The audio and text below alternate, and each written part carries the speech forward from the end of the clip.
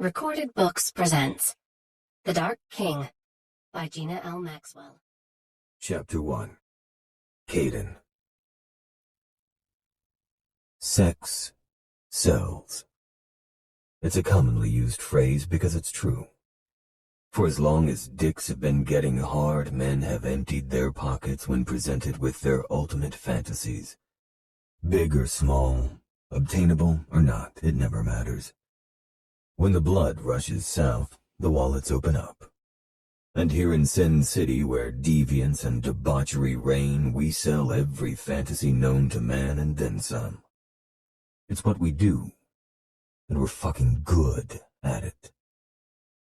Standing at the two-way mirror from the office that looks out over the main floor of Deviant Desires, I watch as men of all ages and backgrounds throw their hard-earned money at the busty brunette dancing on the stage, wearing nothing but body glitter and a smile. They cheer and shout while making lewd gestures and rubbing the hard-ons through their pants. Because every time she makes eye contact, she's selling them the fantasy that she can be theirs for the right amount of money. And the right amount is always more. Business is good, it always is. But it'd be a whole lot better if my manager wasn't skimming the profits and smacking the girls around when they don't suck his cock for the promise of better shifts. Narrowing my gaze on one of the girls giving lap dances on the floor, I use my preternatural vision to see what lies beneath the caked-on makeup. She's hiding a bruise on one cheek and marks in the shape of fingerprints on her arm. It's solid enough proof that the information my men gave me earlier isn't just hearsay, and it sets my fucking teeth on edge. The girl isn't one of my subjects. She's human, after all. But she is my employee, which puts her under my protection. I don't believe in abusing the innocent, and I'm not in the habit of mistreating my employees. This asshole is doing both. It's rare that I make personal appearances at any of the several dozen businesses I own all over this city. I have people for that. But today, I'm making an exception. I've just received word he's entered the club, sire. Maddock has him. Turning, I give Seamus Wolfe a droll look. My senior advisor is sitting in one of the chairs in front of the desk, his black suit pristine, silver hair and full beard perfectly styled. To look at him, you wouldn't know he's almost 450 years old, although in the last decade the lines around his eyes have become more pronounced and he's slower getting around. Facts that my younger brothers, Tiernan and Finian, tease him about mercilessly.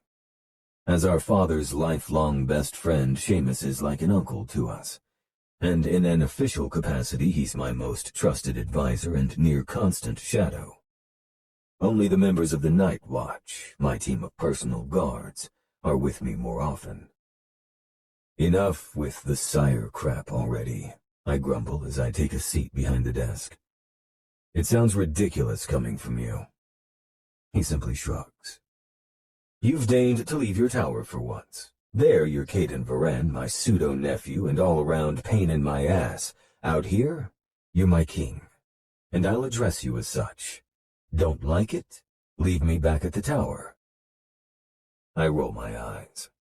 There are two places I spend my time. Midnight Manor, the estate of the Night Court's royal family where I reside, and Nightfall, my hotel and casino on the Vegas Strip, neither of which is a tower, but Seamus amuses himself by likening me to a self-imposed Rapunzel who locks himself away from the rest of the world. But I don't have the luxury of a carefree life like my brothers. Though the media has dubbed the three of us the Verran Kings of Vegas since our father passed 17 years ago, I've been the only one with an actual empire to run, as king of our people.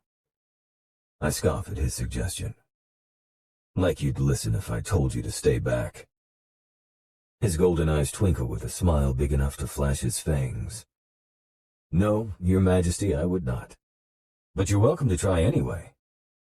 Our familial banter is cut short when Maddock, one of my night watchers, opens the door and shoves the manager in my direction, causing him to tumble onto the floor. My lip curls in disgust. He looks like he just came from getting sucked off in his car. His charcoal suit is wrinkled, tie loosened with top buttons undone, and his shirt tails are sticking halfway out, like he was hastily tucking them back in before Maddox got a hold of him. It's far from the professional appearance I demand of my managers, and I know for a fact he didn't look like this when we hired him. He's let himself go and gotten sloppy. Considering everything else I know, I'd bet my crown he started partying too hard. I don't mind if my managers want to let loose with the occasional party favor. A little nose candy now and again isn't enough to get in the way of their jobs. But when the only things you care about are doing lines of blow and getting blow jobs, it becomes a problem. A big one.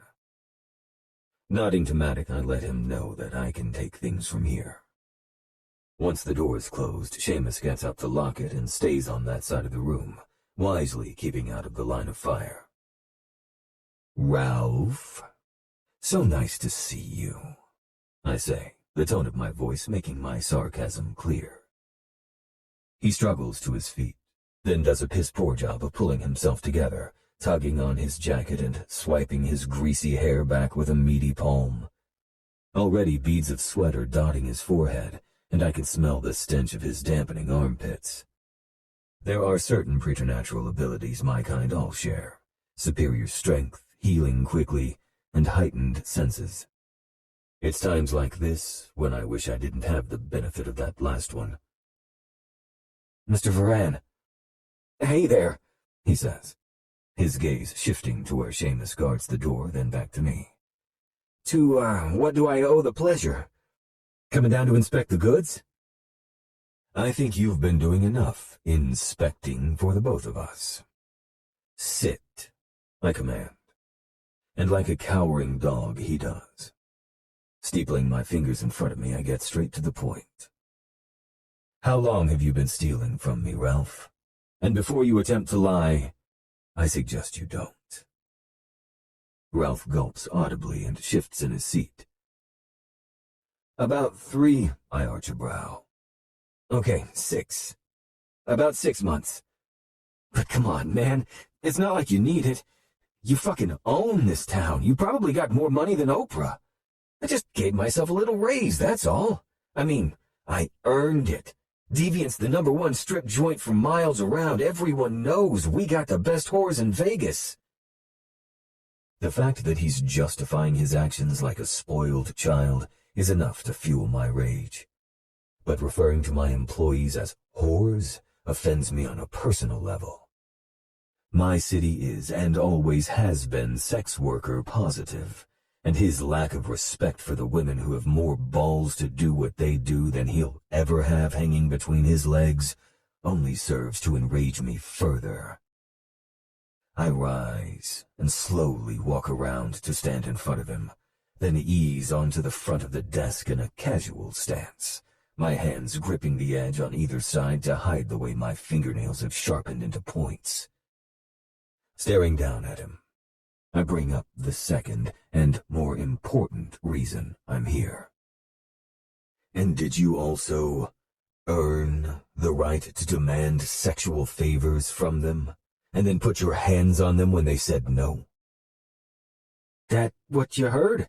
Ralph scoffs like the accusation is ludicrous, his eyes darting around the room and landing everywhere but on me. They wish. Like I'd want any of their used-up puss. I strike Cobra quick and just as deadly, gripping him by the throat. His Adam's apple bobs against my palm, and I scent the blood trickling from where my nails pierce his fat neck. I jerk him up and lift him to meet my 6'5" eye level, leaving his feet to dangle in the air. Satisfaction flows through me as I watch his face turn darker shades of red, and his eyeballs begin to bulge out of their sockets. Before he has a chance to pass out, I easily launch him across the room. Seamus steps aside just in time, avoiding being the meat in a Ralph Wall sandwich. I wait to speak until I'm certain I have Ralph's attention, then usher my warning with a deadly calm. Insult those women again, and I'll cut out your tongue and eat it while you watch. I wouldn't want to, of course, Not the eating part, anyway. But my reputation in this town as a volatile wild card when offended is well known, and sometimes examples need to be made. Ralph is wise to fear me and what I might do. Except when he pushes unsteadily to his feet, the look on his face isn't one of fear. It's pure, unadulterated malice. Interesting. Tilting my head, I study him like a lab rat choosing to go left when it should have gone right. I would normally just end this and get on with my day, but he's piqued my curiosity. "Fuck you, Verran," he hisses. "I had enough of you threatening me and sticking your nose where it don't belong. Now, I suggest you walk out of here, and when the books are a little light, you look the other way. Or I'll tell the whole goddamn world what you people really are." Seamus and I share a brief glance and arch our brows. Crossing my arms over my chest, I give Ralph my undivided attention, even more curious now. "Which is?" Confidence curls his upper lip into a sneer. "You're a fucking fairy." Surprise lances through me, but I'm careful to keep my bored expression firmly in place. "That's a shame, Ralph. Had I known you were such a bigot, I never would have hired you to begin with." His sudden confusion is almost enough to make me smile. Almost. "What? No, that's not," he growls, clearly frustrated. "I mean a real goddamn fairy. With the wings and magic powers and shit." "Ah, I see now. Seamus," I say conversationally. "Am I sporting wings I wasn't aware of?" My advisor clears his throat to hide his amusement. "No, sir, no wings," he says, switching to the more common "sir" that my people use in the company of humans. It's true. It has to be, because lying is the one thing our kind can't do. I don't have wings. All members of the Night Court, along with the equally culpable Day Court, were stripped of their wings, and the royal bloodlines of both courts were robbed of our magic to manipulate shadows and light, respectively. Two of several consequences heaped upon us at the time of our exile some 400 years ago. Since I was born after the banishment, I only feel an objective sense of loss, in that I know I should have them. But for Seamus and the others who hail from Tir na Nog, I imagine it feels the same as a human after a limb is amputated. Devastating at first, but after a couple of years, or centuries, you grow accustomed to the loss. Snapping out of my thoughts, I continue. "And, Seamus, have you ever known me to wield magical powers of any kind? Beyond my reputation with the women for having a magical dick, I mean." This time, Seamus isn't as successful at cutting off his chuff of laughter. I'm not particularly humorous. I'm more of a sharp wit and dry sarcasm kind of guy, leaving the jokes to my brothers who don't have the burden of ruling on their shoulders. So no doubt my magical dick comment took Seamus by surprise, for the humor and the fact that, since I took the throne, lunar eclipses occur more often than my dick sees any action. Sadly, with a kingdom to rule, I don't have the time to indulge in all of life's simple joys like my brothers do. Regaining his composure, Seamus answers, "No magic powers that I'm aware of, sir." "Nor I of you, old friend." I look back to Ralph, whose face is now a bright tomato red. "Guess that settles it then. No wings and no magic." Both true statements, if a little misleading. "You motherfucker," he mumbles, fishing a small container out of his pocket and unscrewing the cap. "I've been waiting for the chance to do this. You're gonna be sorry when you're on your knees and helpless as I beat the shit out of you and leave you for dead. And then I'm gonna do whatever the hell I want with every bitch in this place, and there won't be a damn thing you can do about it." With that, a severely unhinged Ralph cackles with glee as he dumps the contents of the container onto the floor. Well, well, someone's been doing a little too much Googling. I don't move, simply arch a brow and wait. Suddenly, Ralph's elation dies a quick death as he realizes neither of us has dropped to our knees, compelled to count every grain of salt in the pile at his feet. I don't understand, he sputters, panic blooming in his beady eyes as he tries to figure out where he went wrong. Why didn't that work? You're fairies. I know you are. It said pure iron or salt. You're supposed to be down there counting the fucking salt. I should probably care what led him down this path, why he thinks I'm something most humans write off as fictional. But I don't. It's already been a long day, and he's been tapping out an Irish river dance on my last fucking nerve since I learned what he's been up to. Poor Ralphie. Didn't anyone ever tell you not to believe everything you read on the internet? I tisk and give him a pitying look. For what it's worth, your whole approach was a horrible idea.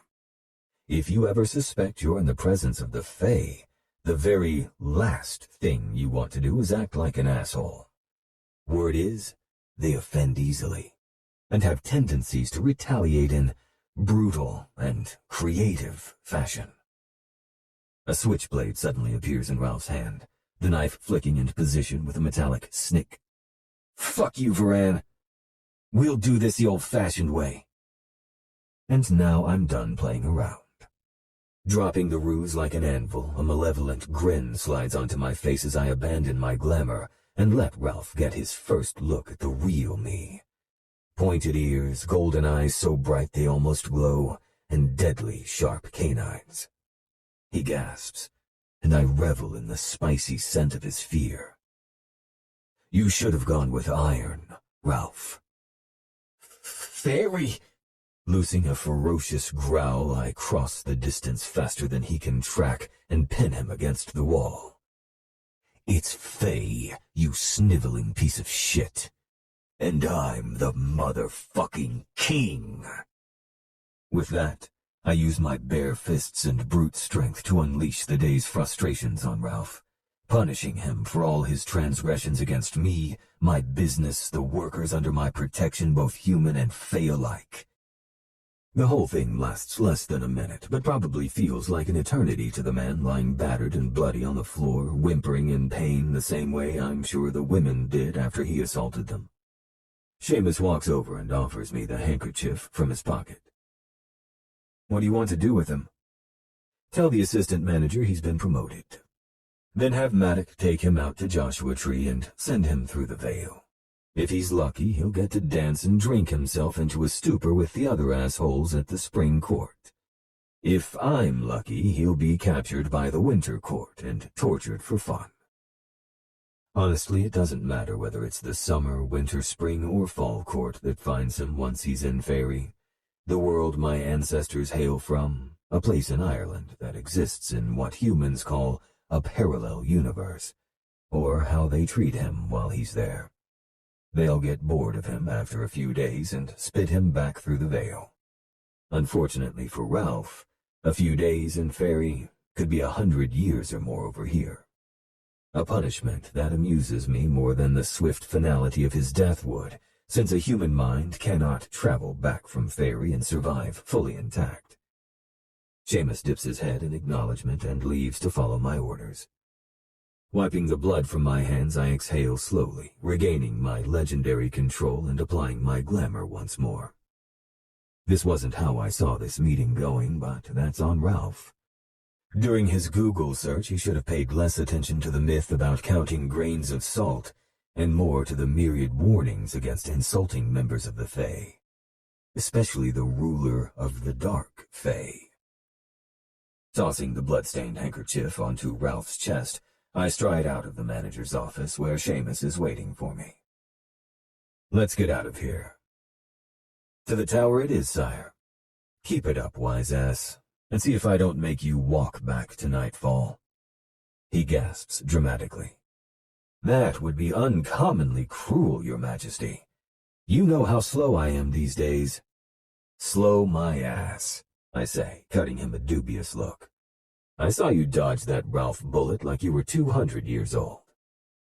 He opens the rear passenger door of the Bentley for me. Well, don't tell the princes. It would take all their fun away. He winks, making me grin and shake my head as I slide into the car. Once the door is closed, I exhale slowly and let the adrenaline of the past hour drain out through my feet into the floorboards. Despite the neon chaos going full bore outside my window, a quiet stillness wraps itself around me, and I feel like myself again.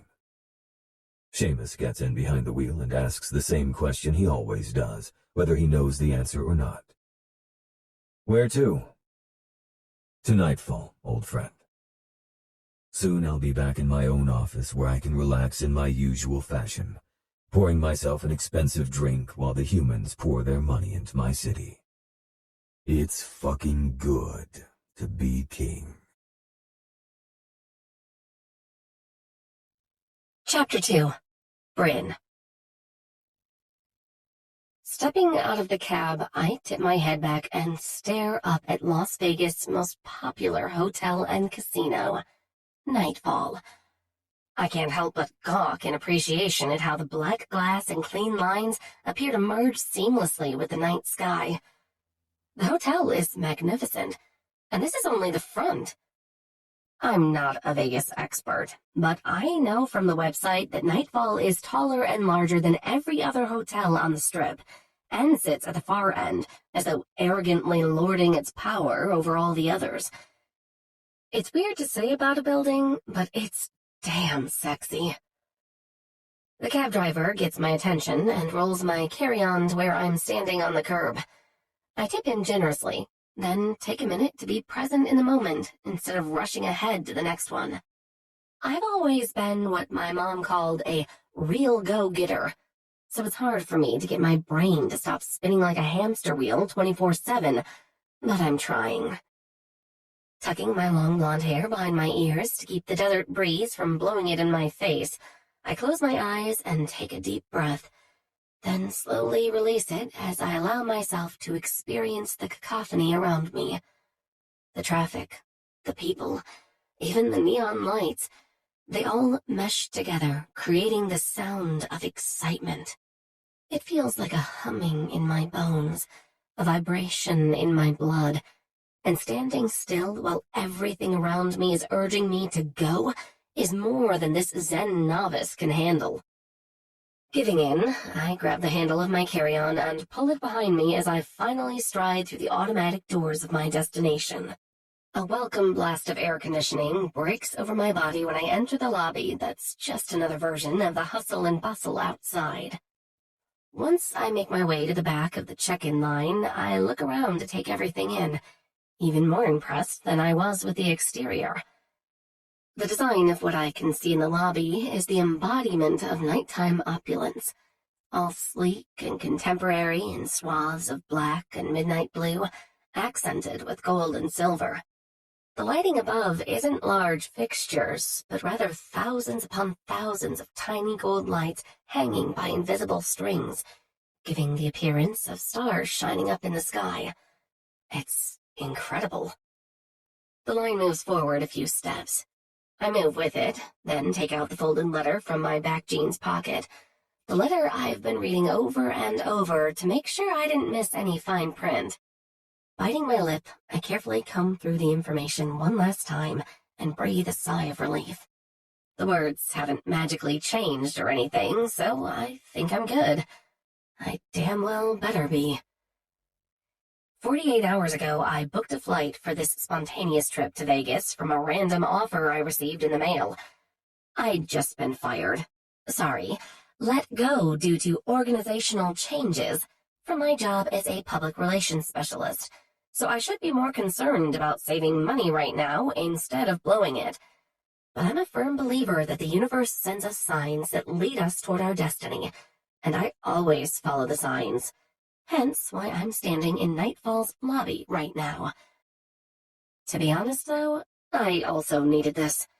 Just a quick weekend getaway to shake off all the negativity and enjoy life, even if I am currently unemployed. It's only for the weekend, so it's not like I'm being hugely irresponsible, only mildly. Then I'll fly home to Wisconsin and hit the ground running with my job hunt first thing Monday morning. I'll be back in the saddle in no time. The woman in front of me looks to be in her early 30s, with a cute brown bob that frames her heart-shaped face. Like everyone else in the immediate vicinity, she continues to look around while we wait. Our gazes catch, and being the natural extrovert I am, I give her my most welcoming Midwestern smile that says, "Hi there, I'm open to having conversations with strangers." Her eyes instantly light up, and she takes my cue. "Oh my freaking God, can you believe this place? It's so gorgeous. I feel like royalty or something." She gushes in a southern accent that reminds me of warm apple pie and sweet tea. "Hi, I'm Mandy." Her excitement is contagious, and my smile grows. "Hey, I'm Bryn. And I know, right? It feels otherworldly in here. The pictures on the internet don't do it justice." "You've got that right. I've stayed in 5 other hotels on the Strip while waiting to get into this one. There's simply no comparison. And I haven't even gotten out of the lobby yet," she says with a chuckle. "Don't get me wrong, the others were great and all, but when a place is booked out 3 years in advance, you know it has to be something special." Wait, what? Record scratch. Time out. Hold the damn phone. "I'm sorry.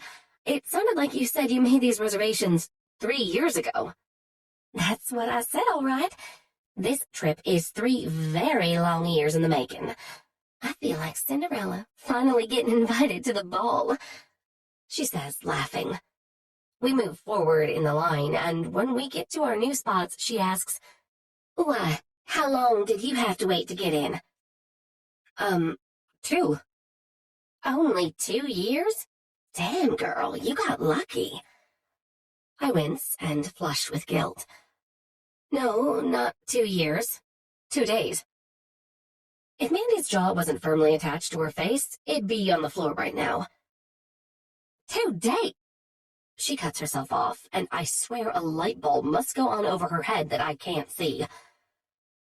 "Oh my God, you're like a movie star or something, aren't you? Girl, I knew you were too beautiful to be a real person. I just knew it. I don't keep up with celebrity news, though." Okay, so her light bulb might be screwed into the wrong socket. I have a gap between my front teeth that I've tried to hide in every picture taken of me since the 7th grade, and there's not an exercise that exists that's managed to rid me of my hippie figure and perpetual bubble butt. I'm not Hollywood hot. If anything, I'm more next-door neighbor cute. No, I'm not famous. That's not it. Here, wait. I dig the letter with the promotional offer out of my pocket again and hand it to her. As she reads, her expression changes in gradient shades of emotions, from confusion to surprise to wonder. It's probably how I looked when I read it the first time, too. Finally, Mandy folds up the letter and hands it back with a bemused shake of her head. "Wow, Bryn, you are super lucky. As my daddy would say, it sounds like you got yourself a horseshoe up your ass. If I were you, I'd be marching that horseshoe down to the tables tonight." "I suppose I should," I say with a smile. "When in Rome, right?" "Girl, this ain't Rome. It's Vegas, baby. A magical place where a single roll of the dice can change your life forever." As I'm contemplating all the possibilities of that statement, like it's a choose-your-own-adventure novel, there's some kind of commotion behind us near the entrance. A crowd is moving en masse across the lobby with a person of extreme interest somewhere in the middle. I can't see who it is, but I nudge Mandy and nod. "Looks like you might get your celebrity sighting after all." We start to chuckle, but when 2 gigantic bodyguards push the crowd back enough for us to finally catch a glimpse of who all the fuss is about, our humor is knocked flat on its ass, replaced by slack-jawed, in danger of drooling in public, awe. Seriously, I've never seen a more beautiful person, man or woman, in all my life. Hair black as pitch, aristocratic nose, cheekbones even Cher would kill for, and a sharp jawline accented with a perfect amount of sexy stubble that I bet feels amazing on a woman's inner thighs. Wearing black from head to toe with shirt sleeves rolled up strong forearms, he carries his suit jacket thrown over his left shoulder with the crook of a finger. He looks like your typical wealthy businessman, except for one incongruous detail: a wide black leather cuff on his left wrist. It's like a warning disguised as an accessory, letting everyone know in his own subtle way that he's not what he seems, and they'd do well to remember it. It's the sexiest thing I've ever seen. Everything about him screams ultimate fantasy, like he was designed by the gods themselves for the sole purpose of making panties wet the world over. I don't know if that's true, but I can attest to at least one pair in this very room. Who is that? I'm not even sure if I asked the question out loud until Mandy answers. Caiden Verran, she says, fanning her face with a hand. He's the owner of Nightfall and like a billion other places in this city. They call him and his brothers the Verran Kings of Vegas. Either way, I'd be more than happy to serve him for the rest of my days. Amen. We giggle. Giggle, for Christ's sake, right as he passes us, not more than 20 feet away. It's not possible for him to hear us over the guests and photographers shouting to get his attention. And yet, right at that moment, his head turns to where we're standing near the front desk, and his eyes lock onto mine. My God, his eyes. They're warm, golden amber color, yet no real warmth emanates from them.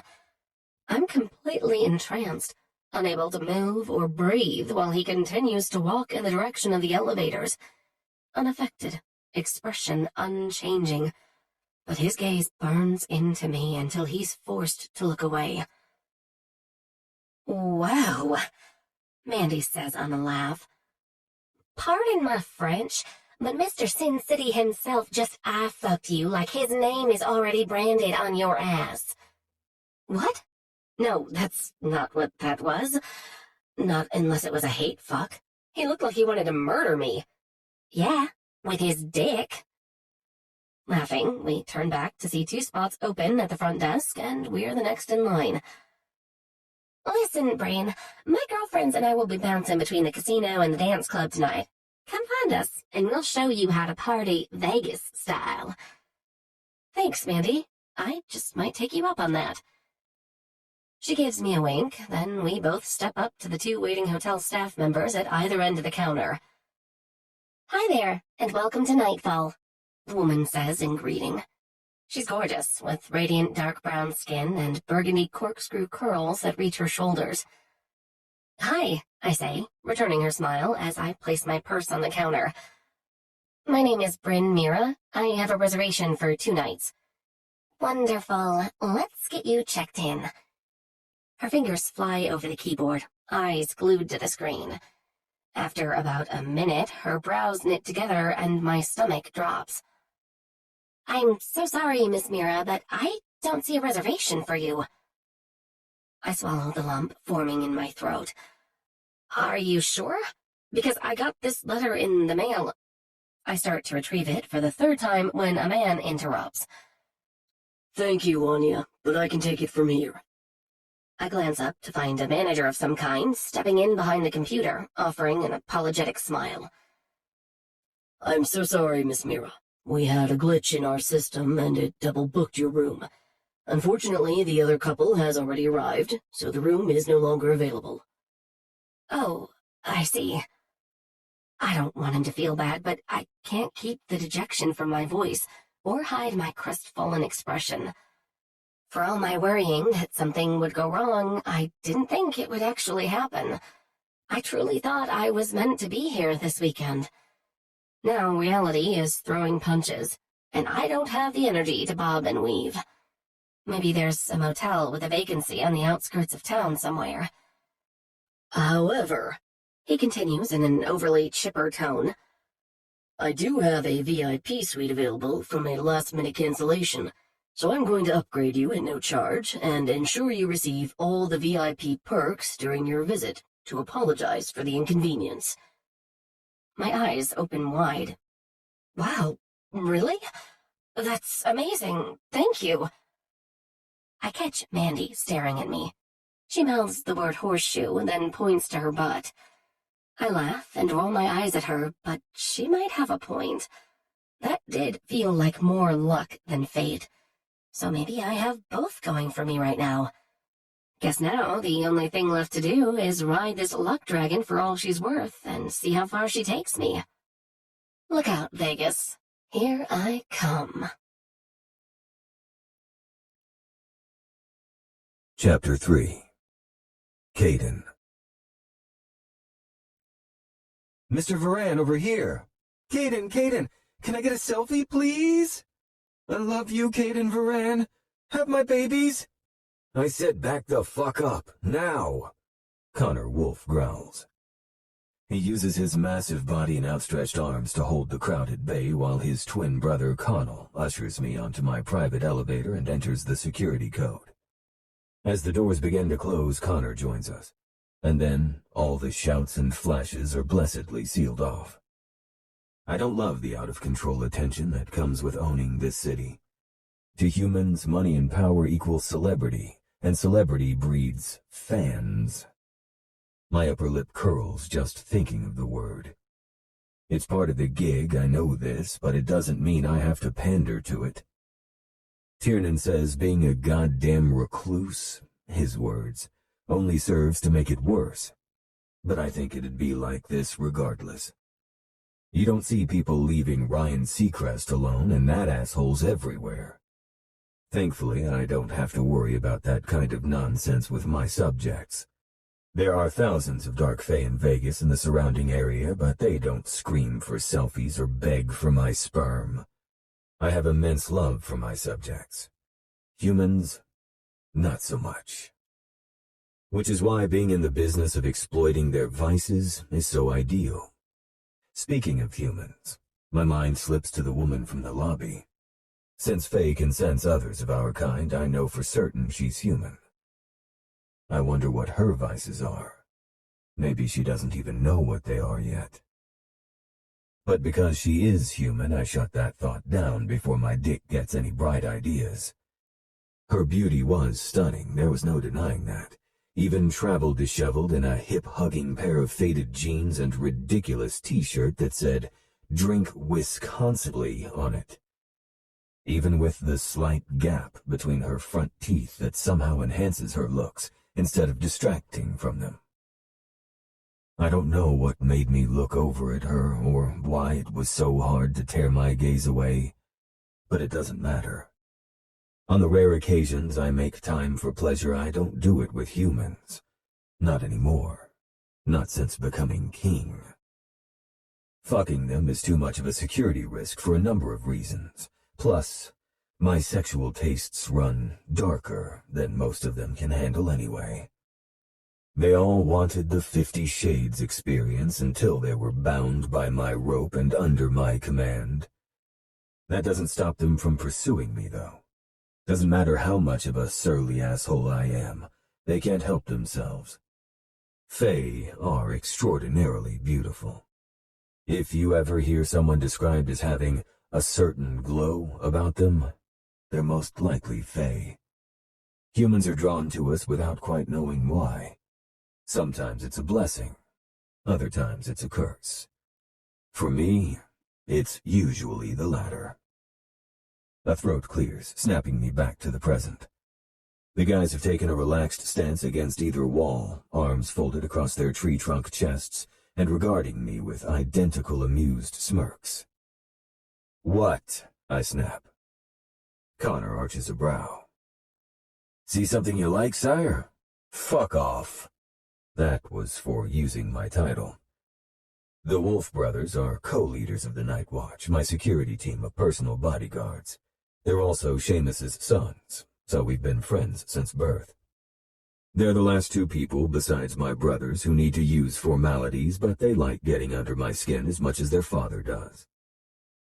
"What?" Connor asks with fake innocence. I'm just saying, if you want us to fetch something for you, we could do that. I don't know what you're talking about, but I wish you'd shut the hell up. Your voice is grating to my ears. Connell's deep laughter shakes his shoulders, moving the ends of his wavy reddish-brown hair. Finally, someone else said it. I've been telling him that our whole lives. Connor flips his brother off, and just when I think I've successfully switched the topic, Connell switches it right back. Come on, CV, you can't fool us. We know what you look like when you see something you want. And you want that human something fierce. Connor finishes with his shit-eating grin.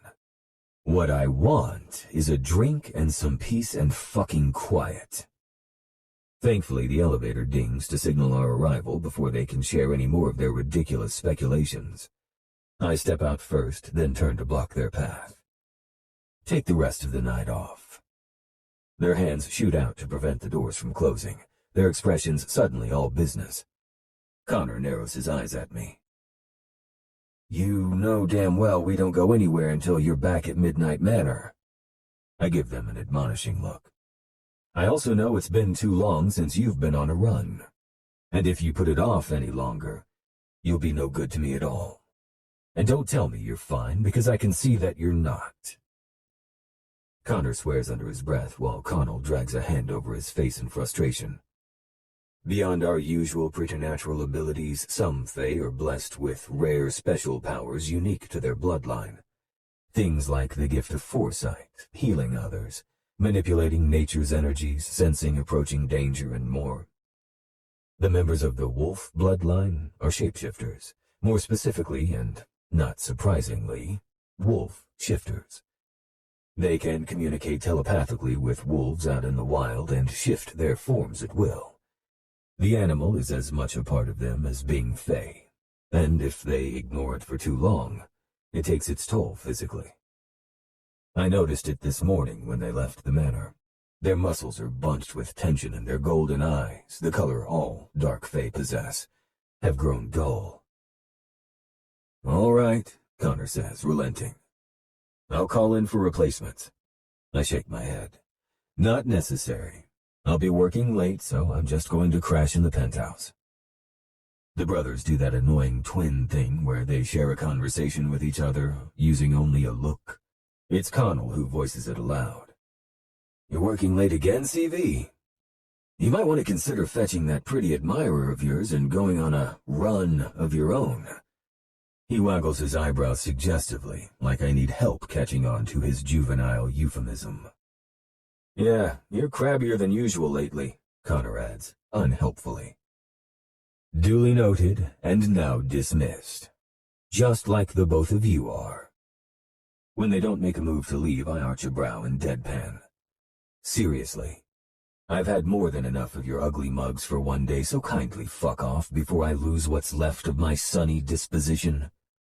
They snort at that, but it gets them to finally lower their arms from the sides of the elevator. Aiming identical dimpled smiles at me, Connor offers a sarcastic, "Have a good night, Your Majesty." Then Connell gives me a double middle finger salute just before the doors close. Assholes. My mouth tips into an amused half grin as I cross the empty reception area.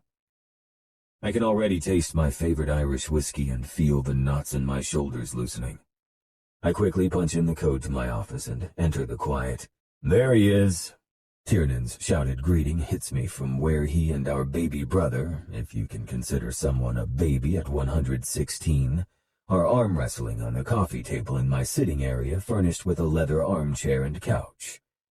So much for peace and fucking quiet.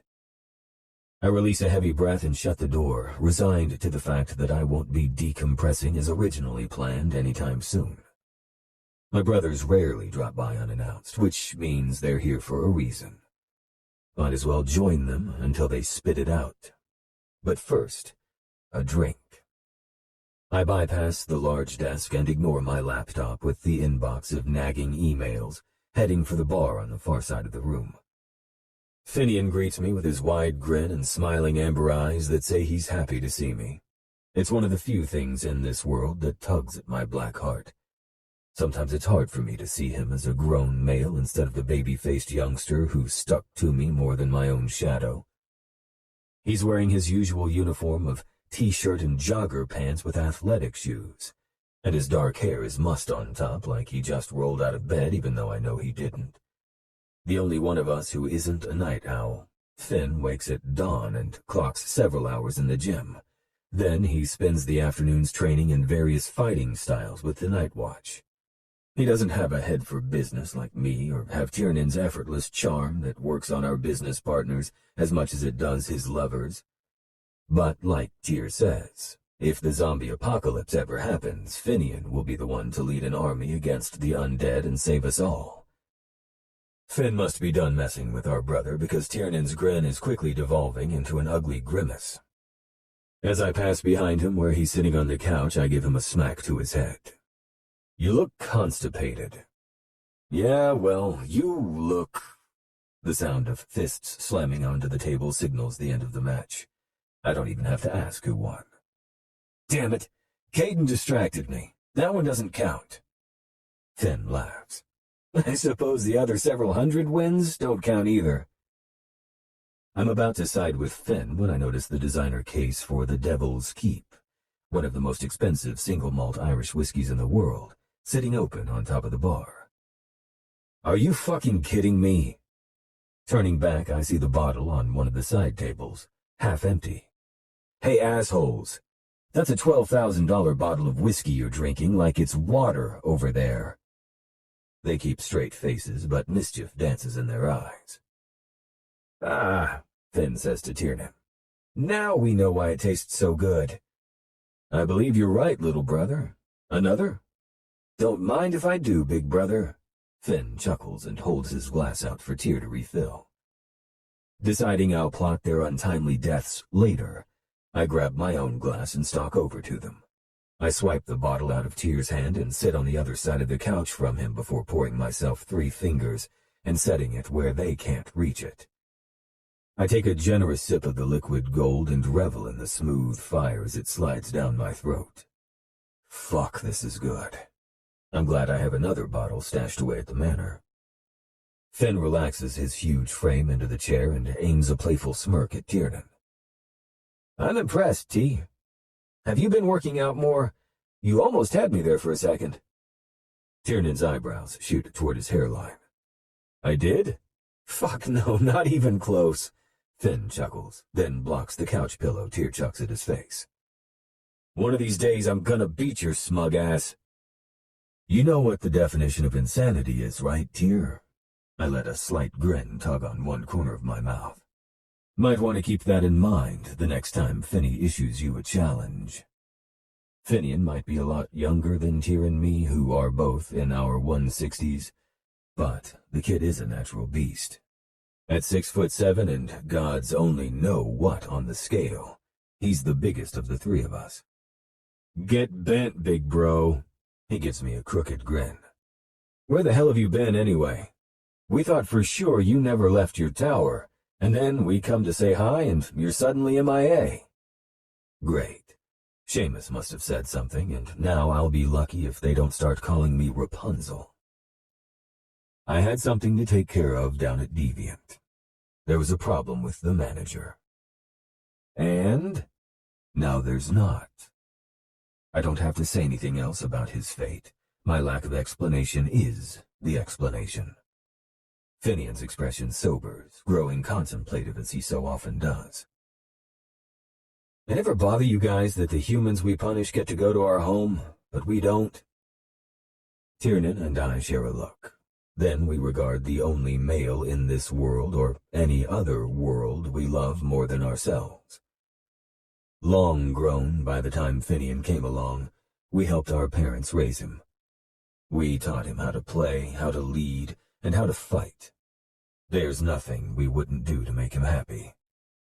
Unfortunately, sometimes I think what would make him the happiest is if our banishment was lifted and we could finally live in Cúna Nog, in the fairy realm. We don't fully understand why he's always felt the loss of a place we've never even seen. But then, for as gigantic as Finian is, he's the most sensitive Verran brother. like a big teddy bear with muscles. And since I'm about as sensitive as sandpaper, Tiernan takes point. This is our home, Finny. Vegas. It's all we've ever known. But it's not our real home, T. It's not where we belong, he says, irritation lacing his words. That raises Tiernan's hackles. He sits forward on the edge of the couch and rips off the kid gloves. Like hell we don't. We might not hail from this world, but we've made it our own. We helped our father build this city out of nothing but desert sand and turn it into one of the greatest places on earth. We are the dark fae of the Night Court Fairy. Whether we're allowed to live in that realm or forced to live in this one, it will never change who we are, brother. Finn drops his gaze to the floor, carefully weighing Tiernan's words against his own thoughts. He feels too much at times, and I hate seeing him struggle because of our grandfather's sins. We were born long after Domhnall Verran died, but it was his actions, along with those of the Day Court King, that caused our court's exile. The Fae are a proud and fickle people. As I told Ralph earlier, we don't like being insulted. And when you insult Ain, the one true queen, she's bound to fuck with you in a very big way.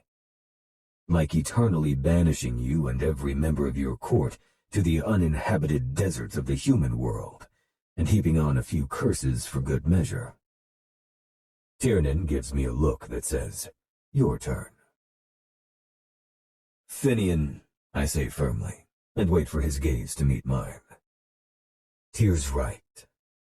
We have more here than we ever would back in Tirnanog. As the eldest of the Dark Court's royal bloodline, the position of ruler fell to me after father died, but as the owners of Nightfall, and everything else worth a damn in this godforsaken desert, we are all kings. All three of us. We are the Verran brothers of Vegas, and this is our fucking kingdom. Finian squares his shoulders and sets his jaw, seemingly appeased by my speech. I arch a brow, asking him if he's good. He gives me a firm nod. You're right, Caiden. I'll remember what you both said, he says. Promise. Fucking cheers to that. Tiernan raises his glass and drains the rest of his drink. The corners of Finn's mouth lift slightly, and I can see his good mood returning. Excellent. Now why don't you two tell me why you're really here, so I don't have to drag it out of you? They exchange a conspiratorial look, like they're each claiming, not it. Holding back a sigh, I choose for them as I refill my glass. Tiernan, speak. It's nothing, really. We were just wondering if you'd put any thought into bringing anyone to the Double E. The early equinox ball? My brows knit together. Why would either of my brothers care if I... Oh, hell. Mom put you up to this. It's a statement, not a question. This isn't the first time she's broached the topic, but using my siblings as messenger boys is a new angle. Apparently approaching your 170th year means your mother starts harping on you about settling down and popping out wee bairns to ensure an heir. Though I'd wager she wants little cherub grandbabies to bounce on her knee a lot more than she gives a fig about continuing the bloodline. Tiernan frowns dramatically. Honestly, Caiden, I don't know why you'd want to think the worst of our mother. Can't we just be curious about... Not in the mood for a fey truth, not a lie, but also not an answer. I cut a glare over to Finn. He winces, and the real truth tumbles out. She threatened to smash our PS5s if we didn't try convincing you to bring a prospective consort as your date. Hey, traitor, what the hell? Tyr narrows his gaze on Finn. He barely even looked at you, and you just rolled over and showed him your belly. Finn shrugs one big shoulder. It was a really scary look. Tiernan's eyes widen, and he throws his arms out. You're bigger than him! From experience, I know that once they start bickering, it's better to just let it run its course. Plus, I don't have the energy to play referee tonight. Standing, I cross to the wall that holds half a dozen screens showing live security footage of different high-traffic areas throughout Nightfall. There's a security room with all the latest high-tech monitoring systems manned by the best security team money can buy, but I like checking on things myself. You might say I have control issues. What Finn said Mom expects of me soon tumbles around in my mind, leaving a residue behind that will tarnish my mood for the rest of the night. A prospective consort. Not a prospective bride or wife or queen. Consort. One of the curses paired with our exile is related to royal marriages. If either king of the day or night court takes a true queen of fey blood, they will start to weaken and eventually die if their mate is ever more than a stone's throw away from them. An appropriate punishment, considering it was an illicit affair between the day king and night queen, my grandmother, that caused the feud between the courts, resulting in our exile. The curse was supposed to prevent something like that from happening again. It's hard to have an affair if your mate is always around. But an indirect side effect is that it makes the kings extremely vulnerable. To kill the king, simply separate him from his queen and let the curse run its course. So, infidelity aside, getting married is literally hazardous to a king's health, and why it's necessary to choose a fey female as consort to carry on the royal line. Obviously, my mother was a consort. We weren't a family in the true sense of the word. It was closer to growing up with divorced parents. She had separate living quarters, and we went back and forth between there and the royal manor. Their relationship was more transactional than anything, presumably so neither would get too attached and long for something they couldn't have. Either way, I hated seeing the wistful look in her eyes when he was around, only to be treated with the kind of mild affection people have for their neighbor. In my opinion, the role of consort is demeaning, and I don't look forward to the day when I'll be forced to become my father and bear children with a female I won't be able to offer more than a platonic relationship based on co-parenting. Sliding one hand into my pocket, I lift my glass with the other and take another long pull of whiskey. I shove the irritating thoughts to the back of my mind and study the monitors for a distraction. I can switch the feeds from my computer if I want, but usually I keep them on the same ones. Everything appears normal, business as usual, as expected. But then, I see her, the woman from the lobby. If I thought she was beautiful before, I don't have the word for how she looks now. Tight black cocktail dress that hugs her slight curves, long hair flowing down her back in loose waves, and mile-long legs meant to wrap around a male's waist. Damn, who is that? Lusty appreciation coats Finn's tone from where he stands next to me. I was so wrapped up in watching her walk through the casino, stopping to check out different tables, I didn't even notice my brothers had quit their bitching to join me. I don't know, I answer honestly. I saw her in the lobby not even 30 minutes ago. Tiernan chuckles. Must have been eager to get her night started. I like eagerness in a woman. I almost growl that she's off limits, but I catch myself in time.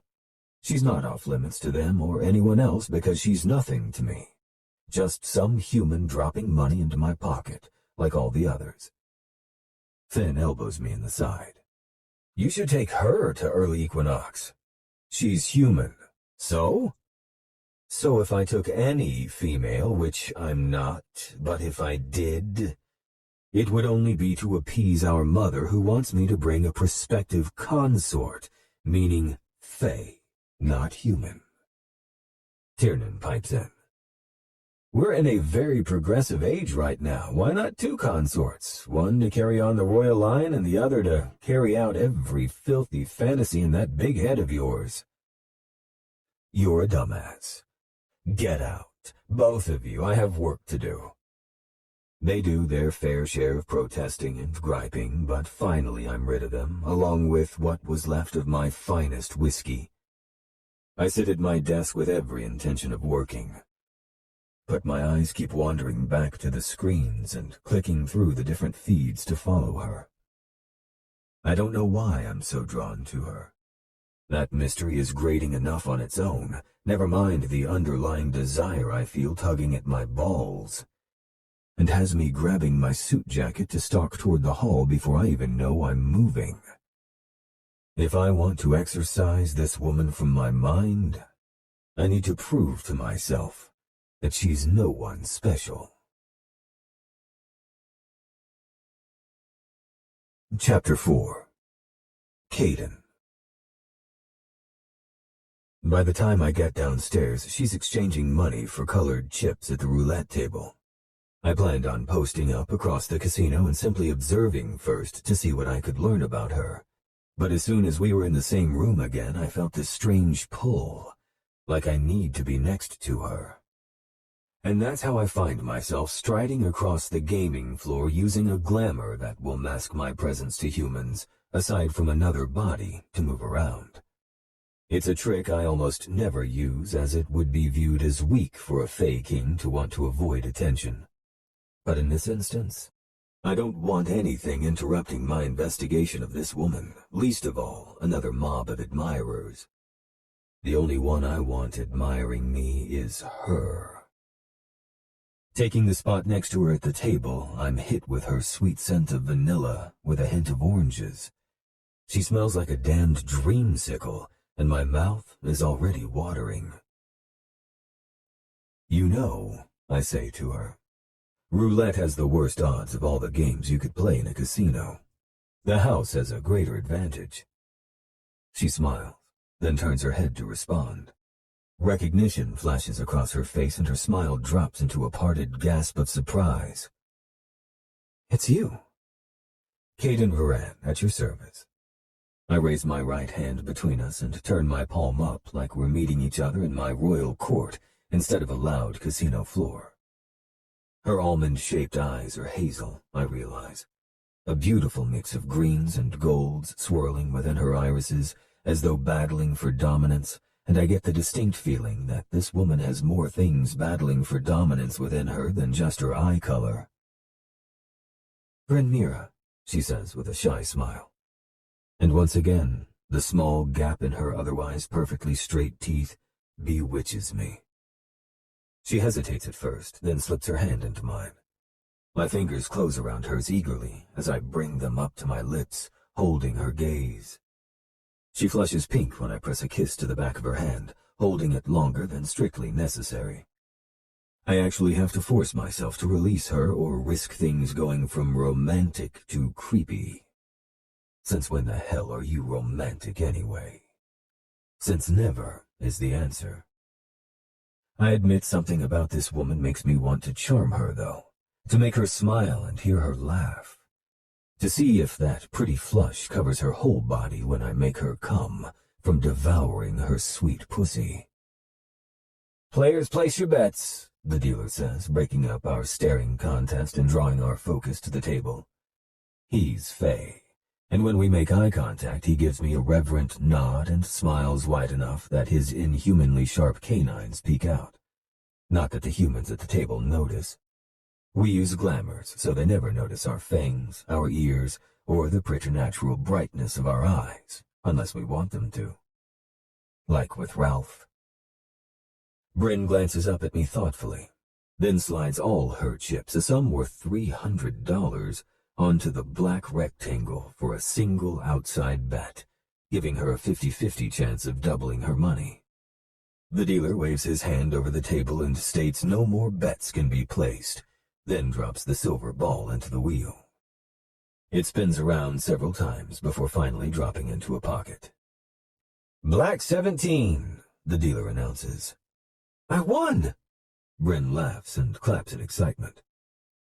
Beginner's luck, I tease, grinning down at her. Even with her heels on, I tower over her. Not luck, just reading the signs, she says with a cheeky smile. I chuckle. What signs? We're in nightfall. A hotel with a very clear theme and color palette made almost entirely out of black and blues so dark they're practically black.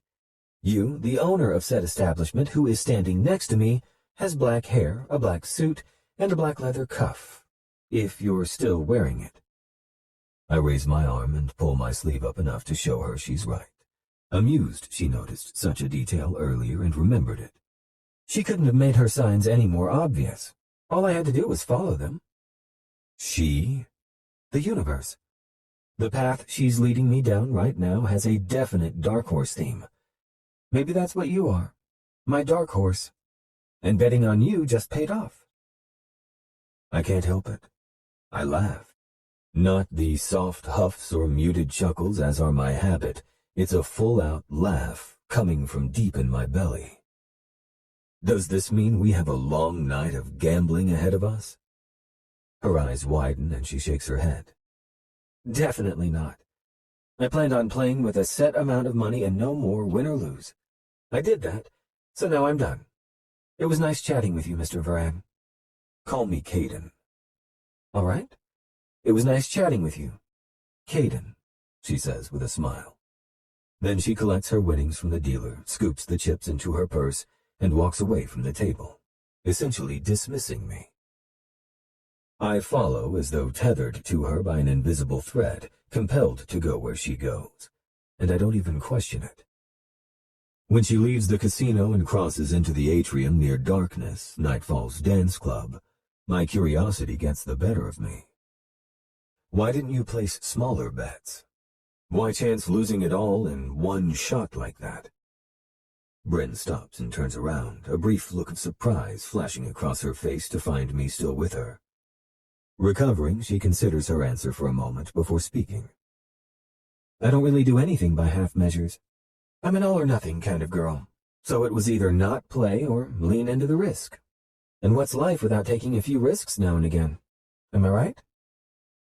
Some might say it's not worth the potential fallout. I step in closer, leaving only a handful of aching inches from my chest to hers. That it's better to be safe than sorry? Hazel eyes framed by thick lashes bounce between my gold ones. The air around us feels charged with electricity, like if I reach out and touch her, we'll blow every fucking breaker in this place. Finally, she answers, her voice soft and breathy. I'd rather be sorry for taking 1,000 risks than be safe for never taking any. I can't decide if that's truly the most amazing thing I've ever heard, or I'm just drunk on this woman's refreshing authenticity and think everything she says is a revelation. Either way, I can't bring myself to care. I want to hear more. I want to know who she is and what she likes, what her dreams and aspirations are. Or not.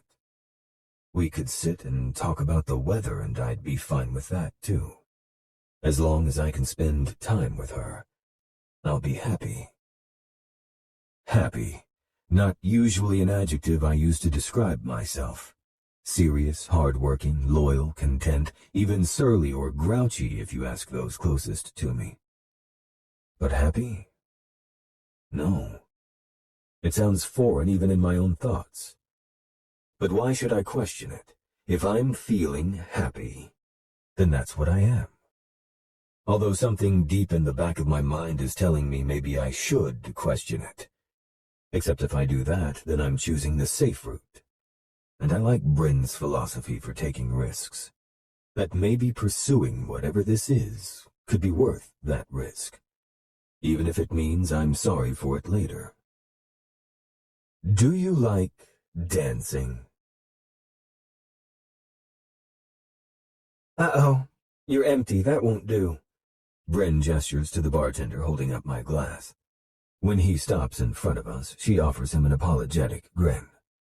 Hi, Brandon. Sorry, can we get him another one, please?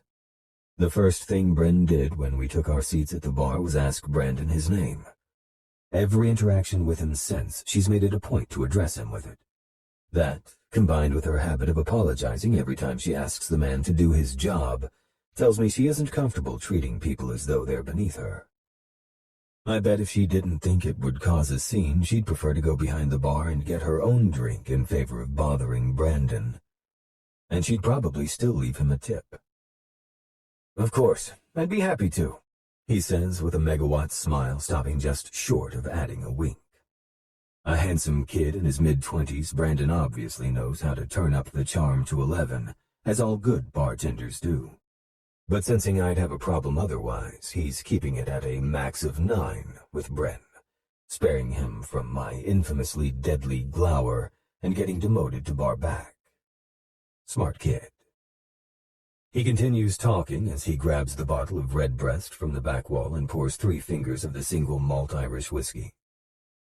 "How about you, Ms. Meara? Can I get you another dirty martini with extra olives?" She waves him off. "Oh, no thank you. I'm still nursing this one."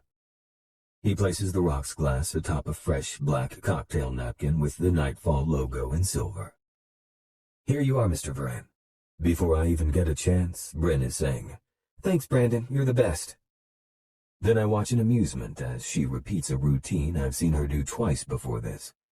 Earlier, when we sat down, she cashed in 2 20s for singles, then arranged them in a neat stack in front of her. Every time Brandon serves us, she takes a few dollars from her stash and slides them across the bar to the inside rail, just as she's doing now. The kid cuts a questioning glance in my direction, and I give him a discreet nod.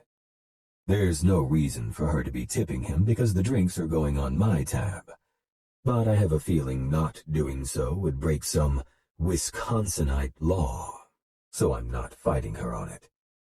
Brandon relaxes and accepts the money graciously, then says he'll be back to check on us soon. She's so adorably Midwestern in everything she says and does. I've spent no more than 30 minutes with Bryn Meara, and I've cataloged a dozen things that set her apart from anyone I've ever met. When she suggested we get a drink before heading to the dance floor, she tacked on "my treat" at the end. I didn't know whether to laugh or check her for signs of fever. I'm a known billionaire in the human world and ruler of an empire in mine. I've never had a female, human or fae, offer to pick up the tab. I objected, of course, but she insisted, joking it was the least she could do after taking a whopping $300 from my casino. I laughed, but finally relented on the condition that after our first drinks, everything went on my tab. She agreed, but continues to tip Brandon regardless. It's cute as hell. She catches me looking at her and blushes. "What?" "Nothing." With 2 fingers, I try to rub the smile from my lips, but the best I can do is hide it, because the damn thing's been stuck on my face from the moment she called me her dark horse, a description that hits a lot closer to home than she realizes. She narrows her hazel eyes at me. "It's something." Nodding to her pile, I decide to tease her. Just a little. Do all Wisconsinites leave their money out as a dare for less upstanding citizens? Or is this another of those risks you so enjoy taking? Glancing around, she realizes no one else has any money out on the bar and chuckles, shaking her head in a self-deprecating manner. "I knew it was only a matter of time until I showed my country mouse roots. Back home in the towny bars, it's common practice to throw your cash down in front of you. Most of the time, the bartender just pulls what they need every time you order a drink, and then you slide money over for a tip each round. You can even leave your spot at the bar to play the jukebox or go to the bathroom, and no one messes with your stuff." Impressive. But this is a far cry from a towny bar. I guarantee if we turn our backs even for a second, it'll be gone just as fast. She wrinkles her nose and reaches for the stack. "Guess I should put it away then." I stop her with my hand over hers, both of us frozen as we hold each other's gaze for an eternal moment. Her hand is soft and fine-boned, with long, graceful fingers and French manicured nails. "Don't worry, beauty," I say. My voice husky as the endearment rolls off my tongue before I can think better of it. "I'll keep an eye on it for you." My gaze is drawn to her mouth as she lightly bites her lower lip. Not out of coyness or calculated seduction, but maybe a habit she does whenever she's turning thoughts around in that gorgeous brain of hers. When she feels the weight of my stare, she releases it, clearly flustered by my attention, and causing my dick to stir in my pants. I stroke my thumb across the back of her hand, and I swear I feel her skin heat beneath mine. A deep hunger urges me to kiss every fingertip, every knuckle, then continue exploring until I've devoured every inch of her delectable body. I probably would have too if she didn't finally pull her hand back, breaking the spell. She busies herself with healthy sips from her martini, and I follow suit by tossing back the contents of my drink like it's a rail shot and not an expensive sipping whiskey. By the time I place my empty glass on the bar, my lascivious thoughts are once again under control, and the flash of lust in her expression has been replaced with a wry smile. I arch a brow. What's that look for? I was just wondering, how exactly does one become the King of Vegas? Be vague and pivot. That's the name of the game when talking with curious humans. By buying anything that's for sale and other boring business stuff. I'd rather talk about you. What's a saint doing in Sin City? That earns me an eye roll, but she appeases me anyway and starts talking. I manage to keep the conversation focused on her over the course of another martini for her and 2 more glasses of Redbreast for me. When she notices I'm empty again, she signals for Brandon, and less than a minute later I have a fresh drink in front of me. We clink our glasses together and take a drink. You know, you don't have to get me drunk in order to take advantage of me, right? Smirking, I set my glass down and wink, because apparently I'm just as charming as my bartender around this woman. Oh, I know. That's not why I'm trying to get you drunk. Her green and gold eyes dance with mischief as she adds, I was hoping that before I do take advantage of you, I could get you to dress up like that gentleman over there. She nods in the direction of the dance floor, and when I follow her line of sight, my poker face nearly shatters. A man, probably in his 60s, is dancing like he's John Travolta from Saturday Night Fever, and wearing an ensemble that would give Tiger King's Joe Exotic wardrobe envy. His bright purple metallic shirt with gold tiger stripes is unbuttoned to his navel, revealing a heavy gold chain resting on a thick mat of silver chest hair. The white pants clinging to him like a second skin leave absolutely nothing to the imagination. Tragically so. And his platform shoes look like an invitation for twisted ankles. But the man is tearing it up better than the humans a third of his age, so good for him. Turning my attention back to Bryn, I take a sip from my fresh drink. Sorry to disappoint, beauty, but you'd never get me drunk enough to wear something like that. Because the fancy schmancy King of Vegas would never be caught dead wearing something outrageous and fun? I lock my serious gaze on her and answer her with a straight face. Because my ass would never look that good in those pants. It takes her a few beats to process the quip. Then she bursts like a balloon being popped. Her laughter is genuine and uninhibited, and I think she even snorts in the middle of it. Her joy is infectious, and I have to wonder if this emotional high is what Tiernan feels every time someone laughs at his jokes. Even if it is, and I somehow turned into a regular comedian like my middle brother, I doubt it would feel anywhere close to as good as getting this reaction from Bryn. After only a single hit, I'm hopelessly addicted. I want more. More of her laughter, more of her smiles, just more. And if there's anything I'm damn good at, it's getting something I want. Chapter 5. Bryn. I'm starting to think Mandy was right, and I really do have a horseshoe lodged in my butt. Because universe guidance aside, how do you explain a free trip to Vegas, VIP suite upgrade with tons of perks, doubling my money on a single bet, and somehow catching the attention of a real-life Prince freaking Charming? Luck. That's how. And since I've never been one to look a luck horse in the mouth, I've decided to throw caution to the wind and just go with the flow. A flow that, thank you, sweet baby Jesus, happens to include tall, dark, and handsome as hell, Caiden Verran. When I left the roulette table, the last thing I expected was for him to follow me. Hell, I was shocked he'd even approached me in the first place. But as the owner, making the rounds and talking with people is probably a nightly routine for him. After all, building rapport with your guests and making them feel special is the best way to get them to return. It's PR 101.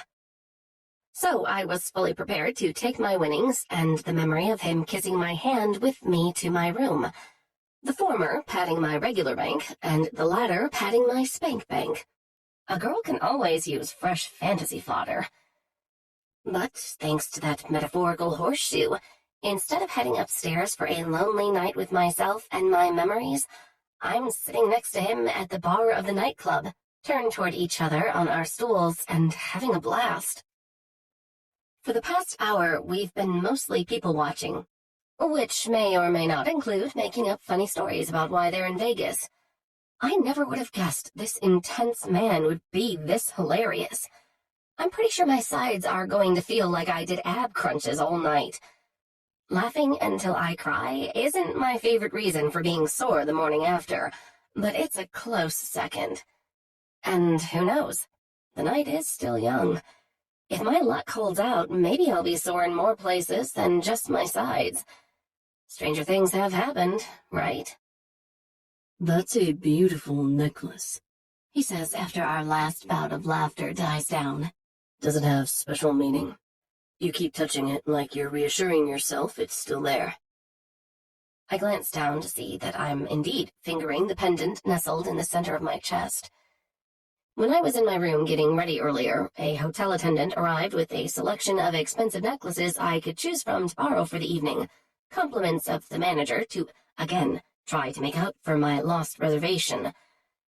All 5 pieces were gorgeous, featuring black obsidian pendants that tie in with the overall theme of the hotel.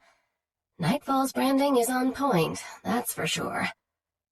I chose the one with a teardrop shape outlined in tiny diamonds dangling from a delicate silver chain, but I'm wondering if I shouldn't have politely declined instead. I'm wearing a borrowed necklace that would cost me God only knows what to replace if anything happened to it, which apparently makes me subconsciously fondle the thing. So, yes, in hindsight, I should have said no, but it's too late now. Either way, I'm not telling Caiden where it came from.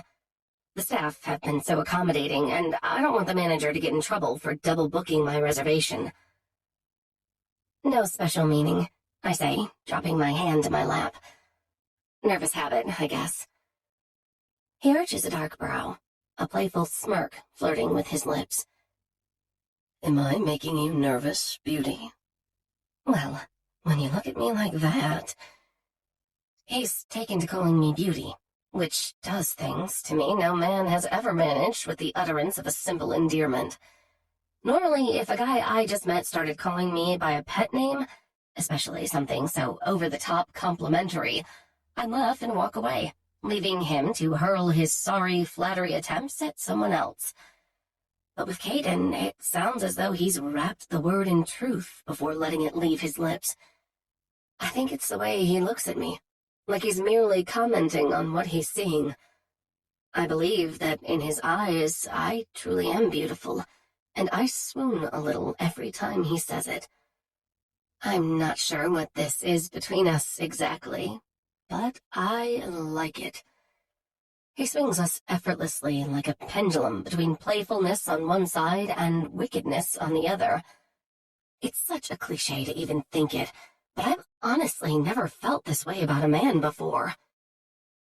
Tucking my hair behind my ear, I scoff dramatically to distract him from noticing the flush I feel heating my cheeks right now, then mutter an unconvincing, "You wish." His laugh is a deep rumble emanating from his chest that rolls through me like thunder. It's hard to not continually stare at him, but there's not a woman on earth who would blame me. The man wears sex appeal like a tailored Armani suit, for Christ's sake. He must be 6.5 feet tall if he's an inch. His broad shoulders and large hands, making a girl imagine holding on to either or both. And my fingers are dying to run through his longish, wavy black hair that hints at an unruly desire to fall out of place. What captivates me the most, though, are his eyes. They're the color of molten amber and dark promises. And every time he looks at me, it's like I can feel him reaching deep inside me to stake his claim on my soul. Which is ridiculous, Bryn, because you only just met the man. If anything, his eyes are telling you he wants to bang your brains out, and let's be honest here, you'd be more than okay with that. I'd be very okay with that. Okay with what?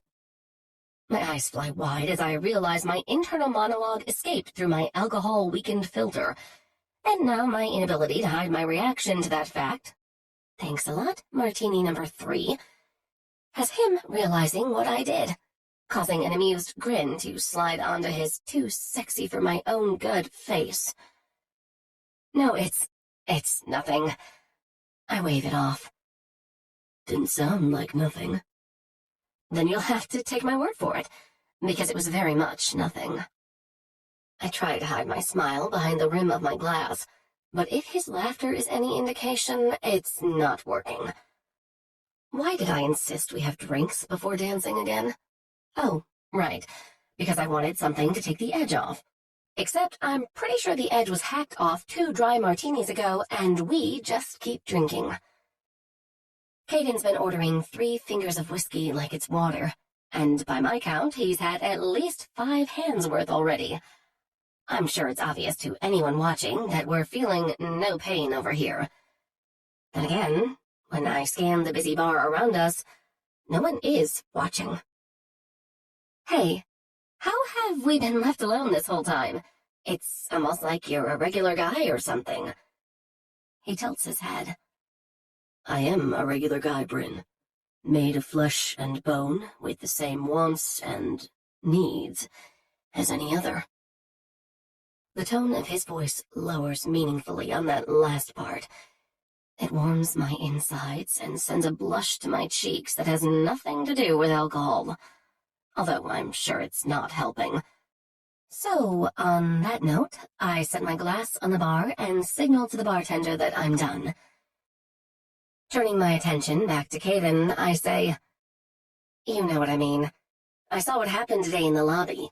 You don't even have security with you. So how are you not surrounded by all your annoying, overzealous fans?" I gasp and lightly smack him on the shoulder. "Hush your mouth, mister," I admonish through a chuckle. What a terrible thing to say about your adoring fans. He glances down at his shoulder, as if I could have done any damage even if I'd punched him hard as I could, then arches a brow at me. Did you really just tell me to hush? I match him eyebrow for eyebrow. To hush your mouth? Yes, I did. Don't tell me you're unfamiliar with the phrase. I'm unfamiliar with anyone being ballsy enough to scold me like a child. Oh, please, I'm from Wisconsin. Whether we were raised on a farm or not, we all have basic knowledge of how to castrate a bull. If I were you, it wouldn't be my balls I was worrying about. So be nice. His eyes grow big as he stares at me for several seconds, then finally breaks into a hearty laugh with a disbelieving shake of his head. I don't know how you do it. You threatened to make me a eunuch and scold me. Twice, I might add. And I'm more turned on now than I have been all night. That makes me laugh more exuberantly than it would have an hour ago when I wasn't quite so buzzy, but I stopped censoring myself a while ago. I don't know, but if I can figure out a way to make that sound like a skill, I'm going to add it to my resume for my job search next week. We can workshop it tomorrow over breakfast. How's that sound? Heat creeps into my cheeks as desire pulls between my legs. We'll still be together in the morning? Caiden's nostrils flare slightly as his gaze drops to where I'm squeezing my thighs together for the tiniest bit of relief, and my breath catches in my throat. When his eyes raise to meet mine, he gives me a playful wink. If I have anything to say about it, we will be. And just like that, the mood feels lighter again. I love his humor and how easygoing he is. He's not at all how I thought he'd be from the glimpse I saw of him in the lobby, and I couldn't be happier about that. Seriously, though, I repeat, honestly curious. What's your secret? Something I can't quite read flashes in his eyes. Then he simply lifts one large shoulder and nods to the people in the club. Everyone here is wrapped up in their own experiences. At night, I'm able to blend in easier because they're not expecting or looking for me. They're busy enjoying themselves and everything Nightfall has to offer. I nod. That makes sense. Lucky me, then, because it means I get you all to myself. It's me who's lucky tonight, Bryn. Staring into his eyes, Caiden takes my hand and holds it against his scruffy jaw, then brands the inside of my wrist with a searing kiss. My entire body shudders with an aching need. His gaze bores into mine, making me feel transparent. My secret urges and hidden desires, everything is laid bare for him to study, to learn, to exploit. Caiden rises from his bar stool to stand in front of me, then uses a finger to guide my chin up as he slowly leans down. My eyes flutter closed. I feel his warmth and smell the whiskey on his breath as his lips ghost over mine. Air is caged in my lungs as I wait for his kiss. But it never comes. Instead, his mouth moves to the side and caresses the shell of my right ear as he whispers, I'm doing my best impression of a gentleman, beauty, but I can't go another minute without feeling you against me. Come dance. I nod absently, and seconds later we're in the middle of the dance floor. We're surrounded by people, and yet as he pulls me against him and our bodies move with the erotic beat of the music, it's as though we're the only ones in the club.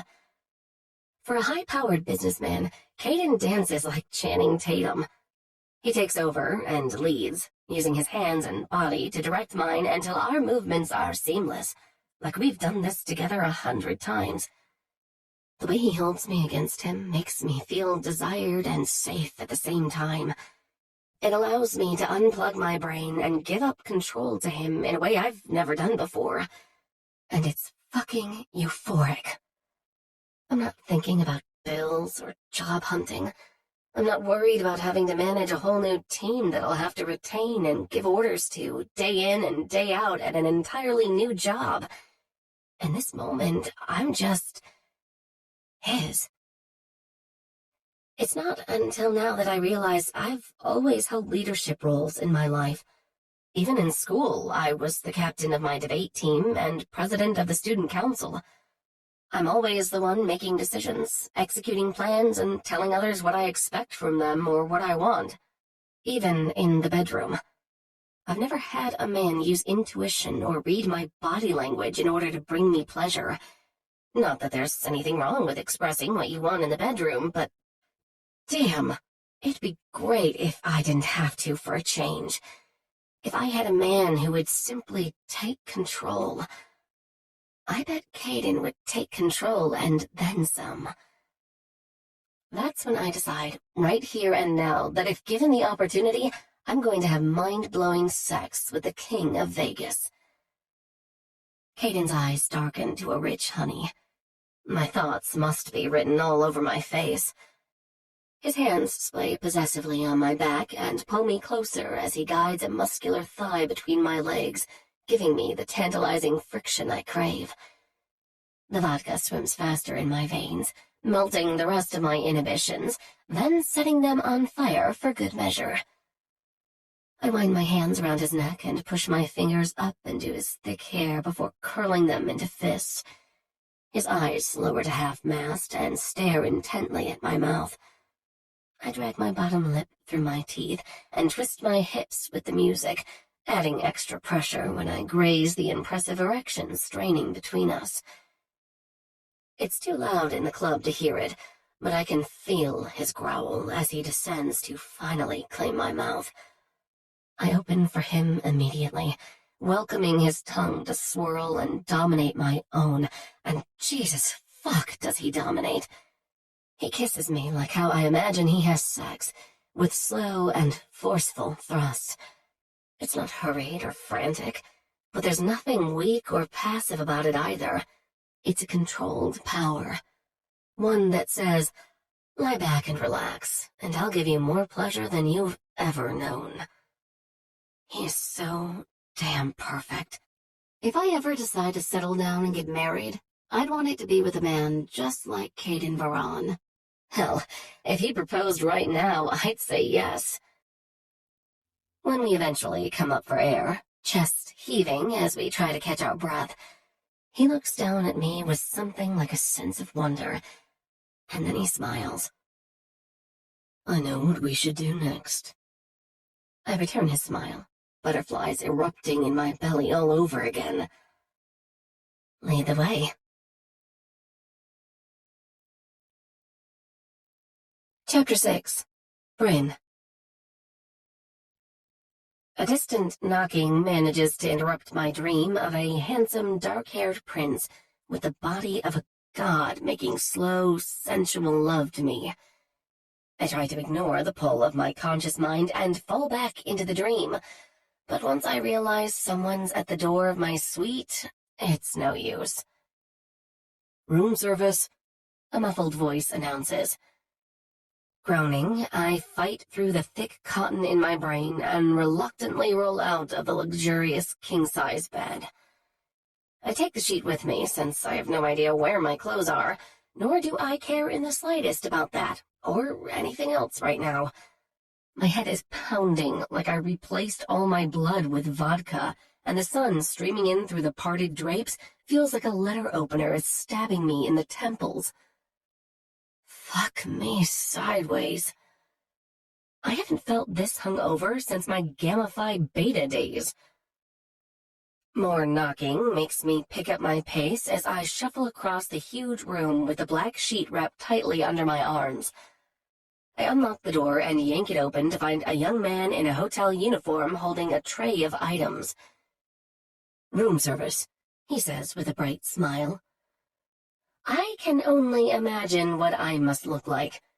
My eyes are squinty because they refuse to let me pry them open any farther. I probably have streaks of makeup in all the wrong places, and I'm afraid to even imagine the tangled state of my hair. I start to speak, but I sound like Oscar the Grouch, so I clear my throat and try again. I'm sorry, but I didn't order room service. No, ma'am. You didn't call for room service. You filled out the request form and hung it outside your door last night. He lifts the tray higher and smiles again. Coffee and croissants. My mouth instantly waters. Thank you, past Bryn, you fucking gem, you. Playing the part, I roll my eyes and feign a recollection I don't have. Because coffee. Oh, that's right. Can't believe I forgot. You can put it right over there. Thanks. He steps into the room and sets the tray on the low table in the small sitting area. After I sign for it and add a generous tip, I hand him the leather folio and walk him back to the entryway. I hold the door open for him, and when he crosses the threshold, he turns to give me a friendly wave. Please let us know if there's anything else we can do for you. Have a good morning, Mrs. Verran. I bark out a laugh, then clap a hand over my mouth when he looks at me like I've lost my mind. I'm sorry, it's just that you called me Mrs. Verran and not Miss Meara. Understanding dawns on his face, followed by yet another smile. This guy is way too chipper for this hour. Whatever hour that is. It's okay, he says reassuringly. You're not the first newlywed to be surprised when she hears her married name for the first time. Or even the fifth. I'm sure you'll be used to it soon enough. Bye now.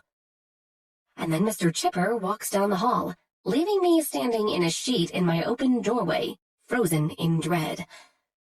No, that's impossible. He's mistaken. Someone saw us together last night, and they made a strange assumption that... My gaze lands on my left hand, where it's braced on the wall, and my squinted eyes finally fly wide open. I release the door and snatch my hand off the wall like it's a hot stove, then slowly, so slowly, move it closer to my face. I mean, I must be seeing things, right? It must be a weird trick of the light or some kind of strange indoor mirage. I just need to take a closer look, and then I'll find that my hand is exactly the same as it was when I left my room last night. Except that's not what I find at all. Because there, at the base of my third finger, is a classically understated platinum band that looks an awful lot like a wedding ring. Oh my God, I whisper at my finger. Bryn Meara, what did you do? I'd like to know the same fucking thing. I jump almost clear out of the sheet at the sudden interruption of a snarling masculine voice. I spin around to find a very pissed off, very naked Caiden Verran. Slapping a hand over my eyes, I squeak in protest. Jesus, put some clothes on. There are 3 condom wrappers on the floor. Something tells me we're way past concern for propriety. Now that I'm fully awake, thanks to the adrenaline I just mainlined, I'm noticing details I didn't when my zombie ass rolled out of bed. Like the fact that my body feels sore in places it hasn't since I had a few unremarkable nights with a guy I was dating about a year ago, which means we definitely had sex last night. 3 times, if the condom wrappers can be believed. Then I freeze, realizing 2 things. The first is that I'm not the only one who doesn't remember parts of last night, and I don't know if that's a good or bad thing. The second is that I'm probably missing at least 2 condoms from my suitcase. I can't imagine wallets can fit more than one comfortably, which means Caiden knows I traveled to Vegas with an entire box of Trojans, like I was planning some sort of sexcapade during my 2-day trip. Awesome. That's not embarrassing at all. Jesus. I can't believe I had sex multiple times with a man I can only assume is a legendary sex god, and I can't remember even a single minute of it. Shakespeare never wrote anything so tragic. At least we used the condoms. That alleviates a whole array of other potential tragedies. Hooray for silver linings. Snapping myself back to the present, I keep my eyes shielded and skirt around him in search of something I can put on. You say that, but I think it's the whole tree in the forest thing, I say. So I'd appreciate you covering up. That's not technically true. I'd actually appreciate him standing on the coffee table and letting me ogle his perfect naked form until it's time for me to leave for the airport. But my parents raised a good girl. Mostly. What tree in the forest? He asks, clearly frustrated. What the hell are you talking about? You know, if a tree falls in the forest but no one's around to hear it, does it actually make a sound? That thing. Jackpot. The black fluffy bathrobe provided by the hotel is still lying on the chair where I left it, so I quickly pull it on and cinch it tight before dropping the sheet. In our case, if we can't remember seeing each other naked, are you really past the concerns for propriety? His answer is a snarl. I'm glad you think this is all a joke. I hear the jingling of his belt as he pulls his suit pants on, and I start to breathe a little easier. Sighing, I turn to face him. Look, Caiden, I don't know. Sweet baby Jesus. So much for breathing easier. He's still gloriously shirtless, standing there with his feet braced apart and his arms crossed over his muscular chest like some kind of half-dressed white-collar warrior. Dark hair forms a happy trail from his sternum, beneath his arms, down through the valley of his chiseled abs, and below his navel to disappear behind the unbuttoned waist of his pants, barely hanging onto his hips. When I manage to drag my gaze back up to his face, His amber eyes are slicing into me with accusations like daggers. And that is what finally knocks some sense into me. Narrowing my eyes at him in return, I throw my arms out wide. What the hell is your problem? Why are you looking at me like I stole your dick and fed it to my dog? He raises a brow. Colorful.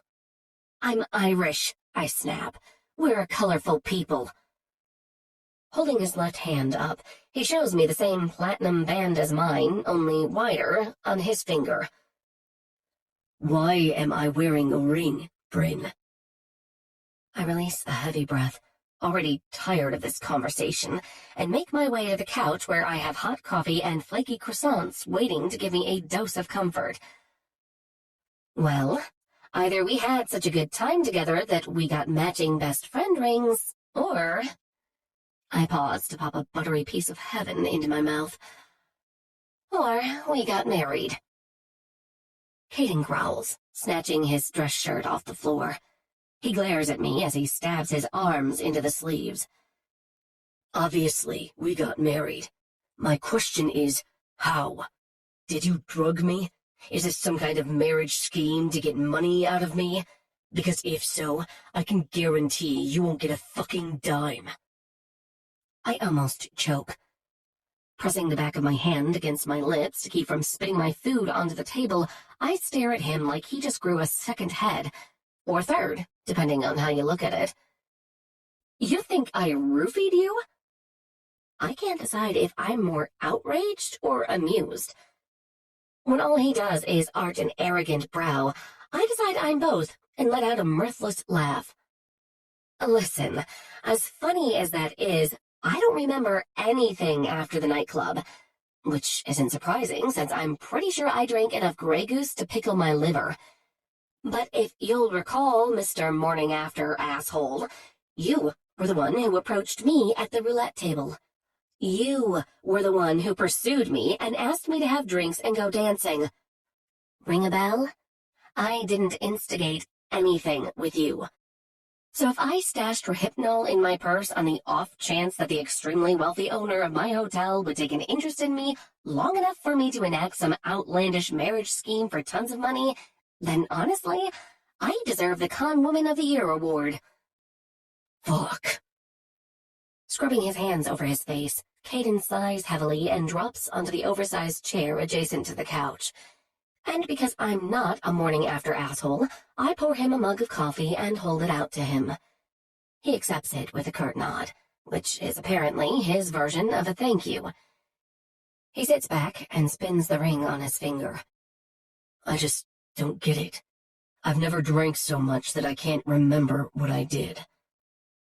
Thinking back to some of the wilder frat parties in college, I wince. Wish I could say the same. Though it's been more than 5 years. Damn martinis, I mutter. He scoffs, then glances at his watch and swears. I have to go. He drains the mug of coffee, even though it has to be scalding hot still, then gets up and starts buttoning his shirt with deft fingers. Suddenly, a stream of images flash behind my eyes. Long fingers trailing light circles on my belly. Warm lips pressing kisses on my heated flesh, my body writhing with need. Whispered promises, a hot tongue swiping through my arousal. Bryn, did you hear me? Huh? I blink several times and hope my face doesn't look as flushed as it feels. Sorry, what was that? He studies me for several seconds. Did you remember something? You mean you worshipping my body like I have the power to grant you eternal life? Like that kind of something? Nope, I say, shaking my head. Not a thing. Caiden jolts back into action, grabbing his wallet and phone from the nightstand. My lawyers will start the annulment process. I'll also have them send over an NDA for you to sign, as well as any staff members who had a role in our little mishap. I can't have this getting out and causing a media frenzy. I can't help but stare at the man with cold eyes and rigid posture and wonder where the man I met last night went. This Caiden Verran isn't anything like the Caiden who called me beauty, who made me laugh, who looked at me with tenderness and made any excuse to touch me, even a simple brush of our fingers as he handed me a drink. And if those flashes I got a minute ago were bits of my missing memory, he'd been a gentle and thorough lover, too. Romantic, even. Where did that man go? Don't worry about me, I say coolly. I don't make a habit of bragging about things I regret. His jaw muscles pop, and I notice him absently spinning the ring with his thumb again. Then he opens the door and gives me one last parting remark. My people will be in touch. Enjoy the remainder of your stay, Bryn. Giving him a saccharine smile, I don't bother hiding the snark in my tone. Enjoy your hangover, Caiden. Chapter 7. Caiden. Wheels up in 10, Your Majesty. Thanks, Duncan.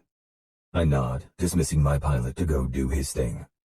I have a meeting this afternoon in Manhattan about opening a Nightfall hotel, sans casino, in New York, and I'm praying this hangover will be gone by the time we touch down at JFK. Slipping my sunglasses on to block out as much light as possible, I settle back in the leather chair and close my eyes. What an absolute clusterfuck today's turned out to be. And it's not even noon. How I went from having an amazing time last night to waking up in a world of hurt and married to a woman I knew for less than 12 hours, I have no fucking clue. I thought my question about her drugging me was valid. I don't ever let myself get blackout drunk. But as she pointed out, I was the one who pursued her, not the other way around. That's not the only thing that doesn't make sense, though. Even if I was drunk off my ass, I can't see me agreeing to marry anyone, much less a human. The repercussions of something like that are not small. I'm the fucking king. I don't get to make frivolous, drunken mistakes. Besides that, it's completely out of character for me. Hell, the whole night was out of character for me. I've never taken interest in anyone enough to approach them like I did Bryn. And I can't even begin to explain all the flirting and laughing and dancing. I actually danced in a crowded nightclub like some ordinary fuckboy. Thank gods I'd had enough sense to use a glamour or there'd be pictures splashed all over TMZ right now. After the club is a complete blank. I don't remember getting married or even which of us suggested it. I don't remember going to her suite or anything that happened to result in 3 condom wrappers, which had to be hers because I haven't needed to carry one in forever, or the fingernail marks on the backs of my shoulders. Okay, that's not entirely true. When she turned to face me with the silk sheet clinging to her breasts, her hair tousled and cheeks flushed, I did remember something.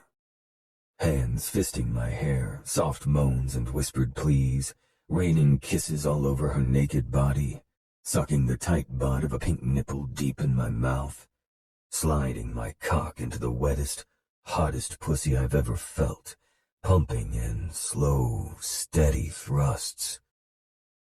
The memory wasn't much, but that small glimpse was enough to make my dick react.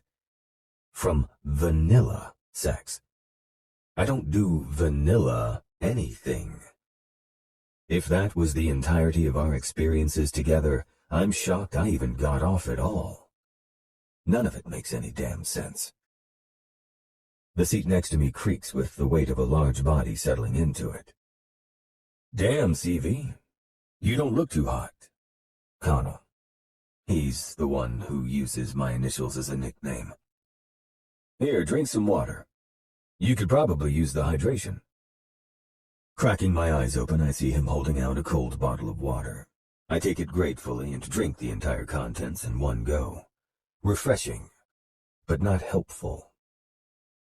When the rumbling of the jet engines whir to life and the plane starts taxiing toward the runway, I force words through the tightness in my chest. Where are the other 2? In the back. Connor's racked out on a couch and Dad's doing one of his crosswords at the table. I nod. So spill. Why do you look like a big pile of shit? Anyone ever tell you you're a real charmer? All the time. He drops the humor and studies me with a keen eye.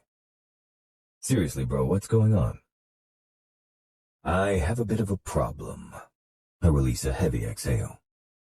I met up with that woman from the lobby last night, Bryn Meara. A lot of drinks were involved, and we... Connell lets out a deep chuckle. You dirty dog. Banging human chicks again with the rest of us peasants, eh? Thought those days were behind you. No, we didn't. I mean, we did, but that's not the problem. I should fucking hope not. Wait. Then what is the problem? The front of the jet lifts as we take off and my stomach cramps. The change in air pressure as we ascend feels like the oxygen in the cabin is getting sucked out through the vents. I've never had issues flying, never had motion sickness or air sickness or even sea sickness. This isn't a hangover. It's like some kind of virus, and it's getting worse with each passing minute. The only problem with that theory is that Fae don't get human viruses. So what the fuck is wrong with me? I push my sunglasses up and pinch the bridge of my nose, trying to breathe through the feeling of my organs being squeezed in a juicer. A cold sweat breaks out all over my body and I'm getting lightheaded. Caiden, you need to cancel the meeting right fucking now. The concern in Connell's voice jolts me into action. I stand and move past him. No, I'm fine. I just need to splash some cold water on my face and... Someone turns the world on its side and I go down in the aisle. Connor, Dad! I try to lift my head off the floor, but it takes too much effort. Through partially open eyes, I can see all three men hovering over me. Seamus lays a hand on my forehead. What's wrong with him? How long has he been like this? I don't know, not long. He went from looking hungover to looking like death in a matter of minutes. 1 second he was telling me about a woman he was with last night, and then this. Seamus's head snaps up. What woman? Were you with him? Connor swears a blue streak. He dismissed us so we could run. He said he was working late and staying in the penthouse. Careless pups, Seamus growls. I'll deal with you later. Right now we need to figure out what's wrong with him. Connor, search his phone, see if there's anything in there to give us an idea of what he did last night and who he was with. My tongue is thick in my mouth, but I manage to eke out a word on a pained groan. Bryn Meara. That's what he said her name was. They had drinks and then spent the night together. Seamus's eyes lock onto something at the base of my throat that causes his thick brows to knit in confusion, or maybe concern. Without warning, he rips my shirt open and all three wolves let out a chorus of curses.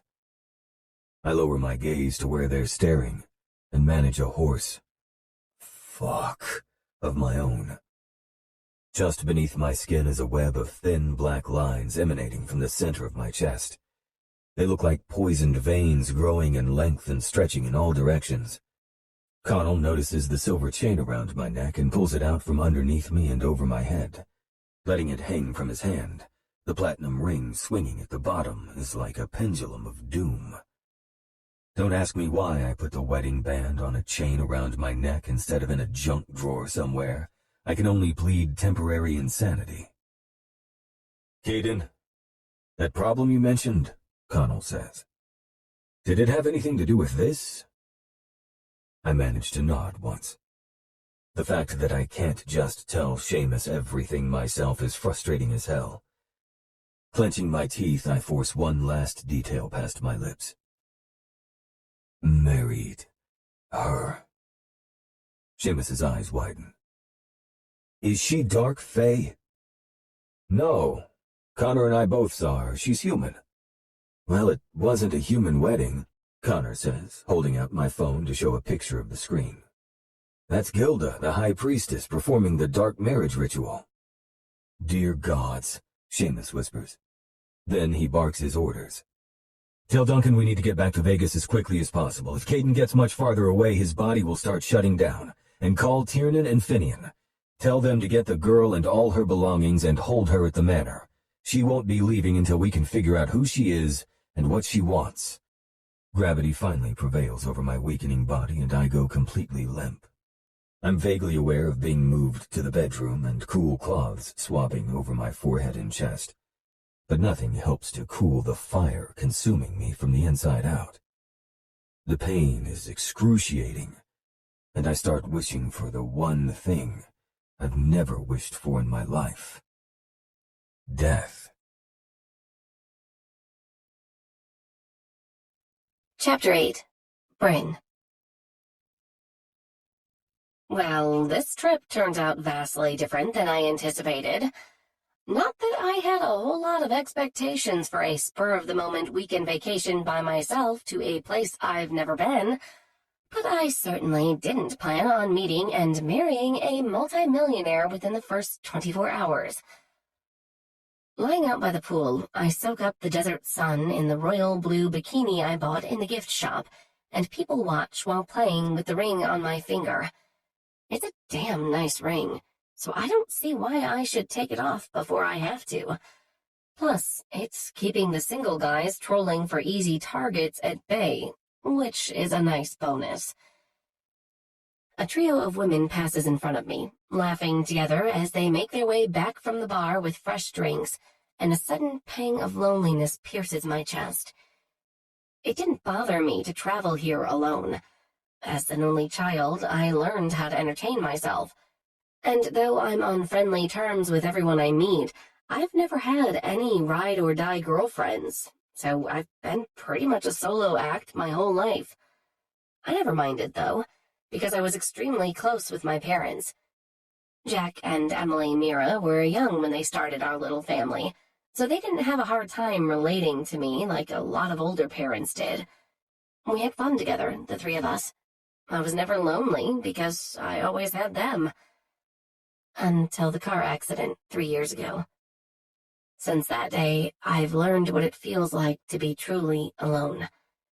Admittedly, I'm good at using my work as a distraction, which is why I want to find another job as soon as possible once I get home. Most days, I'm fine. But a day like today, it would be nice to have a girlfriend, or even a mother figure to talk to. Anyone to listen to my wild story, then validate my feelings that Caiden Verran has a giant dick. Is a giant dick. Groaning, I drop my face into my hands and try to scrub the image of his glorious body, including the part that describes his true personality, from my mind. The word of the day is forget. Forget that a mega hottie Prince Charming picked me up in the casino last night. Forget that he had me falling for him inside of an hour. Forget that I drank my weight in vodka and somehow ended up married to said mega hottie, and then had what I can only assume was a marathon of mind-blowing sex.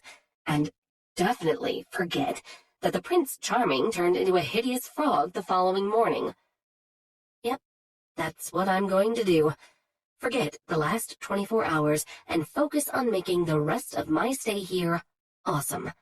Just me, the sun, a good book, and... Excuse me, are you Bryn Meara? I stare up to see who's blocked my sun, and my mouth drops open. 2 men are standing next to my chaise, but these aren't any ordinary men. Each of them is strikingly handsome, though in different ways. The one who spoke is wearing a white polo and pressed khaki pants over an obviously very fit and toned body. His hair is more of a dark brown, but could look black in the right lighting, and his strong jaw is clean-shaven, showing off a sexy dimple in his chin. He's also smiling down at me. The other one is not. I think the one giving me the stink eye is even more gorgeous than the charmer. He's huge, like the size of a mountain huge. Maybe he's a professional football player? He certainly has the build and muscles for it, and it fits with his look, which is black athletic pants and a red sleeveless t-shirt that's stretched tightly across his chest and showcases the best arm porn I've seen in real life. He has swarthy dark features, black hair shaved close on the sides and longer on top, flawless tan skin and a neatly trimmed shadow beard surrounding full lips.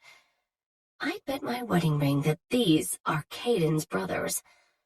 He told me stories about the three of them together when they were younger. Maybe they know about the wedding and are here to warn me off their brother. Done and done, my guys. My name is Tiernan, and this is Finn. We're Caiden's brothers. I smile politely, but decide not to verify one way or another. I know what they're talking about. Can I help you? The grouchy one, Finn, bites out a reply. You can if your name is Bryn Meara. Smiley shoots Grouchy a look, then turns back to me. What my ill-mannered brother is trying to say is that Caiden is back at our manor, and your presence has been requested. We're here to escort you. Ah, I see. I actually don't see it all. Caiden made it perfectly clear I'd be dealing with his attorney and wouldn't see him for the remainder of my trip, so I don't get why he suddenly wants me at his house. Well, you can tell your other ill-mannered brother that I'm more than happy with my accommodations at this lovely hotel. His request has been declined. I rest my head back and close my eyes, but they don't take the hint. I'm getting aggravated now. All I want is to relax and soak up some vitamin D. That's what I came out here for. And it's being ruined by one Verran brother after another. Bryn, I know Caiden can be a boorish ass. The apology in Tiernan's voice has me curious enough to open my eyes again as he lowers himself to sit on his haunches. And those are usually his good days, so I can only imagine how he acted when he woke up to realize he was married with no memory of it. Boorish ass is putting it mildly. Tieran chuffs a laugh. I'm not surprised, but that's not who he is at heart. Underneath all the gruffness, Caiden's a really decent guy. Once he was able to get some distance from the situation, it pained him greatly. Now he very much wants you to come to the manor to rectify the situation. I narrow my eyes. If he wants me to come so much, then why did he send you two like a couple of errand boys? Why not come himself? Unfortunately, he's currently indisposed. He had an important meeting scheduled with some big New York investors this afternoon. Plus, between you and me and the giant behind me, I think he's probably afraid you won't want to come. Our brother is tough on the outside, but his ego is more fragile than a butterfly wing. Finn snorts. I'm so telling him you said that. I grin wickedly. Not if I tell him first. Tiernan arches a surprised brow, while a half-grin transforms Finn into a boyish Adonis. Then he says the first semi-nice thing since arriving. Okay, I kinda like her. Well, you won't get a chance to tell him anything unless you come with us, Tiernan continues. So what do you say, Bryn? Will you put Caiden out of his misery and come to the manor? I chew on my lip while I think. He really and truly feels bad? Both of their expressions turn sober. Tiernan holds my gaze for a few seconds before saying, I can honestly say that he's never felt worse in his whole life. While I think he's waxing hyperbolic, it's a testament to how close they all are that they're this bothered by Caiden feeling badly for acting like an ass. It makes me want to go, just so I can help ease their worry for their brother. But if I'm being honest, there's a part of me that wants to see Caiden again, especially if I'm getting an apology. Maybe we can even put everything behind us and remain friends. And one day we'll look back and laugh about the night a Vegas king met a Vegas virgin, and they did the most stereotypical Vegas thing ever. Sighing, I sit up and swing my legs over the side of the chaise. Okay, I'll go. Let me grab my things real quick. Tiernan stands and takes my hand to help me rise. That's not necessary. We'll have one of our staff members collect your belongings and deliver them to the manor.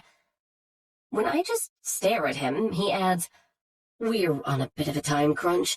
I need to get back for a meeting with our security team, and I'm sure Finn's overdue to get his muscles oiled." Finn grimaces and flips the smiling Tiernan off, making me laugh. I like the dynamic they have, and think it would be fun to watch them interact, especially with Caiden. Would he be the guy I met last night, this morning, or a mix of the two? There's only one way to find out. Wrapping my sheer white sarong around my hips, I step into my sandals and give a nod. Okay, let's go. We don't want Finn's muscles getting dry. This time, Tiernan laughs, and Finn slits his gaze at me. I take back what I said earlier. They escort me back through nightfall and out the main entrance where a midnight blue Range Rover is waiting. Finn drives while Tiernan takes the passenger seat, and I slide into the back. Finn turns the radio up to a level that makes talking awkward, so I sit quietly and enjoy the view as we drive away from the main strip. The farther we go, the more affluent the neighborhoods become. I expected that, considering I'm going to the residence of the man who owns most of Vegas. But I couldn't have dreamed up the kind of luxury presented in such massive scale as the houses we're approaching now. My eyes are wide and mouth agape as I take in the rear view of one situated on a short cliff of desert rock. It has a very modern style with multiple swooping arcs for a roof, large square pillars around the outside living areas, and clean lines throughout. An infinity pool spills over a wall of shiny black tiles. If that wasn't impressive enough, 4 streams of water shoot up from the ground in front of the infinity wall to land in the pool, and 5 more stream down from an overhang on the other side from the second level. Walls of glass make up the entire back of the house. It reminds me of a dollhouse when you open it up and can see inside every room. Only the dolls who live there are apparently richer than God. Damn, I say in awe. I wonder who lives there. I didn't notice that the radio was turned down until Tiernan answers me. We do. When I get over my shock, I say wryly, "What, no helipad?" Don't need one. He looks back at me over his shoulder and smirks. We have a private jet. I roll my eyes. Of course you do. Finn parks in a garage so clean you could eat off the floor. There are 3 other vehicles I don't know the names of, but can guess at their ridiculous costs based on looks alone. The guys usher me through a door and into the house. We walk down a short hall that leads to the main living space, which is an underwhelming term for what it is. There are hundreds of details to take in, but I don't get to appreciate any of them. This way, Finn says, taking me by the arm and guiding me up a flight of stairs. Wide, thin stairs that are lit up from the inside with blue lights like something out of the future. I get the impression that nothing in this place is normal or plain. But again, I'm not getting the chance to find out. Where are we going? I peer behind me where Tiernan is trailing after us, looking to him for answers, since he seems to be the more reasonable brother. He gives me a tight smile. We're taking you to the room where you'll be staying. You can relax in there until Caiden's ready for you. We reach the second floor, and I have a few seconds to appreciate the pale marble floors, glass railings surrounding the 2-story entry with enormous chandelier, and the phenomenal view of the strip from the wall of windows I saw as we drove up. But Finn is walking me around the chandelier toward the front of the house, where he opens a door to a bedroom and deposits me on the king bed. My brows knit together. Why can't I wait for Caiden by the pool? Finn stares at me for a moment with what appears to be regret in his eyes. Then he turns abruptly and walks out the door. Tiernan points to things around the room like he's a real estate agent trying to make a sale. There's a gas fireplace and TV with every streaming channel you can think of, plus a hard drive with thousands of movies. Some books on the shelves you might enjoy as well. Over here is a stocked mini-fridge, and we filled that cabinet there with pantry items and paper products like plates and napkins, that sort of thing. There's an ensuite bathroom with standing shower and Japanese soaking tub, which you absolutely must try. It's amazing. And I'll have Maddock run your suitcase up to you when he arrives. As you can see, you'll be plenty comfortable here during your stay. I pushed to my feet and fist my hands at my sides. Tiernan, what the hell? Why does it sound like you're leaving me in here indefinitely? He moves to the doorway, one hand on the knob as he offers me a sad smile. Not indefinitely, Bryn. Only until Caiden's health returns and we figure out a way to reverse the damaging effects from your wedding. For what it's worth, I am sorry for the inconvenience. What? What do you mean, his health? And what damaging effects? Stepping out into the hallway, Tiernan shuts the door. Then I hear the sound of a deadbolt being thrown. From the outside. I race over and try the handle, but it's completely ineffectual. I bang on the door with my fists and shout for someone to help me, but no one answers. The large window is a single pane of glass that looks like it moves on a track electronically. Even if I attempted to break it, I'm too high up to escape without breaking both my legs, or more. I'm officially trapped. The prisoner of 3 extremely wealthy and unbelievably sexy brothers. Somewhere there's a romance reader swooning at the very idea. But I'm no romance heroine, and I have no idea what the hell is going on. This dream trip just turned into a nightmare real fucking quick. Chapter 9. Caiden. It's not quite 7 in the morning on the day Bryn is due to fly home. But she won't be leaving Vegas today. She won't even be leaving my house. Not until I figure out how to sever this tie to her that almost killed me when I was 30,000 feet in the air. The minute Tiernan and Finn arrived with her, I felt it. The steel band squeezing my chest and crushing my ribs began to loosen. Breathing became easier, and my heart started a slow descent into a normal range. It took all night for my body to completely repair the damage, but it worked. Thanks to Seamus's realization of what was happening and quick actions, I survived. Sitting in her room, I study her as she sleeps and toy with the ring I'm still wearing around my neck for only gods know why.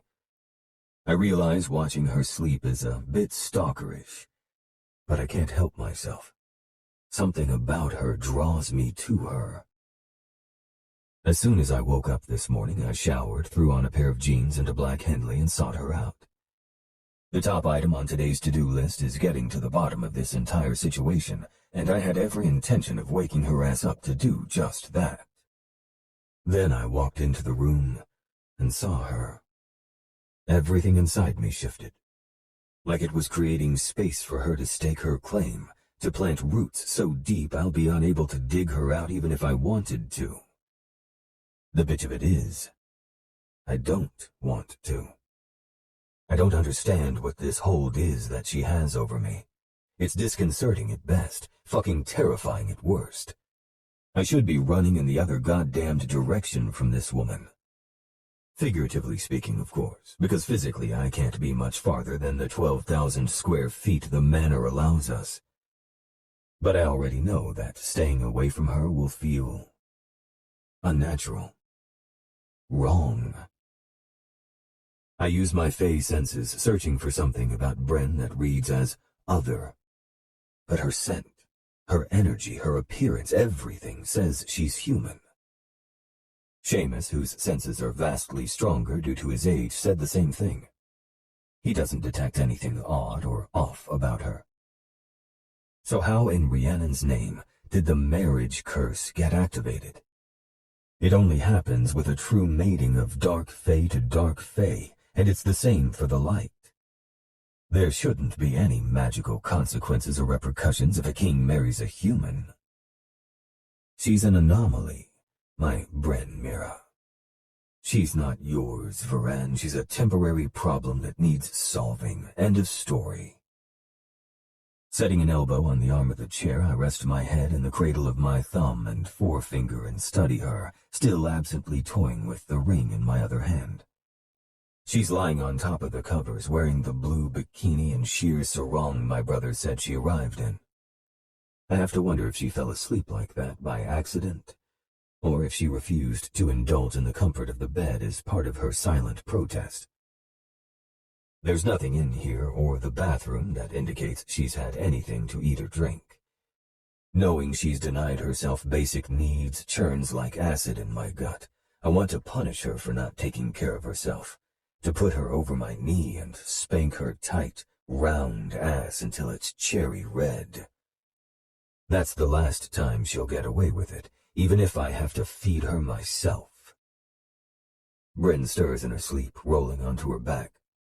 If I thought the view of her ass was amazing, the one of her full breasts cupped by the triangular scraps of material is breathtaking.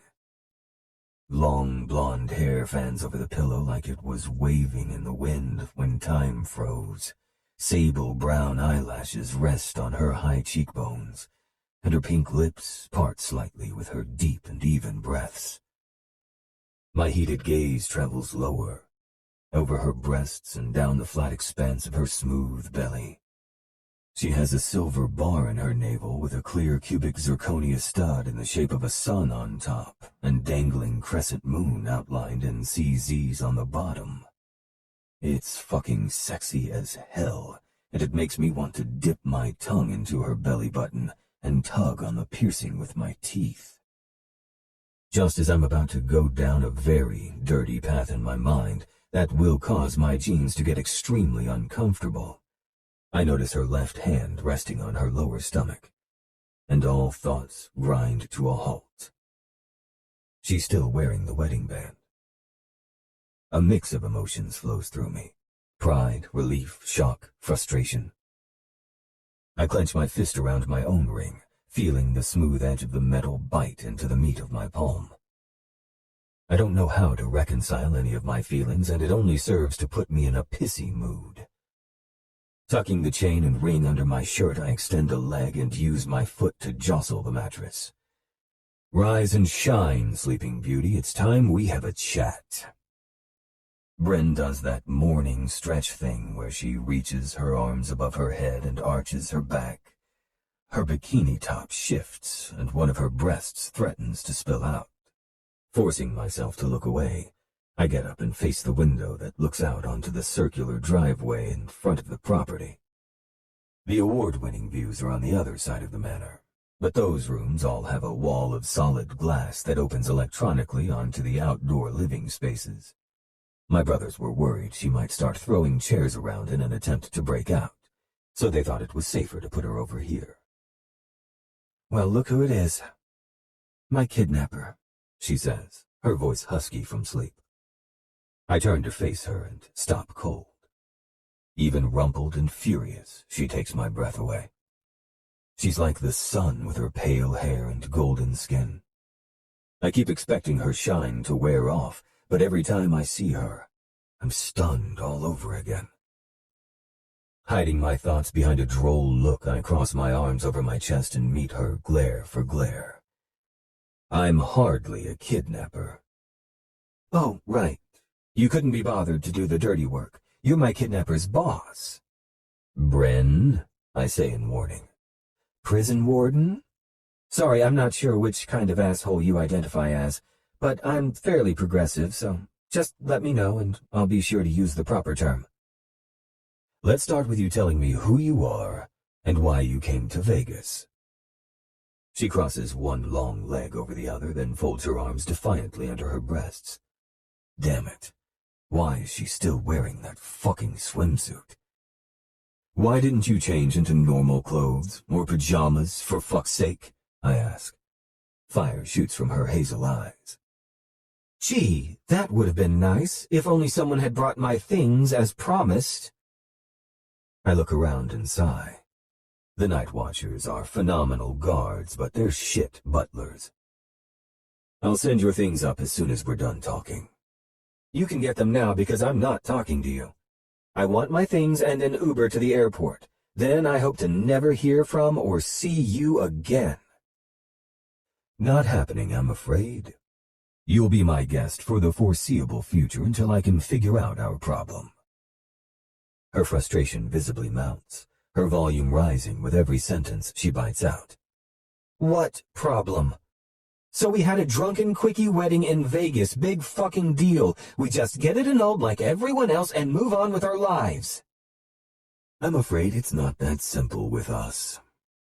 Something happened after we got married. I believe we established that with the physical evidence we left on the floor. I still don't see how that translates to me being held prisoner in your house. I clench my jaw and exhale slowly through my nose, trying to keep my temper from getting the best of me. This is an impossible fucking situation. Seamus warned me against telling her the truth because she could use that information with malice. That doesn't worry me, though. Even if she did manage to escape, she wouldn't make it far before Connor and Connell tracked her down. Any harm done to me would be minimal before she was dragged back to the manor. I'm more worried about her knowing too much about us. About letting her into the inner circle of our world when we go to great lengths to keep our secrets, or at least ensure they're considered fiction.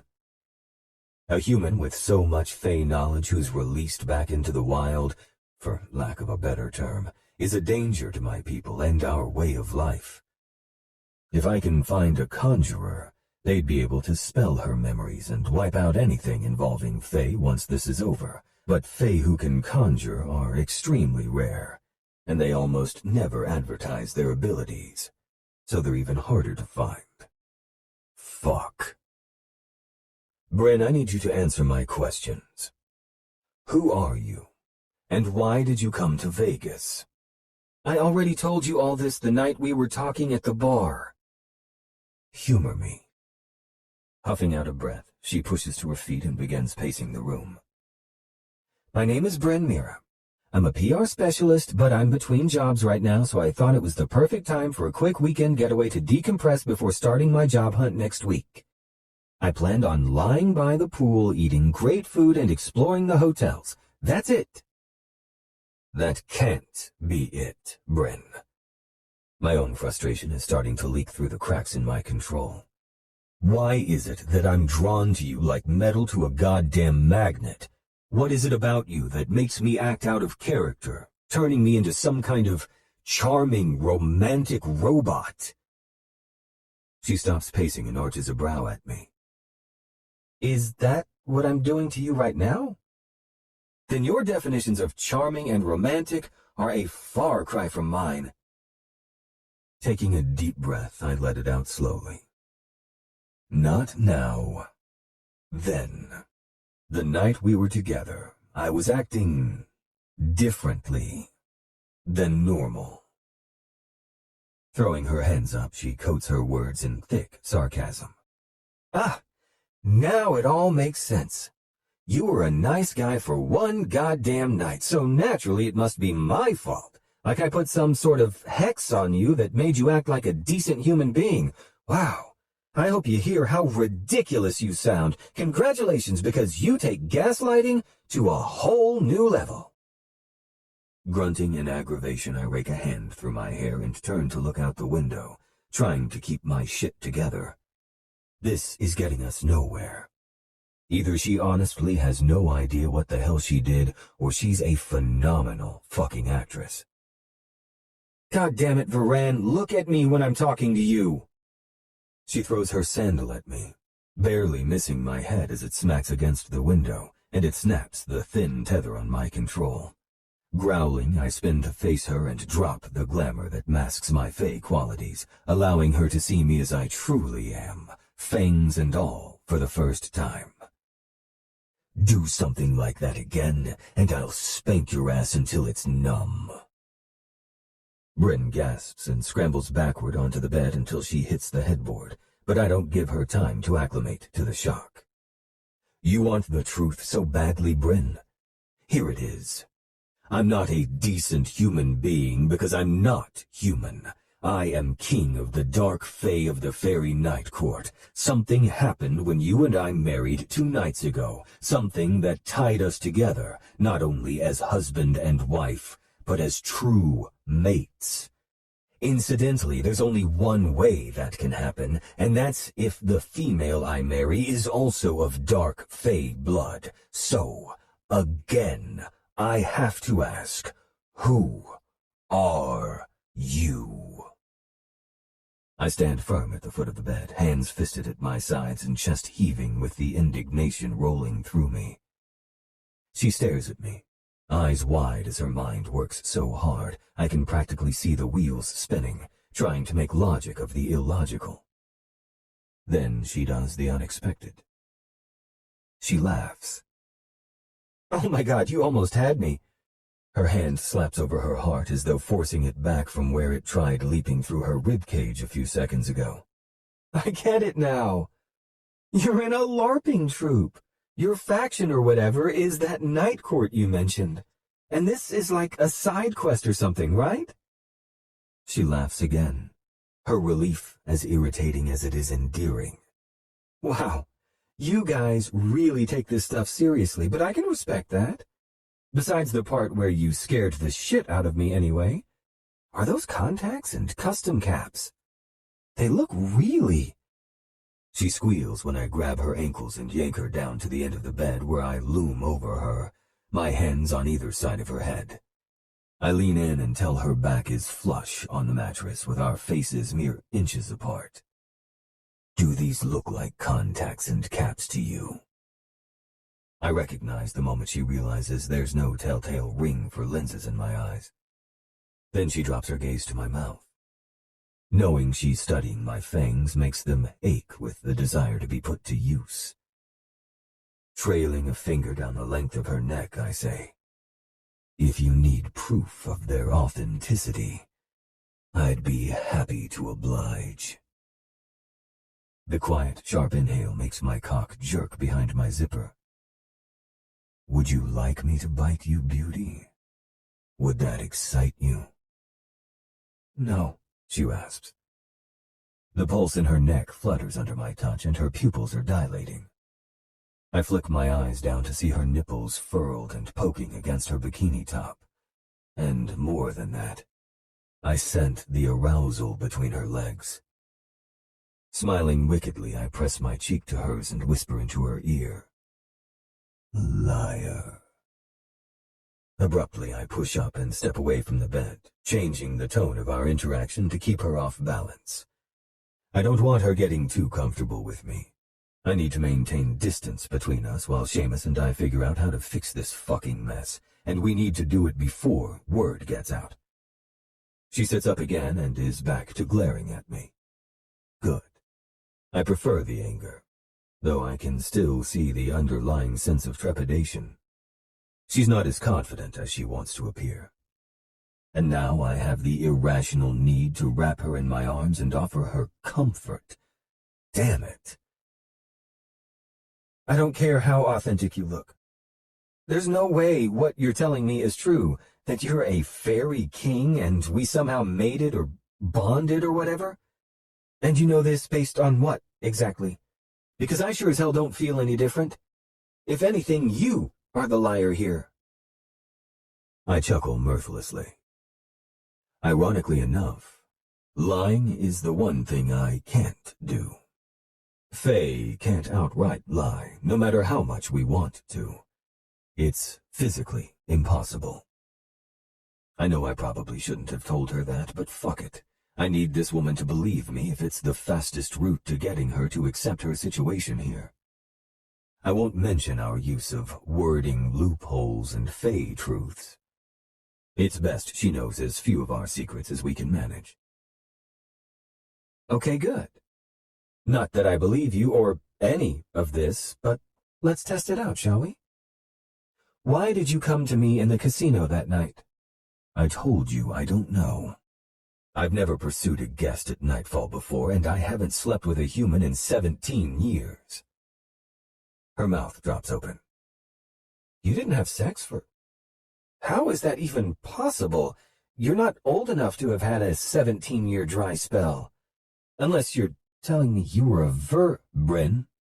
Before you insult me with that statement, I said I hadn't slept with a human in that long.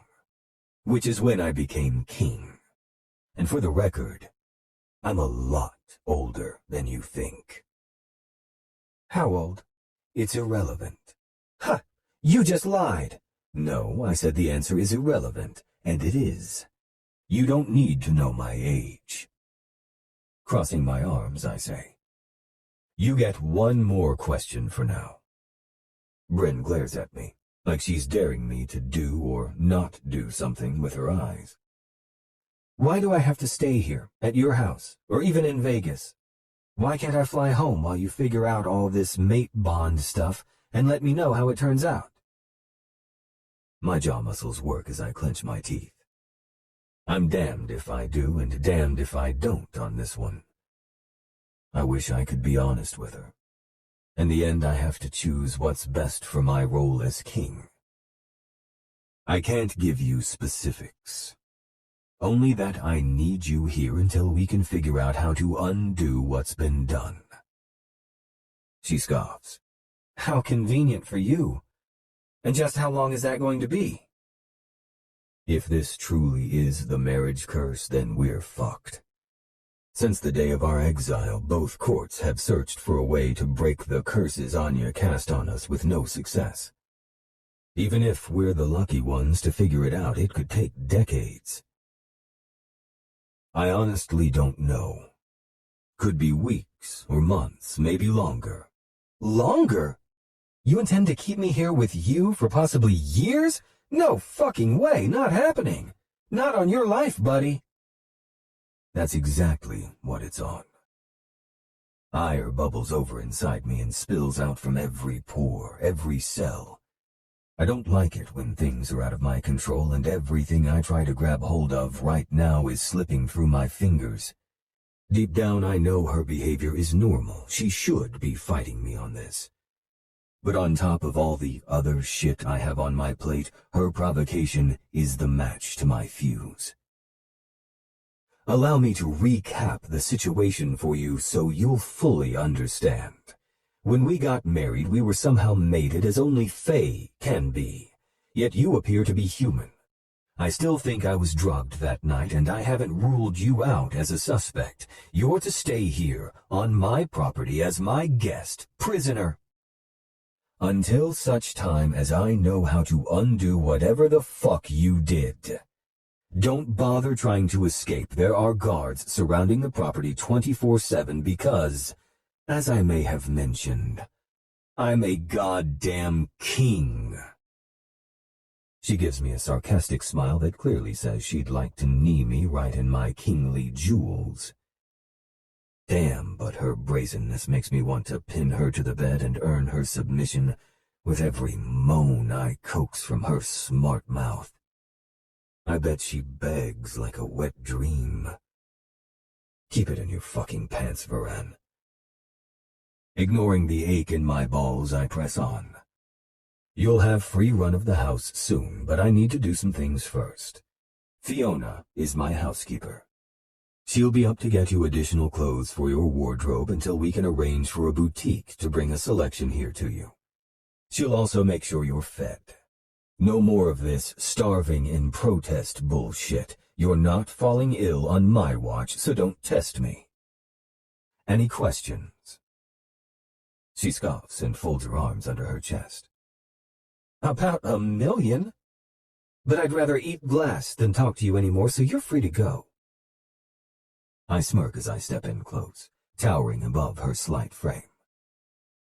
I don't take orders from anyone, Bryn. I told you. I'm the king. I give the orders, and everyone obeys. Including you. Tilting her head up, she holds my gaze, defiance shining in her green and gold eyes. I wouldn't hold your breath waiting for me to get in line, Your Majesty. It'll be a cold day in hell before I fall on my knees before you. And now I don't think I've ever wanted anything fucking more. Bryn kneeling at my command. The need is like iron burning a hole through the center of my chest, but I'll be damned if I give in to it. Don't worry. I won't ever ask that of you. She lifts her chin confidently. Because you know it would never happen. Because I know how you like your lovers.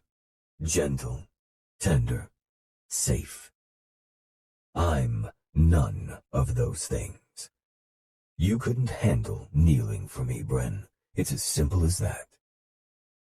Then, before I can think better of it, I press a soft kiss to her forehead as though proving to her and myself that I'll never give in to my baser desires for her, regardless of what either of us wants. Fiona will be by soon to help you settle in. Without waiting for her response, I stride out of the room, pull the door shut behind me, and lock it from the outside again. I hear her growl right before there's a loud thud of something hitting the door. At least it wasn't fragile. I don't want to have to worry about her cutting herself on broken glass. Walking away from her shouted complaints and creative threats to my manhood, I make a mental list of things to give to Seamus in preparation for her extended stay.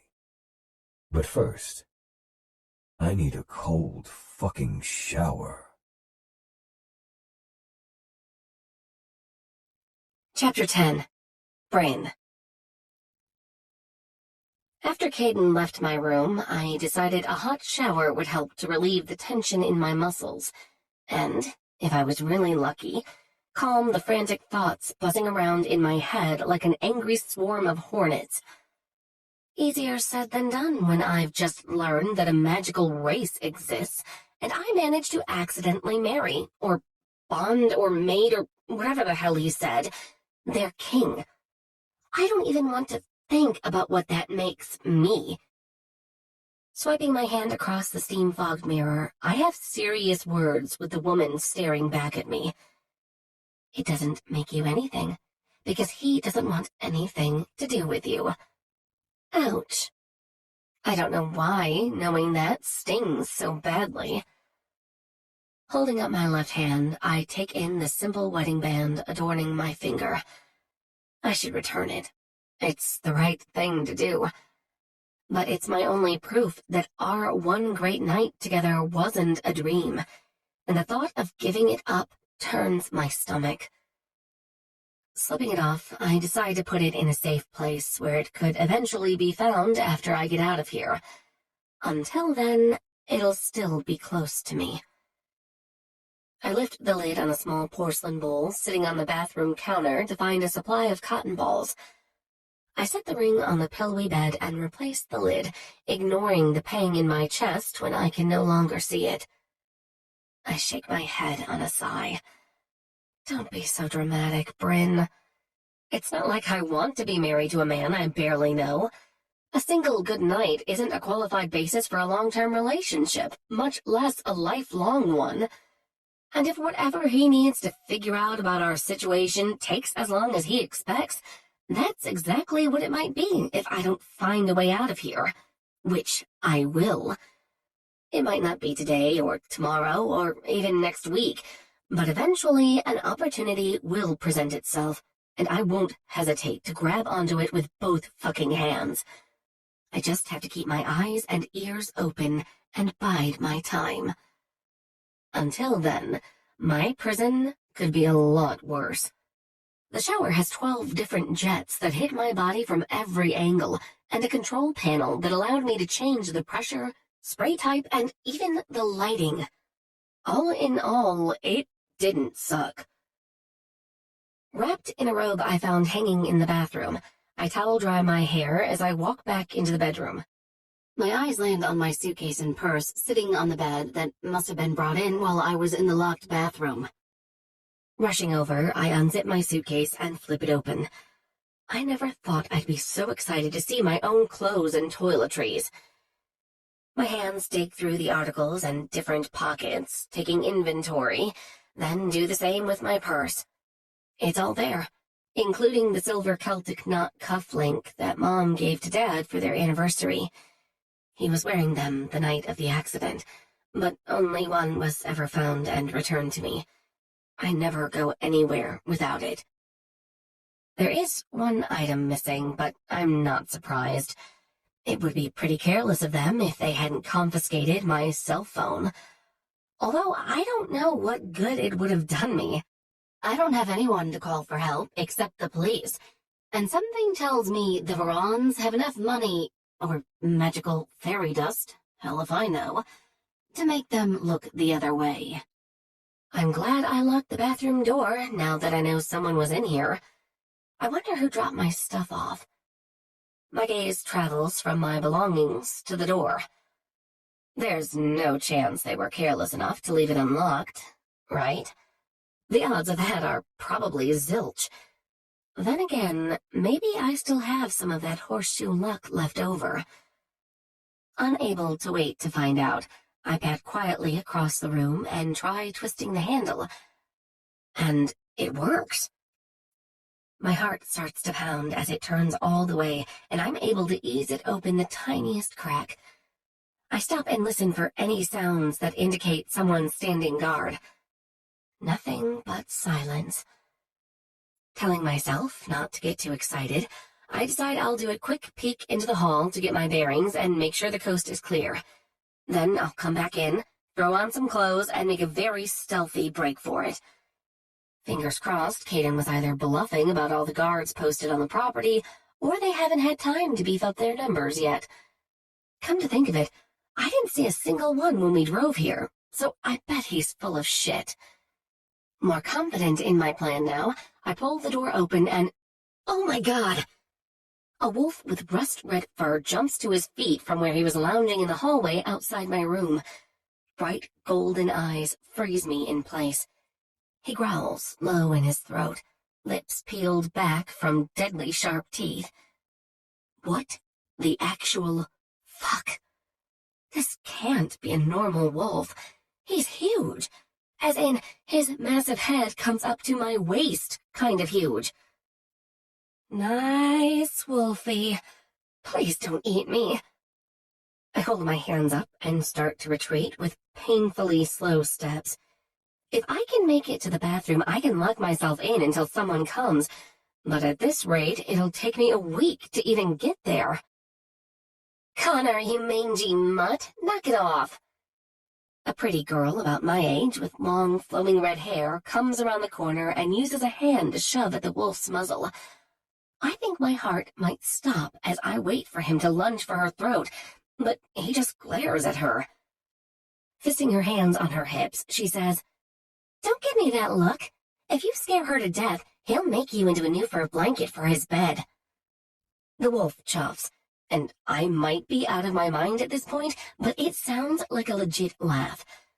Then rubs the top of his head on her hip for a quick scratch behind the ear.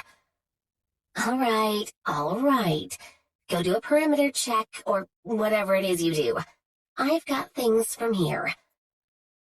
As he pads off down the hall, the girl enters my room and closes the door. Willing my heart to stop racing like a jackrabbit, I push my hands through my damp hair and take a few calming breaths. Studying me, she frowns. "I'm sorry he scared you. He's really a big marshmallow once you get to know him. And despite the aggro display just now, he would never hurt you. He knows the consequences could be fatal." Fatal for whom, exactly? Me, because I might not survive? The wolf, because he attacked Caiden's guest? I suppose I'll just add it to my ever-growing list of unanswered WTF questions. Before I can attempt to decipher that cryptic tidbit, she adds, "My name is Fiona, by the way. I'm the housekeeper here at Midnight Manor." Fiona. So this is who Caiden sent to help me. Wearing black leggings and an oversized t-shirt that hangs off one shoulder, she has that natural, fresh-faced beauty you see in commercials for facial cleansers. When he mentioned that Fiona was his housekeeper, I didn't know what to expect, being that this is the home of a Fae King and likely everyone in it is something other than human. At this point, I wouldn't have been surprised if she turned out to be a grandmotherly teapot with a British accent and penchant for randomly breaking into song. Her warm smile makes her golden eyes twinkle, and the tips of fangs peek out from between her lips. It's great to finally meet you, Miss Meara. You've been the talk of the manor this weekend. She holds out a hand in welcome. I give it a discreet once-over, checking for I don't even know what. Scales, claws, a joke buzzer tucked into her palm. But it appears no different than mine. And maybe I'm too tired to be wary of her, or logic is telling me that if I'm not afraid of Caiden, there's no reason to be afraid of his housekeeper. But Fiona seems pretty harmless as far as co-captors go. Thanks, I think. I shake her hand, then blow out a heavy breath as I sit on the edge of the bed. And you can call me Bryn. Bryn it is, she says, clearly pleased to drop the formalities. I stepped in to make sure you're settled and see if there's anything you need. A way out of here would be great. Her expression softens with an unspoken apology. Anything but that, I'm afraid. Figured as much, I mutter. Then I guess my second choice would be some company. Now that I can do.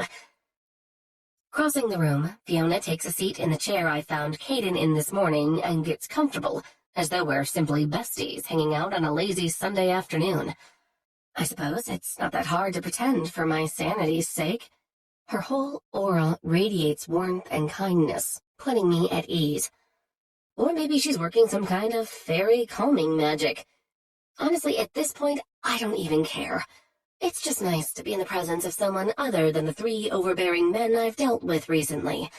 Not to mention the giant furry sentry I met a few minutes ago. You know, I start. I've heard of rich people keeping guard dogs, but a roided-out wolf seems a tad excessive. And illegal. Fiona laughs, the sound light and airy, like a petal floating on the breeze. Connor's not the kind of wolf you're referring to. He and his twin brother Connell are wolf shifters, a rare bloodline among the Fae. They're also the king's personal guard. So if you saw him in public anywhere, they were the 2 brutes holding back the screaming fans. I think back to when I saw Caiden in the lobby at nightfall. His bodyguards were huge. And when I searched my mind for more details other than Caiden's eyes on mine, I realized that the 2 men did look alike, with the exception of their hairstyles. One wore his shoulder-length hair down, and the other sported a man bun. Still, it's hard to imagine either of them turning into wolves. Wolf shifter bodyguards, because why not? I muse wryly. I wonder if I'll ever get to see a transformation. That seems like it should be a bucket list item. As long as I'm forced to be here, I might as well take advantage of experiencing the impossible. That is, if this isn't some elaborate lucid dream or bad trip I'm having, which would honestly make more sense than the present alternative. Observing Fiona more closely, I take note that her fangs are shorter, almost daintier, and I wonder if that's a trait specific to the girls, or if it's different for every fairy. Fae, whatever. And what do you shift into? I wish. I don't have any cool powers, unfortunately. Just a plain old Fae. She shrugs with a tight smile that doesn't quite reach her eyes. It's obvious she feels some kind of way about her abilities, or lack thereof. Trying to lighten the mood, I narrow my eyes and pretend to look her over. I suppose you seem okay as far as babysitters go. Fiona grins for real this time and pulls her knees up to her chest, making herself comfortable. Saw through that, did you? I roll my eyes. It's not hard when I've been informed my freedom only extends to the property lines of this house for the foreseeable future. 1 minute, I'm having drinks with a sexy, charming Dr. Jekyll. The next, I wake up to an annoyingly still sexy Mr. Hyde, only to then be kidnapped by his equally attractive but no less annoying brothers. She burst into laughter. I'm sorry. I'm not laughing at your situation, I promise. But if you thought King Caiden was charming, you were already well and truly intoxicated. The rest of your descriptions are incredibly accurate, though, especially the Mr. Hyde one. I turned that bit of info over in my brain, then decide not to tell her that I'd only had a diet soda before the grumpy regent started flirting with me like he had a PhD from charm school. I might really like Fiona so far, but I can't forget the precarious situation I'm in. It's better if I gather and hoard information rather than divulge it. So he really is a king, then? It's not just the self-purported title of a megalomaniac? She chuckles, then nods, her expression turning reverent. I know it's hard to believe. He doesn't look nearly old enough. Technically, he's the youngest to ever be crowned in Fae history, which is why I think people tend to underestimate him. And Mr. Hyde personality aside, he's a great king, just like his father before him. A king. I still can't wrap my mind around it. As an American, the whole concept is, well, foreign. This is a lot to take in. I feel like Alice after tumbling down the rabbit hole. I'm still holding out hope that I slipped and hit my head at the pool, and this is all one giant hallucination. Fiona nods thoughtfully and chews on her lip, like she's trying to decide what to say. I can only imagine what it must be like for you to learn a world you never knew existed is living right alongside your own. If you have general questions about the house or your stay, I'm happy to answer them. That's it, though, right? No getting a complete history of the Fae and a book of all your secrets? Smiling apologetically, she says, I'm afraid not. Not from me, anyway. What the king chooses to share with you is his decision. I know you're not here by choice, Bryn, but I can't tell you how excited I am to have another female at the manor. My eyebrows raise. We're the only women here? Fiona holds up a finger. Quick side note, and I know this is okay to mention, women and men only refer to humans. We use female, male, or simply fae for those who identify as other, neither, or somewhere in between. I'll do my best to remember that. I don't want to offend anyone, regardless of who they are, so I appreciate you telling me. Returning to her earlier statement, I ask, so everyone else besides us here is male? The cook and a few part-time staff members are female. Otherwise, it's a giant sausage fest, and not in the fun thunder from down under kind of way. That makes me laugh. I really do like Fiona, and if I am stuck in this house, which apparently I very much am for the time being, then it'll be nice to have a friendly face around. Even though she's on the side of the enemy and I won't be able to completely let my guard down around her, she could still be a good ally. And if anyone has their ear to the ground and probably knows way more than anyone expects, it's a live-in employee. If you can't talk about Fae stuff, can you at least tell me more about their king? Nothing serious, just a couple of girls talking about a boy. My brain snorts at referring to Caiden as a boy. He's 100% man. No, male. And that's my damn problem. It would be so easy to let myself fall under the spell of that intense golden gaze and forget I'm his prisoner. I need to find a way out of here before I get sucked into willingly sticking around. If that means pumping his sweet housekeeper for any information that might help me escape, or know how to deal with my charming-turned-jackass husband, so be it. All is fair in marriage and war. Fiona's golden eyes light up, and I know I've got her. I don't see the harm in that. Let's go to my bedroom so you can borrow some of my clothes until we can get you your own. We'll talk there.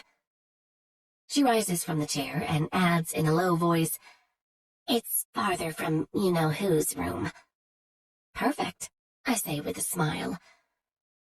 She leads me through the manor, pointing out different areas like the kitchen, pool, home gym, and movie theater. When we finally get to her room, she tells me to take a seat on her bed and opens her closet doors. As she starts pushing hangers back and forth, she pauses to glance at me with a mischievous grin. So, what do you want to know? For starters, what's his Prince Charming to Beast ratio? What do you mean? Here, this is a good one for wearing around the house. She pulls out a fitted green V-neck tee and thrusts it in my direction, so I dutifully grab it. I mean, we've already established that he can be a bit of a grumpy jackass just like the beast, right? Oh, you mean like the stay out of the West Wing, it's forbidden kind of beast. Fiona laughs, and I join in because now I'm imagining Caiden with a huge mane of fur around his head. She takes out 5 more hangers with cute tops and lays them on the bed, telling me to pick whatever I want. Yes, he's definitely that at times. Okay, but when I met him, he was the epitome of Prince, or I guess, King Charming. He was incredibly flirtatious with the smiling and the winking and the hand-kissing. Fiona's gaze snaps up from the drawer of shorts she was rifling through. Hand-kissing? Hand-kissing, I confirm with the raise of my eyebrows for emphasis. Not to mention he was funny and chivalrous and kind. We had a lot of fun together, at least during the portion I can remember clearly. But I have snippets of memories from later that night, and he was great then, too. Super romantic and very attentive, if you catch my drift. Abandoning her search, she joins me on the bed and draws her knees up. Oh, I'm catching it. I'm just not sure I'm believing it. Not that I can speak from personal experience on the latter, but the king's reputation in that arena is the world's worst kept secret, and nothing you've said of how he was with you that night sounds like him. As in, he doesn't act like that in public? Fiona raises a perfectly shaped brow. As in, he doesn't act like that ever. The Verran brother you're describing is Tiernan. Finian is a bit more reserved, but I'd even believe that coming from him. But the king? Maybe if he was high out of his mind. She giggles, then stops and stares wide-eyed at me. Oh my God, were you guys high? What? No, all we had were a few-ish drinks. She winces, like maybe that's the answer for why I'm thinking the way I am. Sighing, I say, listen, I work in public relations. It's literally my job to schmooze the unschmoozable, to charm people into buying the PR story I'm selling them, even if it's a lie. So I know when someone is spinning me a web of bullshit, and I'm telling you, Caiden was acting genuine. To back up my own argument, I replay my time with Caiden in my mind, searching for signs that I might be wrong, but I don't find any. I stand by what I said. It wasn't an act. The only thing I don't know, I continue, is why he acted that way with me when he's supposedly the beast all the time. She shakes her head. He's not like that all the time. Well, okay, he kind of is, but in varying degrees. He's always very serious and businesslike, even here at home. That's his baseline. And with his high level of self-control, he rarely deviates from that. But when he does... Fiona makes a yikes face and lets me draw my own conclusions, which isn't hard. I felt the brunt of what I assume was a watered-down version of Caiden's wrath, and that wasn't exactly a picnic. I can only imagine the kind of carnage he would leave behind if provoked. Yet I can't stop thinking about the Caiden who swept me off my feet less than 2 days ago. Regardless of our alcohol levels and impaired judgment, the fact remains we got married, which means one of us came up with the idea and the other thought it was brilliant. Why? Because we were extremely into each other. Hell, We had so much chemistry, I'm shocked there weren't visible electrical currents arcing between our bodies at the bar. I know this is a little far-fetched, she prefaces. But what if you're supposed to be here? What if it's fate? Yeah, no, it's not that. I shake my head for good measure.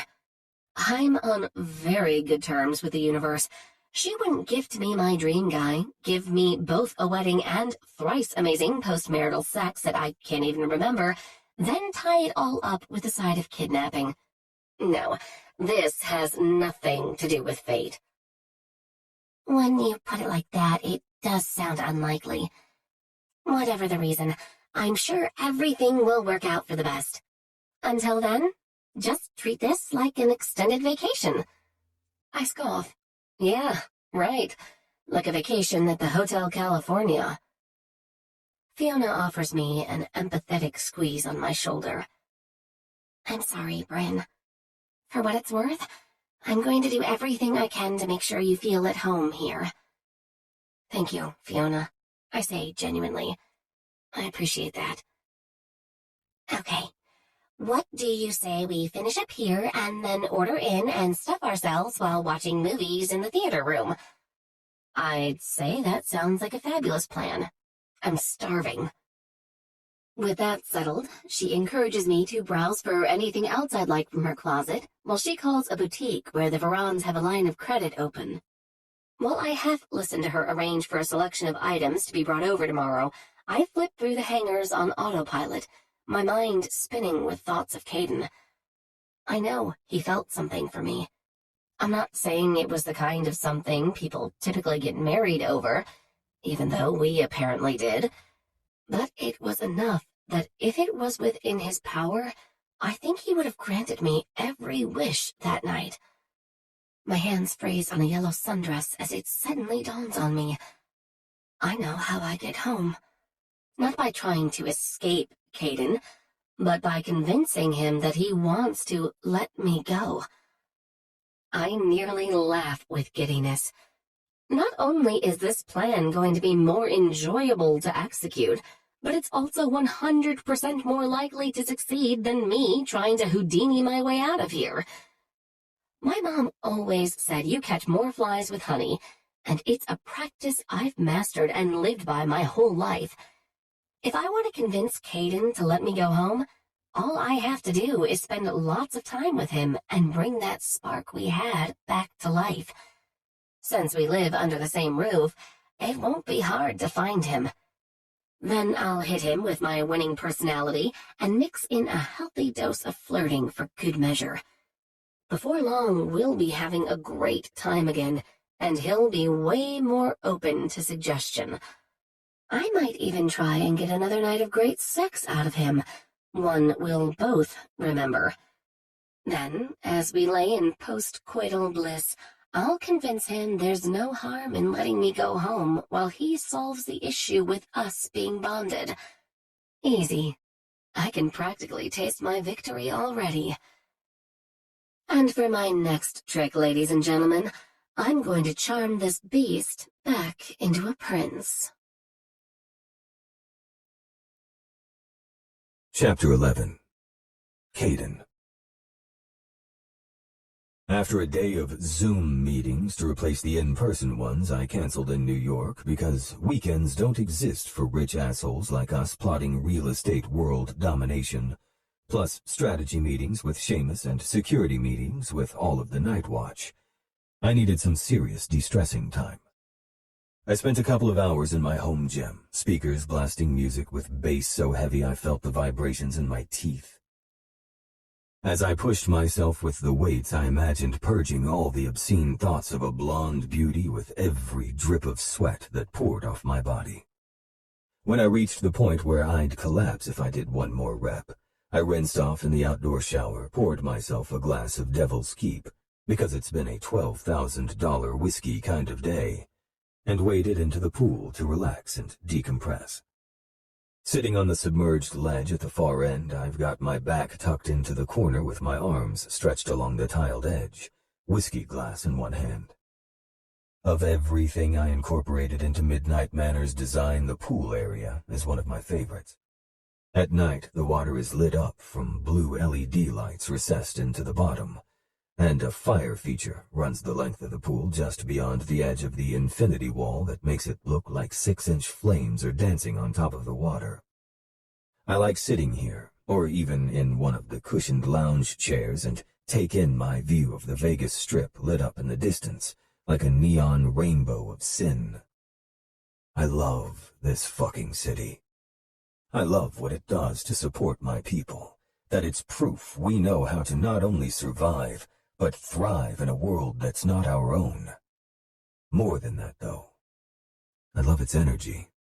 The vibe it gives off when the sun goes down. It makes you feel almost invincible. Just pull the right lever, flip the right cards, roll the right dice, or tuck enough into their G-string, and anything's possible.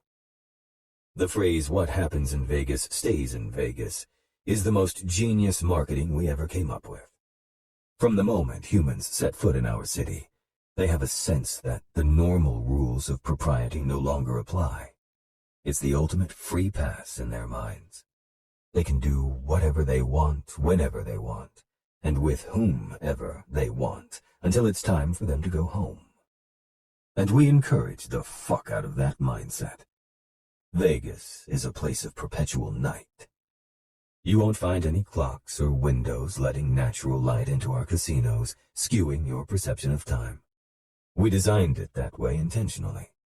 Not only because it represents the time when we as the Night Court are at our strongest and most vibrant, but also because those carnal desires you crave, the ones you refuse to acknowledge in the garish light of day, feel a lot less wrong in the dark of night.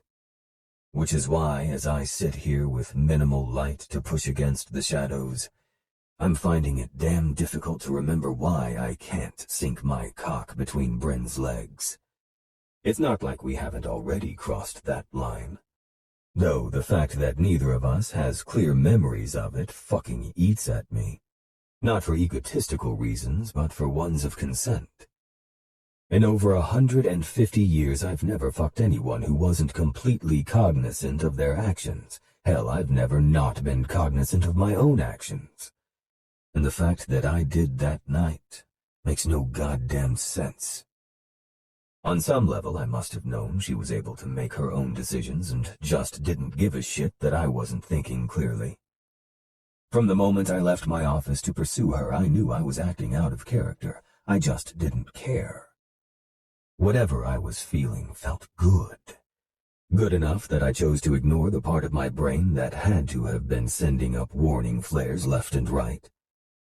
And that is why I'm positive I had to have been drugged somehow. But when? And by whom, if not Bryn? The only thing I had to eat or drink between dealing with Ralph and pursuing Bryn was the devil's keep my brothers and I shared. But they didn't have any unusual reactions, and they drank half the damn bottle before I even got there. Nothing about this shitstorm makes any sense. Between that and the desire still plaguing me to fuck my problems away with Bryn's sexy body, I'll have to drown myself in whiskey just to get any sleep. I don't realize I've reached for my ring until my fingers graze the center of my chest and come up empty, and I remember that I took it off before my workout. Touching it has become an unconscious habit in the mere 36 hours since I woke with it on my hand. My pride insists it's only because I'm not used to it being there, not because it's a subconscious need to somehow feel connected to Bryn.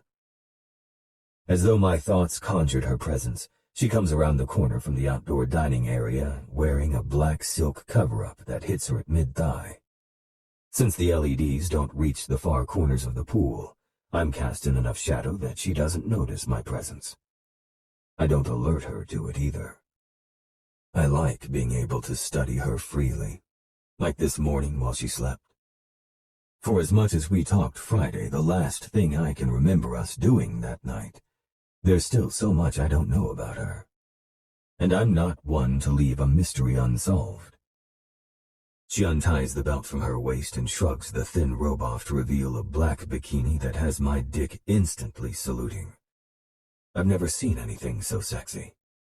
A black string loops through a large silver ring at the top of her bikini bottoms, then stretches up to loop through the silver ring between her breasts and continues on to tie at the back of her neck. Altogether, it looks like a normal strapless two-piece with the halter tie forming a skinny V down the center of her body that attaches to the bottom ring and pulls it up enough to frame her belly button piercing.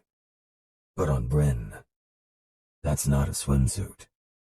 It's a goddamn invitation to sin. She walks gingerly down the stairs on the other end of the pool. Once the water is up to her thighs, she does a shallow dive and breaks the surface in the center.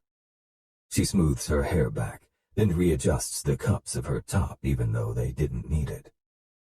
I watch in silence as she moves to where one of the streams of water arcs over the infinity wall to land in the pool. She places her hand out to catch the stream in her palm, making it spray in every direction. Her face lights up with a wide smile of simple joy. It tugs at something inside me, the same as her laughter did the night we spent together. I liked her laugh. It wasn't a controlled giggle muffled behind her hand. Hers was genuine, throaty, and unapologetically loud. Sometimes she'd lean forward and brace a hand on my leg to help her straighten up again. Other times she'd throw her head back and lay that same hand on her belly like she needed to hold herself together. It was infectious. I think I laughed more in those few hours with Bryn than I have in the last decade combined. When she turns and walks closer to the wall topped with flames, I finally break my silence. It's real fire, Bryn. No reason to risk singeing your eyebrows off getting any closer to see for yourself. Her head turns first, finding me easily enough in the shadows from the direction of my voice. Then, with a devilish grin, she rotates her shoulders and starts toward me. As she passes over the LEDs lit from the bottom, flashes of blue flood her body before being stripped away again. It's like a peekaboo show made of my own design, and it's not helping the situation in my shorts. Not that I've ever been one for modesty, but letting her know she affects me gives her an edge I'd rather she not have. Things are difficult enough as they are. Reaching the side a few feet away from me, she folds her arms on the tiled ledge and rests her cheek on top with her head turned toward me as she bats her eyelashes. "Were you spying on me, Your Majesty?" Fuck me. I know she's saying it to be a snarky brat, but my brain changes her words into a breathy plea, and now my balls are beginning to ache along with my dick. How can I be spying on you when I was here first? She arches a slim brow. By not telling me you were here to begin with? She's got me there. I chose not to disturb you, until you decided to get up close and personal with open flames. Do you do reckless things like that a lot? If so, I'll need to put a bodyguard on you for your own safety. And mine. Bryn snorts. I'm good, thanks. I already have a babysitter. I take a drink of my whiskey. Fiona's hardly a babysitter. I asked her to help you with some extra clothes and make sure you were fed. She lets her legs float up to the surface behind her, causing the globes of her ass to bob above the water. A seemingly innocent move, but it might as well be sexual warfare as far as my cock is concerned. Oh, she did. We're the same size, so she lent me some of her clothes. Then we raided the kitchen and brought every snack we could find into your gigantic theater room and watched the first 3 movies in the Fast and Furious franchise. She's been very helpful. I scowl. I'm not paying her to be your playmate, Bryn. Oh, I know. Lifting one hand, she studies her nails.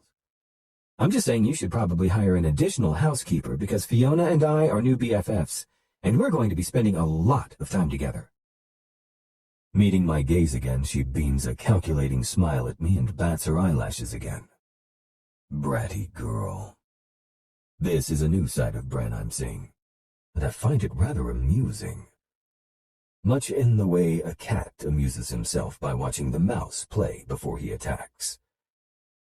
Canting my head, I narrow my eyes. Careful with that tone of yours, Bryn. I believe I've already threatened to spank you once. I'll give you a fair 3 strikes. But that was your second, and my spanking sessions aren't anything your sweet, Midwestern mind can imagine. Tread carefully. As I take a sip of whiskey, she studies me while chewing on her lower lip in thought. I assume I've effectively put her inner brat in timeout when she ups the ante in our little mental game. So, I may or may not have heard that's another reason they call you the Dark King. Because of your spanking sessions and the like. Is that true? I'm not surprised my reputation came up. With how naturally inquisitive Bryn is, she probably grilled Fiona for every detail she was allowed to give. And it's not like anything, other than us being fey to the humans, about the Verran Kings is a secret. Everyone in this city knows we're devious in the boardroom and deviants in the bedroom. We don't bother hiding who we are, because we don't have to. We're fucking royalty. I arch a brow. Gossiping with your new BFF already? Bryn schools her features and says with a straight face, "Sorry, but I never reveal my sources." That almost makes me chuckle in spite of my determination to not have a repeat of how I acted around her the other night. In that case, I'm afraid I cannot confirm or deny your intel, Miss Meara. Mrs. Verran. My heart skips a beat. What? Aren't I Mrs. Verran now? Technically, I mean? No. You're not, technically. Getting to my feet, I make my way to the stairs and out of the pool. I can feel her eyes following me as I grab the bottle of Devil's Keep I left on the outdoor bar and pour myself another 3 fingers. I don't understand, she says, her voice calling after me. Something tells me you're not the kind of guy to insist a girl keeps her own last name. Fuck it, better make it 4. I toss back the first 2 and tell myself that it's the reminder of the blood curse that's suddenly got me in a shitty mood. Not because I liked the way it sounded when she referred to herself with my name, a name she cannot lawfully claim, now or ever. On any given day, my mood usually ranges from normal to mildly aggravated, with the rare justifiable outburst like I had with Ralph the other day. That's it. My control over my emotions is unflappable. But in the 48 hours since meeting one Bryn Meara, my emotions have jumped around more than the needle on a guilty man's polygraph. At this rate, I'll have to invest in more bottles of Keep just to hold on to my sanity. Bringing the bottle with me, I settle onto a cushioned lounge chair that faces the pool and the view before answering gruffly. We saw the rings and assumed we had a normal wedding. We didn't. It was a fey marriage ceremony, which is what forms the true mate bond, which means, among other things, your name is still very much your own. Oh, I see. It's probably just my imagination that I hear disappointment in her words when I know better than that.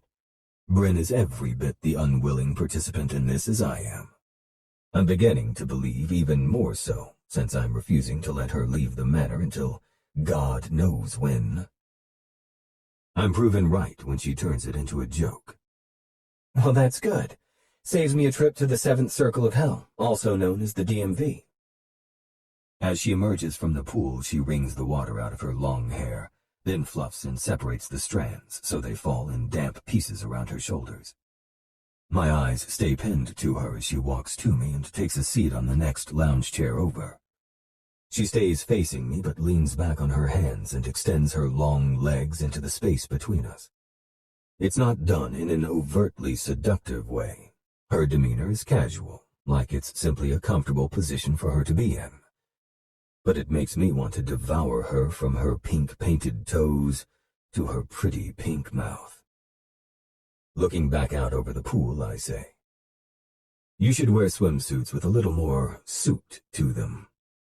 I packed 2 for a 2-day trip, and if you'll remember, I was forced to wear the other one as pajamas. I'll admit, I bought this as more of a dare to myself and didn't really plan on wearing it, but beggars, choosers, yada yada. She glances down at herself, then raises her gaze again to aim an impish grin in my direction that I feel more than see. Why? Don't you like it? This can't possibly offend someone with a nickname like the Dark King. It's not about offense. It's about walking around here looking like a fucking gazelle to a pride of lions. Lions? Gasping, she sits up straight. That would make you the Lion King. I turn my head and glare. Not hard enough, apparently, because Bryn throws her head back in one of those sexy laughs. My mouth waters at the sight of her throat bared to me. An invitation from my lips, my tongue, my fangs. Fuck me. When she calms down again, she sits forward and folds her arms across her thighs, regarding me. So I was thinking, since I'm your prisoner, Guest, hostage, roommate, she sighs. you're whatever for the foreseeable future, I think we should try to make the best of our situation. I regard her over the glass as I take another drink, primal satisfaction hitting me when she squirms the slightest bit under the weight of my gaze. How do you propose we do that? I think if we're going to remain roommates, it should come with certain benefits, don't you? Speak plainly, Bryn. Her pretty hazel eyes roll. Sex, Caiden. I'm saying we might as well have some fun by having... No. No. Yes. No. No. Just like that. When I don't elaborate, she pushes for more. Why the hell not? You're obviously not opposed to no-strings flings, as evidenced by the other night, so what's the big deal? I told you earlier, the male who was with you 2 nights ago was not the real me. The kind of vanilla sex we had the other night isn't my style, and I can assure you, you are not ready for the kind of things I would do to that body. Bryn captures her lower lip, and her brows draw together over the slender bridge of her nose. Goosebumps appear on her arms, snagging the attention of my preternatural sight that chases them as they climb the creamy skin of her neck. I swear to Rhiannon, I can literally see her weighing this as one of her risks worth taking, and I could fucking kick myself for teeing it up like that. Maybe it'll be fine, though. Maybe she won't. You don't know that. Let's try it your way and find out. Fuck. Let's not. You might be curious about the darker side of sex, but I promise you won't like what I need to get off. She visibly bristles, her back straightening and hazel eyes shooting daggers at me. Don't tell me what I do and don't want, Caiden. Just because we tied the knot and had barely memorable sex a few times doesn't mean you know me. I remember enough to know what gets you off, and it isn't anything close to the kind of games the Dark Fae like to play in the bedroom. And I'm their fucking king. Just because I've never experienced something doesn't mean that I won't enjoy it. Drawing on my control, I keep my tone even and firm. The answer is no, Bryn. Drop it. Fine, she snaps out. You don't want me hanging out with Fiona, and you've made it clear I won't be spending any time with you, so I guess I'll just be bored to death. Turning away, she stretches out on the chase like a sulking teenager, making my palm itch to correct her attitude with a few sharp slaps on her ass. Just as I'm considering heading to my room to avoid temptation, she changes the subject. I met one of your wolf friends today. Is he into the same stuff you are? I bet he is. Friends usually share things like that in common. Or your brothers. Maybe they'd be willing to spend time with me. I grind my teeth together, thinking of my friends, brothers, or any other male spending time with her. but shove my violent jealousy down deep and hold fast to my control. Setting my glass down on the small table between us, I pick up my phone and shoot off a quick text to the Night Watch thread. No one in the back of the manor for the next 15 minutes. The guys will no doubt bitch to me about it later, but I know they won't go against my order. The entire perimeter has multiple security measures in place. They can rely on those for now. I lock the screen, turn it on silent, and put it back on the table. "Come here," I command. She turns her head to me, eyebrows raised. "Why should I?" I pop my jaw. She needs to be taught a lesson before her bratty nature pushes us both too far. "Grab your cover-up, then come back here." "Why?" she asks, her brat now on full display. "So you can show me what happens when I piss off the Lion King?" Strike 3, beauty. One side of my mouth pulls up in an evil smirk. "That ass is mine." Chapter 12. Caiden. "I won't tell you again, Bryn. You want to take a walk on the dark side? This is your last chance." She hops to obey me this time, and if I wasn't so fucking keyed up, I might find it amusing. After retrieving the cover-up, she returns to me in record time. I remove the silk belt, then drop the thin robe off to the side. She won't be needing it. This isn't about making her feel comfortable. Just the opposite. I want her to feel exposed and vulnerable. Not that she will be. My text made sure of that. Because regardless of what our status is or isn't, no one else is allowed to have any part of her body, even from a distance. But she doesn't know that. Not yet. I nod to my lap. "Sit." She hesitates, her expression telling me she's not certain what I mean. At least this time she's not pretending. "Straddle me, facing the pool."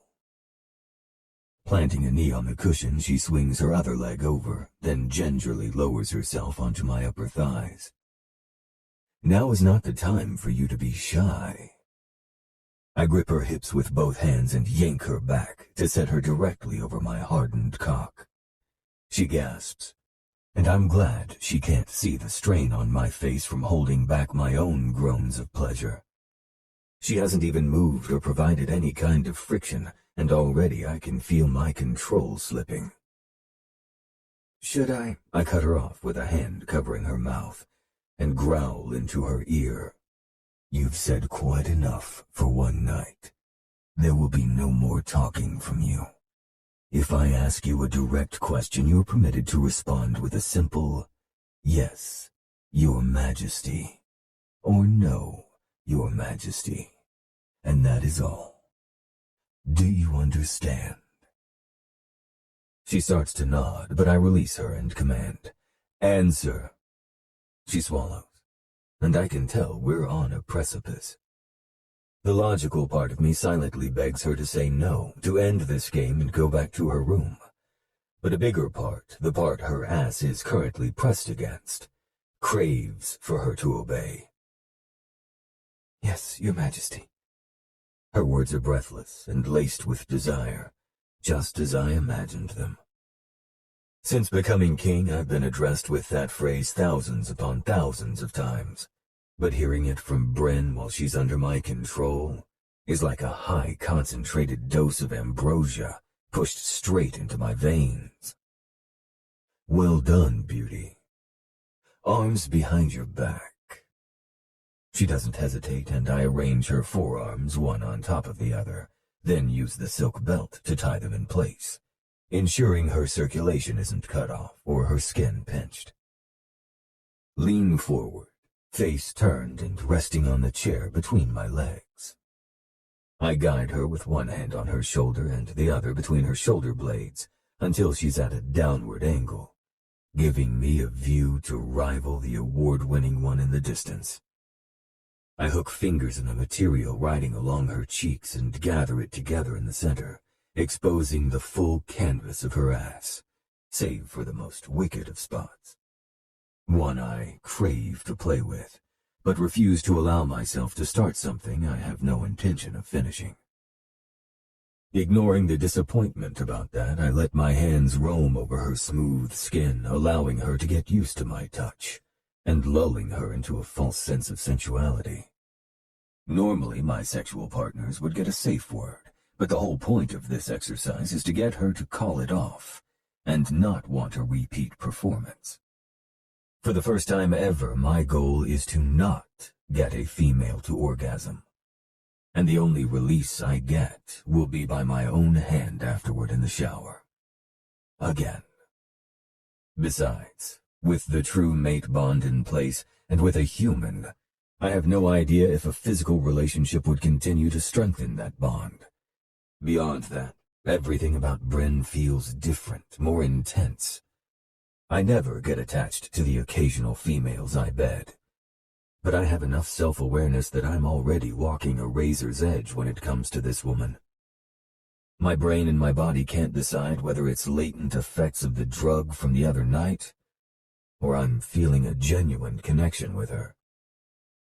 I've turned all this over in my head 100 different ways, and the result is always the same. I can't risk sating the carnal hunger I have for Bryn.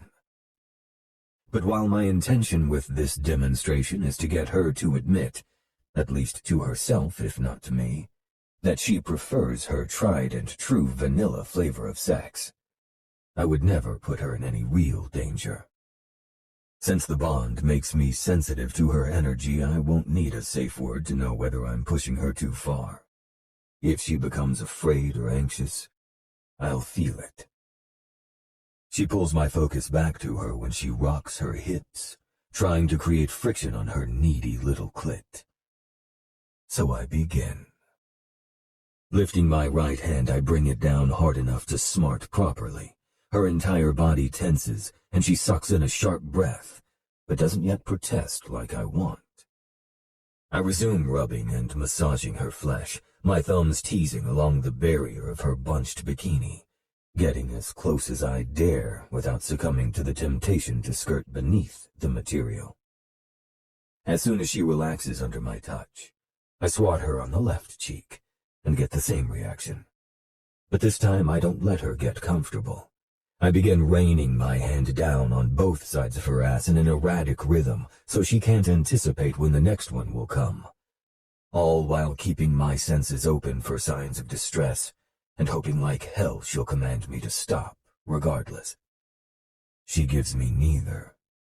Instead, she gives me soft moans and tiny pumps of her hips that rub her pussy on my aching dick. As the one in the driver's seat, I shouldn't allow the movements, but my cock is a greedy motherfucker and he's making a play for the wheel. Getting nowhere with the spanking, I take a moment to admire my handiwork. Fuck, her ass cheeks look good and blush red. Moment over. I pull her up and recline her so that the backs of her shoulders are against my chest, with her arms pinned between us. Your spanking for the insolent attitude is over, but you should know two things. First, that spanking session was for beginners. I went easy on you, so don't make the mistake of thinking it would be as pleasurable if you earn yourself another one. Then I unceremoniously tugged the cups of her bikini top up, baring her breasts to the night sky and, as far as she knows, to anyone with a clear view of us. Second, just because the spanking is over, I say, kneading them roughly, doesn't mean your punishment is. She whimpers and arches her back, offering me more, offering me everything. It's the last thing I need, but it's the very thing I want. Pinching her dusky nipples, I roll them between my fingers and revel in her soft moans as they wrap around my body. My chest is tight with an insatiable hunger for what I cannot have. But every sound she makes, every roll of her hips, every shuddering breath from her lips makes me forget why indulging just this once would be so bad. Such a naughty little temptress. Gods, look how perfect these tits are. I push the supple mounds together, making the perfect channel for my cock to slide through if we were in a different position. Your nipples would look exquisite in my clamps, with a delicate chain going from one to the other for me to tug on and make you scream for me. She gasps as I pinch a little harder and hold, giving her a sample of what she'd feel with my clamps squeezing her tight buds.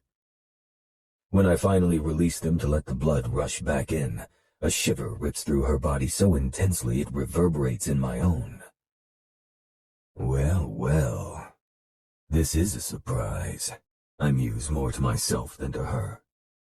You like the bite of pain with your pleasure, don't you, beauty? Her brows furrow, and she traps her lip as though trying to process a new revelation about herself. Yes, Your Majesty.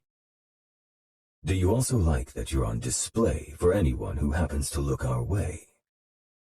She stiffens and cages her breath, encouraged by the change, hoping this will be her line drawn in the sand and my torture will come to an end.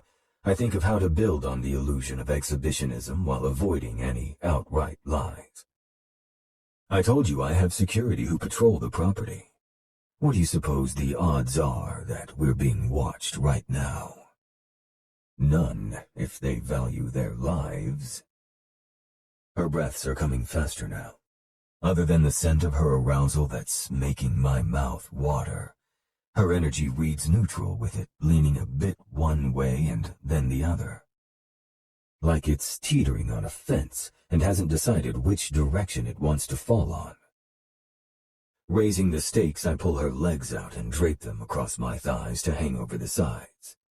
She's spread wide now, with nothing to keep her modesty intact but a thin strip of soaked black material. I push her breasts together and pinch both of her nipples with the fingers of my left hand. Then I snake the other down her body and cup her pussy. Hard, like I own every wet inch of it. Want to know what I think? My thumb starts rubbing circles around her clit through her suit. She writhes in my lap, her ass rubbing on my throbbing dick and driving me to the brink of madness. I lightly score the tender flesh of her neck with my fangs on my way up to lick the shell of her ear. I think you want to be seen. For them to see what a beautiful little slut you are for me, letting me take you however I please. Isn't that right? God, yes, She moans. A spike of arousal clashes with white-hot jealousy. In the past, I've played with partners who got off on being watched, and while it's not at the top of my list of things that turn me on, I enjoyed putting on a show in the interest of my lover's pleasure. But Bryn confuses everything about me I've ever known. She's my own Helen of Troy, causing the different parts of me to war against each other in her name. My brain wants to hold her at bay, knowing how dangerous she is to our life and our crown. My body wants to put her on display to be worshipped, while I ruin her in all the best, darkest ways imaginable. And my soul, tethered to hers by the bond, wants to publicly stake its claim so everyone knows that slighting my queen will bring a swift death to their door. My heart, though. My heart remains silent.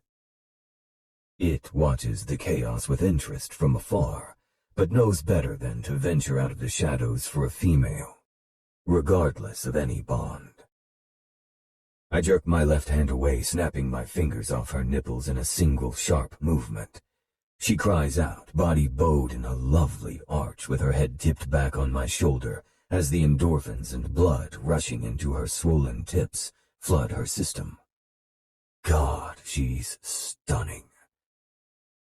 I grasp her jaw as I growl against her temple. That is not the proper way to address your king, Beauty. Try again. Yes, you're... She pauses, and just when I'm about to berate her, she whispers, Yes, my king. I'm so stunned, my grip relaxes, and she's able to turn and peer up at me with those fathomless hazel pools. I like that one better. Can I use that instead? Another iron nail is driven into my coffin. Hearing her refer to me as her anything makes me want to lay the world at her feet. My resolve continues to weaken with the intense connection I feel with this woman, but I can't fucking trust it. I can't trust her. Swallowing past the gravel in my throat, I let my eyes bounce between hers as I weigh my answer carefully, then answer gruffly, You may. Because, fuck it. I like how she says it, and what she calls me doesn't change a damn thing. Before my subconscious can call me out on my bullshit, I refocus on the task at hand, though I'm no longer sure of my end goal. I never intended to bring her to orgasm, and now it's all I can think about. I need to know how her body writhes, see the ecstasy painted on her face. Will she moan as she comes, or will she scream in silence? Grabbing her face roughly in my hand, I ask, Would you like me to continue touching you, Beauty? To make you come right here where anyone can watch? Yes, my king. Beg for it. She hesitates, and the part of me that is still sane jumps at the chance to shut this down. Then we're done. I start to push her away, but she counters it by leaning into me with all her meager weight. Wait. Please touch me. Make me come, please, my king. I'm begging you. Don't leave me like this. Let's test how much of a wanton little slut you are. Releasing her face, I yank the crotch of her bottoms to the side, exposing her pussy to our imaginary audience. I caress her swollen lips, rubbing and spreading her juices all over until she's completely painted in her own arousal. I growl with approval. So fucking needy. Bryn pants next to my ear and tries to move her hips to chase my touch. Unacceptable. I slap her wet pussy in punishment. She yelps and nearly jumps off my lap, but I'm holding her firmly around the waist so she gets nowhere. Hold still. You'll get the pleasure I give you and nothing more. Do you understand? She whimpers but answers properly. Yes, my king. Do you want my fingers inside you, filling and fucking you to completion? On a moan, she says, God, yes, my king. Please give me your fingers. No, I say with as much cruelty as I can inject into the word. You haven't earned them. I let my fingers massage the outside of her puffy lips. Then I set to work to make her do exactly what she's not supposed to, because I'm a sadistic bastard like that. I drag her arousal up to her clit and start rubbing frenetic circles around the swollen bundle of nerves. You'll come like this, or not at all. And Beauty, you'd better not come before I tell you. Oh, fuck, she squeaks out. My other hand moves between her tits, grabbing and squeezing each large mound, then torturing her nipples with twists and tugs, all while keeping my fingertips focused on her clit. Her body begins to writhe ever so slightly, a slave to the waves of rapture rippling through it. Don't you fucking move, I growl next to her ear. She immediately stiffens, doing her best to obey, which pleases me more than it has the right to. We need to make sure our audience has a good view of this dripping pussy. Oh God, please. Wrong lord to be begging. Do I need to impose orgasm denial to teach you a lesson? No! I'm sorry, please, my king, I'm begging you. Please, may I come? No, you may not. Hold it. Her frustrated moan is pushed through clenched teeth, and I know exactly how she feels because my balls have probably turned 5 shades of blue in the last 5 minutes. I've never wanted to fuck someone so badly. All it would take is a quick shove of my shorts and I could sink my thick cock root deep inside her tight little cunt. Bryn is mumbling nonsensical things between the most erotic sounds I've ever heard. Her limbs are trembling with the force of keeping her climax at bay. Sweat drips over my forehead with the strain of holding on to my own control. If I don't let her come soon, I'll be blowing my load in my shorts like a fucking virgin. She turns her face to me, hazel eyes engulfed by the black of her pupils, and begs me to let her come, her words slurring together in one long, unbroken plea. Please let me come, please, please, my king, please, please, please, please. Staring into those deep pools, I swear I can see the fire of her soul as a mirror image of mine. But then I blink, and it's gone, leaving only my own intense desires and needs reflecting back at me. Steeling myself for the onslaught of sensations, I finally give the command. Come. This time I don't prevent her movements. I revel in the way she arches, twists, and writhes. I study the way her face reveals the ecstasy coursing through her, memorize the moans and near screams. I keep my fingers moving on her clit to draw out every last ounce of pleasure before letting up a little at a time, helping her to ride the waves as they ebb and flow, until at last there are only tiny aftershocks, elicited by the graze of my fingertip on her hypersensitive nub. The last thing I want to do is stop touching her. The last thing I want to do is get up and leave. Ignoring my instincts, I quickly untie the belt and release her arms, helping her ease them forward and giving them a brief rub to ensure they're not too stiff. Her breaths are still coming fast as she continues to come down from the climax. Everything in me is screaming to lean back and hold her to me as she levels out, like a compulsion. Which is exactly why I force myself to untangle from her and get up.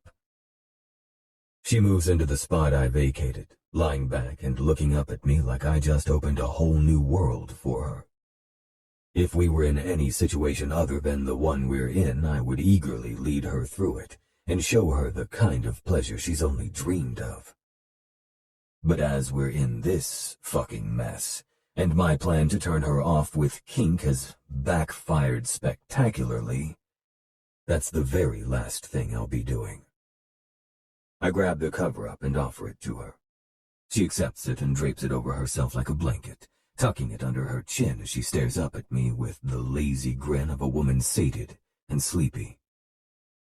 And why the fuck do I suddenly want to see that expression on her face all the goddamn time, whether sex is involved or not? For the record, no one saw us.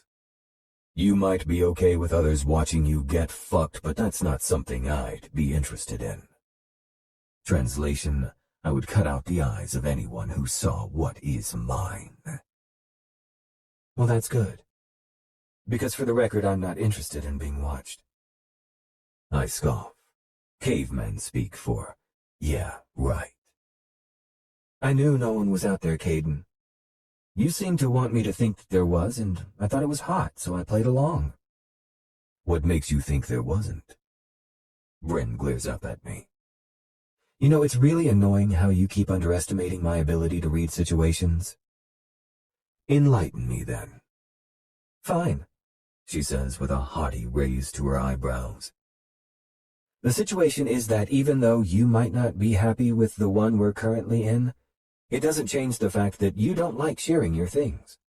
And right now, whether either of us wants me to be or not, I'm sitting pretty underneath that big umbrella of yours that says mine in big, bold, shouty caps.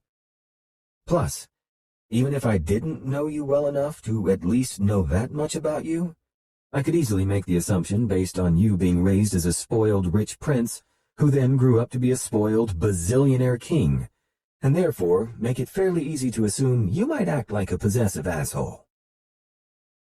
Crossing my arms over my chest, I narrow my eyes at her. You got all that from reading the situation? 100%, she says confidently, then adds, also I saw your text. I scrub a hand over my mouth to wipe away the unexpected amusement before it can show on my face. I don't have to worry, though, because it dies quickly when I remember that the one downside I was holding on to, that she wanted something sexually I wasn't willing to give her, has been ripped out from under me. Frustration rides me along with the ache in my balls and the stiffness in my dick that refuses to abate until I get matters into my own hands. Quite fucking literally. I hope you enjoyed your lesson. That's the only one you're getting. Like I said before, I went easy on you. That was tame compared to what I'd do if I showed you the extent of my tastes. Do us both a favor and forget about making this into some kind of hostage with benefits thing. Her eyes sparkle with mirth. So you finally admit I'm a hostage? No sense in twisting the truth anymore. Maybe if she feels less at ease, she'll stop trying to turn this into something it isn't. Yes, you are. You're a hostage with a certain amount of freedom. But the thing about freedom is that it can always be taken away. Remember that, Bryn. She dips her head in feigned deference while a smirk plays at her lips. Yes, my king. And so the insolent brat returns so soon. It should piss me the hell off. But it doesn't. That it doesn't is what truly pisses me off, further adding to this emotional clusterfuck I find myself in around her. Ignoring her bait, I palm my phone from the table and turn to leave. I trust you can find your own way back to your room. She lets me get as far as the entry to the house before calling after me. At the risk of stating the obvious, it didn't work. I don't turn around. I also don't go inside. Taking that as permission, Bryn continues. Your plan? Instead of making me believe you're not the kind of man who could ever satisfy me, you made me realize you might be the only one who can. Closing my eyes, I force a deep breath through my lungs to reinforce my self-control before I toss all sense out the window and prove to us both just how fucking right she is. Good night, Miss Meara. Then I walk away like a coward, retreating from a battle he knows he cannot win. Because that's exactly what I am. Chapter 13. Bryn. What am I supposed to do while you're taking all these meetings? I told you to bring a book. You didn't listen. Caiden says, his eyes never leaving his phone. I've already read the books that interest me, and your library is small. Size matters, you know. I scowl. He doesn't even take the size matters bait. We have magazines in the reception area. Read those. Sounds riveting, I mutter as I turn to stare out at the scenery through the car window. Am I a grown woman pouting in the back of a chauffeured luxury vehicle like a petulant child? Yes. But does he deserve my bratty attitude with dozens of resort-like amenities at my disposal and how well I've been cared for by his staff? Also yes, because I'm pissed at him. That night by the pool, he gave me the best sexual experience of my life, awakening urges in me I never knew I had. Not until I met Caiden. As I lay in bed that night, unable to sleep from the aching need between my legs, I realized there had always been an underlying hum in my veins every time he was near. When our gazes locked together in the lobby, it was like something clicked into place, and suddenly these darker desires whispered through my mind. But, like wisps of smoke, when I tried to reach for them, they dissipated into nothing, as though I'd only imagined them. Turns out, they were just waiting for their master to coax them from the shadows, which is exactly what he did when he restrained me with a silk belt and pushed me down on that chaise. Then he brought his hand down on my ass like he was striking the match to light those desires on fire. Every growled command in my ear, every verbal surrender I uttered, every drop of pleasure-pain he inflicted was like tossing an accelerant. The flames grew higher, burned hotter, until everything in me exploded, consuming the woman I'd been before I knew Caiden's touch, and from her ashes rose a woman plagued by curiosity and an insatiable need for more. You'd think he would have been all too happy when I didn't run from his little demonstration. It should have given him the green light to do it again, take things further, explore each other until we've memorized every freckle and scar on our bodies, which, beyond the bonus of having great fucking sex, would have been perfect for my plan. Sure, the timeline of me going home may have gotten pushed back while we banged like bunnies for a few weeks, but it wouldn't be much longer than that. Fiona confirmed that Caiden isn't the settling down type. So, once we got each other out of our systems, he'd no doubt be eager to send me back to Wisconsin and just update me about this whole mate bond thing as needed. Afterward, we'd remain casual friends who'd text each other on holidays and birthdays while remembering our time together fondly. At least that's how it all played out in my head. Instead, it drove him into hiding. It's been 2 damn weeks, and the few times we've seen each other was only in passing. I've been left to my own devices to try and work off my sexual frustration, but nothing I do is good enough to take this edge off. I used to joke, to myself, obviously, that I was the best I'd ever had. I know what I like. I don't have performance anxiety, and I sure as hell know where my clit is. But since that night, everything just feels meh.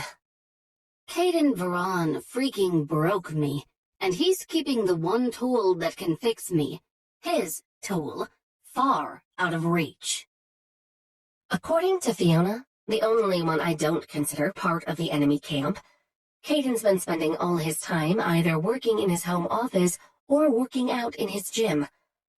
I took up a workout regimen of my own, hoping he'd catch me in my skimpy exercise gear working up a sweat, but he never did. Taking dips in the pool every night to try and recreate the original encounter didn't produce any results either, which means he's keeping track of my whereabouts for the express purpose of avoiding me. I just think the whole thing is rude, and if there's one thing I can't stand, it's rudeness. He's a shitty host, that's all I'm saying. Have I told him that yet? I should. You're a really shitty host, you know that? According to you, you're not a guest, which means I'm not any kind of host, shitty or otherwise. Well, even a prison warden checks on the inmates from time to time, so you're a shitty one of those, too. His eyes are still glued to his phone, his thumb tapping the screen every so often. It's sporting a fancy new privacy protector, so he could be watching porn for all I know. When he doesn't engage, I circle back to an earlier argument. I don't understand why I couldn't have just stayed at the manor. Because I said so, that's why. I snort. Oh, that's mature. Suddenly his head snaps up, and his golden gaze slams into me with ferocious intent. If you're going to act like a brat, then I'm going to treat you like one. Continue pushing me, beauty, and I'll have you over my knee and your bottom so red your silk panties will feel like sandpaper. Heat curls in my belly and sinks between my legs. Fighting against the need to squeeze my thighs together, I part them just a little, Just enough for... There. I watch with satisfaction as Caiden's nostrils flare and a muscle ticks in his jaw. I bite my lower lip and tilt my head as I regard him, my blonde hair slipping off my shoulder to fall forward, drawing his eyes to my breasts for the briefest of moments before he corrects himself. That threat didn't quite give you the result you intended, did it? I say. Tension hangs so thick in the air between us it's practically suffocating, and yet I welcome it. This is so much better than his apathy, than his avoidance. I hate feeling like I'm the only one burning alive without his touch and his commands. His jaw continues to work. I've noticed it's a sign his emotions are skating on the negative side of the spectrum. Anger, frustration, aggravation, sexual deprivation. Unless he's not sexually deprived. My stomach churns at the thought that maybe he's been leaving at night to see someone else.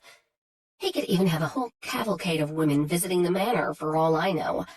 The place is gigantic, with at least half a dozen entry points, including a garage with a gigantic lift that takes his car straight up to a private entrance to his bedroom, of all things. Like he's fucking Batman or something.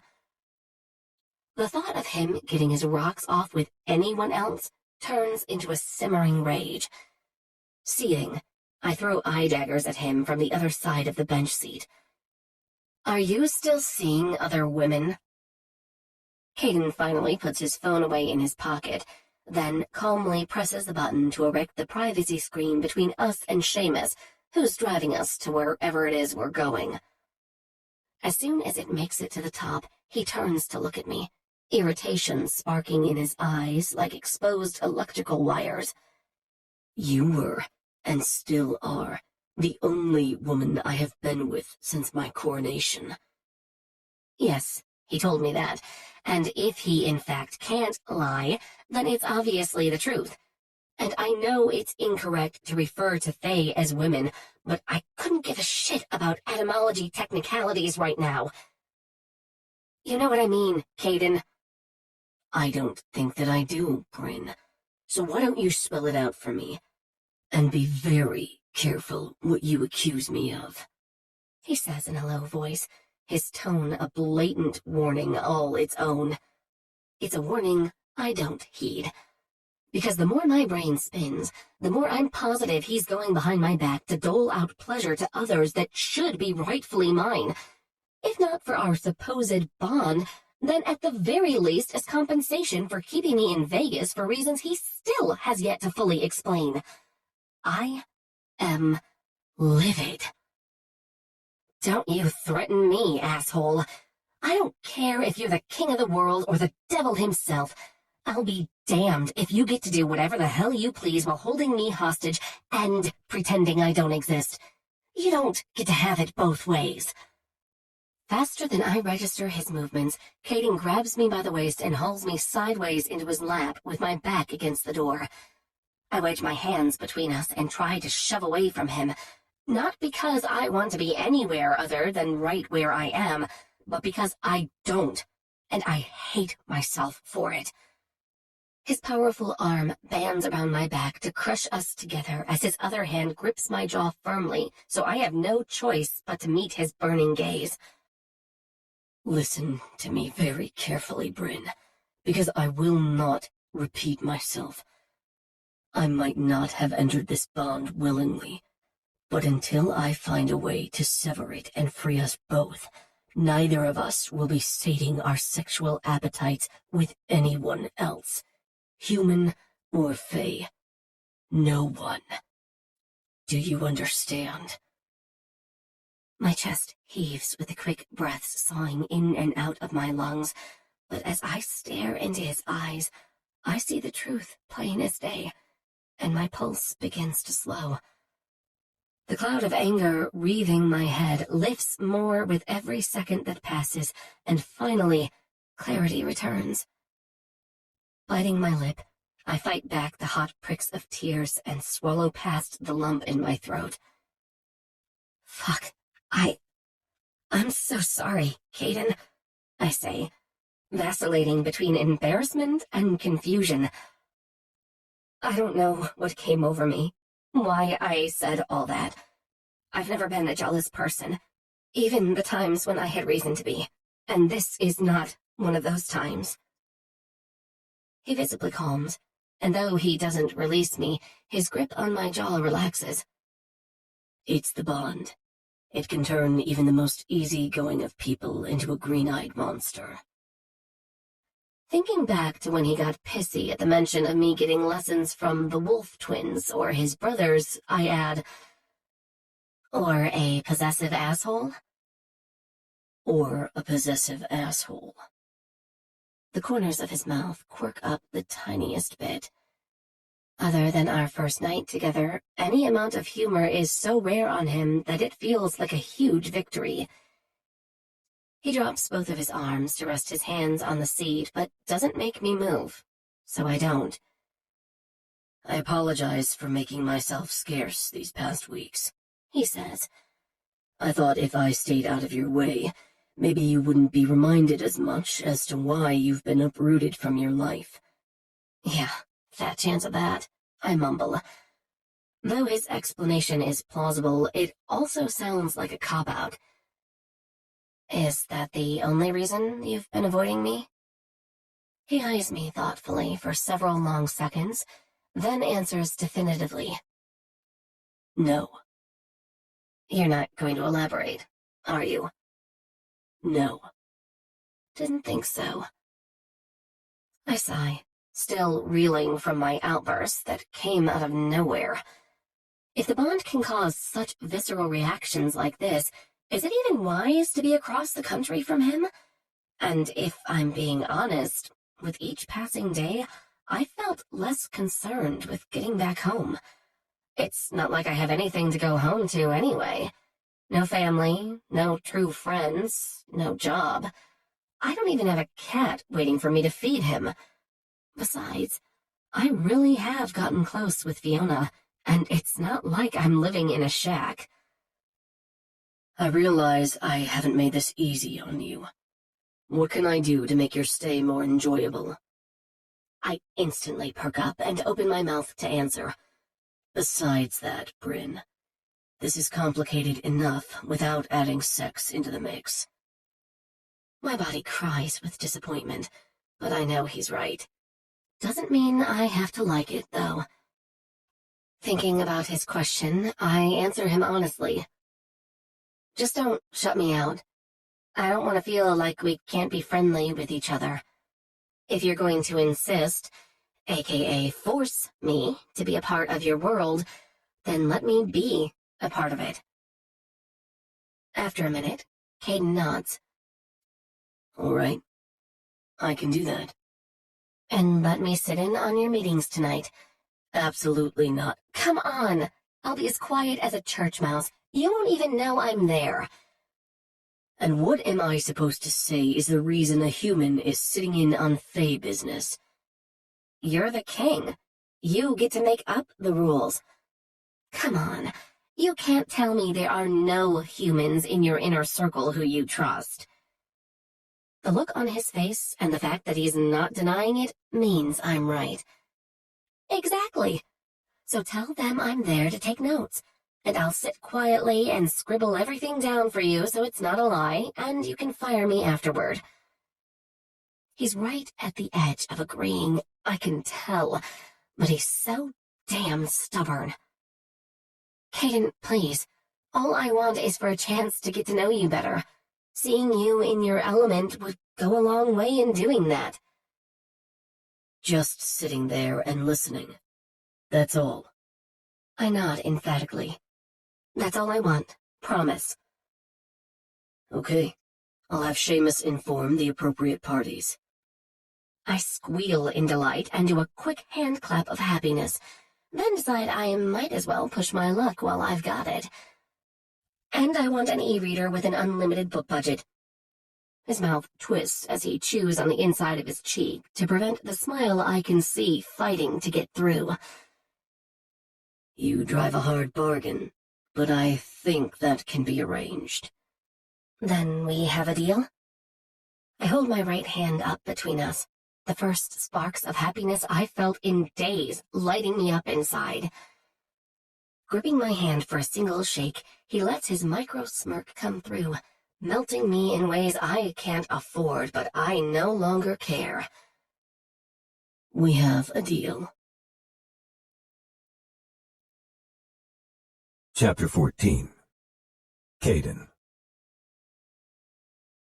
With our destination only a few minutes away and Bryn back on her side of the car, I do my best to shake off the adrenaline from our fight.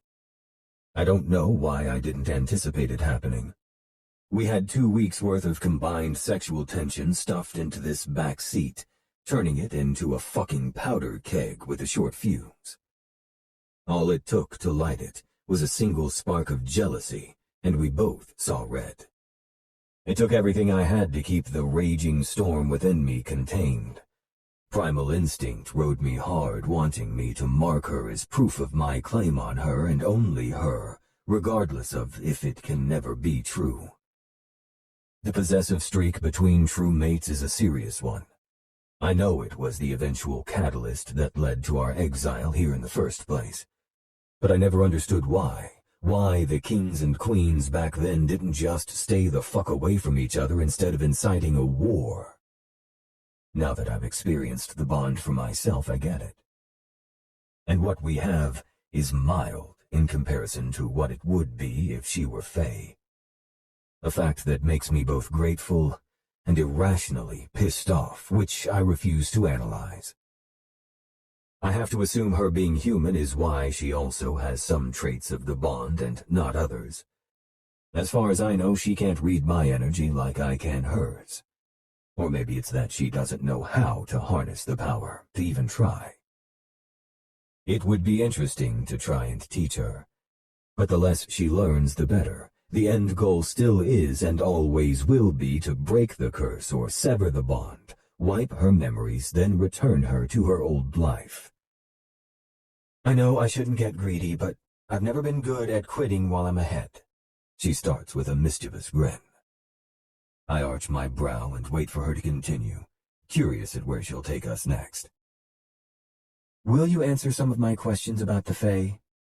Bryn, I know, secret race, so secrets must be kept.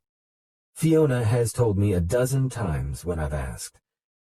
But I'm not asking for your nuclear launch codes or whatever. I'm talking very basic things, tiny things. She clasps her hands together and gives me a pitiful look. Please, Caiden. I sigh, resigned and accepting my weakness with this woman. It's a damn good thing Fae don't have nuclear launch codes, or Bryn might be able to convince me to let her hold them for safekeeping. She already knows that the dark and light Fae are in the human world due to Anya exiling us for transgressions by our ancestors. I allowed Connor to give her that much. But she doesn't know about our curses or anything that would reveal our weaknesses. That would be plain foolish. Tell me what you want to know and I'll answer as much as I can. The delight that beams from her warms me like the Vegas sun just before it sets. Why don't you have wings? Is that one of the myths about Fae? A harmless enough question I'm happy to answer. No, it's not a myth. The Fae back in Faerie all have wings, but both exiled courts were stripped of our wings. Those at the time and all future born, as part of our consequences. Well, that hardly seems nice, she says, her nose wrinkled. That one true queen chick sounds like a real I stop her with a hand over her mouth and shake my head. You never know who or what is listening. She nods and I lower my arm. I assume you have more than just the one question. The fangs. I thought that was a blood-drinking vampire thing, although yours are shorter. Her eyes grow wide. Wait, are vampires real too? I ignore that last question. It's an unwritten rule not to out other races. Fangs were used to drink blood, but that hasn't been done for a millennium. What she doesn't need to know is that it used to be a war tactic.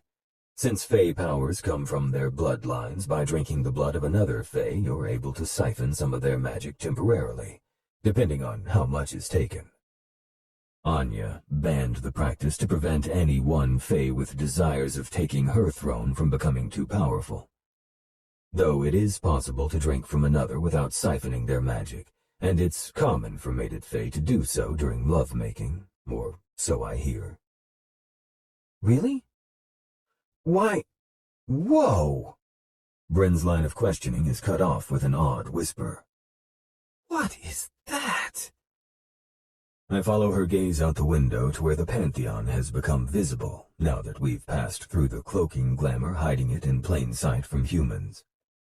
The massive structure was built with bricks made of black sand that gleam in the moonlight, and towering spires on every corner that stretch into the night sky as though trying to touch Rhiannon herself. I begin to relax as tranquility trickles into my veins like life-giving water finding its way into the cracks of the desert. I've come to this place at least twice every lunar cycle since my birth, close to 5,000 times. And yet it always feels just as awe-inspiring as my first memory of it.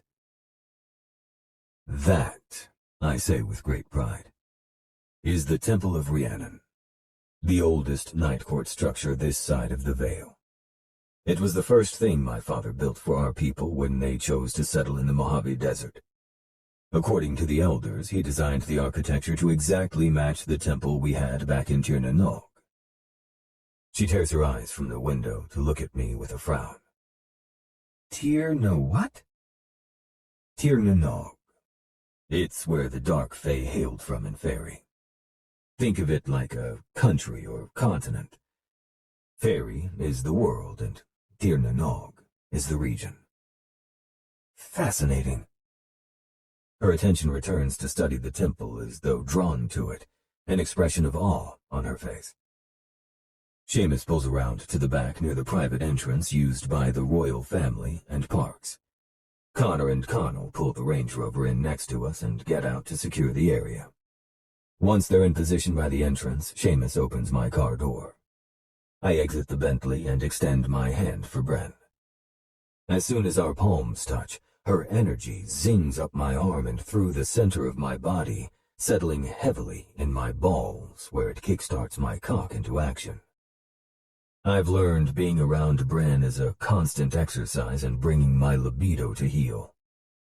I feel like I'm 70 all over again with no control over my own dick. Copy that, Connell says into an earpiece, then addresses me. Maddox says the tour is clear. We're to go. I nod and place a hand at the small of her back to guide her across the distance. What's the tour? TOR, the acronym for Temple of Rhiannon. Something Connor came up with for the Night Watch to use in communications. It became a nickname of sorts. She smiles at the wolf boys as we approach them. It has a nice ring to it. I like it. That's what I thought too. Good evening, Bryn. Connor beams one of his panty-melting grins at her because apparently he has a death wish, and holds the door open to usher her inside with a sweep of his hand. Welcome to the tour. Thank you, Connor. And it's nice to see you. You too, Connell. Same here, Bryn. He gives her a smirk with a wink. I glare at both of them as I pass, making them even more amused that they rankled me. Assholes. As I guide her down the long hall, I discreetly watch Bryn from the corner of my eye. I'm going to pretend I didn't notice how familiar and casual you are with my personal guards. Perhaps if you hadn't ignored me the past 2 weeks, we wouldn't have had the chance to become so familiar. Then she turns a saccharine grin on me and bats her eyelashes. Her tell that her bratty side is about to make an appearance. Be thankful it's only in a familiar sense, and not a biblical one. My stride doesn't break as I lean in with a low warning. Strike one, beauty. I keep my eyes forward but hear her soft gasp, and feel her surprise burning a hole into the side of my face as we turn a corner. Irritation at my lack of control pricks at the back of my neck. If anyone else had tried a stunt like that to make me jealous, I wouldn't have reacted on principle. But Bryn has the ability to push my buttons in just the right way that I react before I even know what the hell I'm doing. I shouldn't have given her a strike. It implies a possible repeat performance of that night by the pool, or more. Gods, I want to do so much more to that delectable fucking body of hers. And Bryn's liable to earn the last 2 strikes on purpose. Thankfully, she has enough self-preservation to change the subject instead of goading me further. For now.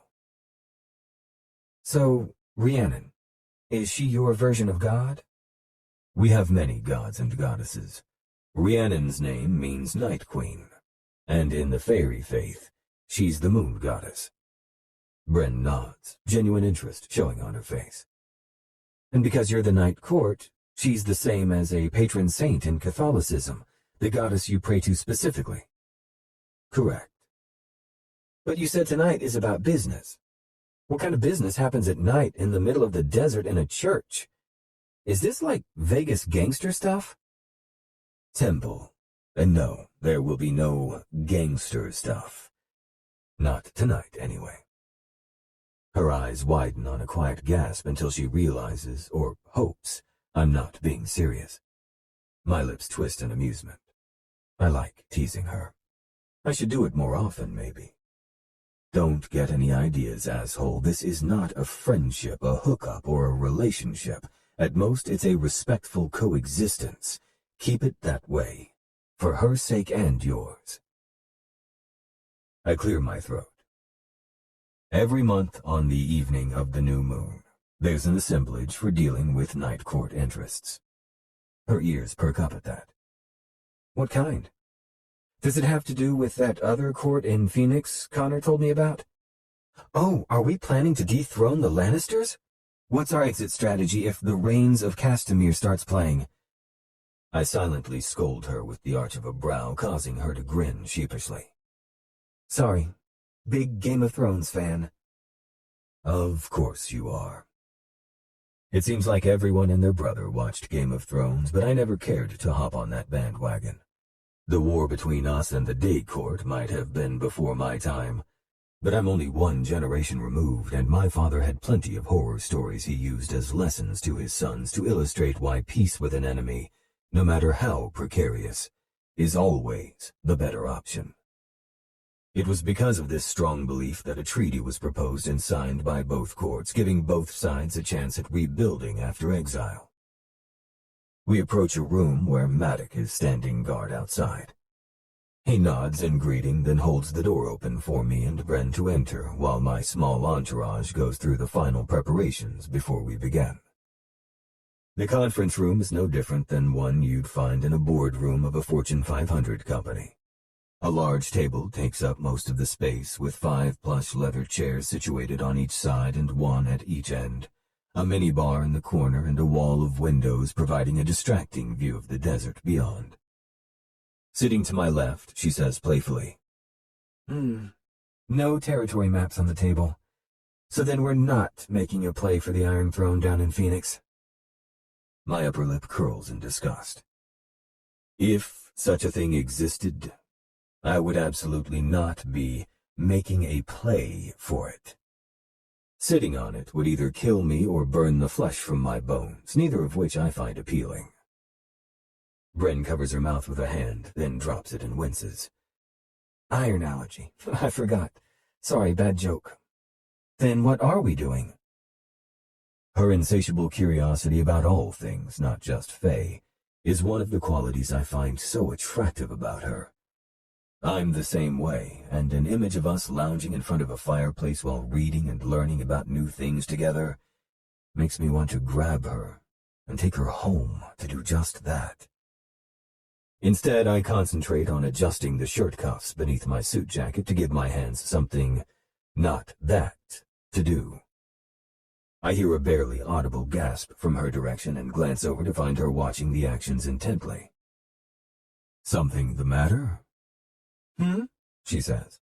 her gaze snapping back up to mine, and whatever thoughts she'd been lost in are now gone. No, sorry, you were saying? I'm more than a little curious about what she's not telling me, but Bryn is fairly transparent. She'll tell me in her own time. Until then, I'm trying not to be an overbearing prick who demands to know her every thought. We're here so that I can meet with any dark fae who wish to speak with their king. Oh, She says, her hazel eyes lighting up with understanding. like when the wrinkly old king sits on his throne and he passes down judgment when the peasants have disputes with their neighbors over who owns which tract of land, or when someone reneges on the arranged marriage for their daughter and doesn't give the other guy the 2 goats he was promised? Bryn, you watch entirely too much TV. She scrunches up her nose in the most annoyingly cute way. Probably. You're partially right. The concept is the same, I concede reluctantly. Except I meet with them in this conference room, and my subjects aren't peasants, nor are they worried about tracts of land and/or goats. After a brief pause, I feel obligated to tack on. And I'm sure as hell not wrinkly. Laughing, she gives me a once-over. Maybe not yet, but with all the desert sun you get, I bet you look like a Shar-Pei by the time you're in your 60s. Considering I passed 60s a long time ago, I'd take that bet. She stares at me quizzically, like she's afraid to ask. How long is long? About 100 years. Her jaw practically falls into her lap. You're 160 years old?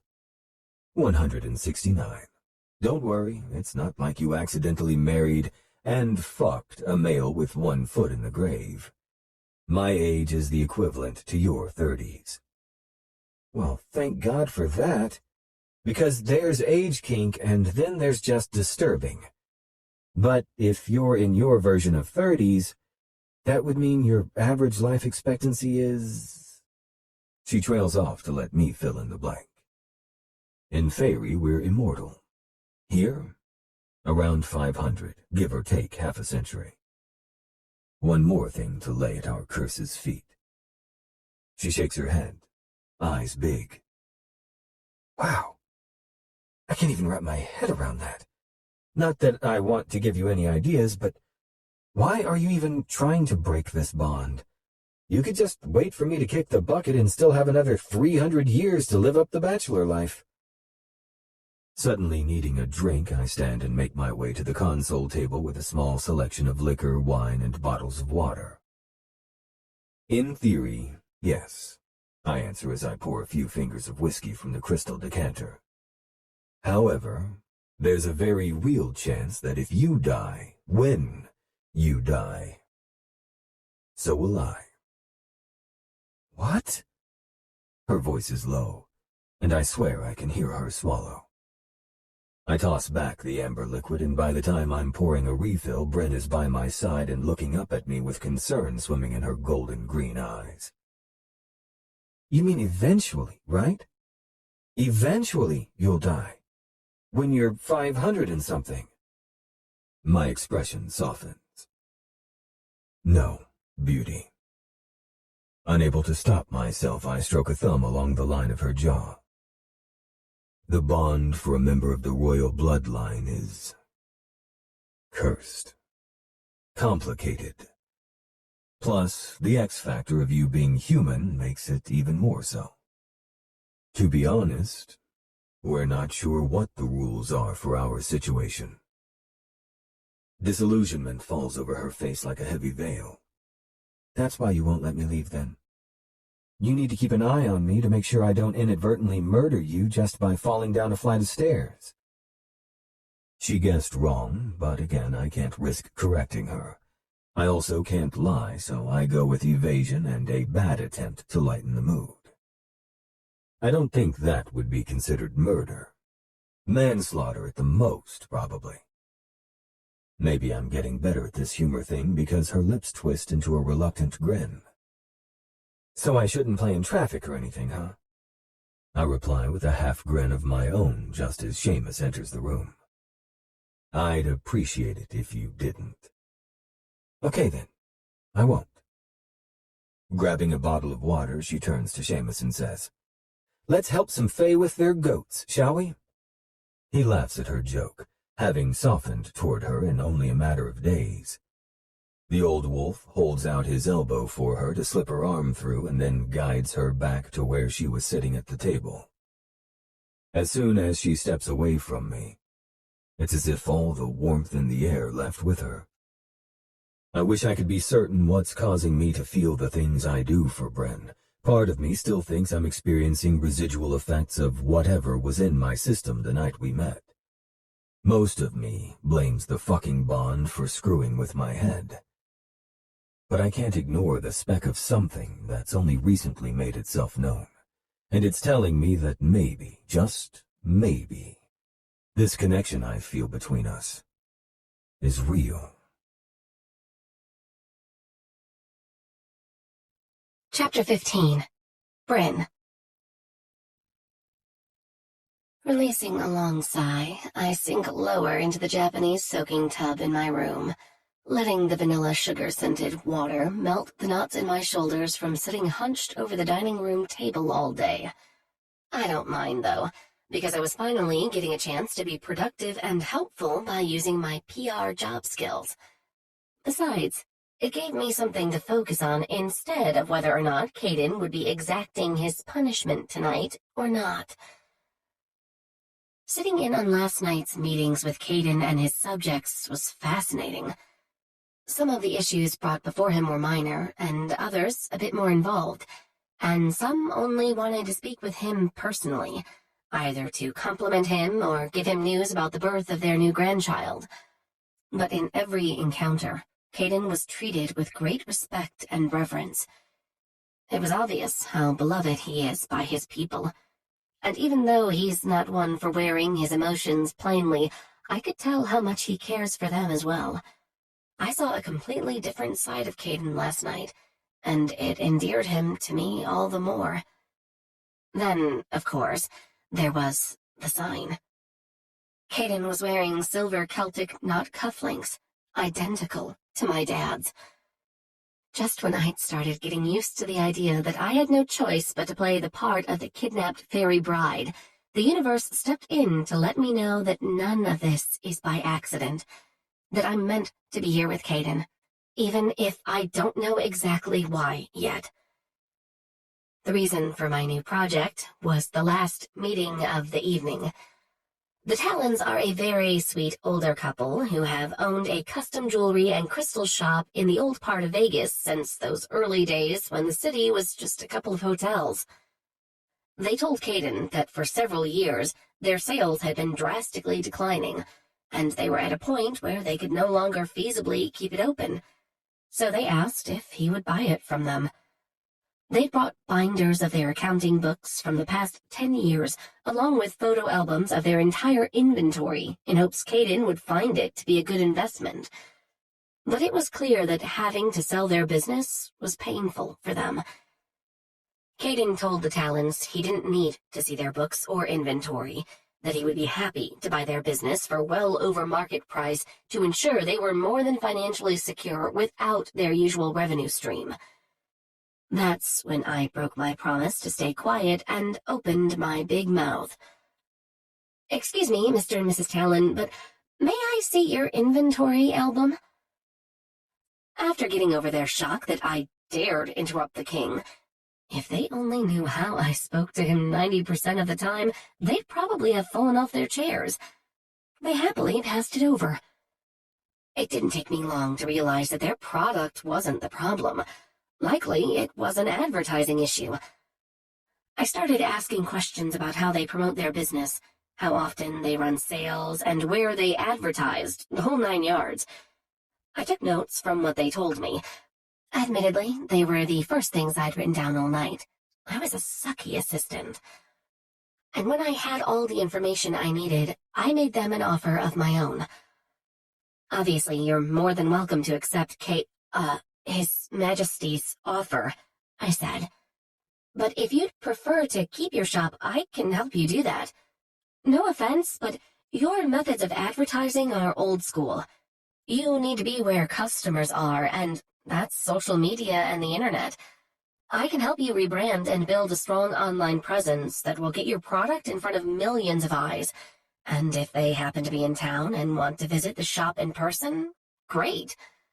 But if they like what they see and they're in Hong Kong, they'll be able to purchase online, and all you'll have to do is send it off with the daily delivery guy. What do you say? The Talons were ecstatic. Caiden was wary. Those are excellent ideas, and if the Talons are interested, I'd be happy to set them up with someone from my marketing department. I gave him a tight smile. That's not necessary, sire. It would be my pleasure to head this up. I'm sure it would, and I appreciate what you're offering, Miss Meara, but I'm not sure right now is a good time for you to be taking on such an involved endeavor. Well, I think it's the perfect time, Your Majesty. If you recall, you don't have much need for me, so I have plenty of free time. Then, smiling sweetly, I added, of course, if you'd rather give the project to someone else, I suppose I could always put my efforts into assisting your heads of security with whatever might be useful to them. He stared me down and ran his tongue over the front of his teeth before affecting a smile for his guest. Grabbing my pen and notebook from me, he scribbled something as he told them that he'd make sure I was at their disposal. When he pushed the notebook back to me, it read, Strikes 2 and 3, beauty. As the Talons talked excitedly between themselves, I wrote my own note for him and pushed it back. Worth it. I didn't waste any time, starting first thing today and working until my shoulders were screaming at me, hence the soak in this glorious tub. Feeling much better, I get out and wrap a towel around myself. As I pad into the bedroom, I mull over my options for how to spend my evening, but find it may have already been decided for me. On the bed is a short white satin robe and a black envelope. Fairy wings erupt in my belly as I slide my finger under the seal and pull out the black note card. In silver pen, instructions are scrawled in Caiden's handwriting. Wear only this and enter my room to find your next set of instructions. I quickly finish towel drying my hair, don the robe, and make my way across the second floor to his room. I've never been inside, so I'm incredibly curious what the private space of a king looks like. Taking a deep breath, I let myself in, then close and lock the door behind me. The room is massive. It takes up the entire half of the manor on this level.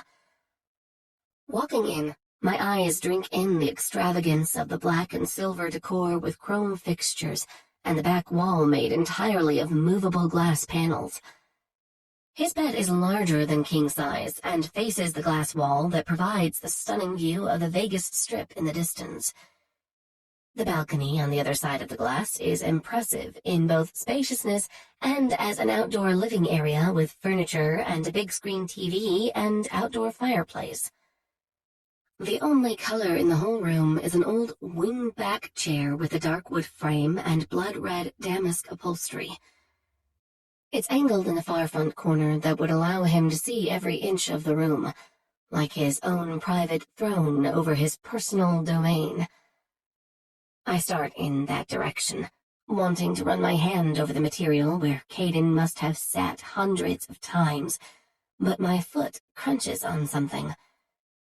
Peering down, I see another black envelope on the dark gray carpeting and remember what I'm supposed to be doing.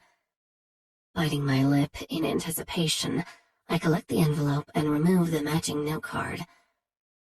Kneel with legs spread, hands on thighs, and wait. A shiver of excitement runs along my skin. Lowering to the floor, I follow his instructions, setting the card off to the side.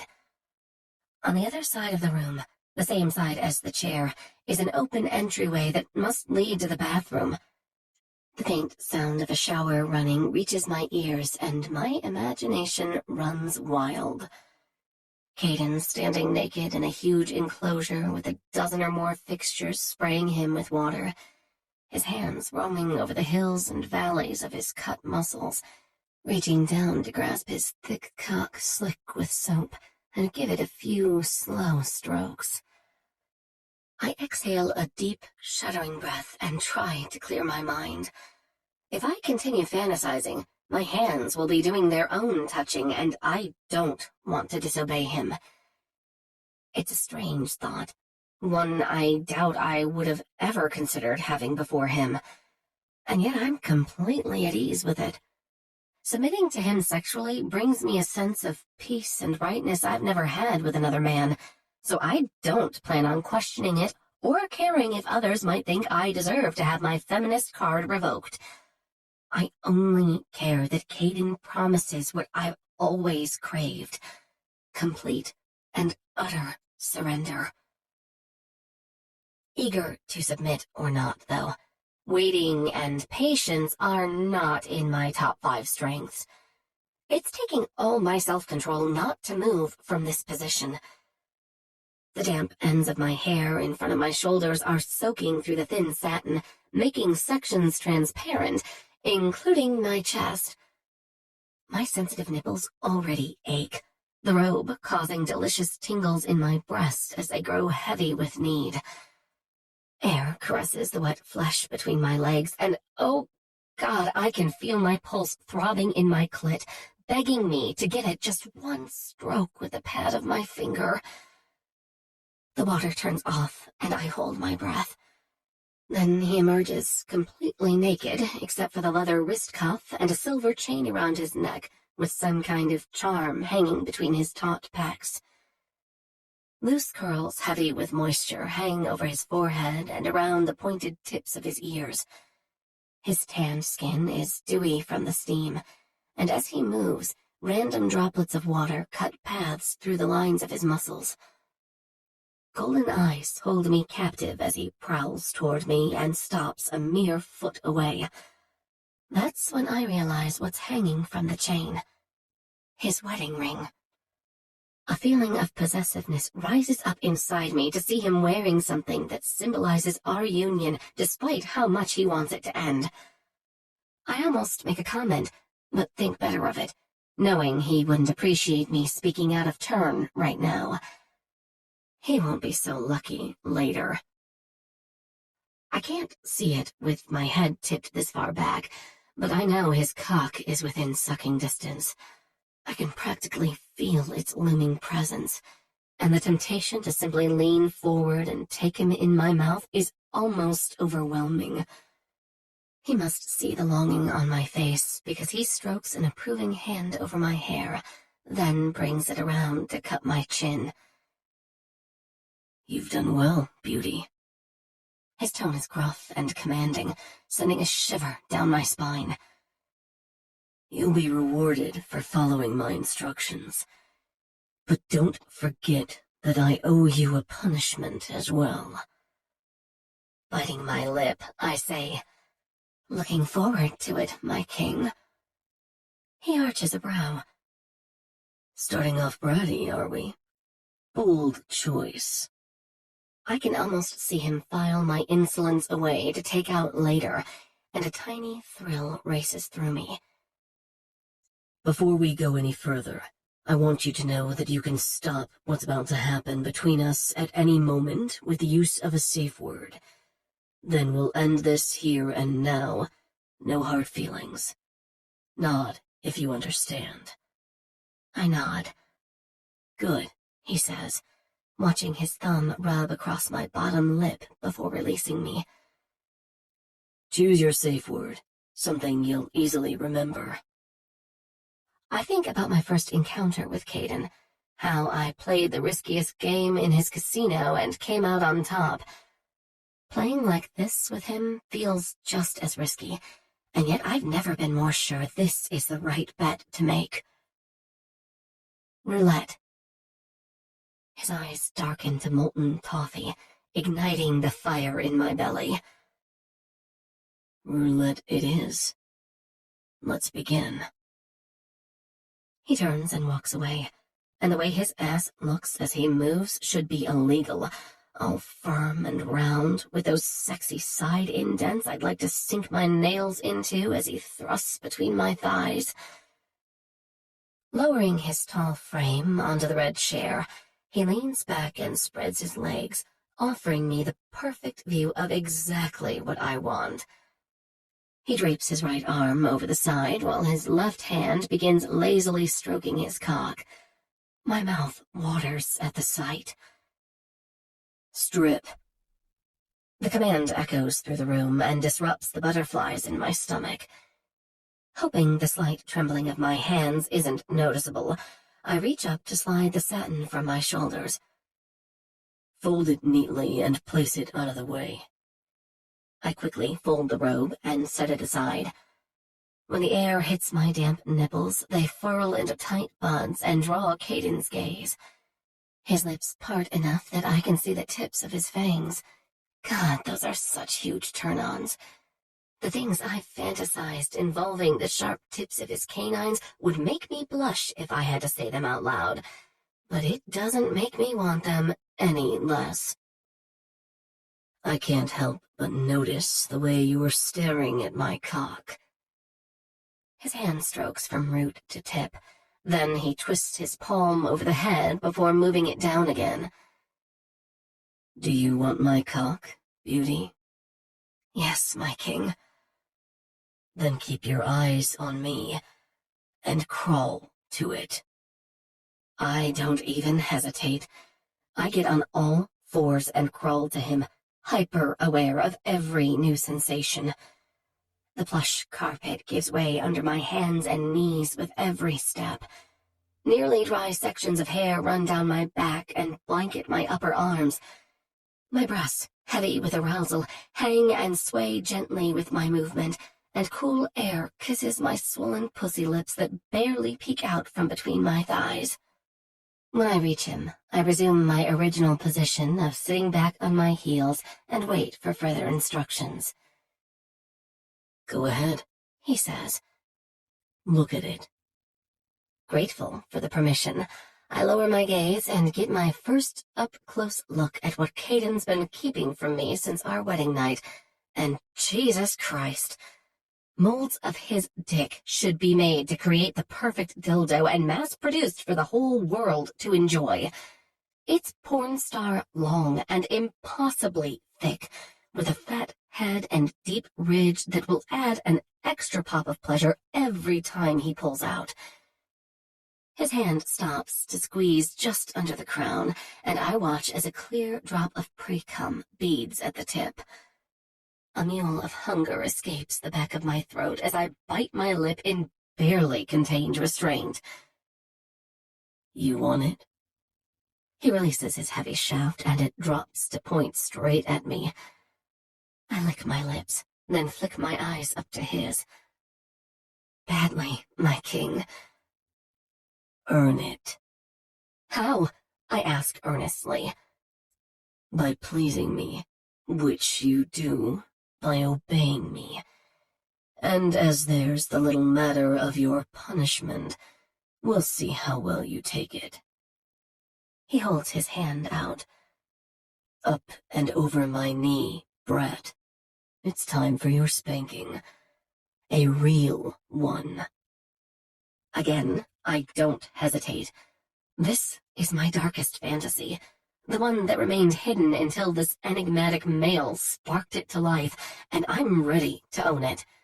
I want to give up control like this in the bedroom, and what's more, I want to give it up to him.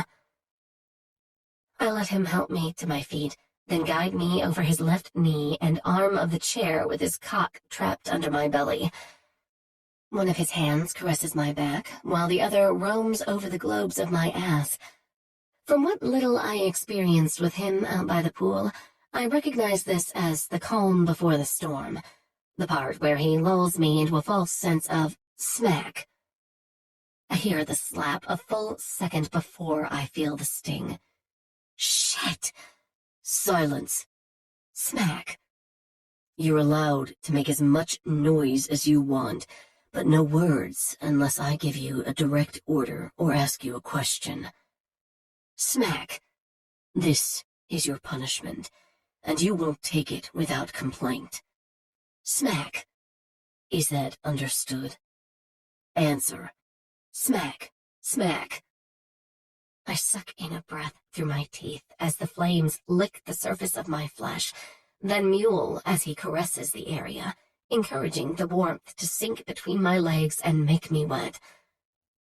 Yes, my king, I understand. His fingers trace the cleft of my ass and follow it down until they're able to probe my pussy lips to find my entrance. Already dripping. It makes me wonder if you defied me just to feel the sting of my hand again. I open my mouth, but stop myself from speaking. I'm not sure what the right answer is.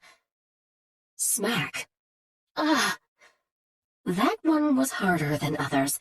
Yet again, the pain melts into pleasure that causes a new rush of arousal.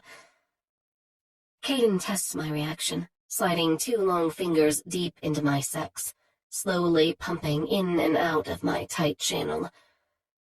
We'll see how brazen you are once I introduce you to the next part. Pulling his fingers out, he drags my wetness up to rub it around my asshole. Nerves I didn't even know existed suddenly light up with a zing, and he has me squirming on his lap in seconds. He says, the sound a low rumble in his chest. So eager. When he stops touching me there, I barely have time to register my disappointment before he rains down more slaps to my ass cheeks.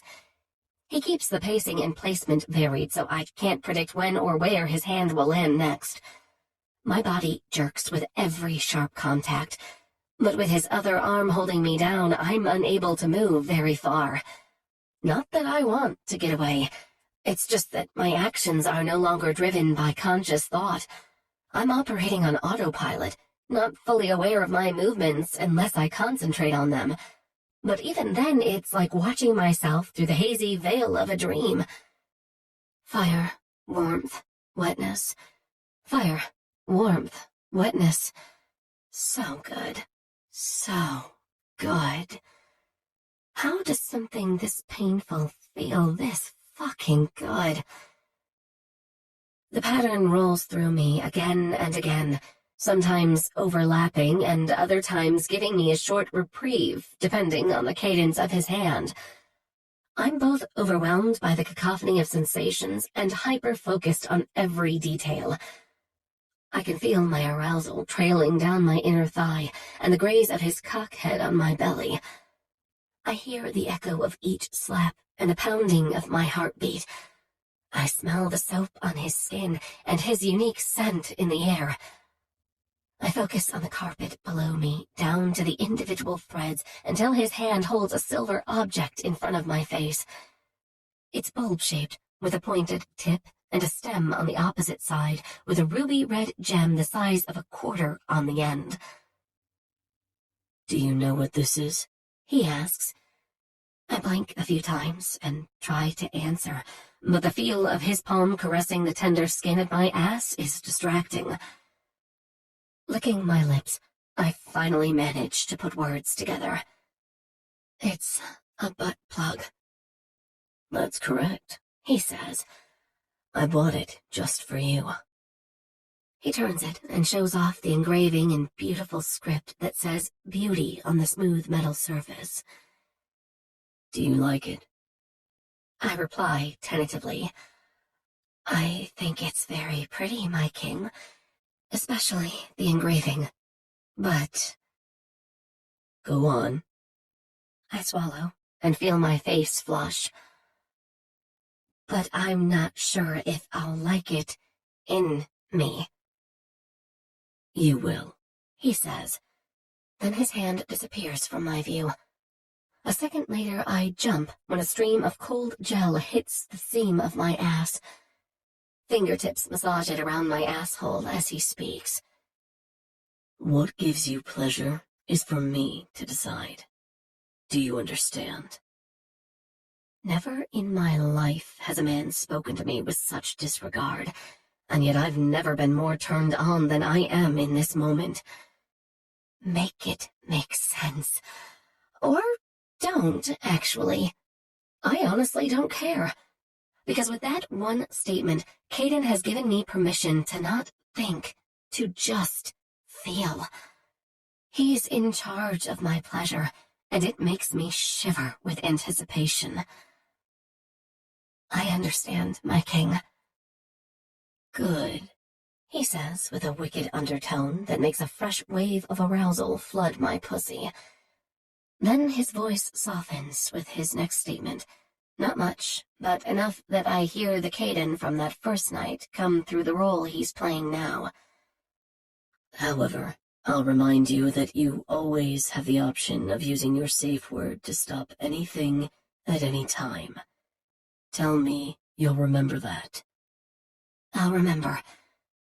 Good girl. A large hand smooths over my hair, then trails down my back to join the other one, still massaging between my cheeks. Now, let's get you decorated like a pretty little slut. Butterflies erupt in my belly, their wings on fire from the sweet degradation of his words. I want to be his slut, his whore, his dirty little every fucking thing. Because I know deep down he's not insulting me with these titles. He's revering me. And that makes all the difference in the world. Wedging the cool metal tip of the plug against my puckered hole, he works it in farther with a slow and steady push, keeping it moving forward to get past the ring of muscle that wants to clamp down to prevent the intrusion. Relax for me, beauty. That's it. Good. My asshole stretches to accommodate the plug as it widens. It burns a bit, and my brain is shouting that it's an exit only when Caiden reaches under me with his free hand and rubs my aching clit. Oh. I moan that one syllable until I'm out of breath, and the end of the plug finally slips in, allowing my hole to close around the stem. Fuck, that looks nice. Cherry red ass with a gem to match. He taps on the jewel several times, causing the plug to move inside me. I whimper as intense pleasure vibrates through my entire body. What do you think about the plug in your ass now, my little slut? I love it, my king. He lets out an evil chuckle. Of course you do. Back on your knees now. Come on. Caiden helps me off his lap and sets me carefully into my original position, kneeling between his legs. When my butt hits my heels, I hiss and pop back up. He gives me a wicked grin, and his hard cock, still jutting from his body, twitches. It turns him on to witness my discomfort by his hand, which turns me on in kind. Because at some point during my spanking, my arousal became directly linked to his. Now that your punishment is over, it's time for your reward. It feels like a year has passed since that conversation, so I don't immediately remember what he's talking about. Then he gives himself a couple of slow strokes, drawing my gaze down to his mouth-watering member. What are you waiting for, beauty? Show your king how you worship his fucking cock. Chapter 16. Caiden. On the outside, I appear seemingly unaffected, bored even, as I wait for Bryn to follow my command. But inside, my pulse is jackhammering its way through my veins, and I have to consciously keep my breaths slow and deep, or I'd be hyperventilating from the anticipation of finally feeling her mouth on me. She licks her lips, leaving a sheen of moisture behind I want to taste as I suck and bite at her mouth. Soon. You'll have her soon. The thought has my balls drawing up tight and my cock twitching as she inches closer between my splayed legs. She grasps my shaft in one hand and blinks in surprise when she realizes her fingertips are still an inch away from her thumb. Peering up at me through her lashes, she licks the crown with the flat of her candy-pink tongue. I clench my jaw to keep my reactions at bay. My only tell, the flare of my nostrils as a jolt of electricity travels down the length of my dick. Watching her lap at the drop of pre-cum leaking from the slit is the most phenomenal thing I've ever witnessed. My lids lower to half-mast when she swirls that wicked tongue around the head a few times. Then she sucks my cock into her hot mouth as far as it will go, and I lose my grip on my control entirely. A growl rumbles low in my chest as my fingers tangle in her hair, and I begin to guide her movements. She can get my length about halfway down her hot throat, and uses her hand to pump and twist on the half she can't. Bryn sucks my cock like she's one step away from porn star level.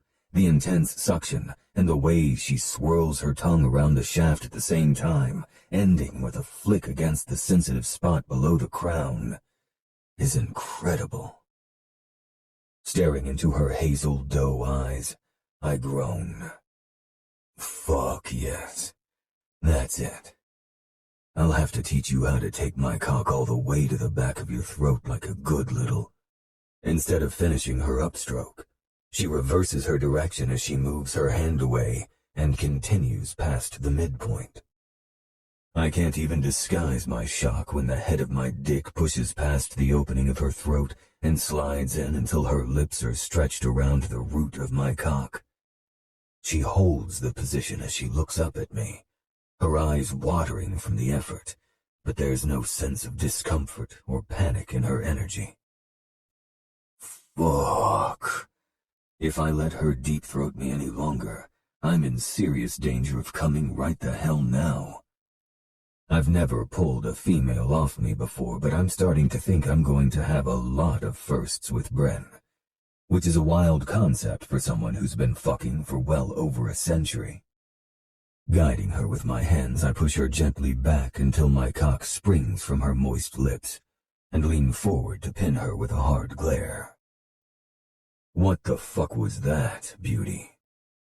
I meant to sound curious, but at the thought of her porn star blowing for some other guy, it came out as more of an accusation. She smiles wide, clearly proud of herself. I'm part of the 25% of the female population with no gag reflex. I've only done it with a dildo before, though. Then she actually blushes with a shy giggle. It's so unlike her, and that glimpse of rare vulnerability from her is all too endearing.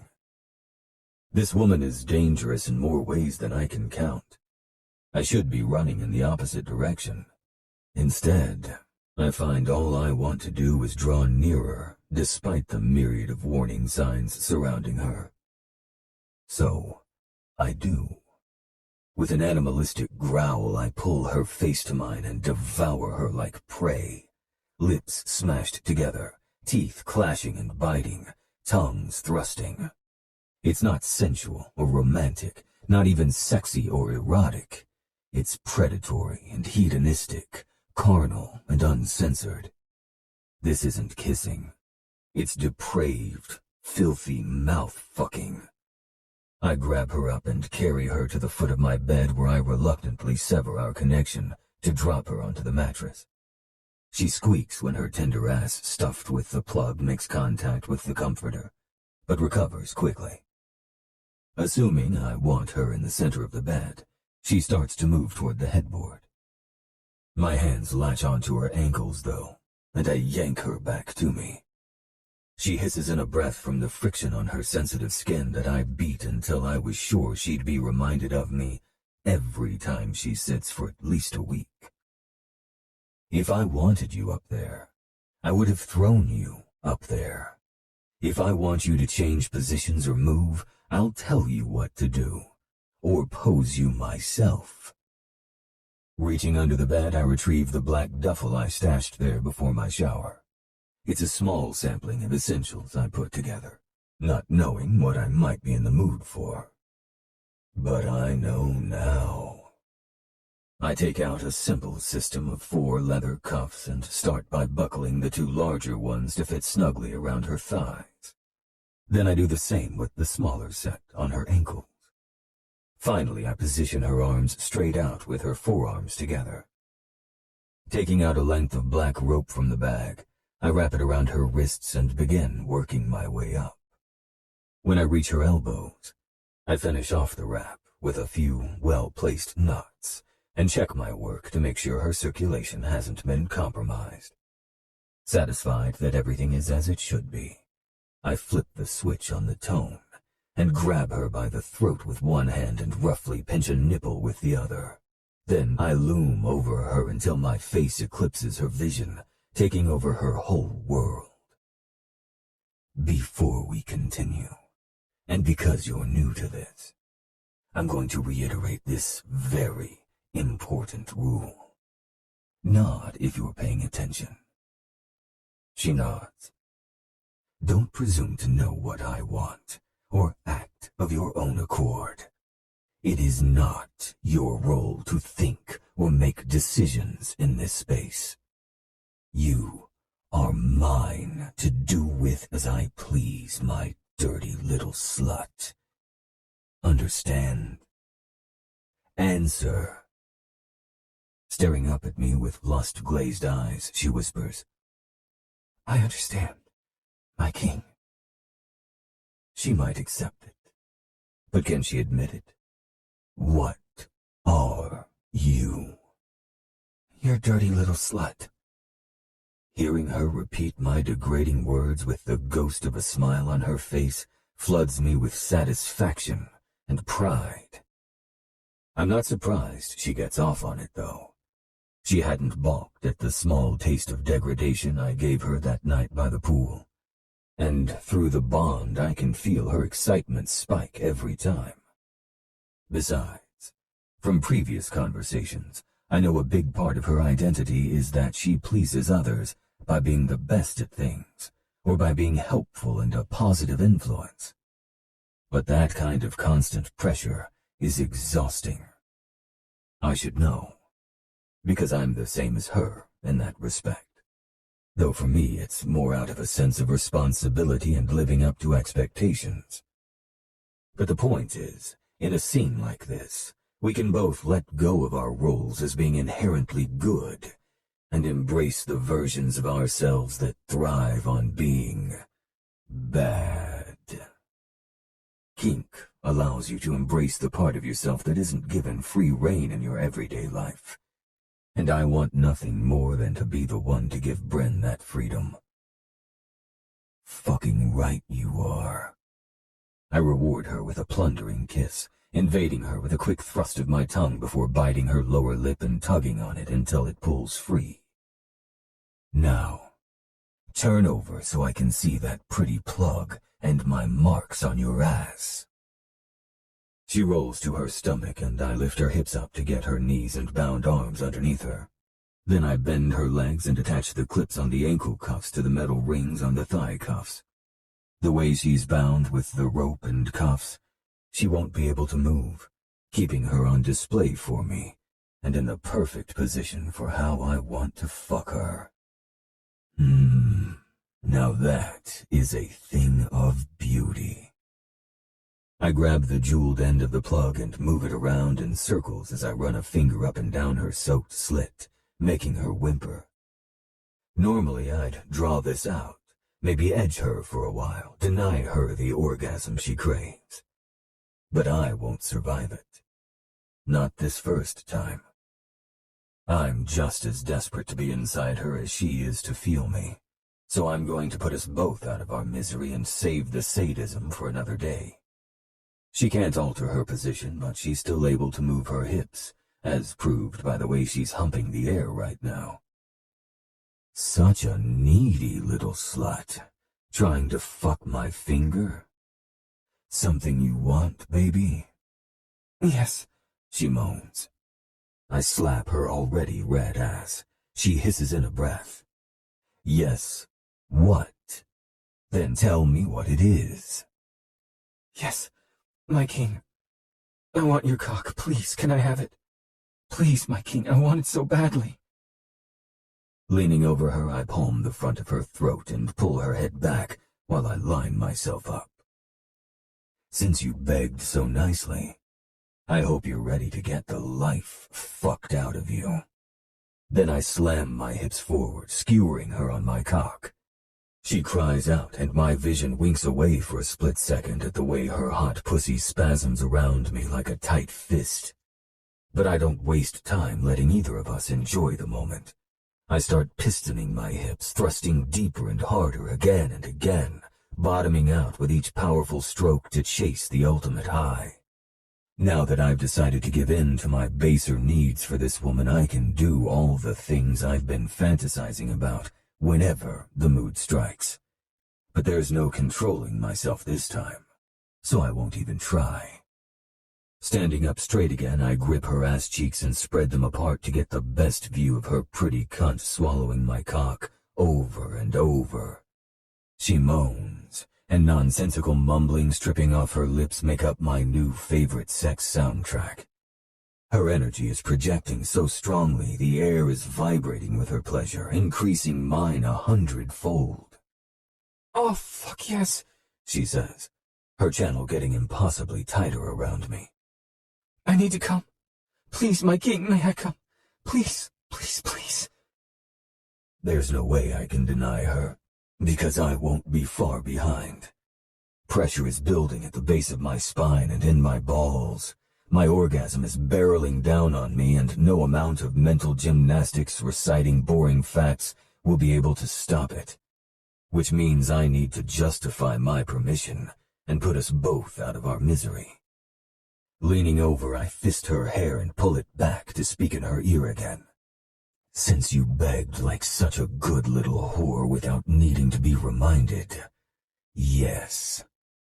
Then I allow myself a real moment amid the kinky chaos and whisper, "Come for me, beauty." And she shatters. Her mouth drops open on a silent scream, her legs shaking as her pussy clenches and spasms around my cock. I continue to pound into her, going faster and harder. Her entire body begins to tremble, and I can feel a second climax overtake her, even more powerful than the first one. And I can't hold off any longer. The pressure crests and becomes too much to contain. I roar and slam into her one final time as spurts of my seed lash her pulsing walls, causing her to moan and rub her ass against me. I don't even know if she's aware of what she's doing, but if she keeps it up, I'll be tempted to go for another round. I press a kiss to her damp temple. Good girl, beauty. Hold still. I'm going to remove the plug and get you out of the restraints, okay? She nods, then rests her forehead on her fists as she tries to catch her breath. I work quickly and efficiently, careful to pull the plug out slowly and set it off to the side to take care of later. Then I unbuckle and remove the cuffs before helping her onto her side. As I undo the knots and start unwinding the rope from her arms, I do cursory checks on how she's doing, looking for any signs of distress, and reading her energy to make sure I'm not missing anything. Thankfully, she's properly blissed out in subspace. But she'll be dropping now that the scene is over, and it's my job to provide the aftercare that will allow her to come down slowly and help her with any complicated emotions that can sometimes arise. The indents on her forearms left behind by the rope are beautiful, another example of leaving my mark on her body that speaks to the primal part of me. Dropping the rope into the bag, I grab the small jar of balm. Almost done. This will help the healing process. I carefully rub the ointment onto her ass cheeks until I'm sure I've covered everything that's red, then toss it in the bag and set it all on the floor. Come on, beauty. Up you go. I gather her against my chest and walk around the side of the bed.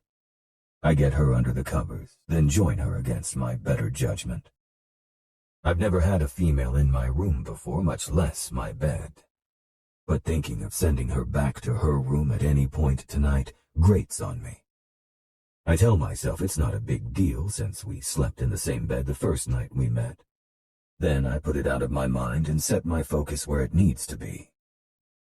Gathering Bryn in my arms, I stroke her hair back from her face and run a hand up and down her back under the covers.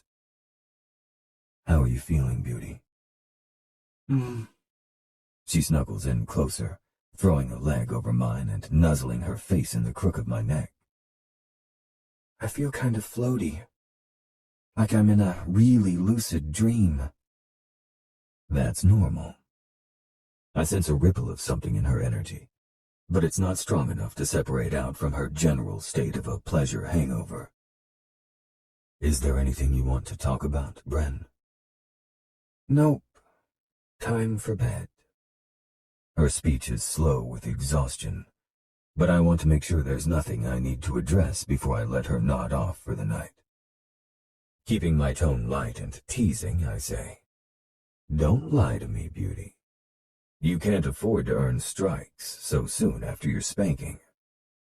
She snorts a laugh but doesn't immediately capitulate, so I continue to caress her soft skin and force myself to wait her out.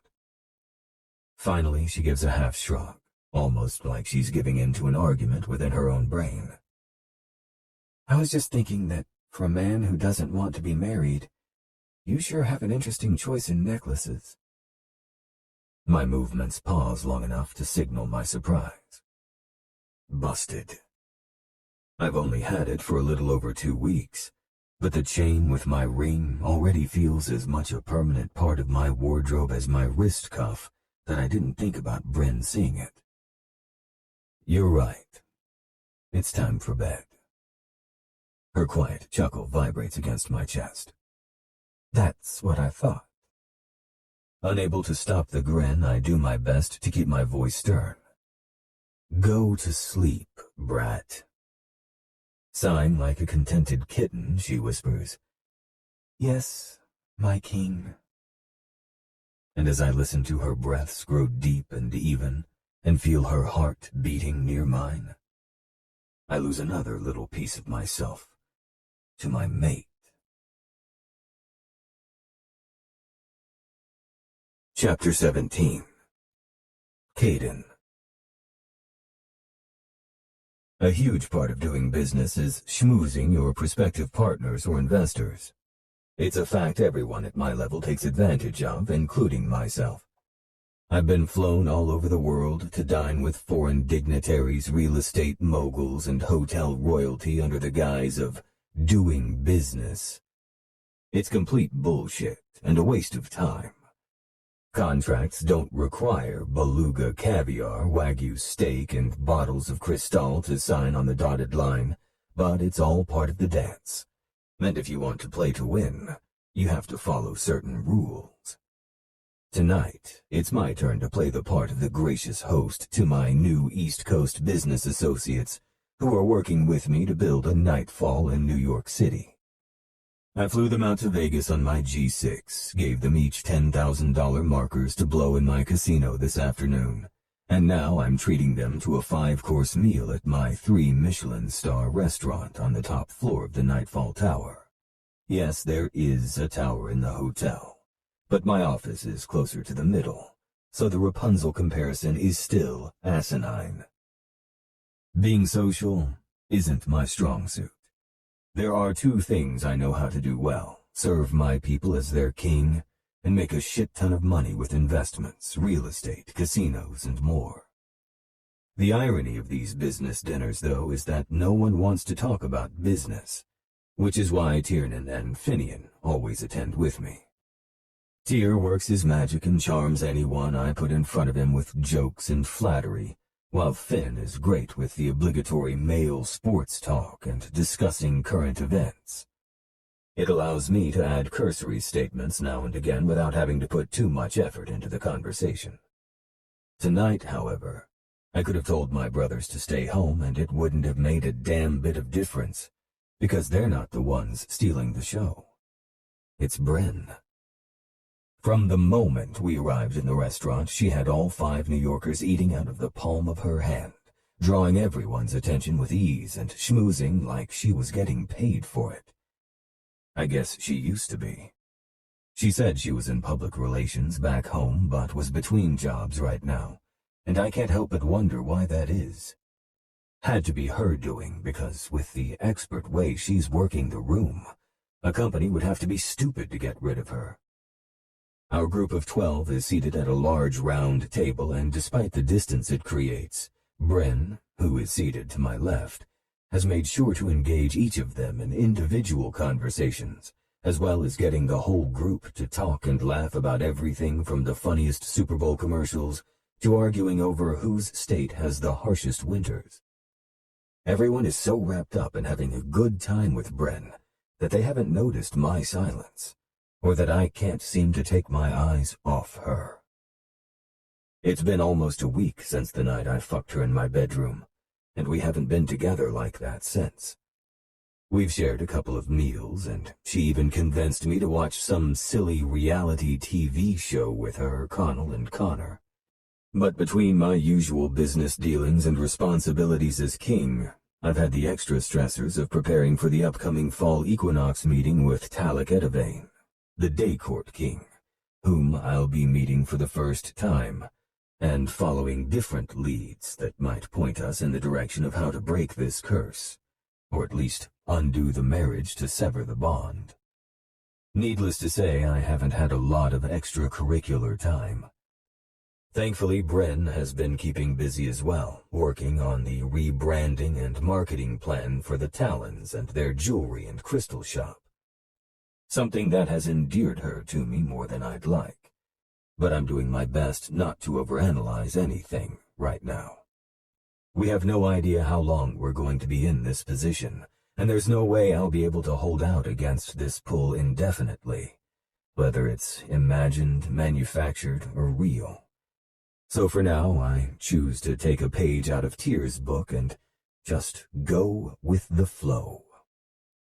Charles Anderson, the CEO of a major hotel chain based on the East Coast, laughs uproariously at something Bryn said that I missed while lost in my thoughts. "Verran," he says, trying to catch his breath. "Where in the hell did you find this woman? She's an absolute delight." Bryn turns to me, a megawatt smile lighting up her beautiful face. Holding her gaze, I answer Anderson truthfully, as only I can. She caught my eye one day, and I haven't let her out of my sight since. Well, I don't blame you for that. What did you say she does for you again? I answer before Bryn can respond. She's my PR specialist for a new division at Nightfall Corp. Her eyes widen on me, and I think I'm almost as shocked as she is. But now that I've said it out loud, I realize that it's the truth because I want it to be. I, of course, have a public relations team, but no one with the kind of natural charisma Bryn has. And I know she has a passion for the work, based on the way she's worked tirelessly on the rebranding campaign for the Talons since offering to help them. At her questioning gaze, I raise my brows in challenge and lower my voice for only her to hear. You did say you were between jobs, and seeing as you'll be sticking around for a while... I shrug, throwing the ball in her court. And will this be similar to my last term of employment with you? That makes me laugh. She's referring to her precious few hours as my assistant at the tour before I fired her. She made a shit assistant anyway. She was so engrossed in observing every meeting I had that night that she didn't even pretend to write a single thing down. No. This is an honest offer for as long as you're in Vegas, Bryn. I don't need to see your resume to know you're damn good at what you do. Watching you tonight would have been enough. But I've also seen the exceptional work you've done for the Talons. There are others in my court who could use someone like you to help bring their small businesses into the 21st century. I'll pay you double whatever you made back home, and we can convert one of the guest rooms at the manor into an office space. Moisture glistens in her hazel eyes, but she quickly blinks it back. You're serious? I am. I'm learning that Bryn thrives on having a purpose and helping others. This allows me to give her both, under the guise of looking after my people. And if I'm being completely honest, the idea of her immersing herself into my world satiates the primal part of me that wants to tie her to me in every way possible, so that when we figure out a way to set her free, she might find it too hard to leave.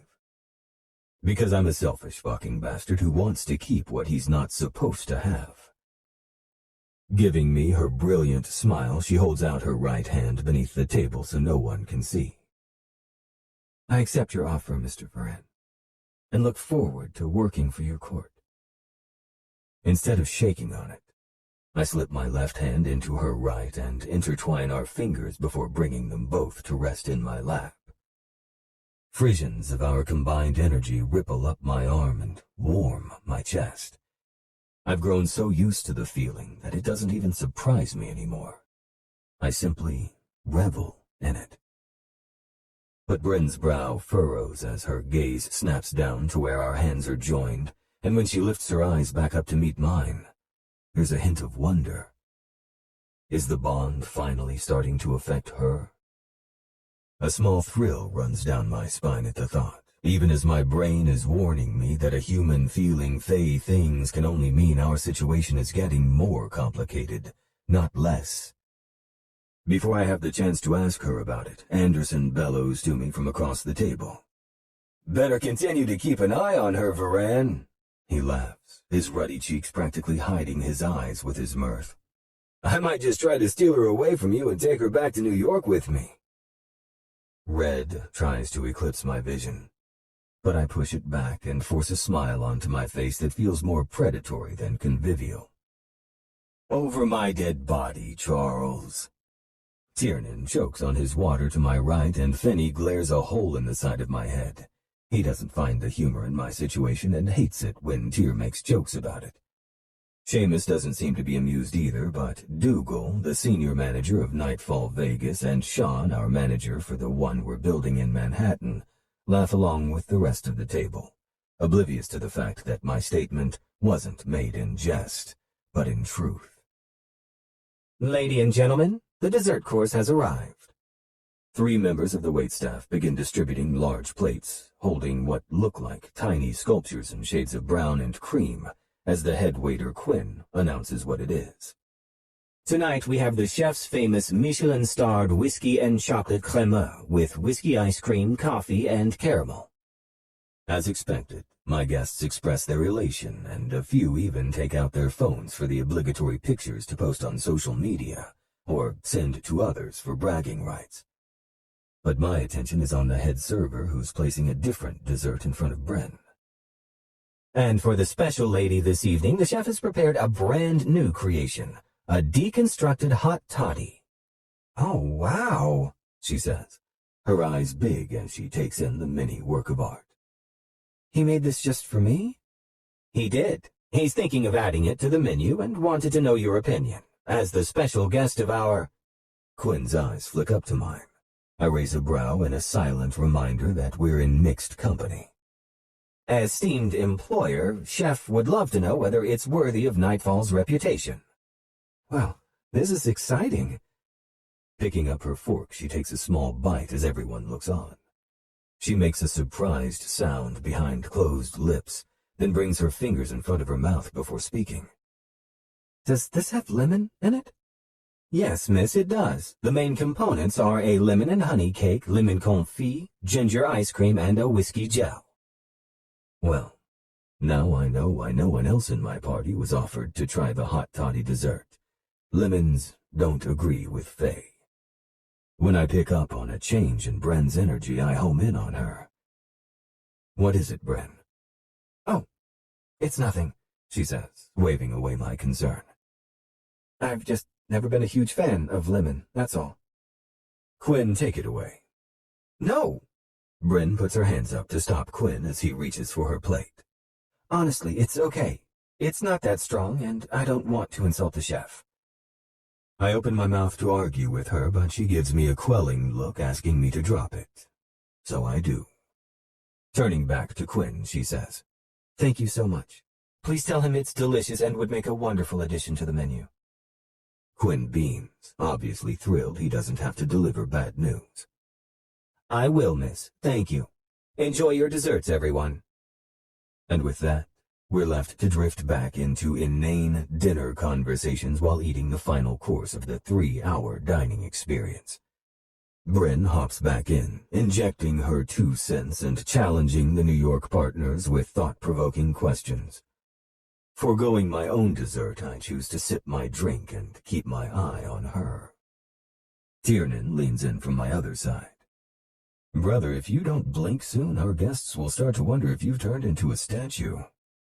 Bryn sets her fork down, half her dessert gone now, and clears her throat before drinking some water, then trying to clear her throat again. Something feels off, I tell Tiernan quietly. His tone turns serious. Off like how? I shake my head subtly. I don't know. Her energy, it's just off. I'm not sure how to explain it, except that after almost 3 weeks of feeling and learning our mate bond, I can tell that something isn't right. Turning my head toward my brother, I say, I'm going to take her home. Can you and Finn finish up here with them? Tyr gives me a confident nod. Of course, go take care of your... Even before I see Tyr's eyes widen on a spot past my shoulder, I feel her panic. Whipping back around, my heart seizes in my chest at the terror written on Bryn's face as she gasps for breath. Her hands fist on the sleeves of my suit as she falls out of her chair. Bryn! I lower her gently to the floor, kneeling at her side and scanning her for any clues. Seamus barks out for Sean to call 911, but with how fast her lips are turning blue, we won't need an ambulance in another few minutes. Everyone around us stands up like a change in their positions will allow my mate's lungs to accept air, and their helplessness and mine only serves to enrage me. What the fuck is going on? What's happening to her? One of the partners speaks up. Is she allergic to nuts or anything she may have eaten? My first thought snags on the dessert with lemon in it, but I quickly dismiss it. If she were Fae, it would have mattered, but she's not. It has to be something else. Check her purse for an EpiPen. Damn it, she doesn't have a purse with her. I look up and shout into the crowded restaurant. Does anyone have an EpiPen? A woman from the other side of the room jumps up. I have one. So do I. I don't even wait to see who the other person is or which one will get to me fastest. All my focus is redirected at the woman I'm cradling in my arms on the floor of my restaurant, wishing I'd sent my brothers in my stead so we could stay back at the manor together. Hold on, beauty. I'm gonna fix you. Just hold the fuck on. I caress her face and brush away the tears streaming from the corners of her beautiful green and gold eyes. As soon as the first syringe is shoved in my line of sight, I pull the cap off with my teeth and plunge the pen into her thigh and depress the medicine. Dropping it to the floor, I hold her face and will her lungs to open up. Come on, baby, breathe for me. Breathe, goddamn you. Finally, she's able to suck in a thin stream of air into her chest. And then another. That's it, beauty. Good girl. Nice and easy now. Kate, shh, no talking. Only breathing, understand? Bryn nods weakly, her breaths still so labored it sounds like she's sucking them through a cocktail straw. Where the hell is the ambulance? Still on the phone with the 911 dispatcher, Sean says. ETA 3 minutes, sir. I decide right here and now that I'm never going anywhere without a Fae healer in my entourage. Not that they can heal humans, but maybe there'd be a chance that our bond would allow Fae magic to work on her, at least enough to give us time to get her to the hospital. Somewhere behind me I hear Finn say in a low voice, That could have been bad, Tyr. If she dies... A growl rumbles from my chest. Finian, Tyr barks quietly. Now is not the fucking time. I hear Finn start to argue back and Seamus putting a stop to it before he can get more than 3 words out, when another spike of anxiety pierces my chest as if it were my own. Bryn? Her airway is blocked again, and I can only look on as she silently pleads with me to help her. Give me that other EpiPen. I plunge this one into her other thigh and pray to Rhiannon it will work, that she won't be taken from me right as I've found her. But my prayers go unanswered because it's not fucking helping at all this time. Pain and desperation rip me to shreds as her eyes, her beautiful, soulful eyes, roll back in her head and she goes limp in my arms. Bryn! Chapter 18. Bryn.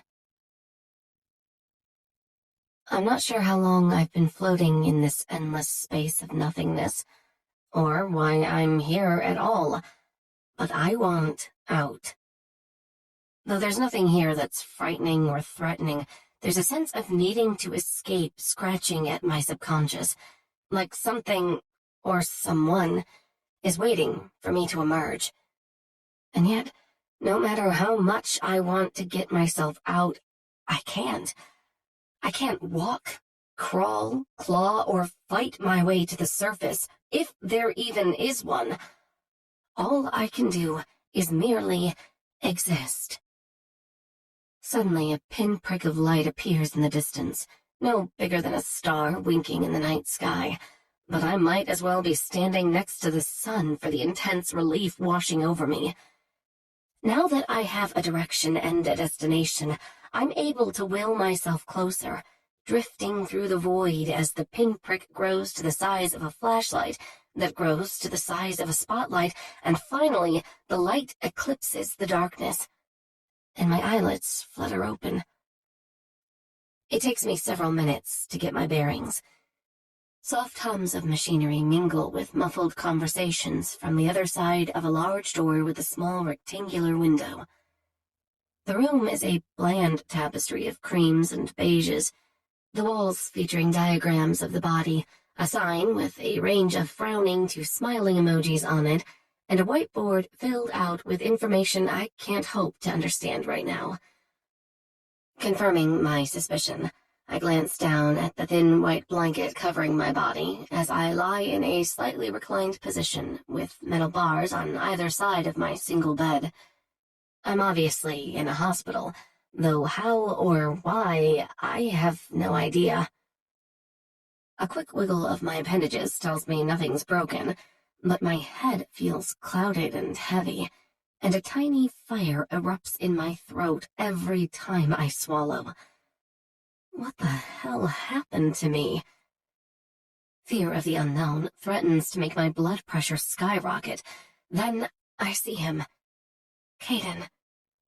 He's over in the corner of the room, dozing in an ugly tan armchair that looks stiff and uncomfortable. Legs parted, he's sitting straight up, with the exception of his head resting in the palm of his left hand. I don't know how long he's been here, but based on his rumpled appearance, it's been more than a few hours. While my brain slowly comes back online, I take advantage of the opportunity to study him. He's always so put together. It's interesting to see him in a state of disarray. His black suit jacket and tie are draped haphazardly over a thigh, and the top buttons of his royal blue dress shirt are undone, with the sleeves rolled up to his elbows. The dark stubble of his beard is longer than usual, and his styled hair has fallen into tousled pieces that hang over his forehead. It's official. Even disheveled and asleep, the man is just as strikingly handsome as when he's awake. He's also just as intense. Brows drawn together, jaw tense, and mouth set in a scowl. As king of his people, Caiden carries the weight of the world on his shoulders, and it saddens me to think he's unable to lay down that burden even when asleep. The door to the room opens, and a woman in lavender scrubs enters. Her blonde pixie cut does nothing to hide the pointed tips of her ears, and her golden eyes shine bright as she does a quick scan of the room before quietly approaching my bed so as not to disturb Caiden. She lays a comforting hand on my arm and speaks softly. "Hi, Bryn. I'm your nurse Marcy. I'm so glad to see you're finally awake." She offers me a full-fanged smile, then starts checking my vitals while she talks. "I wasn't on shift when they brought you in last night. but I hear it was touch and go for a while there. You're a very lucky woman. Thinking of Mandy on my first day in Vegas, I whisper, "So I've been told." I cringe at the burn in my throat and the hoarseness of my voice. Marcy winces sympathetically, then pours some water into a plastic cup and pops a straw into the lid before handing it to me. I drink it eagerly, the cold liquid soothing the rawness. "Sorry, I should have warned you," she says. "It's natural to have a sore throat for a day or two after being intubated." My eyes snap over to hers. I'd rather not talk, but I want answers more than I want to avoid a little pain. "What happened? Why am I here?" "You went into anaphylactic shock last night." At the deep rumble of Caiden's voice, Marcy stops what she's doing and bows her head. "I'm sorry, Your Majesty. I didn't mean to wake you." "No need to be sorry. Will you please tell the doctor that Miss Meara's awake, and I'd like her discharged into my care?" "Right away, Your Majesty." She gives me a parting smile and comforting squeeze on my arm, then turns to leave. "Oh, and Marcy," Caiden says, "thank you for everything you've done today. I'll be sending a note to Dr. O'Shea about your compassion and the excellent care you provided." I don't think Marcy would have looked happier if she'd won all the money in Vegas. Placing her hands over her heart, she performs a shallow bow. "It was an honor to do what I could for Miss Meara and you, sire." Though he doesn't smile, his expression softens as he dismisses the nurse with a nod. When the door closes behind her, I ask, "Is this a Fae hospital?" "No, but a lot of the staff here are Fae. She didn't bother using a glamour with you because you're part of the inner circle, as it were." I nod, then absently sip on my water as I try to remember what Caiden was referring to about why I'm here. When all that's left are ice chips, I set the cup on the table Marcy had wheeled over earlier. "Caiden," I rasp, "what happened last night?" Rising, he drops his jacket and tie on the chair and crosses a small distance to stand by my hip. "Do you remember the dinner we had with the New York partners at nightfall?" My brow furrows in concentration. It only takes a second for the memory to register. I remember being in the restaurant and having dinner, but I don't remember leaving or going back to the manor. "That's because we never made it past the dessert course. Something you ate triggered an allergic reaction. It took 2 doses of epinephrine to keep your airway barely open long enough to get you intubated at the hospital." He curses under his breath and grips the metal bar of the bed guard so hard his knuckles blanch. "Damn it, Bryn. You almost fucking died. Why didn't you tell me you had a food allergy?" For a split second, my heart swells at the devastation in his voice from the prospect of my death, until I remember what he told me that night at the Temple of Rhiannon, that if I die, there's a good chance that he will, too. Trying not to show my disappointment, I redirect my attention to his question. "I didn't tell you, because I don't have one. Not that I know of, anyway. And I have a very eclectic palate, so I can't imagine I had something last night that I've never had before." "What about lemon?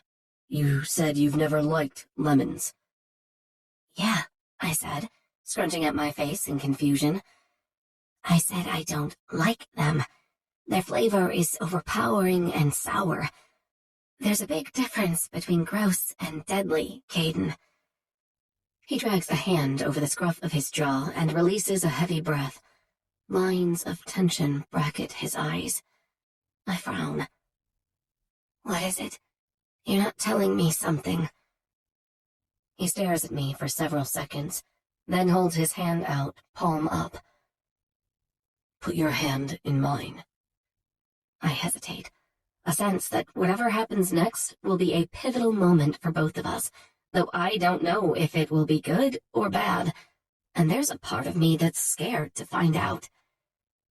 but I've always met the unknown head-on and at full speed, so there's no reason to stop myself now. I lift my hand and place it into his. The moment we touch, a warm vibration zings up the length of my arm. It starts out strong, but gradually lessens as it travels to the rest of my body and finally fades away. Whoa, I breathe out. He releases my hand, and I try not to mourn the loss of his touch. What was that? Our energies flowing through each other. When Fae are bonded, they become clairsentient, able to feel their mate's energy, even read it from a distance like a remote emotion detector. My eyes lift to meet his. I'm not Fae, though. I know, but there's something else. Dread settles like bricks in my stomach. Lemons are poisonous to Fae, Bryn. I lick my lips and think hard, looking for any shred of evidence to refute what he's implying. You said the epinephrine eventually worked. It wouldn't have worked for something poisonous. I must have acquired an allergy for something. That's all. I said it worked enough to get you to the hospital, where they administered a whole host of things to try and keep you alive.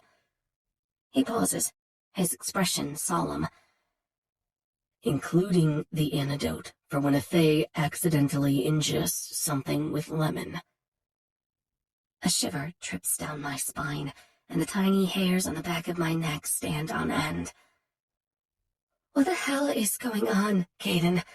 Why is any of this happening? The muscles jump in his jaw as he shakes his head. I wish I fucking knew. Maybe the longer we're bonded, the more Fae qualities you'll take on. But I have no idea what that means for you, or if it's even true. I'm just as in the dark as you are right now. I close my eyes and let my head drop back on the pillow as I try to contain the dozens of questions swarming my mind. It won't do me any good to pelt Caiden with them when he's admitted to not knowing any of the answers, and I'm suddenly too tired to think anyway. I think I have a lead on someone who might be able to help, he says, and I perk up at that and open my eyes. An elder, the oldest living dark Fae in this realm. He's a recluse who lives away from civilization in the desert. There's talk that he's a seer, a Fae with the ability to read energies on a deeper level and receive information about their past, present, or future. Like a psychic. Yes, but as far as I know, their powers only work on Fae, so I'm not even sure how much he'll be able to help.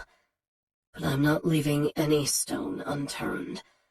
One way or another, I'm going to figure out a way to sever this bond. Then the curse will be nullified, and you can go back home where you belong. I swallow thickly, the lump of emotion in my throat making the damage from the intubation even more painful. Then you can go back home where you belong. Why does that sentiment hurt so much? I knew this wasn't real. Not for either of us. And 3 weeks ago, all I wanted was to go home to Wisconsin. But now I'm not sure where home is, and I sure as hell don't know where I belong. Mustering a wan smile, I say, looking forward to it. And thank God for small favors that I haven't yet lost the ability to lie. The door to the room opens and Tiernan and Finian enter. Having all 3 Verran brothers in the small room makes it feel like it shrunk down to the size of a shoebox. Hey, there she is, Tiernan says with his megawatt smile. Glad to see you're still in the land of the living, Bryn Meara. You gave us quite the scare last night. Despite the melancholy still sitting on my chest, I give him a genuine smile. I can't not be happy to see Tiernan. He's the most easygoing of the 3, and aside from locking me in my room that first day, he's always really sweet to me. Sorry about that. Next time, I'll let you in on my plans for melodramatic dinner theater. I'd appreciate that. He ruffles my hair like I'm his kid sister, earning him a weak attempt to smack his hand away and a glare that only makes him laugh. Then he looks pointedly at the youngest Verran. Finian, don't you have something to say to Bryn? Finn stares at me, his huge heart in his golden eyes broadcasting his feelings for the world to see. Since Caiden and I were married, Finn has had a hard time separating who I am as a person from the fact that I'm a potential walking, talking death sentence for his older brother. I don't fault him for it. I only wish I could make it so that he didn't have to worry about Caiden. Since that's not an option, I try not to push my presence on him, and I don't initiate interactions like I normally would. The best I can do is give him space. Clearing his throat, he finally says, I'm glad you're okay, Bryn. Translation? I'm glad you didn't kill my brother. Thanks, Finn. Caiden steps over to retrieve his jacket and tie. I'm going to grab some coffee and get the discharge paperwork so we can leave. Do you need anything? I shake my head. Just getting out of here will be good. He holds my gaze for a bit, and I wish I could read his energy from a distance like he can probably read mine. At last, he gives me a clipped nod. I'll be back. Finn, you can come with me. When the heavy door closes, Tiernan lets out a soft whistle, then chuckles. Damn, I did not see that coming. See what? Big bro falling for his bride. I'm not sure whether to congratulate you or feel sorry for you. Scoffing, I turn my head to peer out the window. Very funny, Tiernan. The only thing your brother wants is to get rid of me as quickly as possible. Is that what he said? What? Did he say that he wants to get rid of you, or anything even similar to that? Because I'm betting he didn't. You have to pay attention to Afei's words, Brynny. We use them very deliberately. We can't outright lie, so we're either telling you the truth or talking our way around it to make you hear what we want you to hear. What did Caiden say to make you think he wants you gone? Come on, work with me. I'm trying to help you out here. I sigh. He said, one way or another, I'm going to figure out a way to sever this bond. Then, the curse will be nullified, and you can go back home where you belong. See? He wants me gone. Nowhere in either of those statements does he say he wants you gone. Does he need to sever the bond because it's dangerous for a king to be mated? Yes. But do I think he wants to sever it? No, I don't. For all his gruff aloofness, I think deep down, Caiden has always been a romantic. I arch a dubious brow at that. Okay, maybe romantic isn't the right word, but I think he's always wanted a relationship. A real one, with real feelings. Not the transactional kind that a king has with his consort. And I think he's found that with you. I pick at a piece of lint on the blanket over my lap. That's just the bond. It's affecting both of us in strange ways. Possibly. But do you want to know what my theory is about the bond? He waits for me to look up at him, then says, I think the bond can't create something out of nothing. I think it strengthens what's already there. Before I have a chance to let that soak in, Fiona enters. Girl, you're so lucky you're not dead, or I'd have to bring you back to life just to kick your ass. Oh. She stops when she realizes we're not alone, her eyes wide. Your Highness, I apologize. I didn't realize you were in here. A sly grin slides onto Tiernan's face. Fiona, what a nice surprise. Here to spring our Brynny and get her back to the manor? Yes, Your Highness. That's the plan. King Caiden is speaking with the doctor now. We should be able to leave soon. Excellent. Bryn, I'm sure you'll be back on your feet in no time with Fiona looking after you. He looks at Fiona, and their gazes hold. She's very good at taking care of others' needs.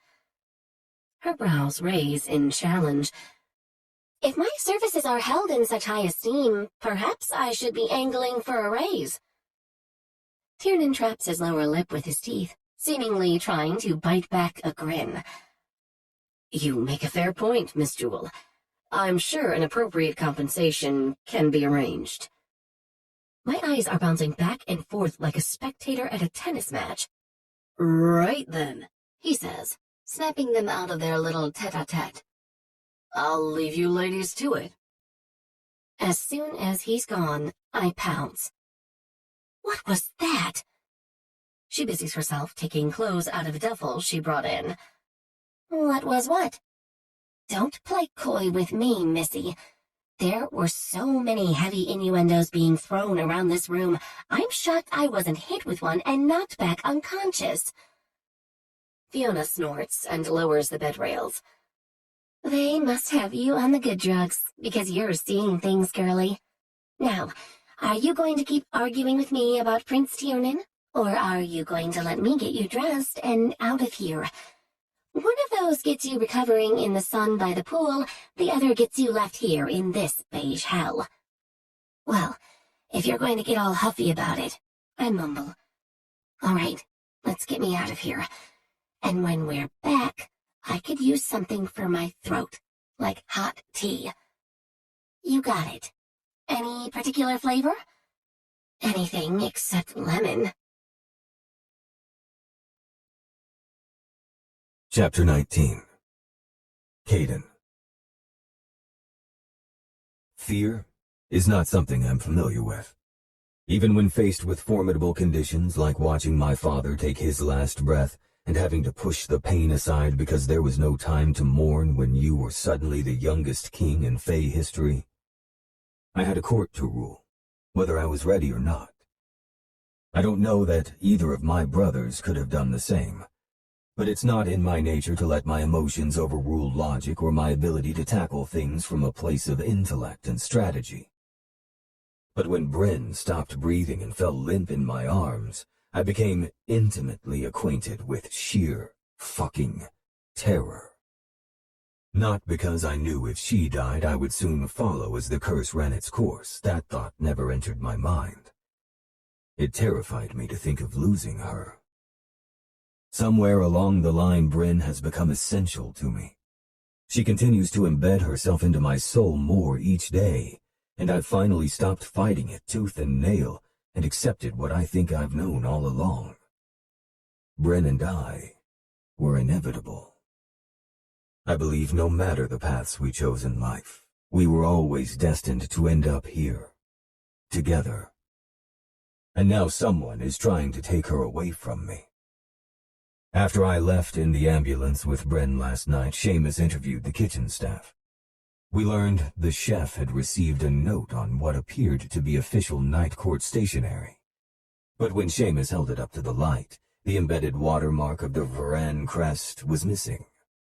The instructions were scrawled in a decent imitation of my handwriting, and requested that the chef prepare a special lemon-flavored dessert for my female guest that evening. Which means someone is aware of our bond, and that it's changing Bryn on a physiological level. Whoever it is either knew or at least hoped that she would be affected by the lemon as Fae are. And when I find out who's behind her near death, I will eviscerate them and feed their entrails to the buzzards. For tonight, though, I'm setting all that aside so I can focus on caring for Bryn. I was too shaken up at the hospital today and did a shit job of it. I never even offered to refill her water. As soon as I left the room with Finian in tow, I realized my bedside manner had been abominable and vowed to make it up to her after she'd had some decent rest in her own bed. According to Fiona, Bryn has been awake for more than an hour and complaining about the doctor's orders to stay in bed and rest at least until tomorrow. So I thought a little field trip might be in order. I rap a few times on her bedroom door before walking in. She's in bed with a travel mug of tea in one hand and her e-reader in the other.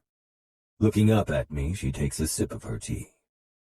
You know the polite thing is to wait to be invited in after you knock, right? Do you want to get out of here or not? Her hazel eyes widen and her face alights with hope. Definitely. Just let me throw some clothes on quick. She sets her mug on the table and scrambles out of the bed, looking adorably rumpled in sleep shorts and a baggy t-shirt. That won't be necessary, I say, and scoop her up into my arms. She squeals in surprise, but wraps her arms around my neck as I head back into the hallway and make my way to the opposite side of the manor. Caiden, what are you doing? I can walk fine, you know. I have a sore throat, not broken. I drop my voice a register. Beauty? She bites her lip and stares up at me with willing obedience that pleases me greatly. It's not a question of whether you can walk. It's whether I want you to or not. Her fingers toy with the hair at my nape, causing ripples of pleasure down my spine. I carry her into my bedroom, then into my bathroom that's bigger than a 2-car garage with various sectioned areas. We pass between the double floating vanities into the room with my bathtub. Since building the manor after becoming king, I've never once used the bathtub. If I want to soak in hot water, I use the hot tub out by the pool. The designer insisted I add it for later resale value. I didn't bother telling him I doubted it would matter in a couple 100 years. Before I went to get Bryn, I had Fiona bring me every candle she could find in the house. I set them out in clusters of 2 and 3 around the room and dimmed the overhead lights to their lowest setting, allowing the flames to do most of the work. I also started filling the tub so it would be about ready by the time I came back with her. Admittedly, I forgot how impressive it looks when the water is streaming down from the ceiling tub fillers on either side of the skylight. Caiden. There's a hint of awe in her voice that makes this worth the effort, small as it may be. You did this for me? Lowering her gently to her feet, I grabbed the hem of her shirt and lifted up and off. I thought it might be nice to soak and relax together. Doing my damnedest not to ogle her breasts, I hook my thumbs in her shorts and panties and drag them down her legs for her to step out of them. Rising again without detouring to where I know she'll be wet for me takes more control than I thought possible. As I make quick work of getting out of my clothes, she runs her hands in a slow trek down her belly. I hope soak and relax is code for something less relaxing. Kicking our stuff to the side, I grab her hands before she makes it to her sweet pussy. No, it's not, I say firmly. You're still recovering. Nothing will be happening until you've had more rest, and I'm certain you can handle less relaxing things. Full lips turn into a pout. Shouldn't I be the one to decide when I'm able to handle? Her voice cracks at the end from raising it, cutting her off. She winces and places a hand on her throat, then resumes pouting. Her brow arches. Yes, clearly you know what's best for you, I say wryly. Come on, I have more tea for you once you're in the tub. I hit the button to turn the fillers off, then help her into the stainless steel basin. It sounds uncomfortable, but the sides are sloped in with the bottom rising up in a long curve that creates the perfect lounging position. She sighs audibly as her body lowers into the hot water. I tell her to scoot up a bit and slide in behind her, then pull her to lay on me with her back on my chest. I hand her the fresh travel mug of hot tea Fiona prepared, and wait for her to take a few tentative sips before setting it back on the ledge for her. Thank you, she says, letting her head rest on my shoulder. You're welcome. Grabbing the netted loofah, I begin to lather it with a moisturizing lavender soap. When I set the bar down, she goes to grab the loofah, but I lightly smack her hand away. She tilts her head up to look at me, her brows knitted together in confusion. I'm perfectly capable of washing myself, Caiden. Peering down into her hazel eyes, I wonder how long it's been since she hasn't had to do everything for herself. At least 3 years would be my starting guess, since that's when she tragically lost both her parents. But I'd bet it was a good deal before then. She told me she's lived alone since leaving home at 18, and Bryn is the kind of woman who would rather do things herself than depend on anyone else. She's strong-willed and resilient in times of adversity. I admire those qualities in her. Good qualities for a queen. Shaking that errant thought away of what can never be, I gently press my lips to hers. I don't seek entrance into her mouth, because if I taste her, I'll have to have her. I only want her to lower that defensive guard she keeps in place. When I feel her relax enough that her body melts against mine, I force myself to break the kiss, then stroke her cheek with my thumb as I speak. Listen to me, beauty. Letting someone else take care of you for a change doesn't make you any less competent or independent of a woman. It simply makes you a woman who's cared for. All right? Moisture swims in her eyes before she blinks it away, as is her habit. Then, trapping her lower lip between her teeth, she nods. All right. Using the lathered loofah, I start with her arms and drag it softly over her skin in long strokes. Her breaths become deeper, her body heavier as she gives in to the pull of relaxing more and more. I find myself doing the same. I've never been with a female like this before. I don't do intimacy. I can't afford it, nor have I ever wanted it. However, with Bryn, intimacy is all I want lately. Oh, the desire to fuck her within an inch of her life while torturing her in the most sensually wicked ways I can think of is still there. But now it's accompanied by the urge to do things like sit on the balcony with her between my legs while we take in the view and talk all night. Then, when the sun comes up, we'd move to my bed where I can wrap her up in my arms as we sleep the day away. Another thing I've never wanted to do, being the workaholic that I am. But in another life, if our circumstances were different, Bryn would be a woman worth slowing down for. Having finished washing her and narrowly succeeding in the Herculean effort of keeping it non-sexual, I simply hold her, my cheek resting on the top of her head as I sift through my thoughts. Caiden, she whispers into the silence. Is this your way of apologizing for not being warm and fuzzy in the hospital today? Unbelievable. Never has anyone seen through me so easily. I do my best not to grin, but I'm sure she can feel the twist of my mouth. Yes, I say simply. And now I can feel her smiling where her cheek is pressed over the place where my heart hides. Accept it. Thank you, beauty, I say in a low voice. Then I press a kiss to her forehead and hold her until the water grows cold and that shadowy place inside my chest becomes a little less so. Chapter 20. Caiden. Sitting in my home office with Bryn across from me, I'm grateful she's unable to read my energy. I'm sure the day is coming, though, and with how much I'm constantly on edge due to my current clusterfuck of a situation, I don't relish her gaining that particular ability. I asked her to meet with me to go over some of the projects she's acquired in the last week for her new PR position for my court, and while I'm genuinely interested in what she's working on and will want regular updates about her business with my people, that's not the real reason I asked her in here today. Soon Seamus will be escorting the elder Barwin to my office. He's the seer who lives as a recluse in the desert, and I'm hoping he can get a read on Bryn to finally give me some real goddamn answers. The main question plaguing me now is why someone would want to poison Bryn. I've spent the last 7 days thinking of little else with nothing to show for it.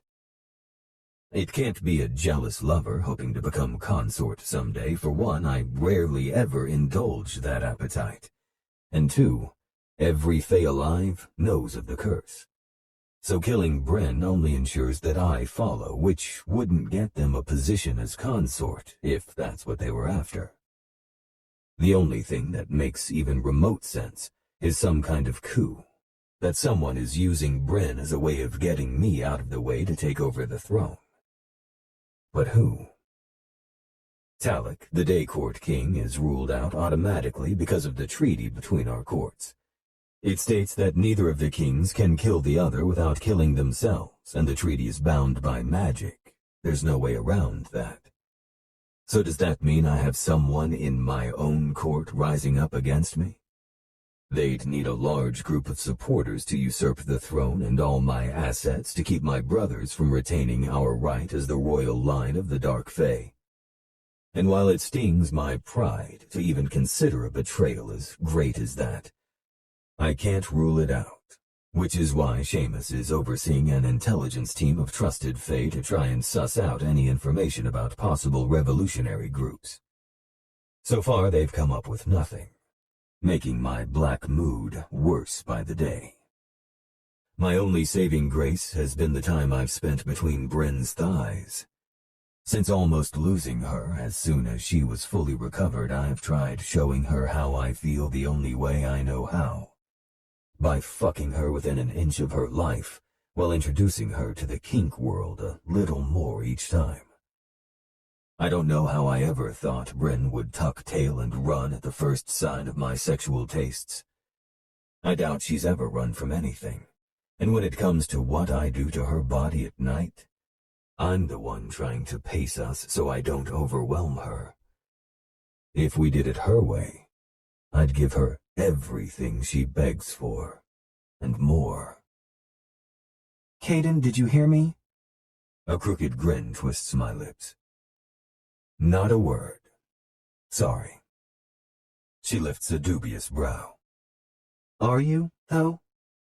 You know I can't lie. She muses, then gets up to round my desk as she talks. You're sorry, but I know it's not about your poor listening skills. I push back from my desk and welcome her into my lap.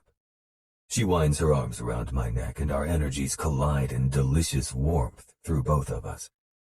Bryn's no longer shocked at the sensation, but revels in it as I do.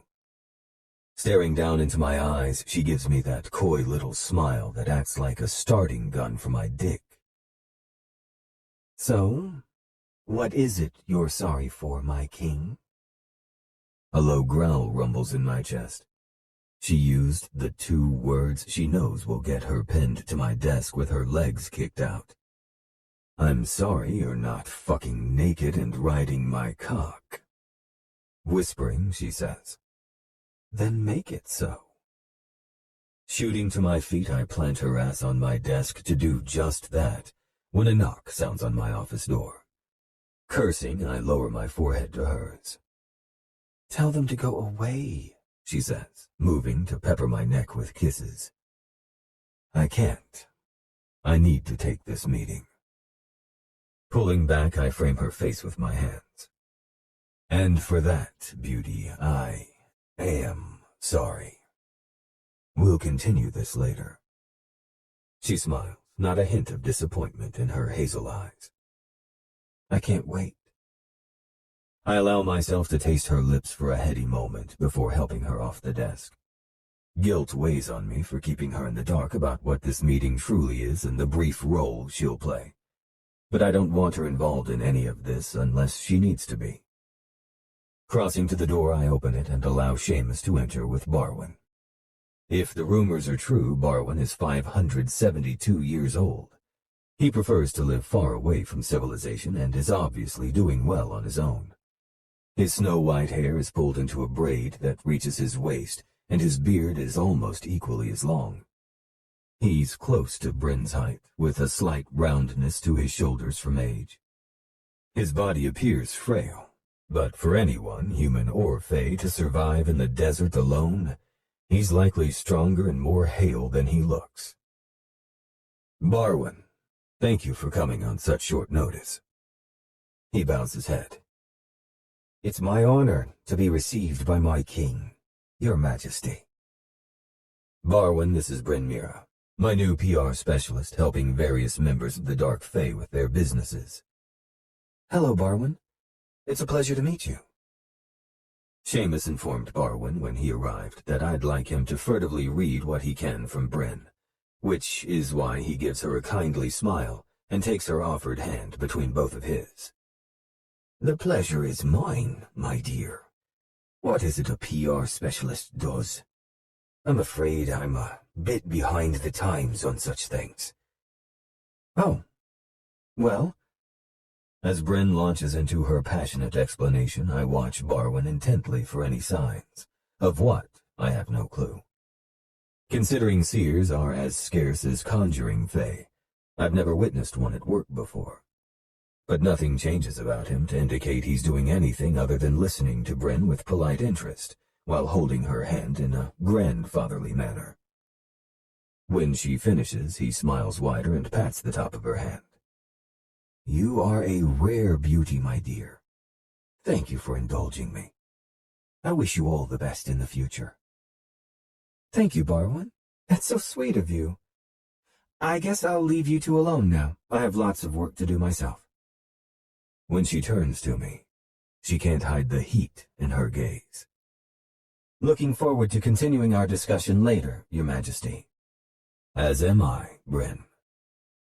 I force myself to walk back to my desk instead of watching her ass as she leaves with Seamus. Drawing a cleansing breath to release the sexual tension vibrating through me, I gesture for Barwin to take a seat, and then do the same. I apologize for cutting straight to the chase, Barwin, but I'm afraid this is too important to cover with niceties. Did you get anything? Yes and no, sire. There are things working against me, preventing me from seeing too deeply. Trepidation bands around my chest and starts to squeeze like a vice. What does that mean? I can only see what is on the surface. Things about her life you could discover by simply asking her, or investigating her with the things on those computers you use. The internet, I clarify. He nods. But when I tried to go deeper, it was as though I hit a wall, thick and impenetrable. I clench my teeth, making the muscles in my jaw jump in irritation. I know he's not trying to draw this out on purpose, but this is starting to feel like pulling teeth. Summoning what's left of my patience, I prod him to elaborate. Why would she have a wall, Barwin? And who do you think put it there? The wall is to hide the secrets she does not want revealed. As for its creator, I do not know. However, it was someone with great power.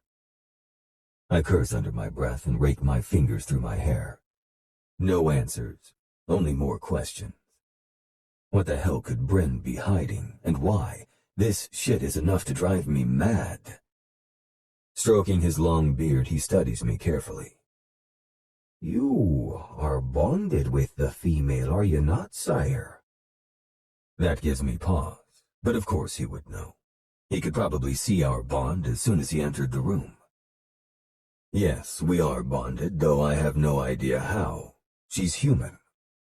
Barwin shakes his head thoughtfully.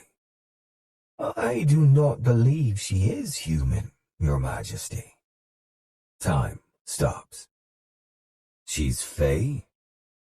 Again, he shakes his head. She does not read as any Fae I have met. But she is other. Other? Something other than human is the best way I can describe it. I am sorry I cannot give you more than that. I wave away his concern, consumed with my own racing thoughts. Don't be sorry, Barwin. You've helped me a great deal. I suppose her being something preternatural, even if it isn't Fae, might allow her to create a Fae-like bond with the marriage rite. It certainly makes more sense than it happening with a human. May I ask how you met her, Your Majesty? Perhaps that would help. Yes, of course. So I tell him. About our eyes catching in the lobby, then me seeking her out in the casino. The different way I felt around her, acted around her. Everything as far as I could remember of that night. And then about waking up in her room with a ring on my finger and a video of the marriage rite on my phone. Forgive me, Your Majesty, but it sounds to me as though she spelled you. What do you mean? That you were acting so far out of character indicates some special type of coercion spell. My fists clench so hard, I'm in danger of drawing blood from my palms. Are you telling me Bryn is a witch? I do not think so. Or if she is, her powers have been bound, because she has no power at her disposal. However, she may have used something that was spelled to affect you specifically, to make you feel things you normally would not. It would likely have been something small enough to hide on her person, or something innocuous in appearance, like a watch or a piece of jewelry. And if this something could be found, how would you know whether it had been spelled or if it was a regular common object? Spells leave marks. Somewhere on the object would be a kind of brand or scar not naturally found otherwise. Different spells leave different marks, but you'll recognize it when you see it. The steel band presses in, my lungs losing their capacity for air. I stand and walk around the desk to help the elder to his feet. Thank you, Barwin, you've been extremely helpful. If ever there's something you need from the crown, you only need ask. He takes my outstretched hand between his like he did Bryn's earlier and peers into my eyes. I was fond of your father, you know. King Braden was a great ruler, and he brought peace to our people. If he were here now, his pride for you would be boundless. Swallowing past the fist in my throat, I give him a solemn nod. Thank you. I open the door and signal to Maddock, who's posted up in the hall. Maddock will see that you get home safely. Barwin nods his gratitude and shuffles his way through the door, then turns back. Your Majesty, one more thing. If you should need it, I believe there might be a way to get more distance from your mate, but it would require procuring her essence. Her essence? You mean her blood? It is a blood curse, Your Majesty. Carry it with you, and it should mimic her presence for a time. Test the boundary slowly to make sure you don't fall ill.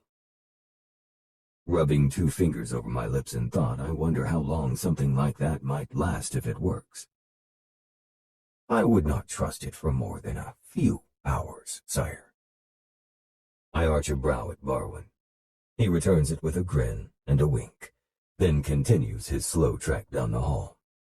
Holding Maddock back briefly, I ask, Where's Bryn? By the pool, sire.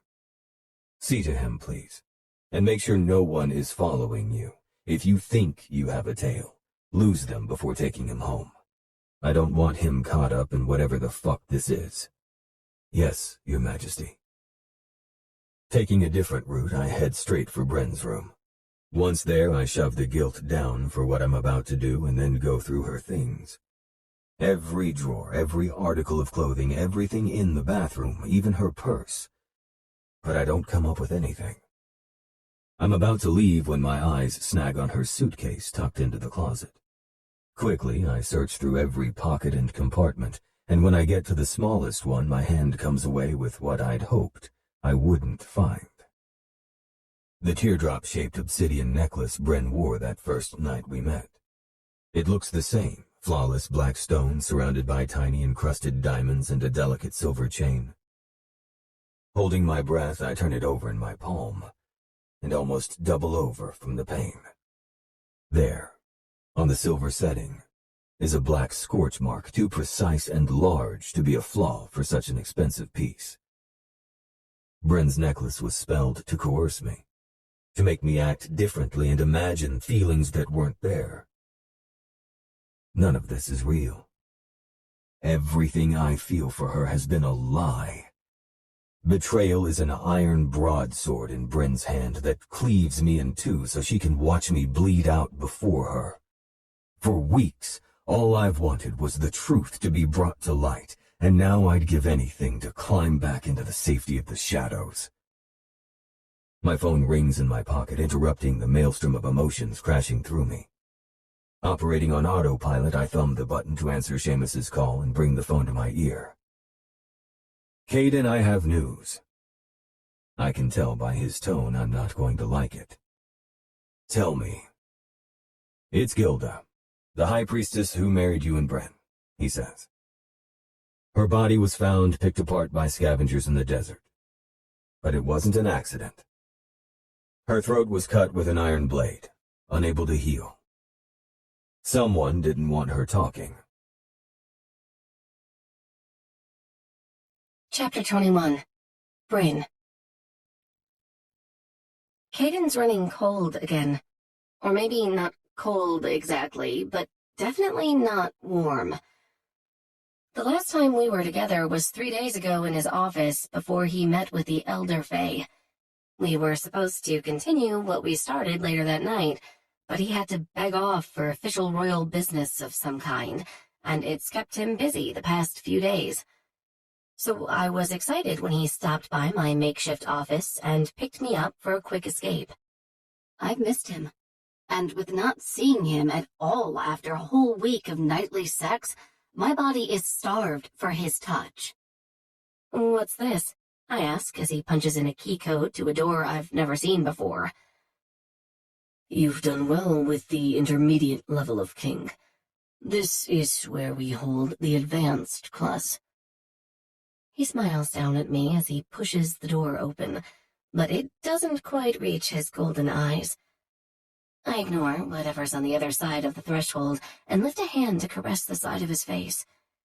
His eyes drift closed, and he releases a quiet exhale. What's wrong, Caiden? I have a lot on my mind. When they open again, I lock my eyes with his. You know you can talk to me, right? My fingers move to tuck an errant piece of his hair behind the point of his ear. I've learned they're extremely sensitive, and he enjoys my touch or my kisses there, but he captures my wrist and holds it away. Believe me, I intend to do just that, beauty. Now come inside. He walks into the room and waits for me to follow before closing the door. Though I've never been in anything like it before, I recognize it instantly for what it is. A sex dungeon. The entire space is set up for a variety of different activities, most of which I couldn't swear that I'd guess right. The only piece of furniture that I recognize is the massive 4-poster bed. Everything else is oddly shaped or at strange angles, and along the walls and on various tables around the room are dozens upon dozens of toys and tools, like he called up a sex shop and asked for one of everything. Since starting our marriage with benefits arrangement, Caiden has introduced me to a lot of new experiences. There's been more impact play using different paddles, a leather belt, and a riding crop, various toys, including a vibrating anal plug, anal beads, Hitachi wand, and a remote-controlled panty vibrator that he made me wear for an entire day when we were in the Nightfall offices and out shopping. Exciting as all of that was, it wasn't anything like what's in here. This is definitely the advanced level, I say, my eyes wide as I continue to take everything in. Tell me your safe word. The gruff command from behind me creates an immediate response. Warmth floods my body, and my blood rushes to my nipples and between my legs. Roulette, I say breathlessly. Strip. Then stand in front of the St. Andrew's cross over there. The black X. I follow his instructions quickly, taking care to fold my clothes and place them off to the side in a neat pile before making my way to the huge X in the center of the left wall.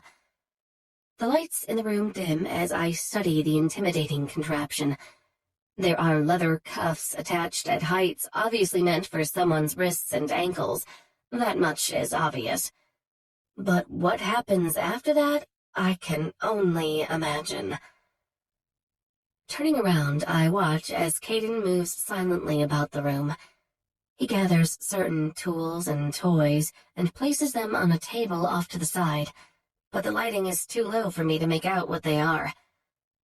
On either side of the cross are pillars with clusters of various size candles on them, and he takes the time to light each wick one by one.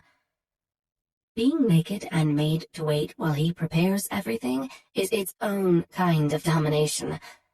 By now, my mind has learned to slip into subspace with a mere tone change in Caiden's voice or his demand to know my safe word.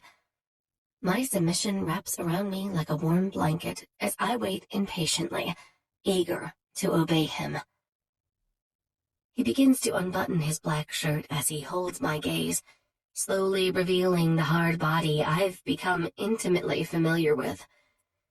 Once he's freed himself of his shirt and tosses it onto the bed, he's left wearing only a pair of black leather pants, his ever-present wrist cuff, and the silver chain holding his wedding band. Seeing it resting between his pecs always makes butterflies erupt in my belly. I've asked him on multiple occasions to tell me why he wears it, but every time he distracts me with orgasms or playfully changes the topic. This session doesn't have the same feel to it that our other did, though. I'm not sure if it's the setting or something about his demeanor, but I don't dare ask him about the necklace now. Caiden picks up a pair of black latex gloves and pulls them on as he approaches me. I frown, unsure of why he'd need them, until he starts buckling me into the cuffs and I'm unable to read his energy. No skin-to-skin contact. My ability to read him relies on physical touch, and admittedly I've grown used to having it. Now I've lost the advantage. A sliver of worry slips through my warm and fuzzy feeling, but I brush it away.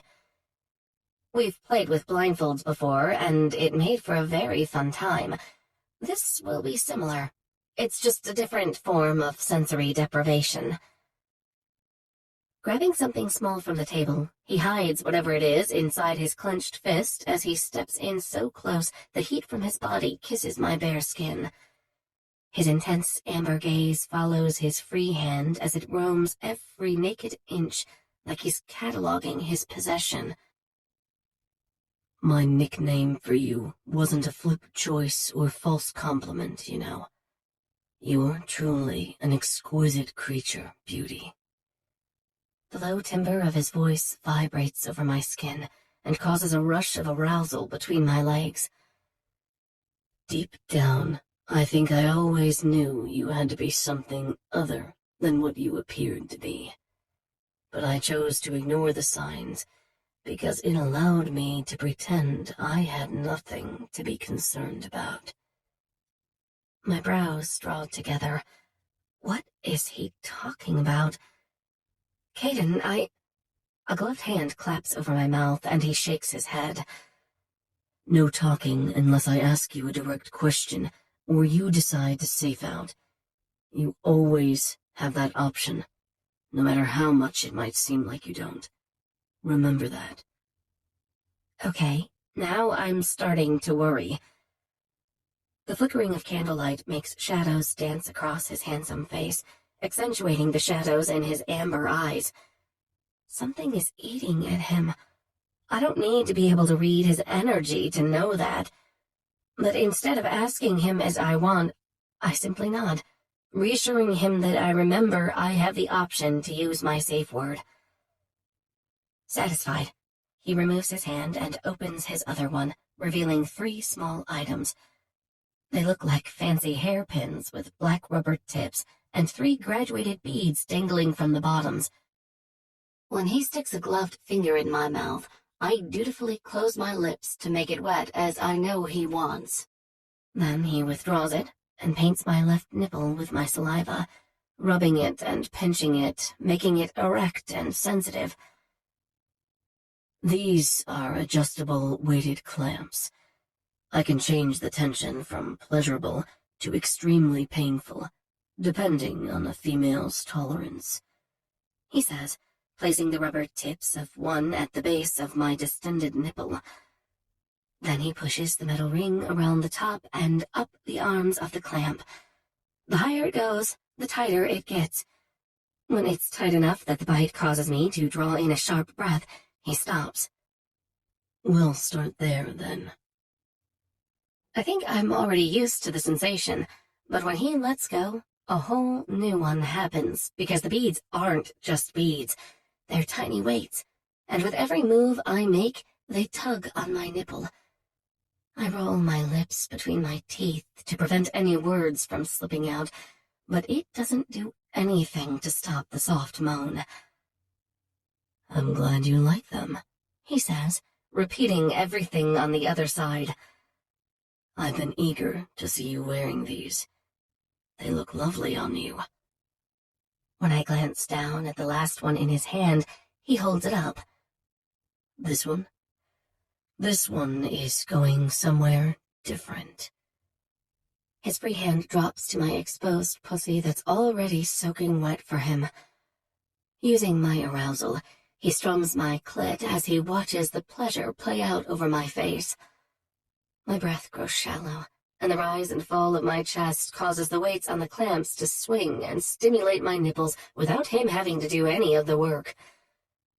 When he has my clit sensitive and swollen, he attaches the clamp to it in the same manner as he did with my nipples, sliding the lock up until the rubber tips are snug enough that the tiny toy will stay in place.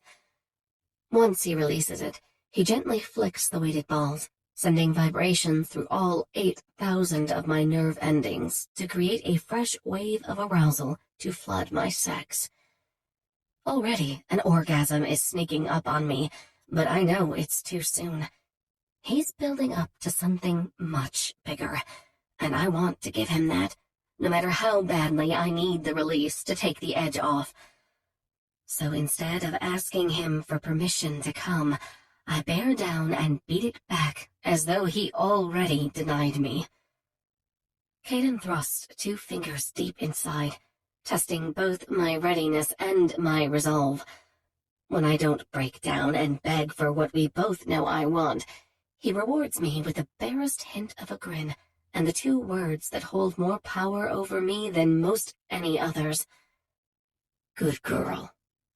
I melt, mentally and physically, sagging in my restraints like I always do when he says that simple phrase. He could be in the middle of spanking my ass bright red and feel like my skin is on fire, and as soon as I hear him praise me, all the tension leaks out of my body, and I turn into a human puddle of contentedness. Usually, he has a distinct reaction when he says it, too. Not the same as mine, obviously, but the pride in my obedience and submission is always very evident in his tone. This time was missing that, though. Instead of pride, there's a strong sense of frustration and uncertainty coming off him, like he isn't expecting to enjoy any of this for some reason. And that's when I realize that I'm reading Caiden's energy without the benefit of physical contact. Even now, when he's not touching me at all, I sense his emotions clearly. I'm torn between feeling aroused and worrying about him. I don't know what this is all about, but one thing is for sure. I'm going to do everything I can to fix whatever's bothering him. I have an intense session planned for us this evening, he says, his golden eyes staring into mine. Ready, beauty? Yes, my king, I respond honestly. I'm ready. Chapter 22. Caiden. For the past few days, I haven't been able to think of anything except my conversation with Barwin and the necklace I found in Bryn's room that's burning a metaphorical hole in my pocket right now. As much as I wanted to confront her right away, I forced myself to take the time to calm down and get my mind right first. I wouldn't say it's exactly right, but it's as good as I'm going to get until I find answers to my questions. A good Dom never scenes when he's angry or in a volatile mood. It places the sub at risk. But I'm self-aware enough to know whether I'd be a danger to Bryn, and the answer to that question is unequivocally no. There's nothing on this plane of existence or any other that could cause me to become unhinged enough that I would ever harm her or cause her pain that wasn't strictly meant for her ultimate pleasure. Which is why I decided to have this conversation this way. I don't want her in a headspace where she has the ability to scheme or overthink her responses. I want them automatic, without any room for manipulation. I want the fucking truth. Using a thigh cuff, I secure a Hitachi wand along her inner thigh so that the top of the large head is just barely kissing her labia, which will send indirect vibrations to her hypersensitive clit that's being squeezed between the rubber tips of the weighted clamp. I'm aware of her watching me intently, and can feel her holding back her questions, as well as her first orgasm without having to be told. A fact that both surprised me and made me proud of her, though I'm sure I did a shit job of showing it. I'm going to ask you a series of questions. If I'm satisfied with your answers, I'll allow you to come. But you're not to do so, unless given permission. Understood? I understand, my king. What's your safe word? Roulette. Good. Then let's begin. I switch the wand on at a low setting, then grab a flogger. Since this is her first time receiving a flogging, I chose one with falls, or strips, made of elf skin. The falls are soft like suede and provide more of a thuddy feeling with very little sting. Bryn likes a bit of bite with her pleasure, but she's not what's called a pain slut in the kink community, so my intention is merely stimulation through impact. Using skills I've honed for more than a century, I begin wielding the flogger, expertly aiming the falls to land on her belly to warm her up and get the endorphins flowing. Why did you come to Vegas? She licks her lips and visibly tries to focus on answering the question despite her brain being consumed with what's happening to her body. I thought a weekend trip would be a good way to distress after losing my job. Are you independently wealthy? She frowns. Not even close. I move the target of the flogger to her upper thighs. Do you have a lot of money in savings? No, she says, stuttering when I give her a light taste of how it feels when the falls land on her pussy. Then if you'd just lost your job with no prospects to replace it, why would you spend the money on a frivolous trip to the one place people come to lose their money? Because the trip was free. Free? She's never mentioned anything about that before. Nightfall never offers free stays except to our high rollers. I flick the falls of the flogger over my shoulder and let it rest there as I approach her. Standing close but not close enough for our bodies to touch, I flick each of her clamps and watch her react from the way the swinging weights tug on her lovely, sensitive nipples and clit. What do you mean it was free? Did someone purchase the trip for you? Bryn shakes her head. I got a letter in the mail. It was a promotional offer for a free weekend stay at Nightfall, so I figured there was no reason not to take advantage of it. I drag a hand over my jaw and step back. Since opening its doors, Nightfall has never run any kind of promotional offers, and certainly not to random humans who have never stepped foot in a casino before. If she's telling the truth, then someone lured her for a specific purpose to Vegas. Me. Grabbing the handle of the flogger, I pull it down from my shoulder and began a steady pattern of concentrated strokes on her pussy. "What did you do with the letter?" Her hands close into fists, and her whole body tenses with the overwhelming sensations hitting her from different places. "I brought it with me, in case I needed it, when I registered at the hotel." "Where is it now?" "I folded it up and tucked it into my wallet."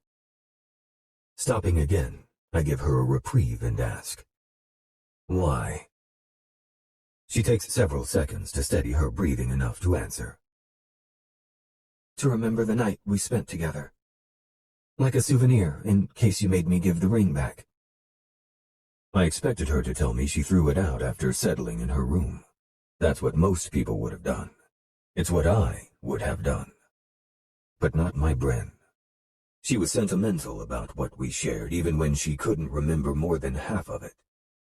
Gods, but this woman turns me inside out. If any of what she's telling me turns out to be a lie, if I find out she's in on whatever plan this is to take me down, it might very well destroy me. Pretending that I'm simply returning the flogger to the nearby table of toys and tools, I slip my phone from my back pocket and shoot a text to Connor, asking him to check for the letter in her wallet. Then I turn back to her, needing to get the rest of this interrogation over with, and learn the truth of who and what she is once and for all. By now the clamps and vibrator are making her visibly shake as she struggles to keep her orgasm at bay. "Please, my king, may I come?" No. A whimper escapes, but she bears down like a good girl and obeys me. "I'm sorry for hurting you." I freeze, almost not sure I heard her right, or that maybe my brain is projecting so hard that I'm imagining things. But the unshed apologies in her hazel eyes arrest the air in my lungs.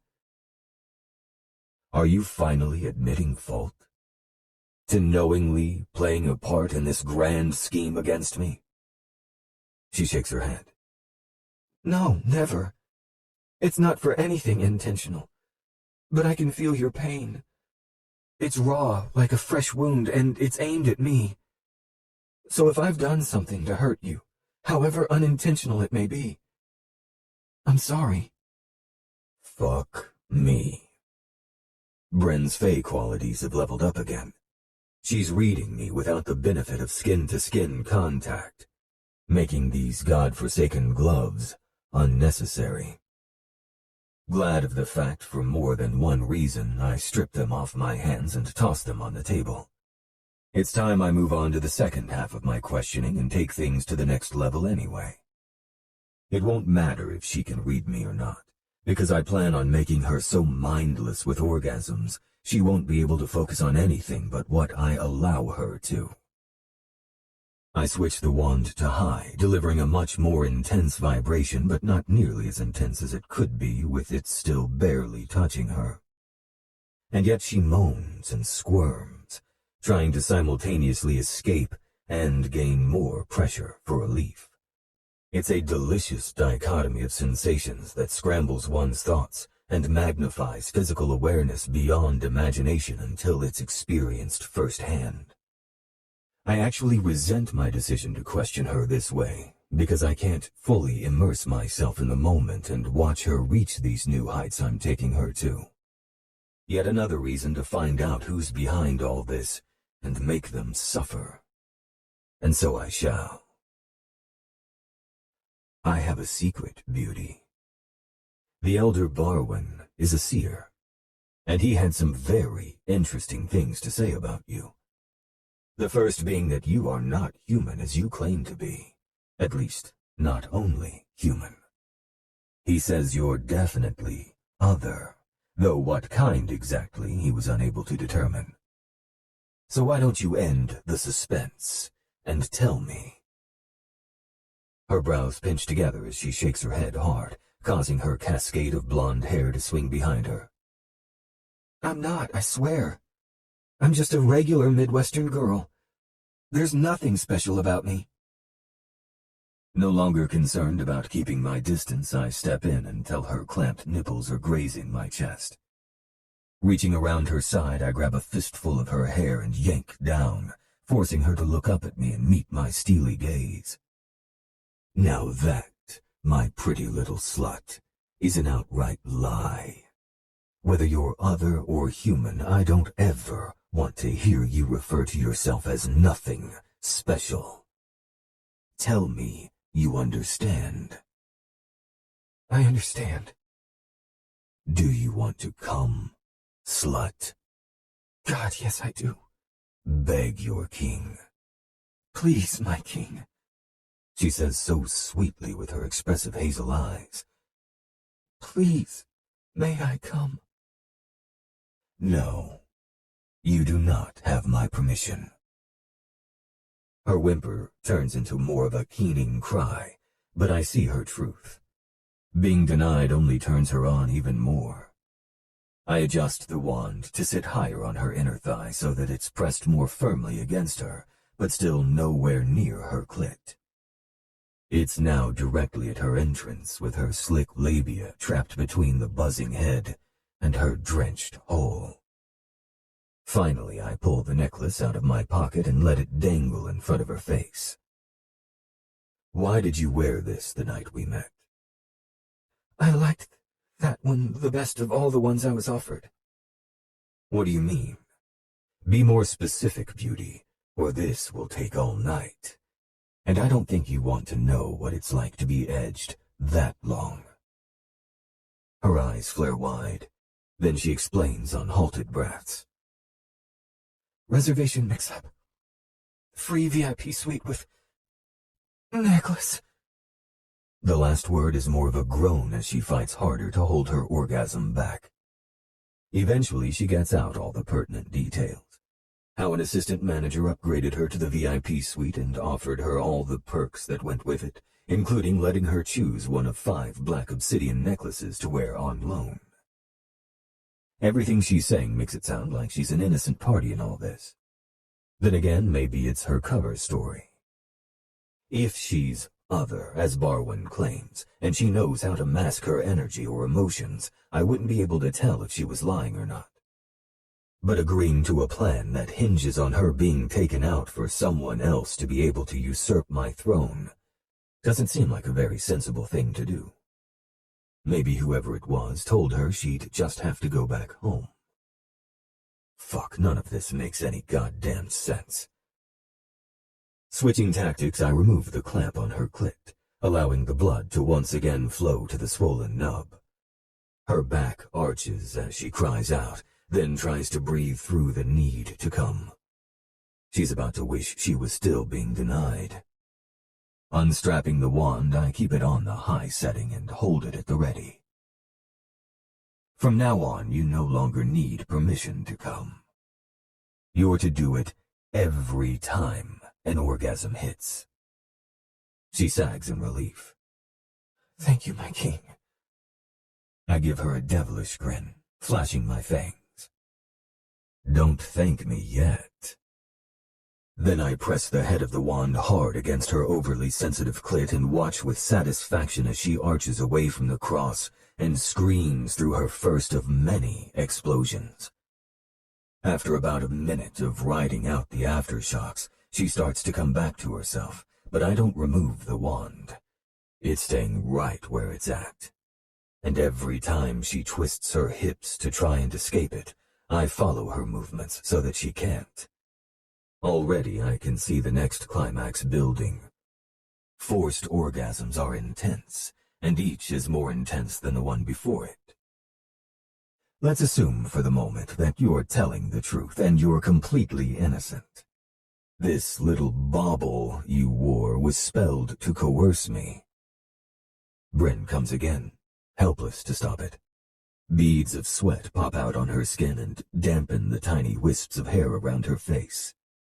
So damned stunning. As soon as she's calm enough to hear me speak, I continue. Like a fucking love charm, your necklace turned me into a romantic fool who wanted nothing more than to sweep you off your feet and make you mine, and it fucking worked. Do you understand what that means? Again she comes. Again I watch, my dick so hard in my pants I swear I'm going to come just from bearing witness to her ecstasy. And again, I continue. From the moment I laid eyes on you, everything I've felt has all been manufactured, nothing more than a pretty fucking lie. Bryn shakes her head violently. No, that's not true, she says between panting breaths. We have a connection. Wrong, I growl. We have a bond that's feeding off the feelings we had at the time we were mated. False feelings. None of this is real. It never has been. No, I don't believe... Oh, fuck! Believe it or don't, it doesn't change that it's the truth. I'm not sure if she's even hearing me right now as her latest orgasm burns through her. Her entire body is trembling, and her pleas for me to give her a reprieve are more incoherent babbles than actual words. But I understand them, because I'm as fluent in this as anything else. Please don't make me come again. I can't do it. It's too much, please. I don't fucking think so. Purposely creating confusion, I turn the wand off and toss it on the table, along with the necklace I'd like to smash into pieces for the lies it represents, but also create a religion around it for being what ultimately bonded her to me. Then I return to her and remove one of the nipple clamps as I drive 3 fingers into her greedy cunt. She comes instantly, screaming to the heavens as her inner walls, already so tight from multiple orgasms, squeeze my fingers like a fucking vice. That's it, I croon in a wicked tone. You're going to come for me until there's not a drop of moisture left in your body. Again.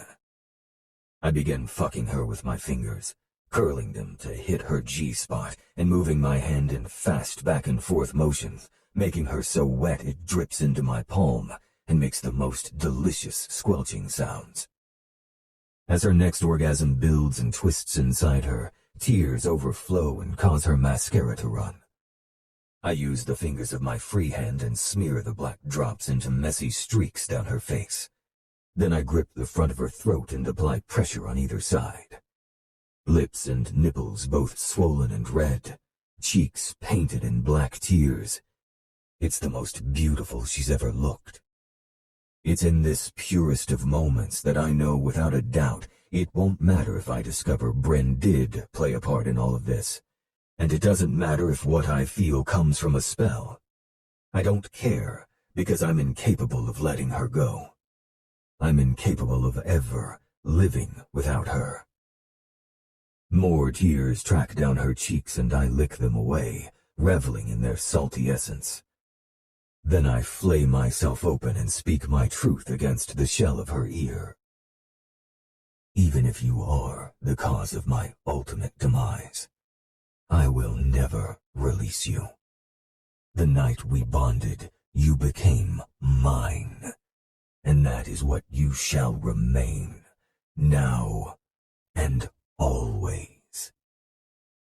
Feeling her climax overtake her, I release her throat and then quickly remove the other nipple clamp, giving her the rush of fresh oxygen and circulation that floods her system, like getting a main line of pure endorphins. Her body seizes up and shakes. Her mouth drops open, but no sound comes out, the silent scream signaling her ultimate pleasure and offering her throat to me like a gift. And so I accept. I sink my fangs into the side of her neck, causing aftershocks so powerful that it makes my gums tingle with pleasure. I only take a single sip, the euphoric experience already tainted with my guilt for the invasion, and the violation of trust I'm about to commit. I pull back and stroke the hair out of her face, telling her what a good girl she is as she continues to float in subspace. With my other hand, I retrieve a tiny vial from my pocket and hold it against her skin just beneath where one of my fangs punctured, to capture the small amount of blood that escapes before she heals. Then I slip it back into my pocket and push everything aside to focus on caring for Bryn. Grabbing the blanket I laid out earlier, I carefully support her while I undo her cuffs. Then I wrap her up and carry her over to a chair where I sit with her cuddled in my lap. I offer her a bottle of water and insist she drinks at least half of it before letting her just snuggle against me as I rub her arms and back through the soft blanket as she comes down from subspace. Caiden, she says sleepily against my chest. Resting my cheek atop her head, I speak in a low voice. What is it, beauty? I wish you believed me. I do believe you, sweetheart. I place a gentle kiss on her forehead and realize it's the truth, regardless of how naive it makes me. I'm glad. She sighs contentedly and snuggles in closer. And if you ever use a scene to manipulate me again, I'll put my castration knowledge to good use. Pride in hearing her stand up for herself helps to neutralize the acidic burn of my guilt. Noted and justified. Her satisfaction with my answer flows to me through our bond, and she finally succumbs to sleep. Soon after, my phone vibrates in my back pocket, and I take it out to find a text from Connor. It's a picture of the letter from Bryn's wallet, proving I'm not naive after all. My gaze drifts to where I left that damnable necklace, and my heart sinks. Because whether or not Bryn is innocent doesn't change that what we feel for each other is all still a lie. And I think that might hurt worse than if she'd intentionally betrayed me. Chapter 23. Bryn. Fiona! As I march through the halls of Midnight Manor on a Saturday evening, I can't get over just how eerily quiet it is. I spent all day working in my temporary makeshift office and only realized how late it was when my stomach protested loud enough to echo in the room. Since I take my food seriously, it wasn't until I was almost finished with the dinner plate the cook left for me in the warmer that I noticed how quiet the house is. And so began my epic quest of trekking through the 12,000-square-foot maze to find my Fae sidekick and ask her what the hell is going on. Fiona? Where are you? Lowering my voice, I mutter, "Where is anyone?" I pop my head into the home gym and come up empty, releasing a small growl of frustration. Then I remember I have a cell phone. Caiden gave mine back to me after the interrogation session a few nights ago. He finally trusts me. I should be happy about that, and I am, mostly. Except that, ironically, we had a better relationship before he trusted me. He's back to working all the time and making excuses for why he can't see me, all because he thinks that whatever we feel for each other is only because of that damn necklace. Personally, I think it's bullshit. I don't know anything about spells, but I like Tiernan's theory about the bond, so I've chosen to apply it to spells too. They can't make something out of nothing. They can only strengthen what was already there. Even though Caiden and I had only met that night, I believe there was a powerful instant attraction for the spell to work from.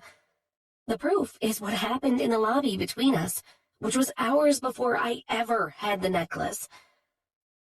I'm trying to be patient, to let him work through his issues on his own, but it's not an easy thing for me to do. Hence why I've been burying myself in work. At least now we know we have one thing in common. Pulling my phone from my back pocket, I bring up Caiden's number and shoot off a quick text as I continue making my way through the lower level. Hey, handsome, where you at? When I don't see the 3 wavy dots right away, I force myself to lock the screen and keep going. I will not stare at my phone, waiting for a response like a lovesick puppy. After searching the game room and lower bar area, I climb the stairs back up to the main floor. Oh, I didn't check the theater room. Maybe she's Netflix and actually chilling. Crossing through the massive great room, my phone vibrates in my hand. I stop and pull up his response. At a night court thing. Be back late. Don't wait up. I furrow my brow and chew on my lip. Admittedly, his vague statement stings a little. I thought we'd gotten past him being secretive about Fae business with me, but apparently not. Okay, don't jump to conclusions, Bryn. It's probably super secret, high-level king stuff. Just because you're married to the guy doesn't mean you're entitled to be a part of everything. Okay, but you might find me in your bed when you get home. Winky face. A thumbs up bubble appears on my text. He fucking thumbs upped me? I continue to stare at my screen for several seconds before I realize I'm waiting for him to add an actual response. Nope, I say to myself, kicking back into motion. Not doing that. I can't expect him to be a chatty Cathy if he's in a meeting. It's fine. Everything's fine. Fiona! If I don't find her in the next 5 minutes, I'll be forced to seek out whatever Night Watch guys are on the property. But other than the Wolf brothers, who will be wherever Caiden is, they all treat me similar to Finn. Like an inconvenient ticking time bomb, so they're a last resort. I reach out for the door of the theater room, but it's yanked open before I get there. Fiona jumps into the hall and slams the door shut behind her, greeting me with a too-wide smile. Hey, girl. I was just finishing up a movie. Super intense, major plot twist. You know how it is. I blink a few times, not sure where to begin. The fact that she looks guilty as sin about something, or that she was supposedly watching a movie while wearing a black satin sheath gown with a slit clear up to her hip. I open my mouth to comment, but the door to the theater opens again. Only this time it's Tiernan stepping into the hall, distractedly tucking his tuck shirt into his waistband. Fuck, Fee. You almost took me out trying to get out. Oh, hey, Bryn Meara. How's it going? My eyes bounce back and forth between Fiona and Tyr several times. The conspiratorial grin on my face getting bigger and bigger. Super intense major plot twist, huh? I'll say.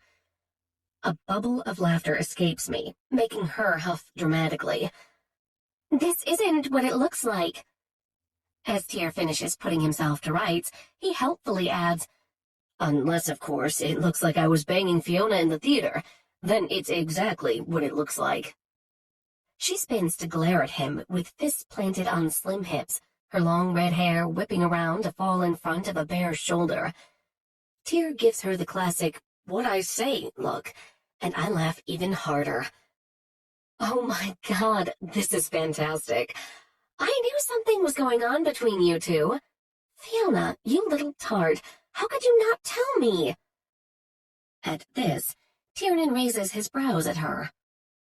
You're not bragging about me to your friends? Honestly, Fee, that hurts my feelings. Fiona rolls her eyes.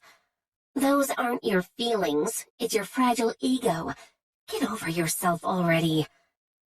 Turning back to me, she frowns. Why aren't you ready? Ready for what? The early equinox ball, she says, like I should know what she's talking about. When it's clear that I don't, she explains. Every year on the night of the fall equinox, the Dark Fae have a grand ball to celebrate the coming of shorter days and longer nights. The only exception is on every 10th year, when the kings of the day and night court meet in the desert at Joshua Tree on the fall equinox as a day that has the exact same hours of night and day. And on those years, which happens to be this one, we have the ball 1 week early and call it the Early Equinox Ball, or EEB. Or the double E, for those of us who appreciate large breasts. Fiona swings her hand back to smack him in the chest, but he catches her wrist with a sly grin, only releasing it when she gives him another eye roll. The way they interact with each other is so fun, I could watch them all day. Where's a bucket of popcorn when you need one? In the theater, probably. Okay, so there's a ball tonight and you're both going. Was that your point? No, my point is that there's a ball tonight and everyone is going, so why aren't you dressed? My stomach drops as I finally catch on. That's what Caiden's night court thing is? Fiona's face falls as she realizes I was left behind on purpose, and Tiernan curses under the hand rasping over his stubbled jaw. Turning away from their piteous expressions, I walk back over to the great room and plop down on one of the couches while I try to sort through a myriad of thoughts spinning in my head. Fact. Someone set things in motion to lure me to Vegas in order to get Caiden to marry me in a dark fae marriage rite for reasons unknown. Also unknown is why I was chosen specifically. Unsettling, to say the least, but as far as arranged marriages go, I think I hit the jackpot of grooms, so I'm good with the end result. Fact. The bond has started changing me on a physiological level, giving me both strengths and weaknesses common for fae, which is both cool and scary. I try not to think about either very often. Fact. Caiden believes that neither of our feelings for each other are real and is trying to push me away as a result. Fact. Caiden is a dumbass. Fiona takes a seat next to me and puts her hand on mine. Bryn, I'm sorry. Let me go change out of this and we can hang out. Have a girls' night in. Absolutely not, I say, my feathers more than a little ruffled now. I'm hoping you have another gown somewhere because I'm going to that ball, even if I have to go in jeans and a t-shirt. Her amber eyes light up, then dim when she frowns. Damn it, I don't have anything like this here. I have a couple of cocktail dresses, but that's the best I can do. I can do much better than that. We both turn around to look up at where Tiernan is standing behind us. Fiona narrows her eyes. If you offer her some rando's dress that was left here after one of your many interludes, I will junk punch you. Shaking his head, he tisks. I'm offended you think me such an amateur fee. I always make sure my randos take all their clothes with them. Now, both of you, follow me. I chuckle at the way my friend shoots fire at his back for all of 5 seconds before she's ogling his ass as we follow him up to the second floor. Take a picture. It lasts longer, I whisper. She leans her head in and whispers back, If you think I don't already have a whole collection in a hidden album on my phone, you have much to learn. I roll my lips in to prevent an all-out laugh, but forget my humor when Tiernan leads us into Caiden's bedroom. Tiernan, I say, stopping dead at the threshold. Wearing a dress from one of your past interludes would have been bad enough, but I don't even want to see one from Caiden's past. He pauses at the door of the huge walk-in closet, his expression earnest. Brynny, give me a little credit. I would never suggest that. I'm getting your dress. Before I can ask what he means, he disappears into the closet and emerges a few seconds later with the most beautiful black gown I've ever seen. Fiona gasps next to me, then grabs my arm and drags me over to where Tiernan is holding it up from the hanger. Caiden was planning on taking you to the ball, Bryn, Tiernan says. He had this custom ordered for you about 2 weeks ago. I don't know why he changed his mind. I look him dead in the eye. Because your brother is a dumbass. He gives me a crooked grin. No argument there. Here, put it on. Let's see if he got your measurements right. Fiona grabs the dress from him and shoos me into the closet to help me into it, along with the matching heels we found. Then we stare at my reflection in the large 3-way mirror standing in the corner of the closet.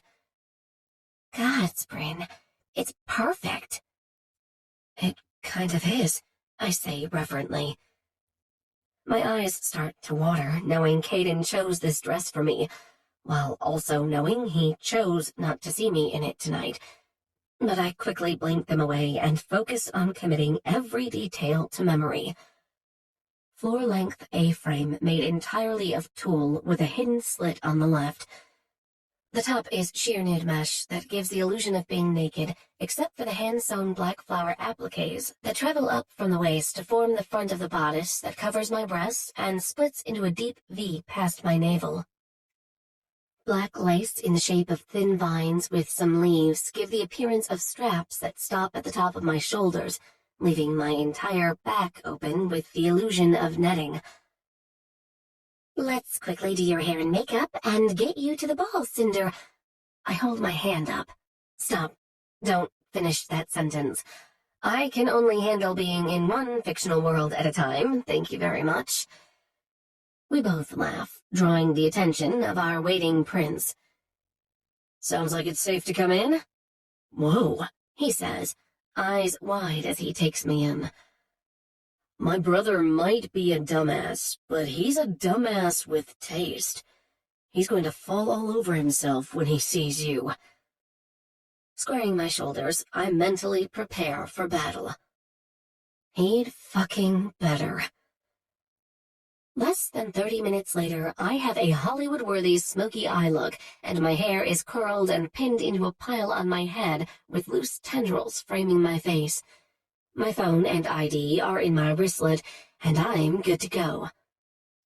Fiona and I meet Tiernan downstairs, then head for the garage where his midnight blue BMW 8 Series sedan is parked. He opens the back door for me, but I stop when I notice a decal next to the left taillight that says, "I drive like a Cullen." When I give him a look that says, "Seriously?" he's quick to defend himself. "What? It's funny." I laugh as I slide into the back seat. "It's also true, so buckle up."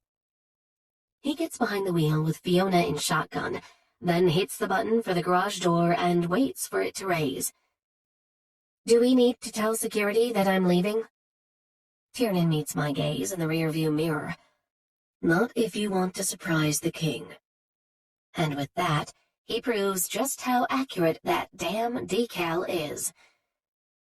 We arrive at nightfall in what has to be a world record time. As we approach the entry to the event space, my nerves finally make an appearance in the form of angry butterflies in my stomach. Fiona glances over at me and must see it written on my face. "Take some deep breaths, Bryn.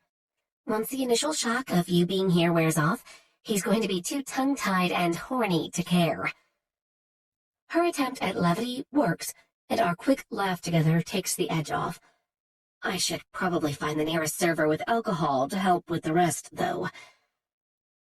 There's a handful of Fae guests milling around the outside of the ballroom, and Fiona grabs my hand excitedly as she points to one specifically. "That's my mom. I can't wait for you to meet her. She's the absolute best." Waving her down, she calls out, "Mom, over here." A beautiful strawberry blonde in a strapless mermaid dress excuses herself from her small group and holds her arms out to envelop Fiona in a tight hug. "What took you so long? King Caiden is due to give his speech and blessing soon." "I know, I'm sorry, but I was helping my friend get ready." "Bryn, this is my mom, Erin Jewel. Mom, this is Bryn, the woman I was telling you about who's been staying at the manor." Erin turns her smile on me, about to greet her daughter's friend, when she suddenly freezes and holds it so long, I wonder if somehow time is standing still. The smile is still on her face, but it no longer reaches her warm eyes. In fact, she almost looks scared? My PR persona kicks in, and I pretend that nothing is out of the ordinary. Holding my hand out, I say, "Hello, Erin. It's such a pleasure to meet you. Fiona speaks so highly of you, and I can't tell you how much I adore your daughter. She's been a godsend to me over the past month. You did an excellent job raising her." Erin snaps out of her frozen state, but now her eyes are welling up with moisture she's trying desperately to blink back. "Mom? What's wrong?" Nothing, sweetheart. I think it's just dust or something. She uses the back of a finger to help stem the water before it can spill over, then takes a deep breath and composes herself. There, see? All better. Bryn, she says at last, taking my hand between hers. It's so nice to finally meet you. I've been waiting for what seems like forever. Fiona makes some comment about her mom exaggerating what was only a few weeks, but I'm not really listening. I'm lost in the way her soft hands feel cradling mine, a comforting, motherly touch, one my own mother used to give me, and it causes an ache in my chest I haven't had in a while. But the more I stare at her, the more something else starts to tug in my brain.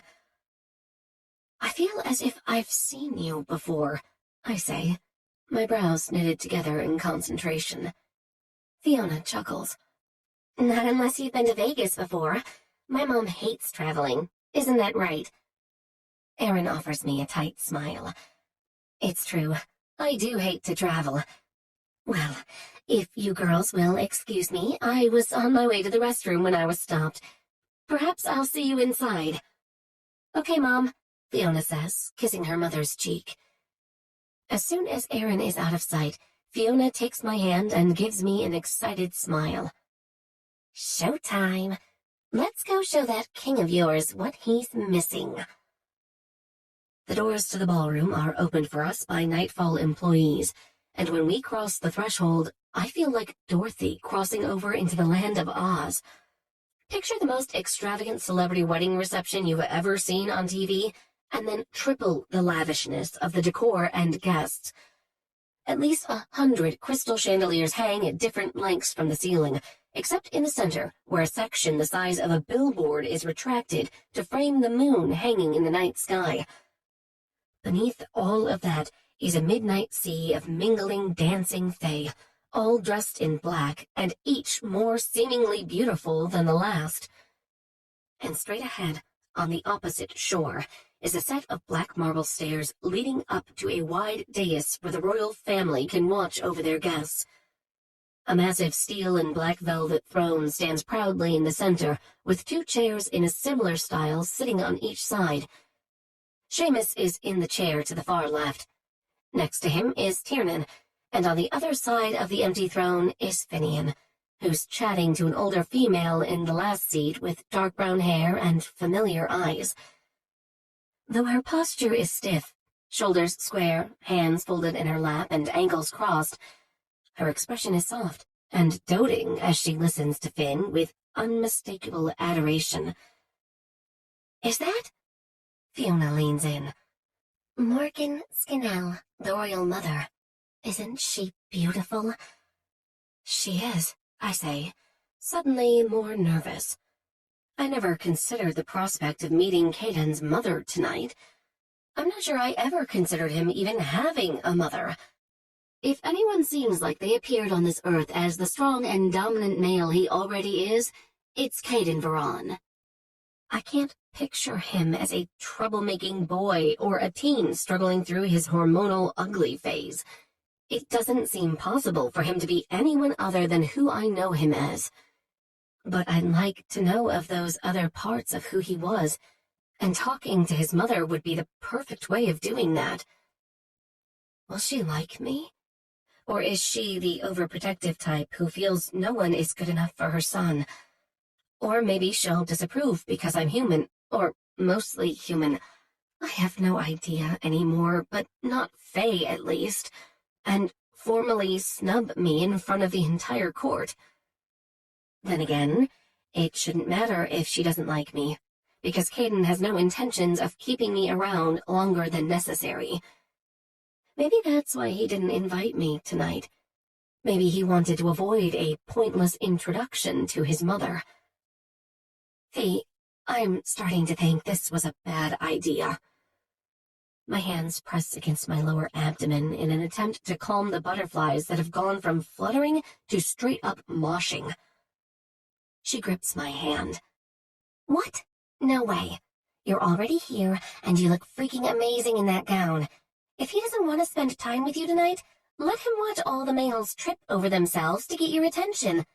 That'll teach him to leave you behind. I'm about to argue when I see Caiden.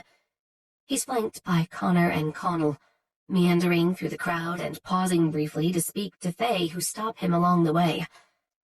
When he reaches the dais, the brothers post up on either side of the stairs as he ascends and takes a seat on his throne.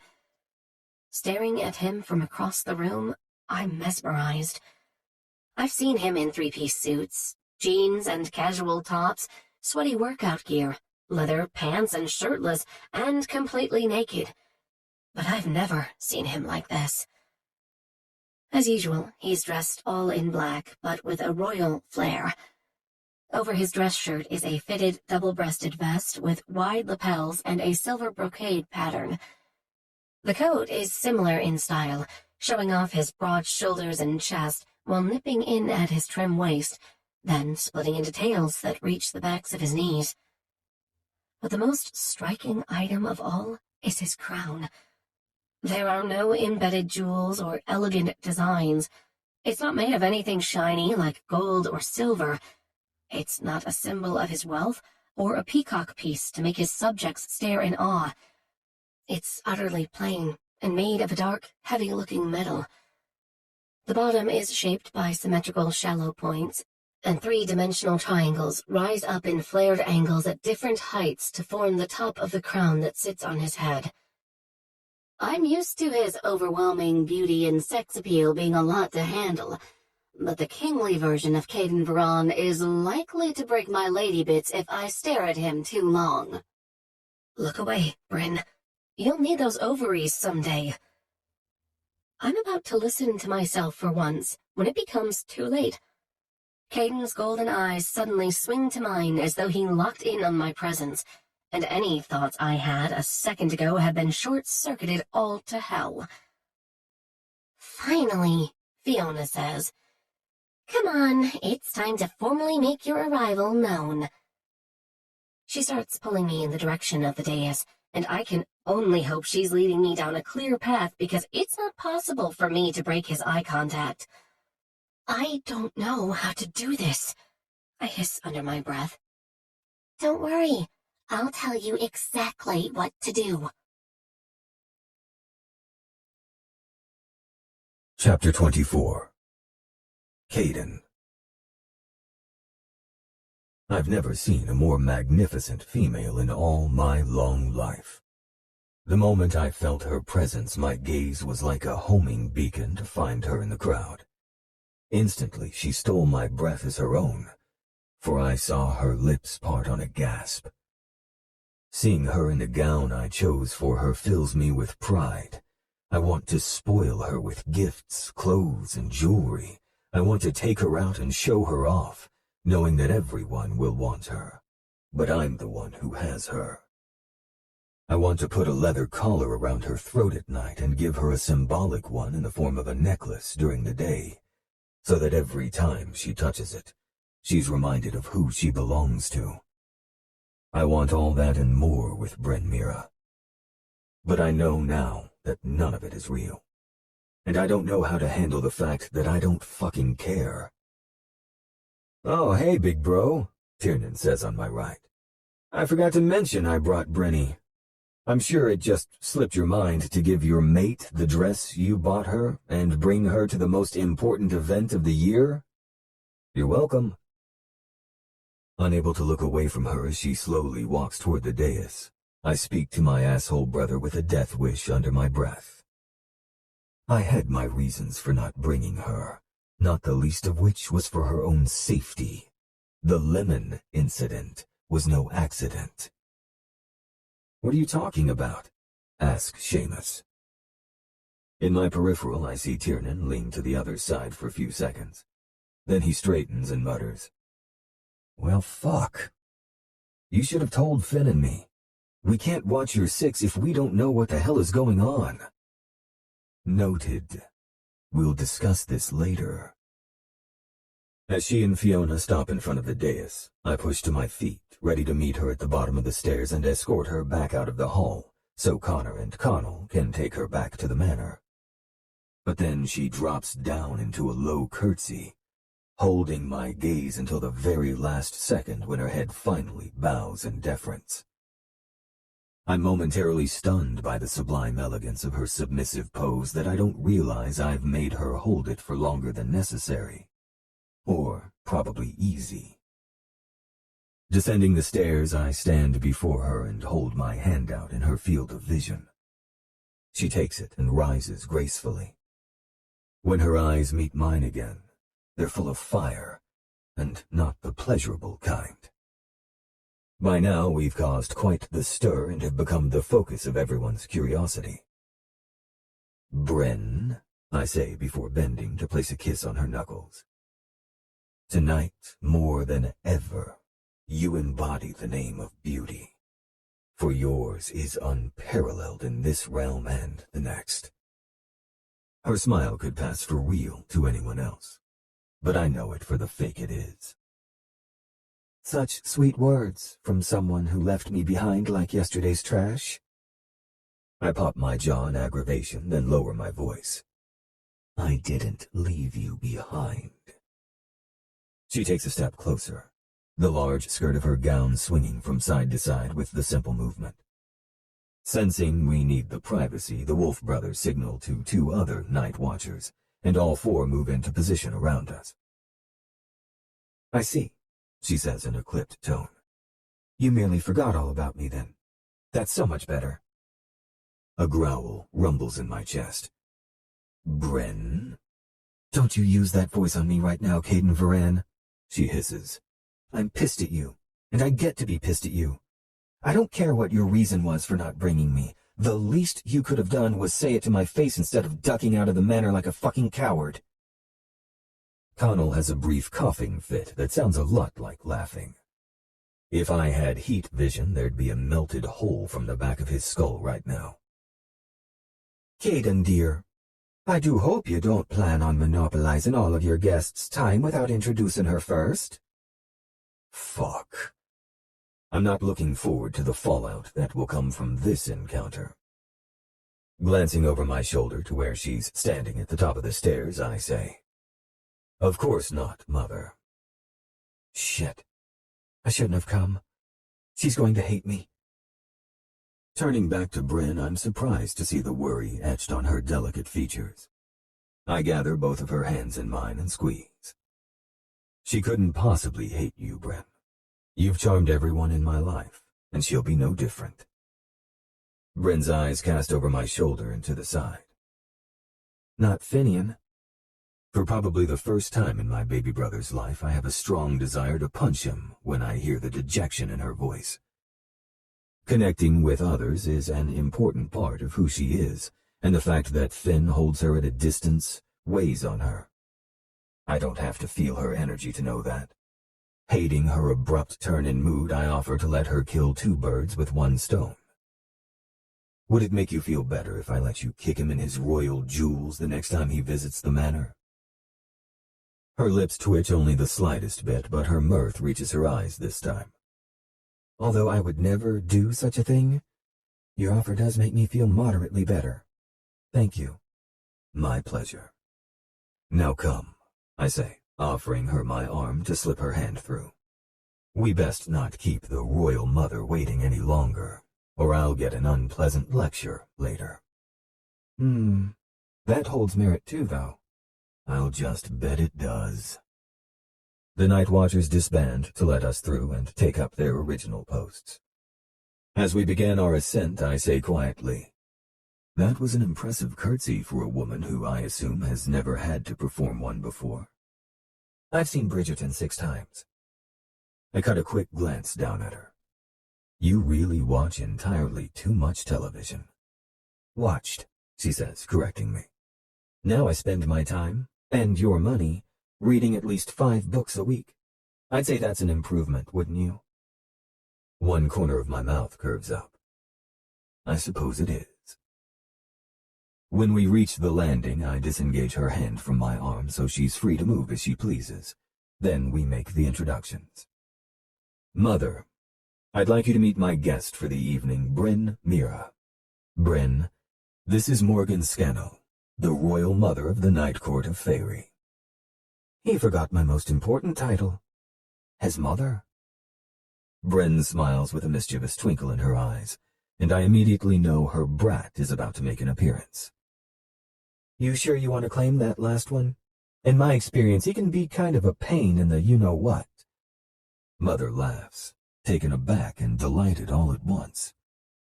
Indeed, my dear, he can. I'm not sure anyone other than his father and myself has ever had the gall to tell him, so he's hard-pressed to believe it. I can see you've no such trouble, though. None at all. Well, I hope I'll have a chance to get to know you better on a less formal occasion. But it's almost time for Caiden to give the annual equinox blessing. She leans around me and calls out to her second child. Tiernan, be a dear and give your seat to your brother's guest. Always the first to volunteer to get out of any official royal business, Tyr practically jumps out of his chair. It would be my honor, Mother. Here you are, Brynny, he says, gesturing to the spot he's happily vacated. Bryn doesn't move. Instead, she peers up at me and waits for my direction. I can still sense her anger, yet she continues to look for my guidance. Her trust and obedience is a gift I don't deserve, but one I will always selfishly accept. I want to lean over and whisper, "Good girl," in her ear and feel the shudder of excitement tremble through her. Unfortunately, all I can do is nod my permission. To my mother, she says, "It was an honor to meet you, and I hope we get that chance to talk someday soon." "As do I, dear." Mother's warm smile remains in place while Bryn walks over by Tyr and takes his seat. "And you," she says to me in a tone she used when Tyr and I were young troublemakers. "I need to speak with you." She walks toward the far side of the dais, not bothering to see whether I follow. I might be the king, but she'll be my mother no matter how important and rich I become. I'm lucky she's allowing me to follow instead of dragging me along by the ear. When she spins around to address me, gone is the congenial royal mother, and in her place is the strong, take-no-bullshit female who raised 3 hellions. "You're mated." It's not a statement of observation. It's an accusation, one that stings like the crack of a single-tail whip. "Please tell me I'm mistaken, that my ability to recognize my eldest son's energy is failing me in my old age." Mother, you're barely 4 centuries, and still as sharp and beautiful as if you were 2. Distracting with flattery is Tiernan's method of weaseling his way out of trouble, not yours.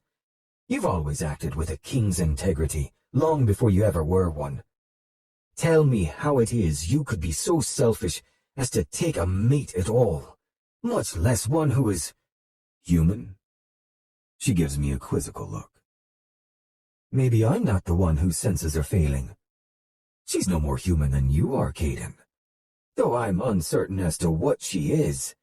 She doesn't quite read as Fae, does she? Despite hearing it from Barwin, I'm surprised my mother is able to sense it as well. Bryn still reads human to me, even with the Fae qualities she's gained. But the truth of the matter is that something I've done is affecting her on a physiological level, and there's no way of knowing whether it will become irreversible at some point. Or, God's forbid, already has. I glance back to check on her and see the Talons and a few others she met at the tour, all standing at the edge of the dais, chatting enthusiastically with her. "She seems to have made quite the impression," my mother says, pulling my attention back to her. Everyone loves her. Everyone except Finny, I amend. "I imagine it would be hard for your brother, who thinks you hung Rhiannon's moon, to accept a female who holds your life in her hands. Now, son, tell me, how did this happen?" I try to draw in a deep breath, but my ribs struggle to expand beneath the crushing weight of the truth. Dragging a coarse hand over my mouth and jaw, I give up trying to put this conversation off any longer. The night we met, she was given a spelled necklace to wear that bewitched me, for lack of a more creative term. Neither of us remembers more than the first few hours together, but we woke up the next morning married and mated. At first, I thought she had something to do with it. Then someone tried to poison her, and they nearly succeeded. My mother's eyes fly wide as she grips my arm with both hands. Caiden. I place a reassuring hand atop hers. I know, and I'm sorry. I didn't want to worry you before I have all the facts, which is why I tried leaving her at the manor tonight. Slender brows knit together above the bridge of her nose. But the curse. Discreetly, I reach into my coat's inside pocket and show her the small vial of Bryn's blood, then tuck it back into place. An elder seer told me it would give me a few hours of mimicking her presence. Considering I don't know how to explain who or what she is to our people, I thought it best I came alone. My son, you're the king. You don't have to explain yourself to anyone, except your mother, she adds with a pointed narrowing of her eyes. I let my affection for her shine through. Your admonishment has been noted, Mother. She gives me a demure grin of appeasement. Then I shatter the brief levity to return to the more serious topic. But a king does have an obligation to explain himself when he's done something that affects his subjects, which is now the case. Being mated to Bryn has activated the curse, and now someone is using her and our bond to get to me. If Bryn has a target on her back, then so do I. Her tone turns ominous with her whisper. The Day King. I shake my head. It can't be, Talek. Neither one of us has the power to kill the other without causing our own deaths. It's in the treaty. The treaty specifically states that a king cannot be killed by the other's hand or by their order. It says nothing of manipulating the king into the fatal role of widower by using the blood curse against him. Ice freezes in my veins. No, that can't be right. Father never mentioned any specifics, and neither has Seamus. You must be mistaken. Clutching her belly like she might be sick, she explains. Seamus wasn't at the signing of the first treaty. I was, and I acted as your father's witness. Your father resented the need for a treaty. He believed a Fae's enemy should never be another Fae. So it doesn't surprise me he ignored his responsibility to teach you the finer details. The fool. She mutters that last part under her breath, but it's hard not to hear the undertone of lasting affection for the man who refused to love her. If Talek is behind this, you need to get her back to the manor. It's too risky for either of you to be here. I'll give the blessing, and your brothers and I will take over hosting duties for the night. I appreciate that, Mother, but I'll give the blessing. I don't want to start rumors that my affiliation with Bryn is preventing me from performing my duties as king. After that, we'll go. She nods, but her eyes that match mine are swimming with concern. As you wish. I bend down and kiss her cheek, then leave her and cross to Bryn's side. She looks up at me and smiles, and thank Rhiannon, this one is genuine. Then turns her attention back to the crowd. This is amazing, Caiden. I've never seen anything like it. Seeing everything through her eyes brings a fresh perspective to the elegance and grandeur of the ball. It's not that the shine has worn off, but when you've done something more than 100 times, you forget that the shine is even there. Do you have a retractable roof so you can pay homage to Rhiannon at your events? I give her an indulgent grin. Yes, we do. She returns my grin. I thought so. But what is he up there for? Who? Bryn turns her face up to the ceiling and points. Him. I follow her gaze and see a cloaked figure standing at the edge of the skylight. At first I assume Connor and Connell must have posted a night watcher up on the roof. But then he raises his arms from inside his cloak and aims a bow and arrow straight at Bryn. Chapter 25. Bryn. Archer on the roof! At Caiden's bellowed warning, the world around me detonates. The sea of Fae explodes into screams of confusion as they scatter for safety, running into one another like bumper cars in a fit of hysterics. Night Watchers appear out of nowhere to follow Connor's and Connell's barked commands. Some whisk the royals away from harm, and some mobilize to attack the threat.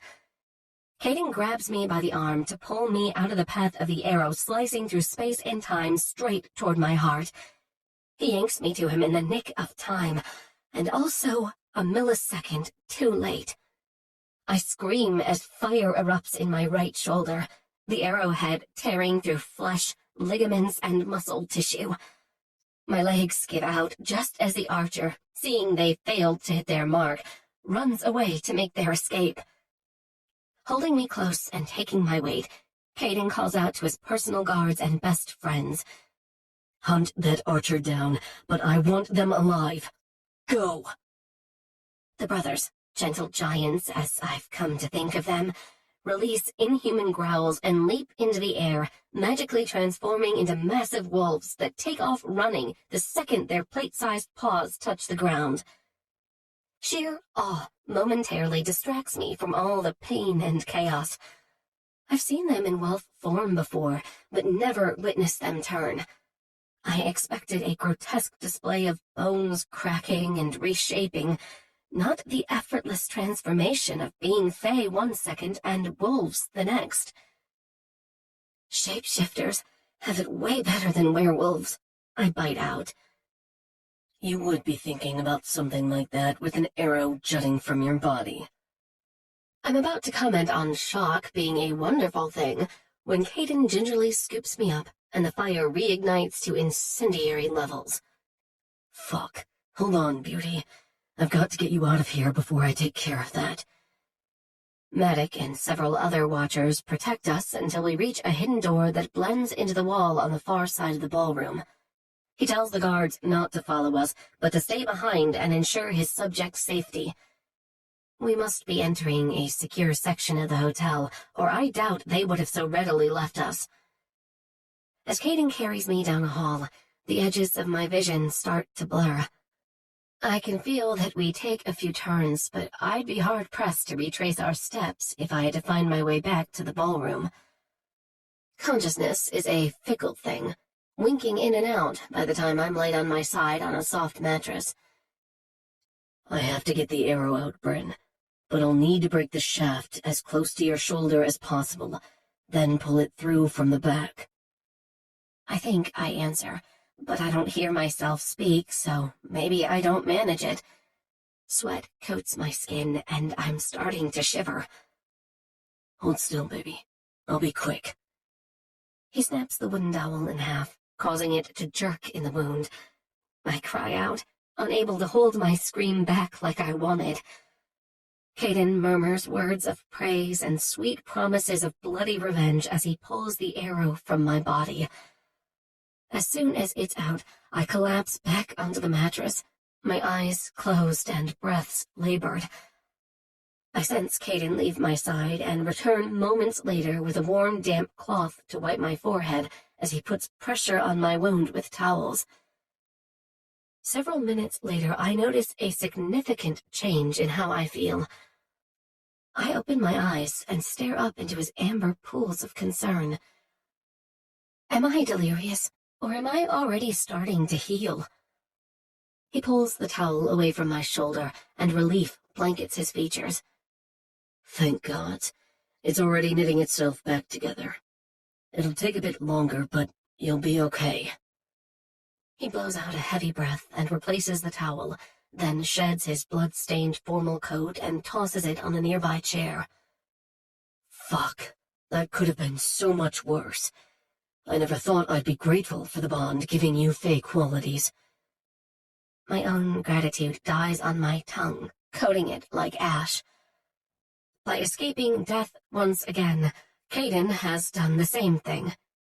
I keep forgetting that his life is dependent on mine, and while it would only be natural for anyone in his situation to be grateful that I'll survive, I can't help but resent him for it the tiniest bit.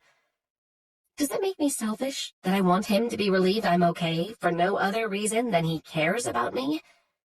Probably, but it doesn't change how I feel.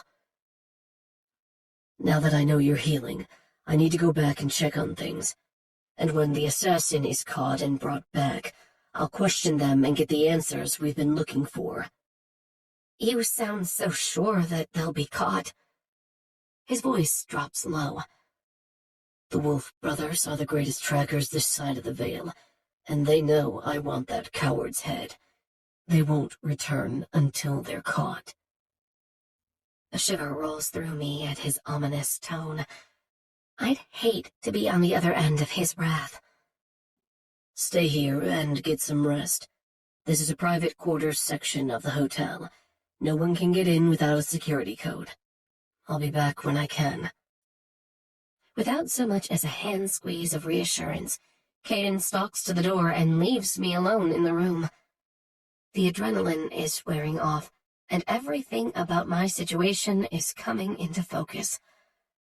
I've been nothing but a burden on Caiden and his family since arriving in this city, but it's not like any of this was something I planned or wanted either. And now that he thinks any feelings we have for each other are manufactured by that ridiculous spelled necklace, he's been holding me at arm's length like it's his third fucking job. And frankly, I'm sick of it. Testing my strength, I rise from the bed. Surprisingly, I don't feel too bad. Kind of like the day after being laid up with a stomach bug. A bit achy and not quite operating at 100%, but definitely better than someone should be after getting an arrow removed from their shoulder 10 minutes ago. I go into the bathroom and check the wound, front and back, and it's almost completely closed. Whoa, eat your heart out, Wolverine. Wait till Connor and Connell get a load of this. Then it hits me. No one is guarding me. The door isn't locked from the outside. I'm on the Vegas Strip where taxis abound, and I have my phone in the wristlet with my ID and credit cards programmed into it. I can go home. And why shouldn't I? Caiden doesn't want me to be a part of his world. He hates that the Bond is giving me fake qualities and spends more time avoiding me than he does anything else these days. It would be better for both of us if I was back in Wisconsin. I won't be in the line of fire there, and then he can focus on figuring out how to break the bond instead of worrying that one of these times I won't be so lucky and it'll be lights out for both of us. Yeah, it's definitely time for this trip to end. I only wish it didn't make me so fucking sad. Chapter 26. Caiden. I make my way back through the halls of the secured section of Nightfall, lethal determination in every step. When my cell vibrates in my pocket, I dig it out and answer without checking the caller ID or breaking my stride. "Tell me what I want to hear." "We got him," Connell says. "We're waiting in the security wing for you." "Good. Don't start without me." Pocketing my phone, I approach the end of the corridor that will lead me back into the ballroom. Night watchers will be armed and stationed at every entrance and exit, but knowing the threat was specifically for Bryn, the guests have been ordered to leave and, to be on the safe side, seek sanctuary in their own homes for the evening. My brothers, Seamus and Mother, will all be holed up with their personal guards in the other rooms back in the secure section where I left Bryn. No civilian fade should still be on the premises, which is why I curse in surprise when a female practically jumps out at me as soon as I re-enter the ballroom. She quickly bows her head of strawberry blonde hair as she speaks urgently. "Your Majesty, forgive me, but I must speak with you. It's of the utmost importance." "Were you harmed? I can have one of the watchers take you to the medical bay." Rising to meet my gaze, she has a grief-stricken expression on her face, surprising me. "No, sire, I'm fine. Please, I need a few minutes of your time." I place a comforting hand on her shoulder. "I apologize, but I don't have any minutes to spare right now. But if you attend the next court session at the Tor, I promise to listen fully and help you however I can." I'm not more than 5 strides away when she calls out, "It's about Bryn, Your Majesty." Like yanking on an emergency brake around a turn, I stop my forward motion and do a 180 to march back to her. Narrowing my eyes at the female, I scrutinize every detail, trying to find clues about whether she can be trusted. What do you know about Bryn? I know everything about her, sire. She pauses, swallowing hard as she wrings her hands together. She's a fae who was hidden in the human world 26 years ago. My eyes fly wide at the wild implication of what she's claiming. She opens her mouth to speak, but I hold my finger up to my lips, not wanting her to say anything until we're somewhere secure. Glancing around to ensure no one heard her, I indicate for her to follow me. We leave the ballroom and I lead her through the hotel lobby using a glamour to mask my presence. The last thing I need right now is a bunch of drunken guests mobbing me for selfies and sperm. I enter a code at an employees-only door near the front desk, which leads to the corridor where my security team is located. In addition to their base of operations where they monitor the activity throughout the hotel and casino, we have 5 rooms used for holding and questioning. Anyone we catch counting cards or running other games at the tables, pickpockets, preying on the guests, or anyone drunk and belligerent enough to start shit with the other guests or my staff, this is where we bring them until the authorities arrive. All of the larger Vegas establishments have them, but ours are also soundproof. Because when you're running 2 empires in a place nicknamed Sin City, you're bound to make a few enemies along the way. And in those situations, sometimes it's not enough to simply hold and question. Sometimes it's needed to torture and interrogate. Like tonight. Sensing which room they're holding the archer in, I take one of the others and usher her through the door. It looks like any interrogation room you'd find at a police precinct. 4 walls and a metal table between metal chairs. Once we're inside, I gesture for her to take a seat. Then I turn off the video and recording equipment with a push of a button and sit across from her. All right, it's safe to talk now, I say. Please tell me who you are and why you think Bryn is a changeling of all things. My name is Erin Jewell, sire. I'm Fiona's mother.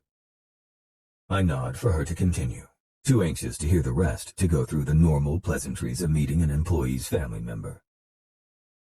I know she's a changeling, because I'm the one who made her so.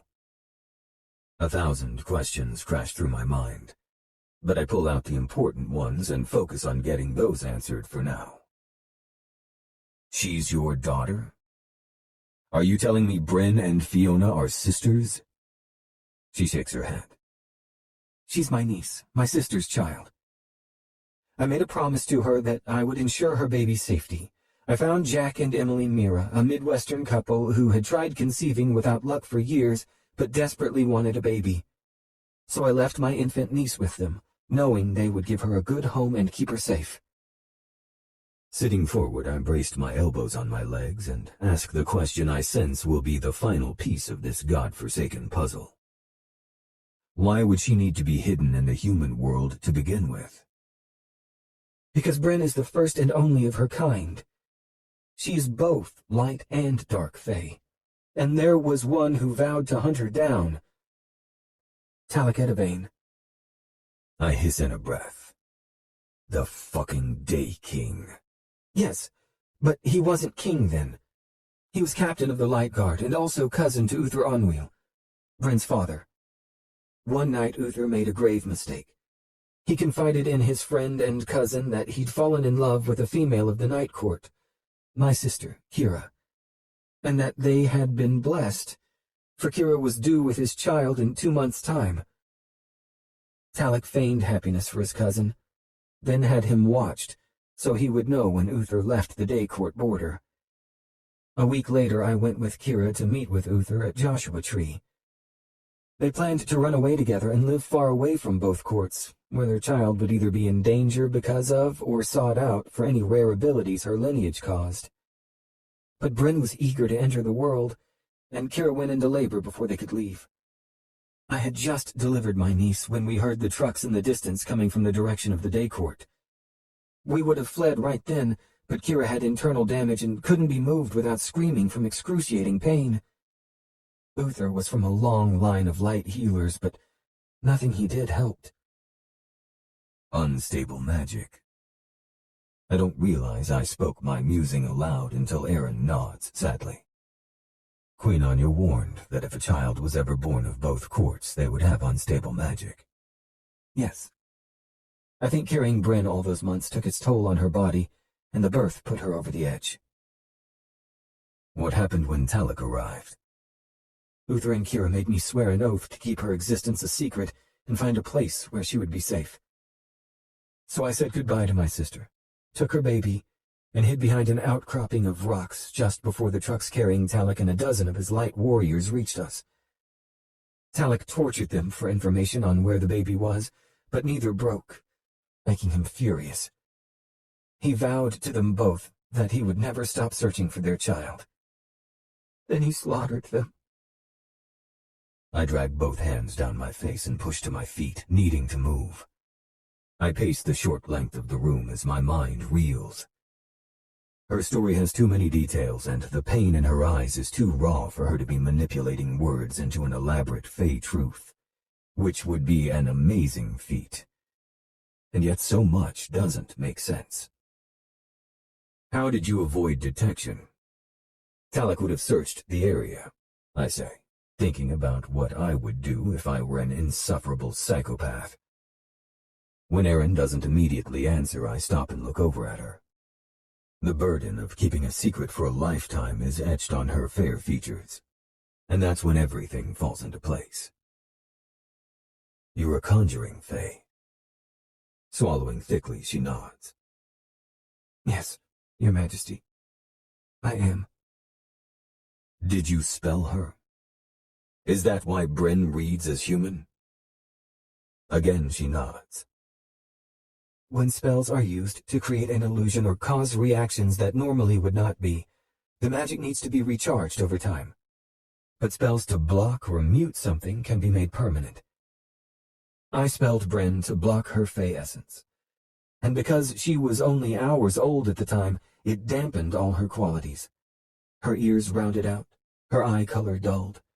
And when her teeth finally came in, though her canines had slight points to them, they never elongated into fangs. I checked on her regularly until she was 13 to ensure the block held and no one had grown suspicious. Then I finally let her go. Her eyes are hazel, a mix of green and gold. While dark fae have golden eyes, the light fae are inherently vivid green. Gods, how did I not see it before? Because you weren't meant to. No one was, Your Majesty.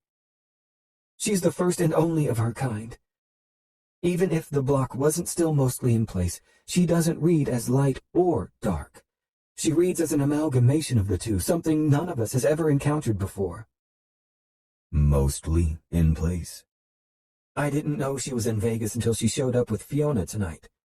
Once I got over the shock of seeing her, I could sense the fractures in my spell. They're small, but they'll continue to grow the longer you're bonded. I arch a brow at her. Yes, I can sense that too. Apologies, sire. Honestly, Aaron, that's the least of my concerns at present. I pinch the bridge of my nose, trying to stave off the mother of all migraines. And fae don't even get headaches. Thinking of how Bryn and I somehow ended up mated our first night together, I say, one last question. Anya said that part of a hybrid's abilities would be to bend the fae of our courts to their will with a single thought. Does Bryn have that ability? If she does, it's still being repressed by the spell. I didn't sense any powers of persuasion coming from her. What if it had been amplified using a spelled necklace made of obsidian? Aaron's eyes grow round. Obsidian is known to be a truth-seeking stone. Aided by a spell, it may have strengthened the truth of who she is enough to at least give her mild suggestive powers. Exhaling heavily, I shake my head in disbelief. That explains how we ended up mated and believing we have feelings for each other this whole goddamned time. Cursing, I rake a hand through my hair and pull at the strands. Forgive me, sire, but if Bryn wore a spelled necklace when you met, it wouldn't have affected you past that first night. I frown. What makes you say that? As I said, spells that create, such as intense attraction, for example, are merely temporary. Obsidian or not, something as small as a pendant wouldn't have held a spell for very long. I would guess maybe 5 or 6 hours at most. I see. Everything after that has been influenced by the bond, then. I suppose that makes more sense, especially since she hasn't worn the necklace since that first night. She shakes her head. No, Your Majesty, a bond cannot be manifested from nothing, just like a flower cannot appear if there is no seed. If Talik orchestrated this, he was fortunate that it worked in his favor. Had you and Bryn not felt a natural attraction to each other and forged a connection all on your own, his plan would have failed. A hint of a smile lifts the corners of her mouth. Everything you and my niece feel for each other is genuine. You are bonded because you are true mates. I'm familiar with the phrase of feeling like the rug has been ripped out from under you, but I've never experienced it personally. Until now. I have to find my footing, though, because I don't have the time to savor this revelation properly. Later, when I'm back at home with Bryn, I can unpack this entire conversation and what it all means. Gripping the back of the chair to steady myself, I force words past the sudden lump in my throat. Aaron, I appreciate how difficult it must have been for you to see Bryn this evening and tell me her story. You have my most heartfelt condolences on the loss of your sister and Uther, not to mention your niece, as you were forced to give her up as well. Her eyes well with unshed tears. Thank you, Your Majesty. I'd like to extend an invitation for you to visit Fiona at Midnight Manor. They've grown quite close, and it will allow you to spend time with Bryn and get to know her. For now, though, I ask that you not mention any of this to her. In 5 days' time, I have the meeting of kings with Edivane. Once I've dealt with him and I know she's no longer in danger, we can discuss the best way of telling her. Of course, sire, she says, bowing her head before rising from the chair. Please let me know if there's anything else I can do, for you or for Bryn. I offer her a smile I hope doesn't look as tight as it feels. I'm sure that time will come sooner rather than later. Like when I ask you to find a way to sever our bond, strengthen Bryn's block, then take her back home before removing her memories of ever having visited Vegas. As a conjurer, Aaron has the best chance of anyone at discovering a solution to this situation. Then Bryn would be free to live the rest of her days as the human she believes herself to be. You have my sincerest gratitude, and I apologize for the abrupt end to our conversation, but there's something I need to attend to. Escorting her out of the security wing and through the main entrance of the hotel, I ensure she makes it safely into a cab and pay the driver to take her home. As I resume my original mission, guilt eats at me. I should have already asked for Aaron's help with severing the bond.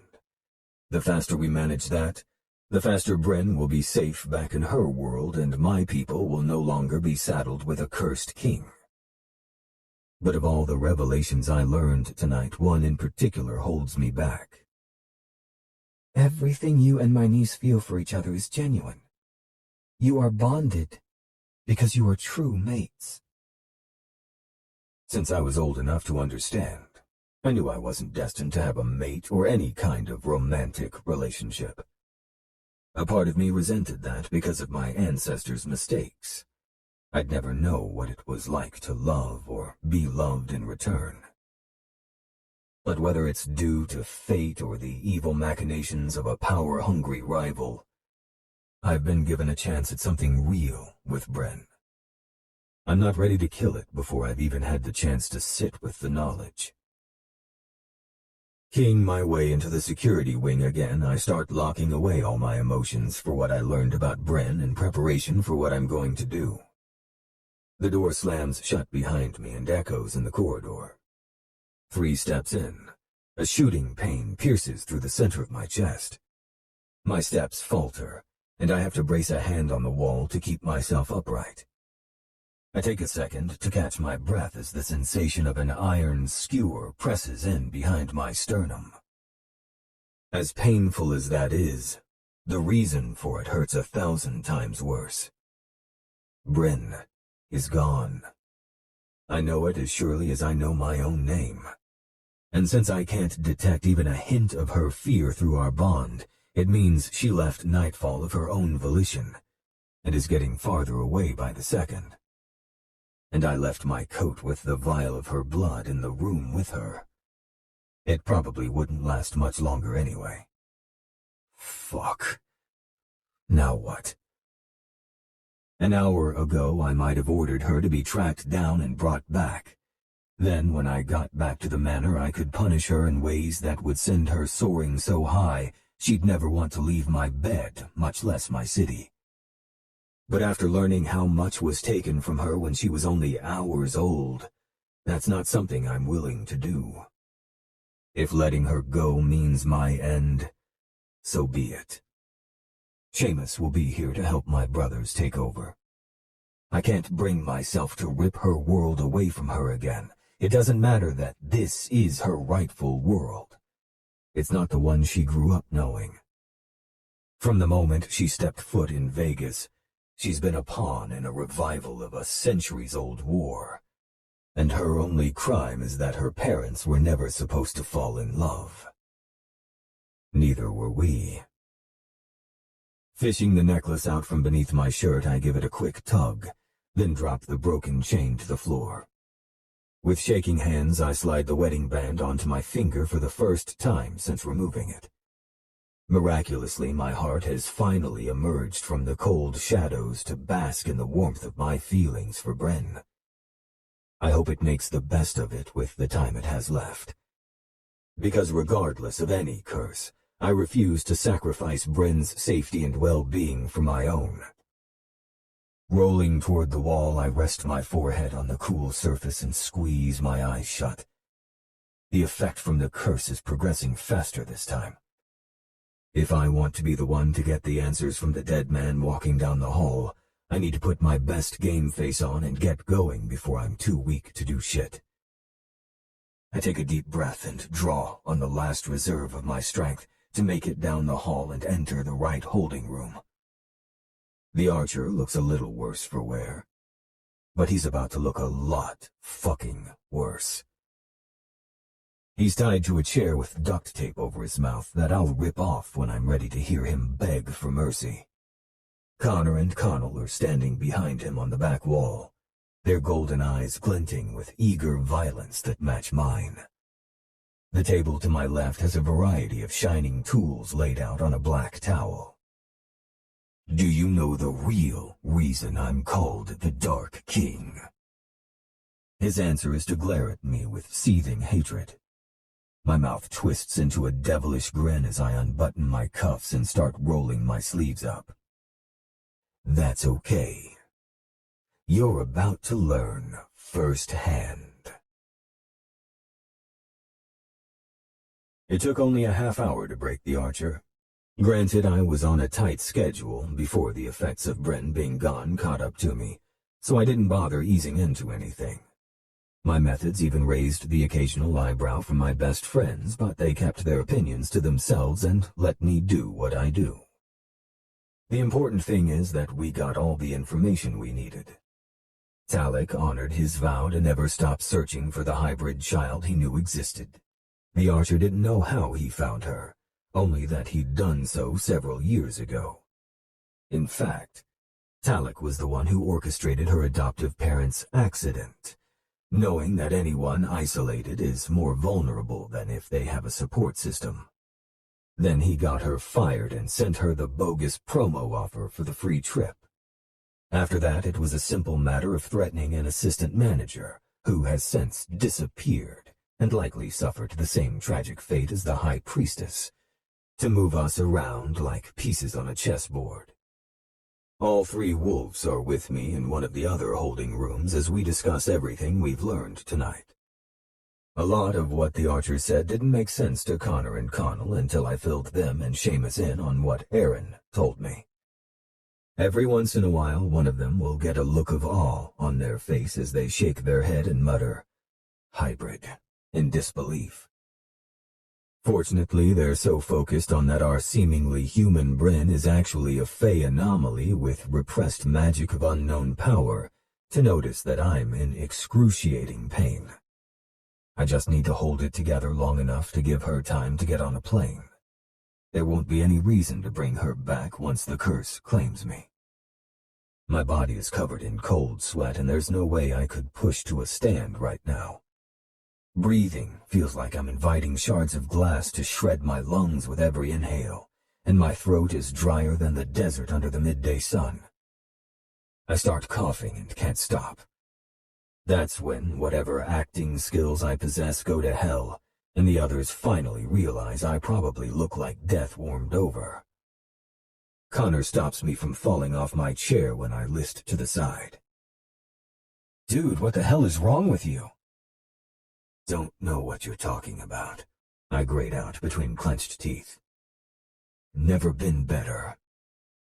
Seamus curses at the same time that Connell checks his phone. "Bryn is on Paradise Road and moving south. She's on her way to the airport." "God damn you, boy. What have you done?" Seamus has never sounded more like my father. Anger and disappointment lace his rhetorical question that's more accusation than anything. Unable to hold my eyes open anymore, I let them close and concentrate on not falling over or passing out. Won't put her in danger anymore. If I'm gone, she's safe. I sense Seamus leaning in for emphasis. The unacceptable part of that plan is that you will be gone. You are the king, Caiden.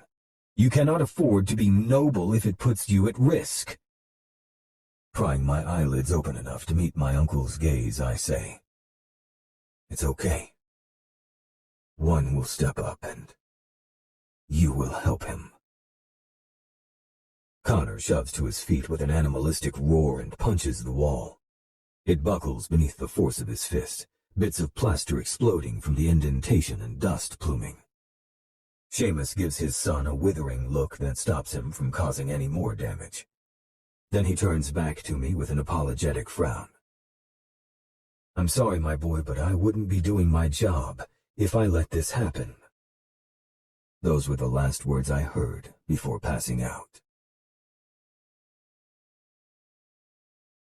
Chapter 27. Bryn. There's a persistent ache causing me to absently rub the site it's emanating from, but it isn't my shoulder. That feels miraculously fine. No, the pain is more centrally located, beneath my sternum, where my heart still beats despite the hairline fracture created when I walked out of Nightfall and slid into a cab. I made a pit stop to buy more travel-friendly attire, then came straight to the airport. The faster I'm on a plane back home, the better I'll feel. I'm sure of it.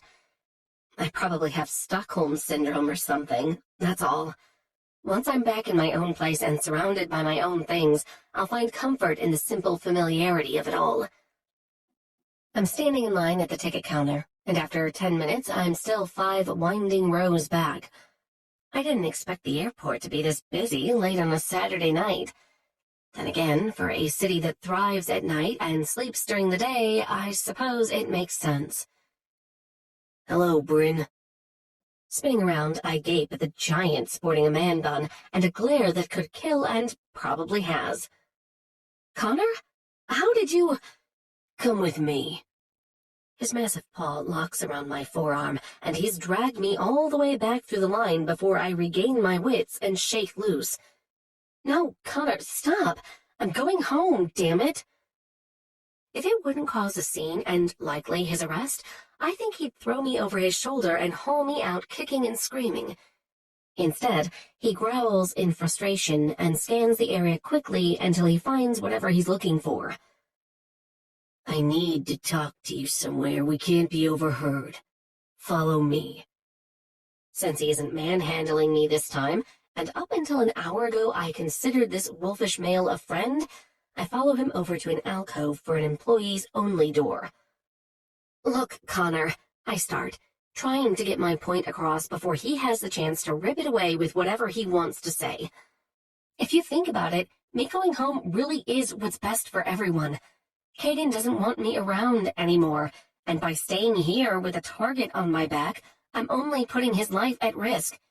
Not to mention mine, which, I have to say, surviving 2 assassination attempts in as many weeks is not something I was hoping to put on my resume. Bryn, if you don't come back with me right now, Caiden will die. No, if I die, Caiden will die. He told me so himself, and as you know, he can't lie. Neither can I, and I'm telling you, he's dying. My blood freezes in my veins. What do you mean, he's dying? Didn't you catch the archer? Did someone else attack him? No one attacked him. He's dying because you're more than 100 yards from him.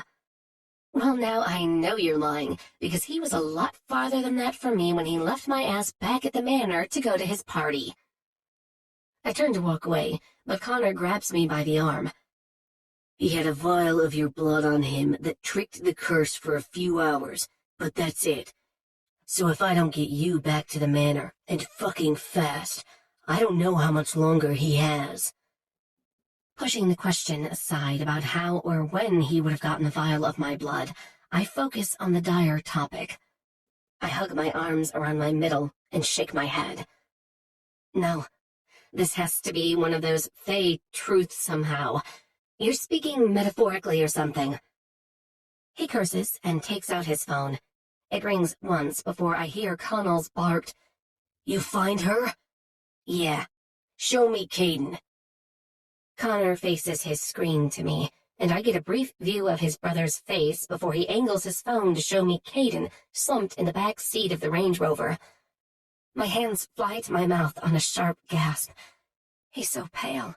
His veins look like a neon blue road map beneath his clammy skin. There are bruises under his eyes, and his breaths are visibly shallow.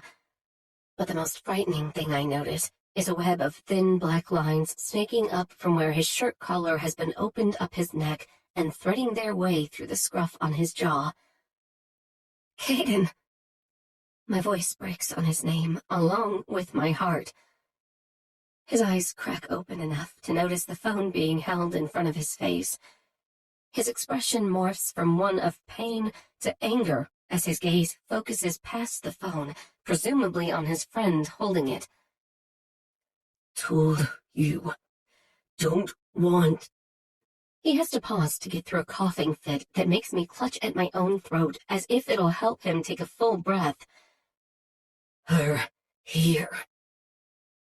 My stomach twists. He can't tell a lie. Connell's voice comes through. Too fucking bad, bro. Caiden calls on whatever reserve of strength he has left and swipes out at the phone, knocking it out of Connell's hand hard enough to lose the call. I look up at Connor, worry gripping me in a deathly clutch. The line went dead. He pockets his own cell. That's what Caiden will be if you don't get back to the manor. Nodding, I say, Yes, take me back, please. Connor leads me to where he double-parked the Maserati, and my door is barely closed before he takes off and expertly winds through the slow airport traffic. Once we're on the highway, he opens it up, and still it doesn't feel fast enough. Now that I have nothing to do but sit and wait until we arrive, Caiden's words echo back in my mind. Told you. Don't want her here. I stem the hot tears stinging the backs of my eyes. I thought my heart hurt before, but that was a pinprick compared to the evisceration I'm feeling now. Whether it's a sense of betrayal because I left, or one of inevitability because chances of us ever breaking the bond are almost non-existent, Caiden doesn't want me to come back. Not even when the result would be fatal. There are bad breakups, and then there's your mate deciding he'd rather die than take you back. Fucking ouch. When Connor turns into the driveway and follows it around to pull up in front of the door, I try to hop out, but my door is locked and I can't find the damn button fast enough. By the time I do, Connor is already at my door and closes it behind me. We enter the house and dash up the stairs.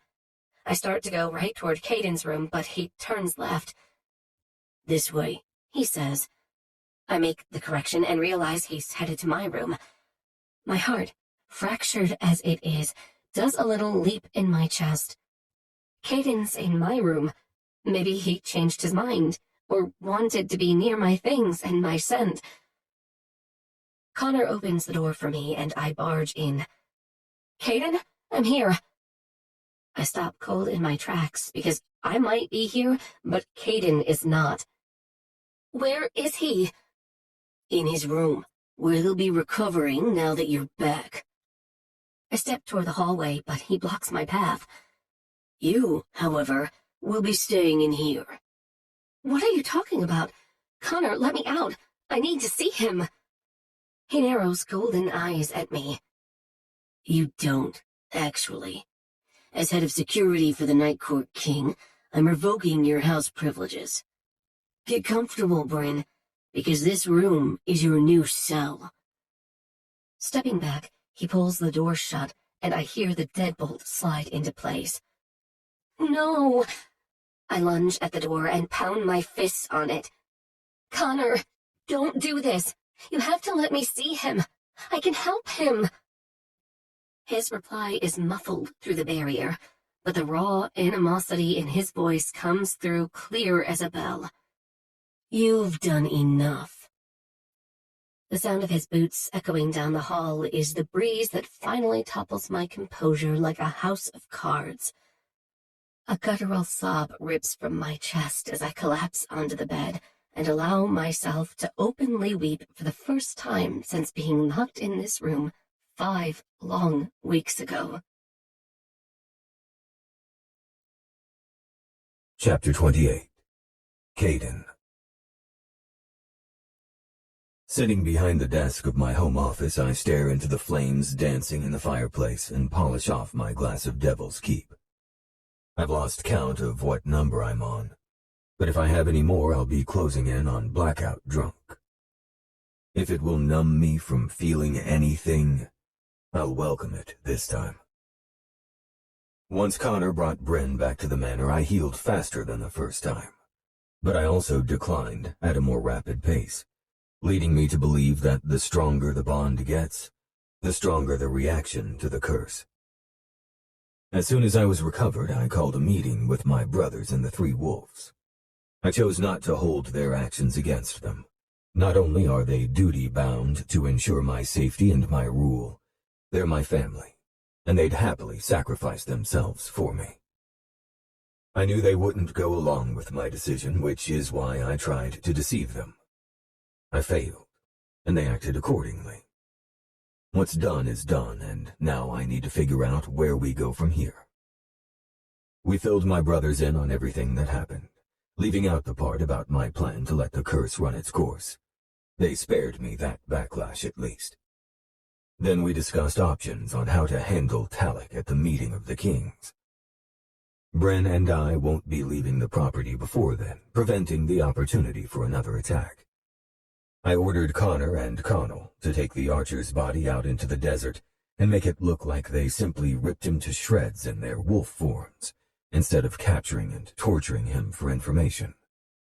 If it works, Talek will think we're still clueless about who's behind the attacks. Then we'll have the element of surprise at the meeting. I glance at the clock on the wall, nearly 5 o'clock in the morning. That means I've been sitting here feeling sorry for myself for almost an hour. I don't know how my life got so fucking tangled. A month and a half ago, my days were structured and blessedly predictable.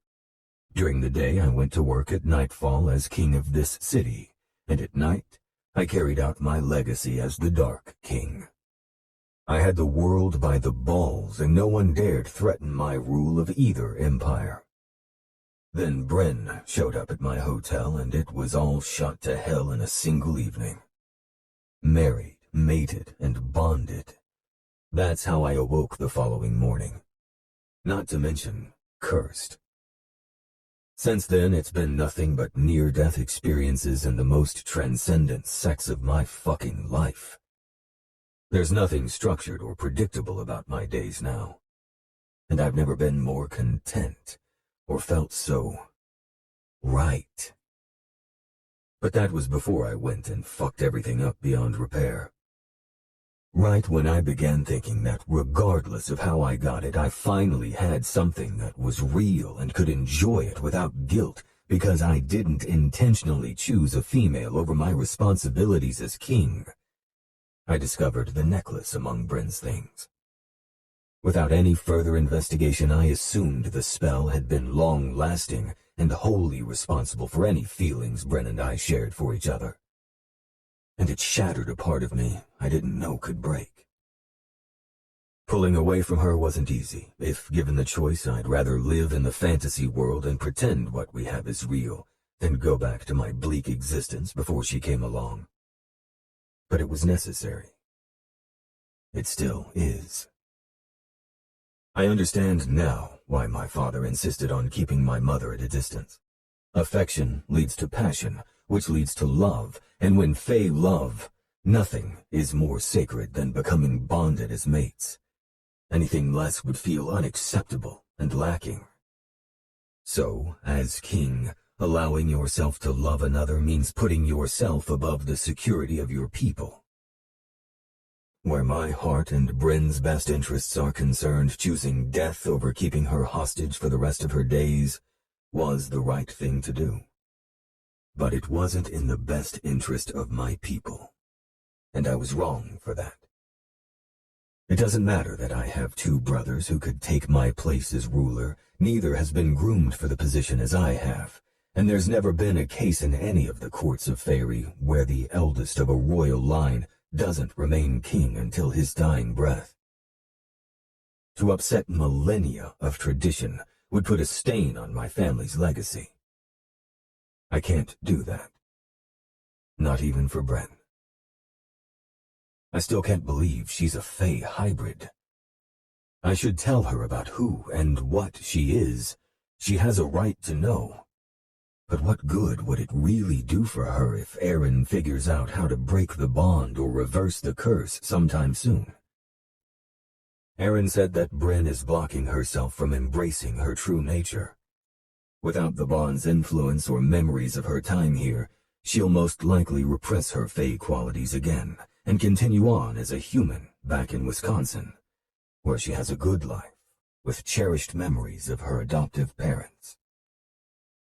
If I tell her the truth, I'll have disrupted her entire world a second time. 26 years ago, Aaron hid Bryn in the human world so she'd have a chance at a safe and happy life. Talek took that away from her by using her to get to me. Now I have to do the right thing, for her and my people, and let her go as soon as I'm able. Bryn. The image of her in that gown, glowing with ethereal beauty, is branded into my memories, as is the image of that arrow piercing her shoulder and her screaming out in pain. A violent storm of emotions churns inside me, and I have to force myself to set the empty glass on my desk before I give in to the desire to hurl it across the room for the satisfaction of seeing something other than myself shattered beyond repair. She's in her room right now. She'll be sleeping at this hour. So close. So accessible. And so fucking off limits. But I could check on her, just to make sure she's all right, to see that she's safe with my own eyes. There'd be no harm in that. Before I can think better of it, I find myself in front of her door. I silently turn the deadbolt and enter her room, closing it behind me. I don't make a sound as I approach the bed.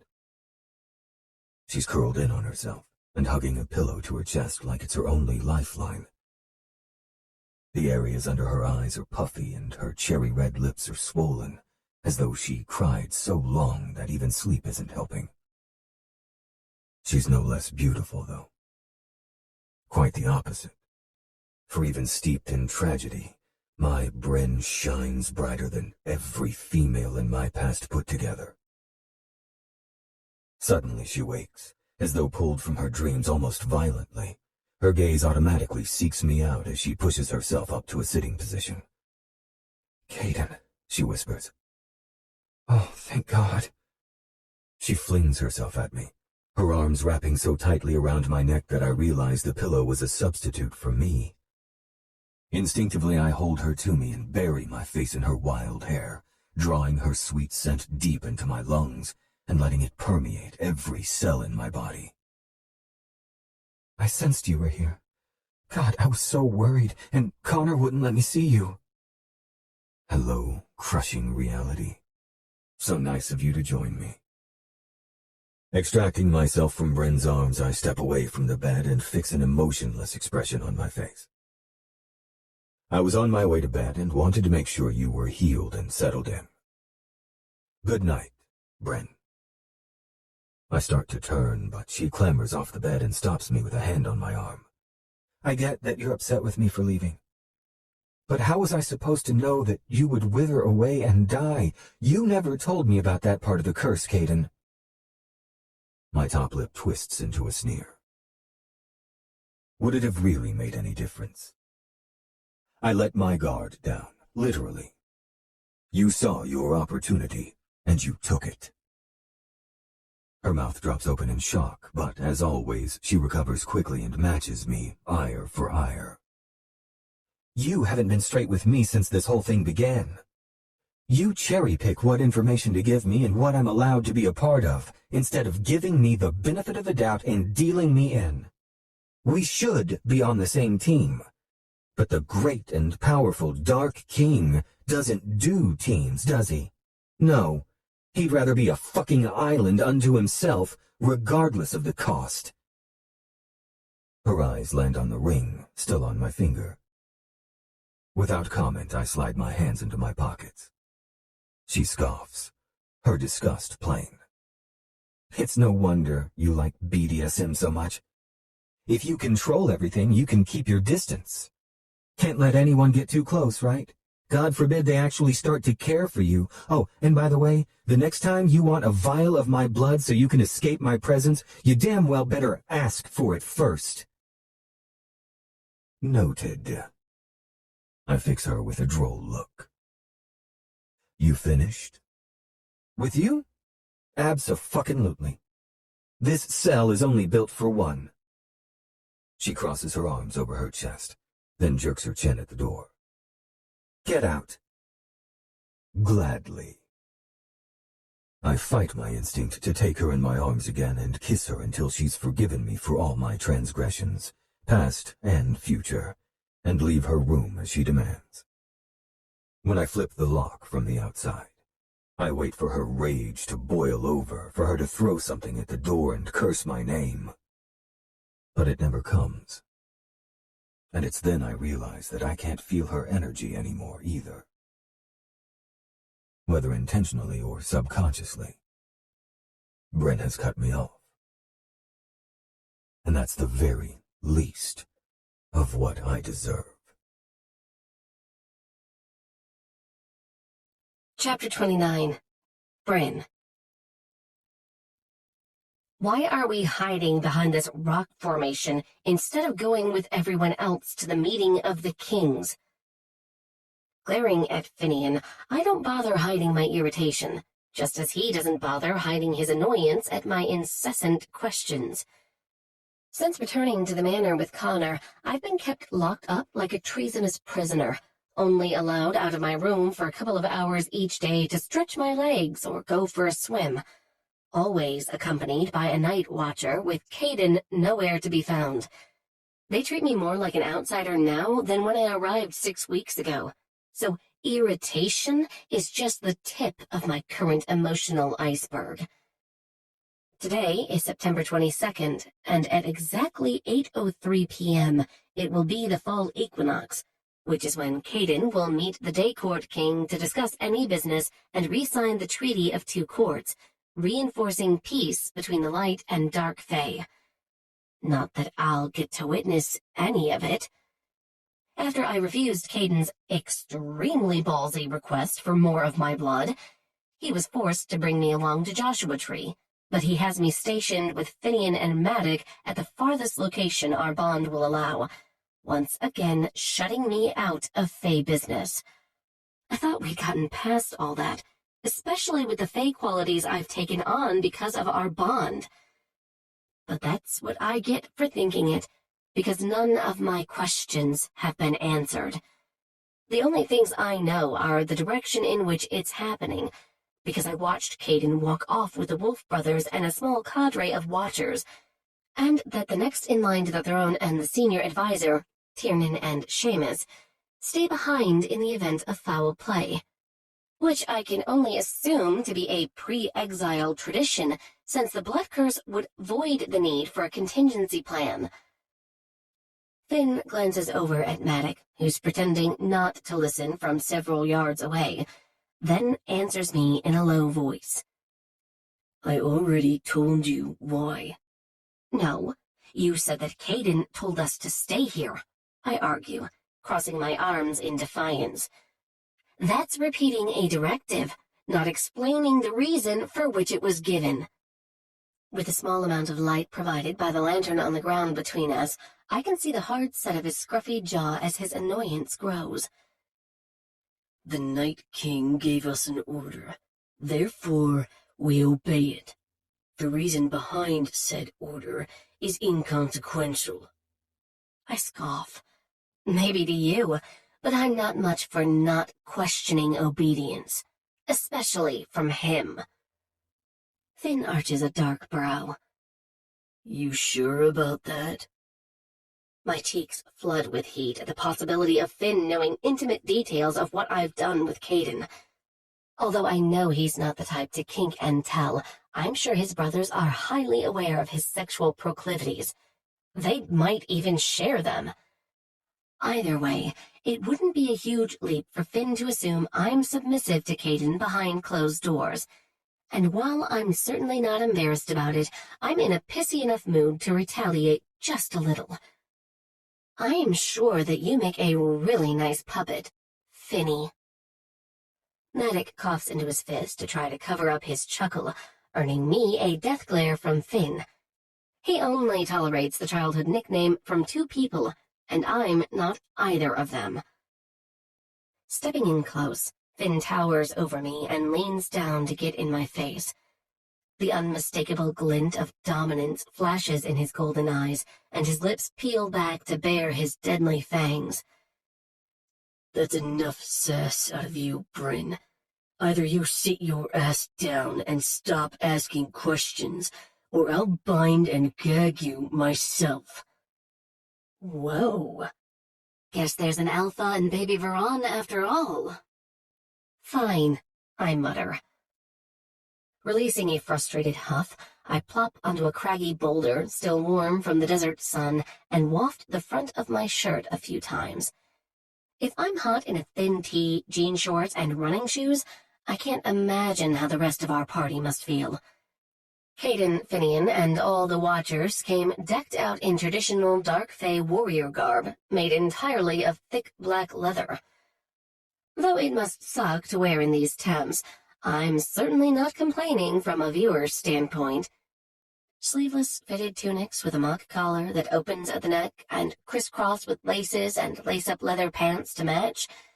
When I questioned the traditional accuracy of their footwear, Maddox told me that switching out the less practical flat-soled knee-high boots for the more rugged motorcycle boots was one of two changes they made once they were exiled to the devil's asshole, as he put it. The other change was getting rid of the long-sleeve shirts they used to wear under the tunics. Personally, I approve of that last one. It puts all those glorious shoulder and arm muscles on display. If I wasn't so pissed at Caiden, my tongue would have rolled out of my head when I saw him earlier. If I'd known he owned something as hot as his warrior outfit, I would have begged him to wear it for a session in the dungeon. He could have slipped floggers into the hip belt and... Stop lusting after this sexy jerk, Bryn.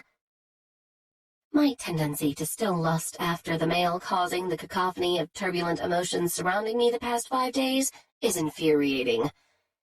In the course of a day, I run the whole gamut of rage, sadness, frustration, denial, aggravation, and everything in between.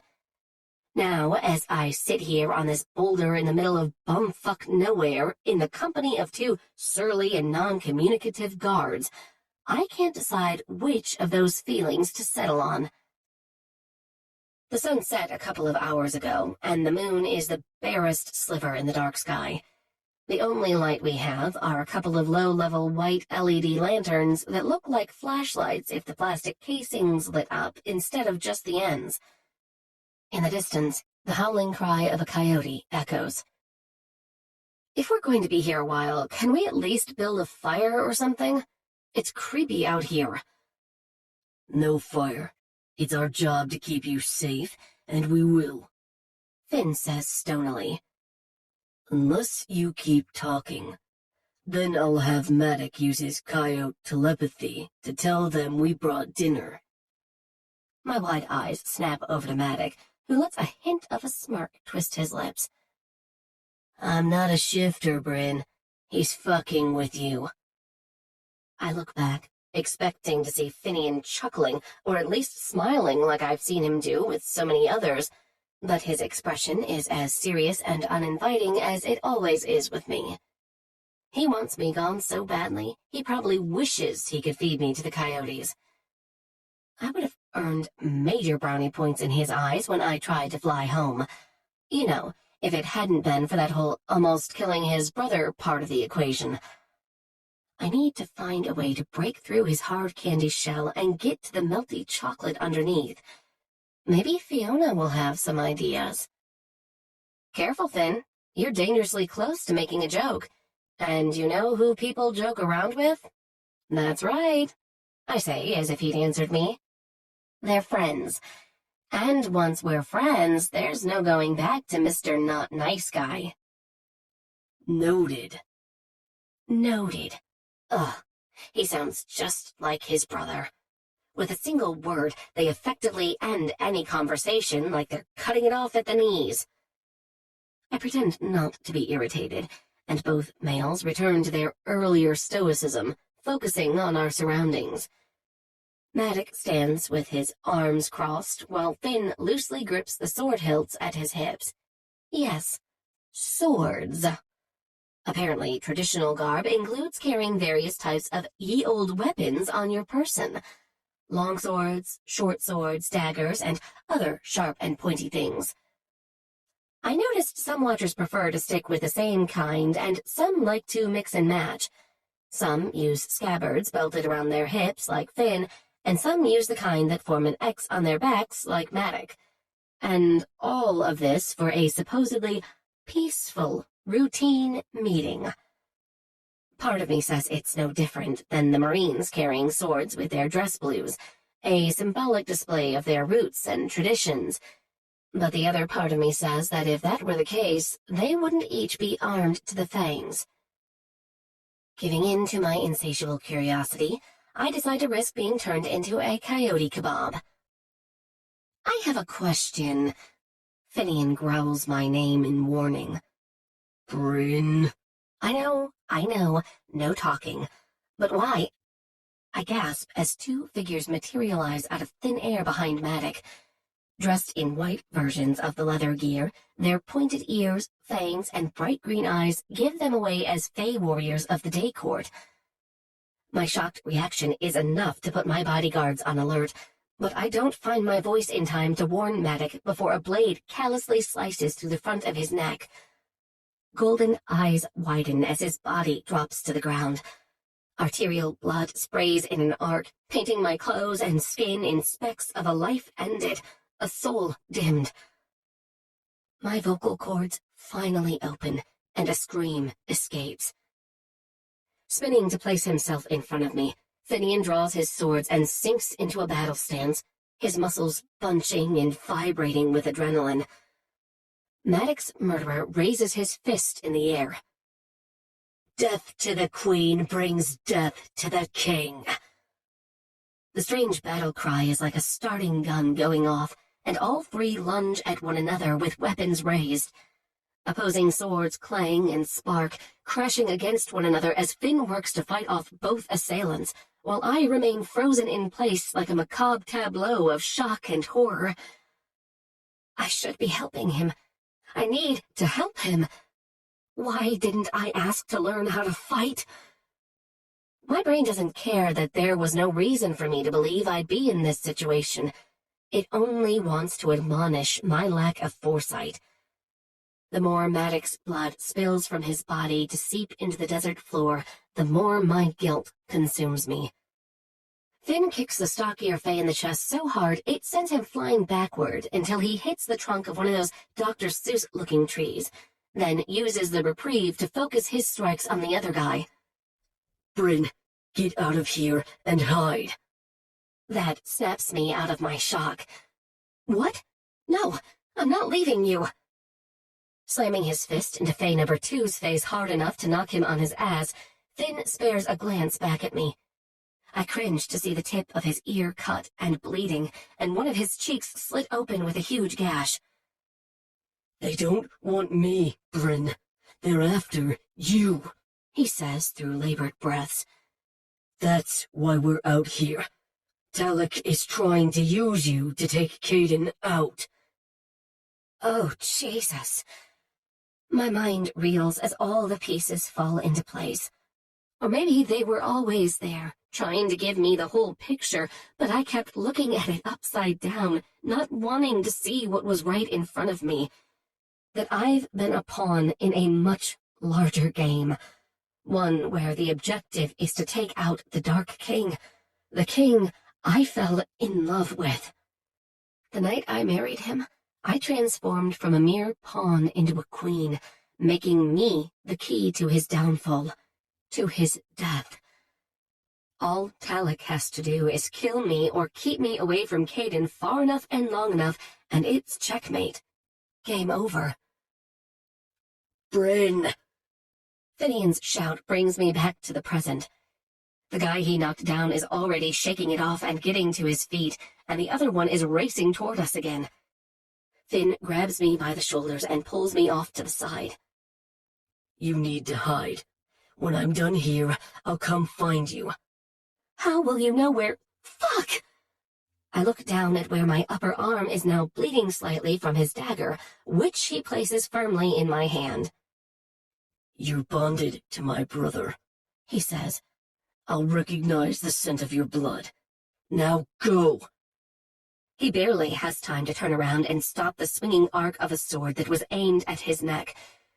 Everything in me balks at leaving him like this, but Finian is a trained warrior and can take care of himself. The best thing I can do is get somewhere safe so I can't be used against Caiden.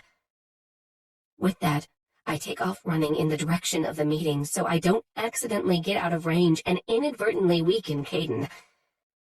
Adrenaline and fear pump through my veins and fuel my muscles as I dodge the large tufts of desert grass and try not to twist my ankles on the uneven terrain. My lungs feel like they're on fire, and I start to give up on ever finding anything more than a few trees huddled together when I finally see another outcropping of rocks in the distance. It could be a mirage, but it's enough to give me hope and a shot of extra energy to keep me going. But the closer I get, the more it sounds like what I just left times 1,000. Grunts and shouts and the clanging of metal on metal. Then I reach the crest of a small hill and peer down into a valley of utter chaos. The rock formation I was running toward is massive, at least 100 feet wide and just as wide, with a vertical crevice from top to bottom, wide enough for 3 people to enter side by side. In front of that, though, is a battle. Day versus night. Light versus dark. I scan the area, searching for somewhere else I can run to, but there's nothing near that I wouldn't collapse trying to get to. Feeling a thrum in my veins, I turn back to see Caiden on the other side of the long passageway through the rock face. It looks like there's a clearing in the middle. That must be where he's meeting with the Day Court King. Caiden's back is to the opening. It doesn't seem like he's even aware of the fighting happening. What are they talking about in there? Is Caiden confronting Talek about using me as an unwitting accomplice in his plans for regicide? Anger burns through me like the flame on a trail of gunpowder, gaining in strength and speed.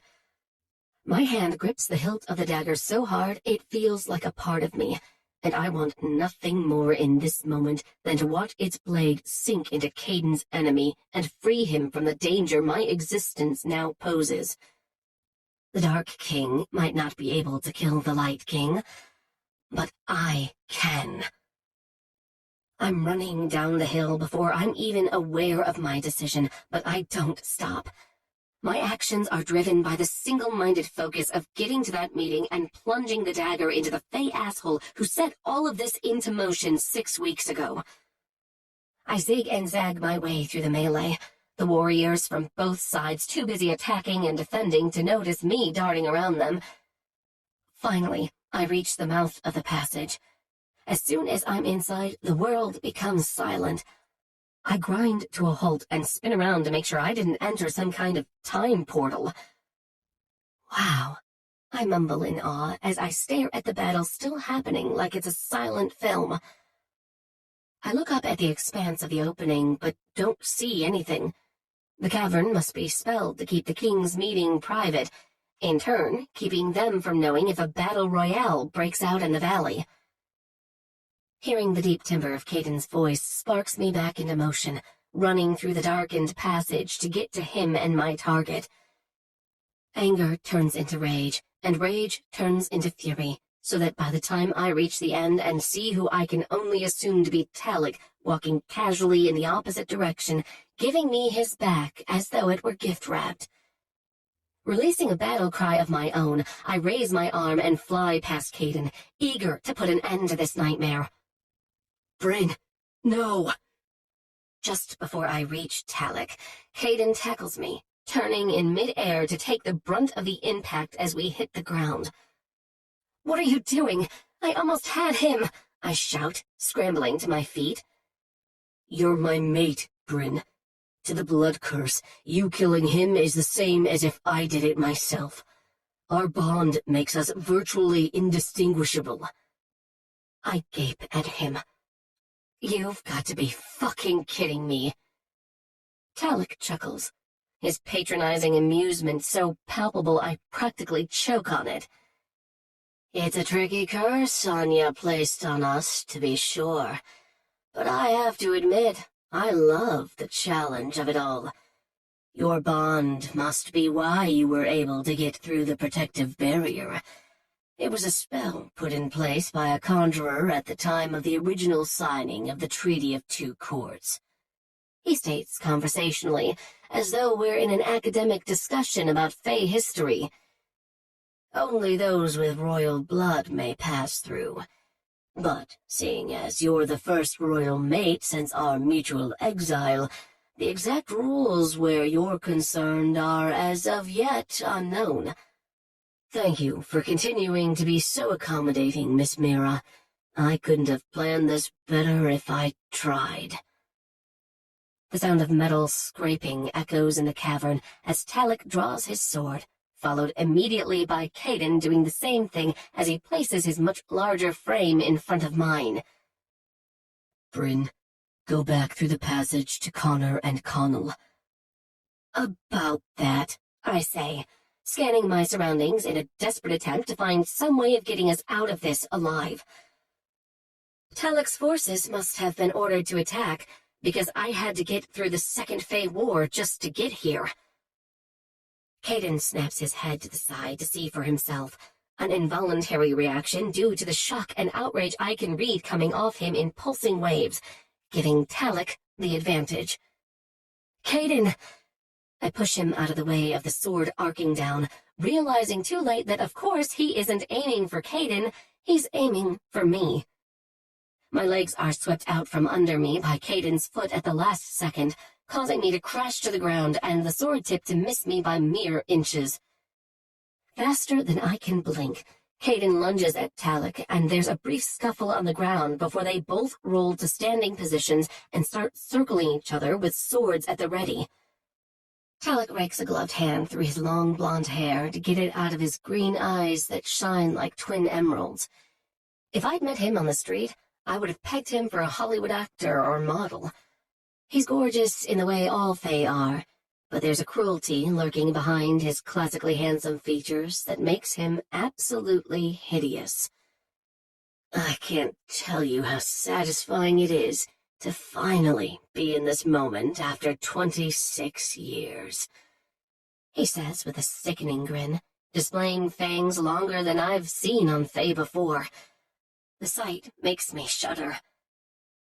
It took me 21 just to find her, then 2 years of careful planning before I killed her adoptive parents, just like I killed her real ones the night of her birth. Shut the fuck up, Edivane, Caiden growls. You've done enough damage. Leave her out of this. None of it has anything to do with her. Talik laughs, malice pouring from between his lips. You fucking imbecile. It has everything to do with her. I knew before she was even born that she would be the key to my gaining control over both our courts. And once I have your crown, Verran, I'm going after the others in Fairy. And finally, I'll invade the one true Queen's court and rip everything away from Anya, just as she did to us. Only I won't banish her. I'm going to keep her chained and tortured and revel in her begging me for mercy until the end of days. Talik strikes with the quickness of a snake, but Caiden deflects it with lightning-fast reflexes. Head reeling and nerves shot, I jump at the sound of their swords glancing off each other. Then I gather my wits enough to speak. You killed my parents? I ask incredulously. My voice rises as my panic increases. Are you telling me that I'm adopted, and you not only caused the crash that killed my mom and dad who raised me, but you also killed my biological parents? At another circling standstill, Talik shrugs, like he's admitting to eating the last of the Oreos in the pantry. I'd say it wasn't personal, but considering your father was my cousin, that would be a lie. And as I'm sure you know by now, that's not a talent we Fae possess. My stomach lurches, and I turn just in time to throw up behind a nearby boulder as my skin breaks out in a sweat. You fucking bastard. I don't care what the consequences are. I'm going to kill you for hurting her like that. Caiden lets out the most animalistic growl I've ever heard, right before the sound of swords clashing start back up with a vengeance. His vow penetrates the thick fog of pain and sucks it all into a box to sort through later. After I make sure my husband and mate doesn't kill himself with a pointless vendetta. Nothing he does can change the past or bring back any of my parents. All he'll succeed in doing is breaking my heart and ripping out my soul if he ends up dead. Think, Bryn, think. Looking around, I find a rock the size of a large melon, small enough for me to pick up with 2 hands, big enough to knock an evil king unconscious. If we can apprehend him and lock him away for the rest of his life, maybe his plans for fairy world domination will end with him and our problems will be solved. It's a start, anyway. Picking it up causes the cut on my left arm to twinge, but I quickly forget about it as I cradle the rock against my stomach. I need to maneuver into a position where I can wield it effectively. I'll only get one chance. If I miss, I lose the element of surprise, and Caiden loses his life. I do my best not to flinch every time their swords clash, but it's not easy when the most violent thing I've witnessed in my life is road rage during rush hour on the Beltline. Each of them is getting his shot in, taking turns hitting the marks and opening up fresh wounds. I can feel Caiden getting weaker the more blood he loses, almost as though I'm weakening in the process. If I wait much longer, I might not have the strength to raise the rock high enough to do any good. At last, I see my opening as their fighting places Talik not far with his back to me. He performs a roundhouse kick to Caiden's solar plexus, knocking him backward enough that it pauses the fight. Hoisting the rock as high as I can, I'm about to drop it on his head when he surprises me by spinning on his heel to face me, a wicked glint in his eyes, like he'd known my plan all along and I fell into his trap. Time slows to a crawl as I realize he's holding an ancient-looking dagger as he thrusts his arm forward, putting the blade on a straight path to my heart. There's no time for me to move. I failed, and now Caiden and I will both die because of it. I have the briefest moment to be thankful that at least I won't be left behind before accepting our fate with tears streaming down my face. Suddenly, I lose sight of Talik as my field of vision is eclipsed by the back of a black leather tunic. It jerks on a pained grunt, and that's when I realize that the blade meant for me is now plunged into the chest of the one who stepped in as my personal shield. My eyes widen in horror as his massive frame crumples to the ground. Oh my God, no, Finn! His golden eyes stare up at me with a mix of anguish and satisfaction. Caiden shouts his name and scrambles over to us. Finn coughs, blood dripping from the corner of his mouth. Motion in my peripheral gets my attention. Talik is backing up toward the passageway. Not the one I was going for, but any dead Verran is a good one. Until next time. Then he spins on his heel and darts off toward freedom. Fuck! I wince at the torment on Caiden's face. Letting the Light King go means both our lives are still in danger, but there's nothing in the world that could get Caiden to leave his baby brother's side, and I love him all the more for it. Hold on, Finny, he says, his words thick with emotion. I need to get this out of you. Caiden grips the handle of the blade, but yanks his hand back on a hiss. He tries again, this time gritting his teeth as he pulls, never stopping, not when smoke seeps from between his fingers, and not when Finian screams like he's being burned alive. As soon as the blade is out, Caiden tosses it aside. Then he takes one of his own knives and cuts Finn's tunic down the middle, peeling the sides apart to reveal the wound, angry and red and bleeding like the dagger nicked an artery. Why isn't he healing? I ask weakly, already knowing the answer. Finn coughs up more blood, and his breaths sound thin and reedy. Caiden's voice is barely above a rasp, his eyes full of unshed tears as he stares helplessly at his youngest sibling. It's an iron blade. His body can't heal from it. It can, with a healer's help. Our gazes snap up to find Fiona's mother, Erin, rushing in and joining us on the ground around Finn's prone body.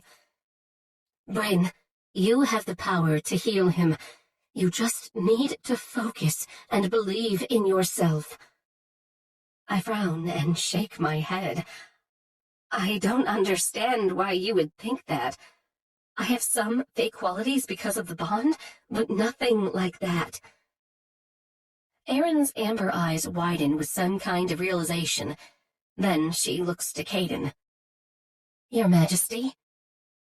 Something I can't quite read flashes across his face, but he doesn't hesitate to nod. Aaron turns back to me and gathers my hands in hers. Listen to me carefully, child, because Prince Finian doesn't have a lot of time. I can explain everything later, but right now I need you to hear this. My heart begins to race, and an overwhelming sensation comes over me that my life is about to irrevocably change forever. Swallowing hard, I say, I'm listening. You are the daughter of my sister Kira and her mate Uther. As Uther was light fae, their bond was forbidden, and you are a miracle. Uther was a powerful healer, and his blood flows in your veins, as does my sister's, who comes from a long line of conjurers. You can heal the prince, but you have to stop believing that you're human. That's what's blocking you from your potential. The bond to King Caiden isn't giving you fae qualities, Bryn. You are fae, both light and dark, the only one of your kind. You just have to believe it. There are no words in the English language, or any other, for that matter, for what I'm feeling right now. It would be a natural reaction to deny what she's saying, logical, even. But something deep inside me is rejecting logic in favor of something I've never had before. Instinct. Instinct is telling me to believe her, to understand that the reason I've always felt as though I never belonged is because I didn't. Not before. But now I do. The sentimentality I've felt since the moment I stepped into this world is because I belong here. I'm not just other. I'm fae. And if I'm willing to believe that part of what Aaron is telling me, then there's no reason not to believe that I can heal Finian. Remembering Maddox, my heart squeezes painfully. I've already been the cause of one death tonight. I won't survive another. Finn, giant, sweet, loyal Finian, stepped in front of a blade for me. Whether it was to save me or ultimately spare his brother doesn't matter. I know that even if there was no bond and no blood curse, Finn would have sacrificed himself to save me regardless. That's just the type of male he is. He's the quintessential knight in leather armor, and I'll be damned if I'm going to stand by and watch him die if I have the power to stop it. Meeting my aunt's gaze, I pull my shoulders back and nod. Tell me what to do. Chapter 30. Caiden. Aaron guides Bryn's hands over Finian's chest until they hover on the garish wound left by Talik's iron dagger. If I wasn't so tortured by watching my baby brother slip away in front of my eyes, I'd be hunting Talik down to the ends of the earth and beyond. For now, I'm thankful that his cowardice caused him to flee, signaling to the spelled barrier that the meeting is over and allowing Aaron inside. I can plot my vengeance later, after Bryn saves Finn from certain death. Please, Goddess, let her save him. Close your eyes and search inside yourself, Aaron says, her voice gentle and confident. Find the connection with your parents, Kira and Uther. Their power flows through your veins and exists in each of your cells. Picture the wound in your mind. See it mending, the bleeding slowing and eventually stopping. See the torn muscles and flesh stitching back together as though they were never torn. Bryn's eyebrows pinch together, her expression one of concentration. I check the wound. Nothing is happening. Panic rises like a fist in my throat, threatening to cut off my air. I peer up at Aaron. She still appears calm, but when she speaks again, her tone is more firm and earnest. Bryn, you must shed your human mindset telling you this is impossible. It's not. Think of everything you've witnessed, everything you've experienced since learning that Fae exist. We are a people of magic and power beyond that of human capabilities. You are a part of that. You can heal him. The magic and power is already inside you. Believe in yourself. Energy begins to crackle in the air around Bryn.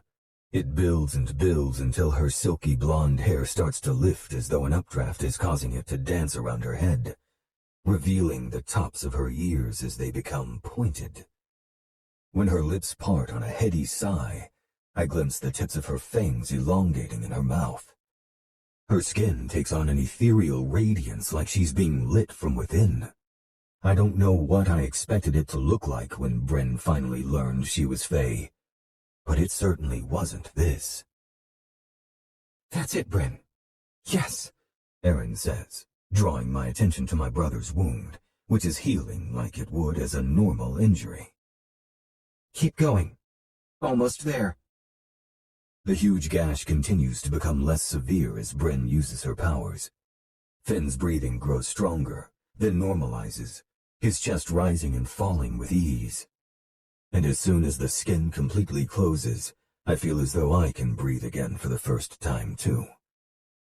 A puckered red scar about 4 inches in length mars Finn's left pectoral, most likely due to the weapon being made of iron, and has nothing to do with Bryn's abilities.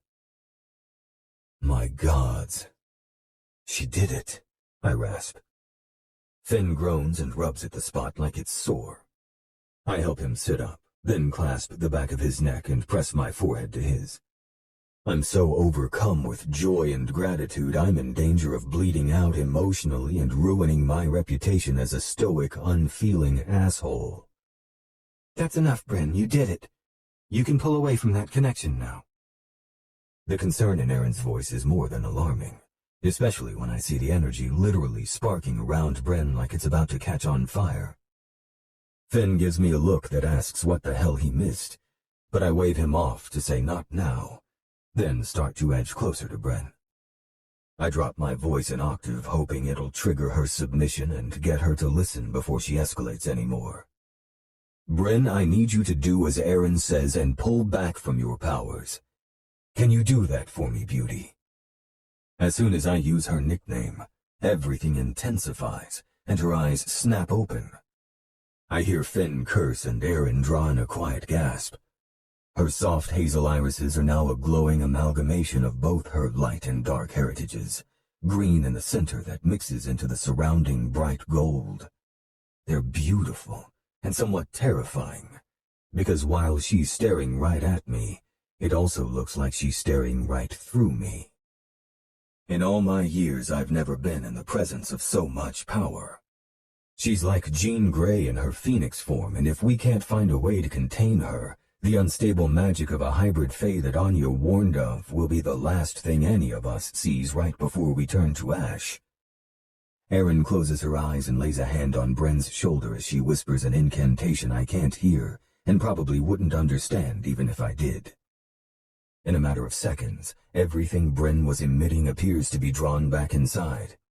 She sags against Erin briefly before sitting back up and looking as though she experienced nothing more than a fainting episode.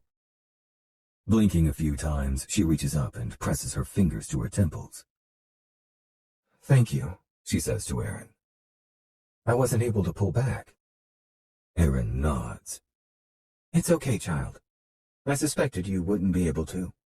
As a hybrid, your magic is unstable. I might be able to teach you how to control it, but time will tell. Until then, I've put a sort of containment spell on your powers. It's not quite the same as the one I used to block your fey qualities when you were a baby. There's no reason for that anymore. Now it's time to learn about who you are and embrace your place in our world. I can't tell you how much I'm looking forward to that, she says, her emotions playing in her eyes that are now a softer version of the green and gold combination. Then she turns to me, and all the softness dissolves from her features. You knew, she says accusingly. You knew who and what I am, and you didn't tell me. No, I admit. I didn't. Bryn, I can't tell you how uninterested I am in hearing anything more. Getting to her feet, she brushes the dirt off her shorts and knees, then directs her attention to my brother, who's still sitting next to me, his tunic splayed open, Her eyes land on his scar. I'm sorry I couldn't fix you all the way. But if it's any consolation, there's a saying in the human world. Chicks dig scars. Thank you, Bryn, he says solemnly. I owe you my life. No, you don't. We're even. Now, if you'll excuse me, I need to be anywhere else, honestly. Then she walks away from me with determined steps. And I hope like hell it's not a sign of something more permanent. Chapter 31. Bryn. Come on, Bryn. You've only got 30 seconds left. Don't quit on me now. Sweat pours down my face as I hold a sitting position against the wall with a giant weighted ball hugged to my chest.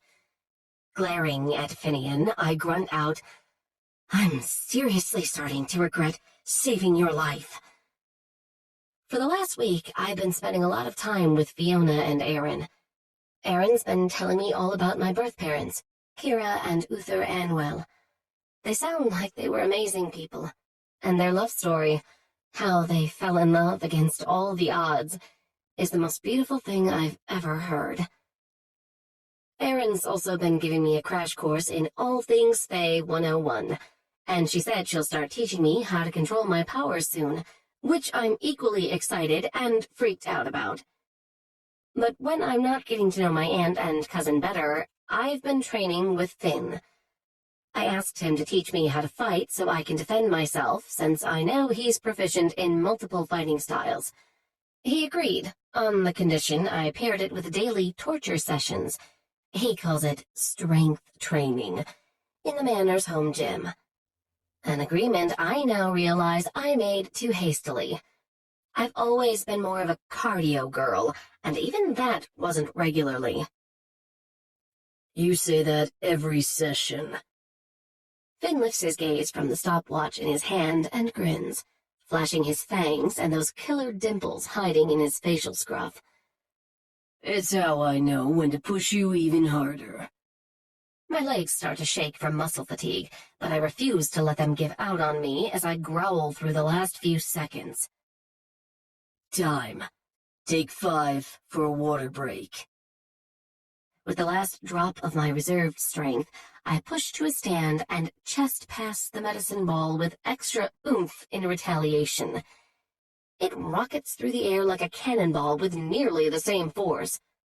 Finn catches it easily, but if he were human, I would have put him in the hospital. Oops, I say with a grimace. Didn't mean to throw it that hard. He chuckles and tosses the ball one-handed off to the side. Still getting used to things, huh? I grab my water bottle and drain half of it before coming up for air, wiping the sweat from my forehead with the back of my hand. Yeah. When you live your entire life as human and then suddenly become She-Hulk, it's an adjustment. Especially since nothing is consistent. Until I can learn to control them, the containment spell Aaron cast on me at Joshua Tree allows me access to a very limited amount of my powers, but it's not perfect. Well, I'm sure the spell is. Aaron's an extremely powerful conjurer, but because my magic is unstable, I have unpredictable surges that get through it. So far, they've been harmless, and Aaron says I don't have to worry, but I'm waiting for the day I accidentally blow something up. And having powers isn't the only thing I'm adjusting to. I keep shocking the hell out of myself every time I catch my reflection in a mirror. I still look like me, but not. Where I've always objectively known I was blessed in the physical appearance department, save the gap in my teeth that I don't so much mind anymore with the arrival of my Fae attributes, everything has been kicked up a notch. Like Emerald Lagasse got a hold of my DNA and went, BAM! My skin looks like it's been airbrushed. My hair flows around my shoulders like a Pantene commercial on a loop. My green and gold eyes have an ethereal brightness to them, and the pointed tips of my ears are kind of sexy in a Tolkien sort of way. But it's my fangs that have taken the most getting used to. I nicked my tongue on multiple occasions, and my usually sweet smile now has a feral edge to it simply because my pointy canines grew twice as long. How much longer are you going to be staring at yourself in the mirrors, Bryn? I have things to do after this.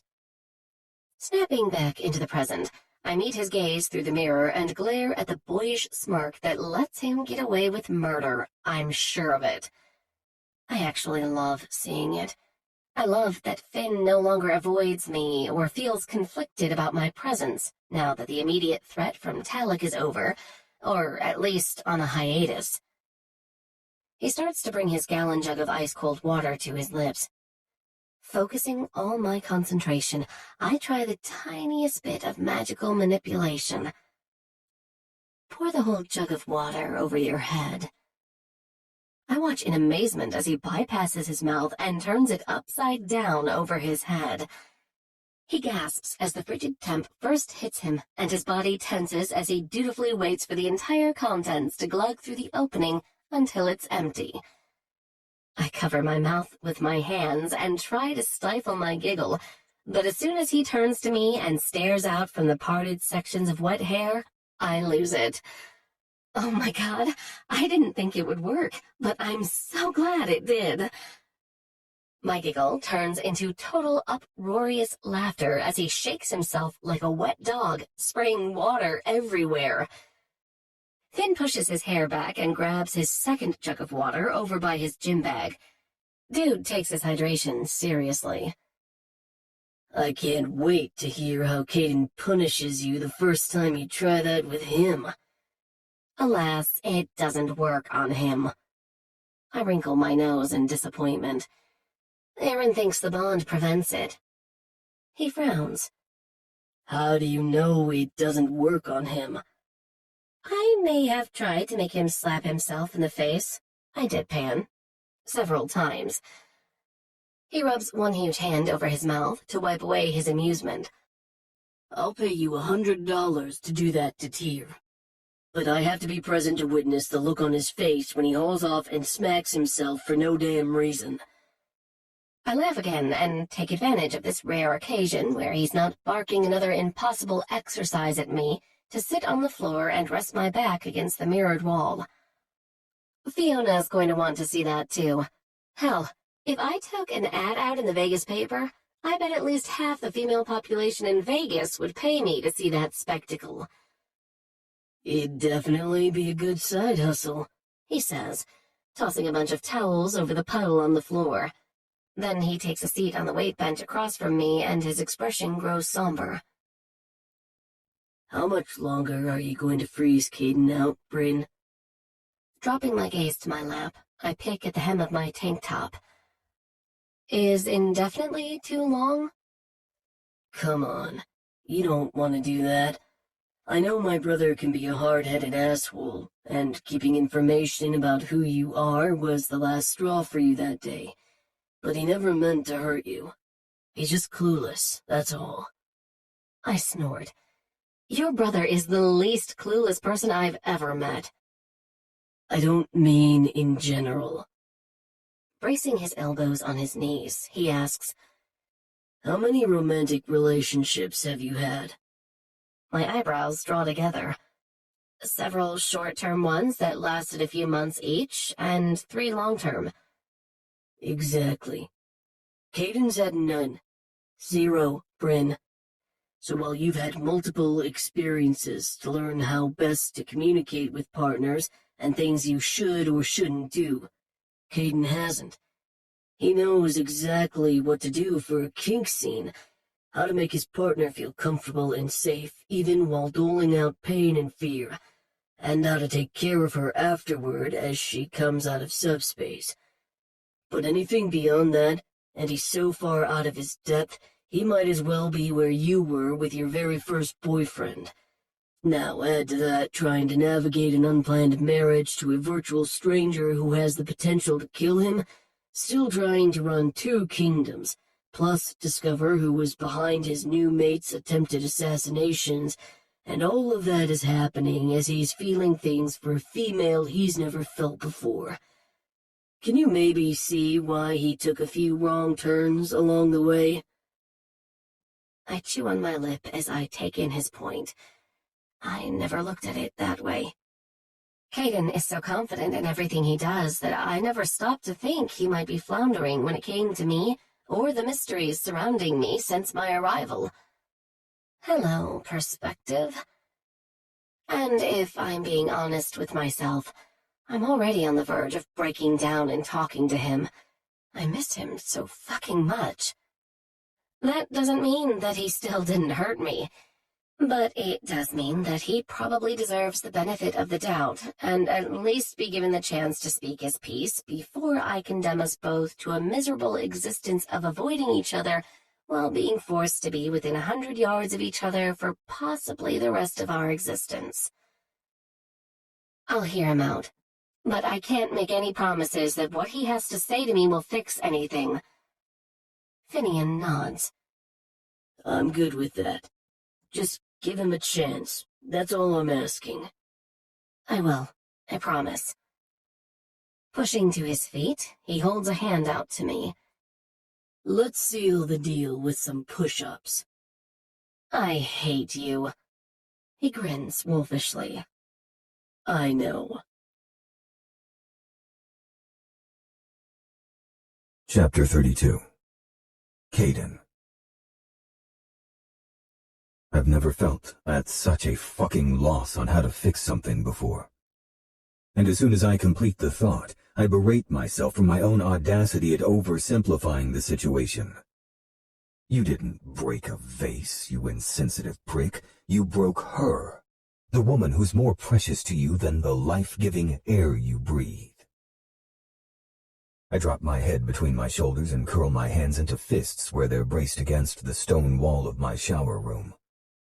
More than 50 jets aimed and pelting me with hot water, and my muscles refuse to give up their vice grip on my tired bones. I don't care, though. I welcome the pain, for it's nothing less than I deserve. Clenching my hands tighter, my nails sharpen with the turbulence of my emotions and slice into my palms. I hiss on an exhale and watch as the blood mixes with water and runs down the stones to the floor and snakes between my feet to rush toward the drain. Feeling pain on the outside to match my inside is cathartic somehow. But the wounds on my hands are superficial and will heal as soon as I relax my grip. The damage to my heart, however, has the potential to be irreparable if I can't find a way to convince Bryn to listen to me. She's ignored me at every turn, and I can't even blame her. I withheld vital information about who she is as a way of keeping her close.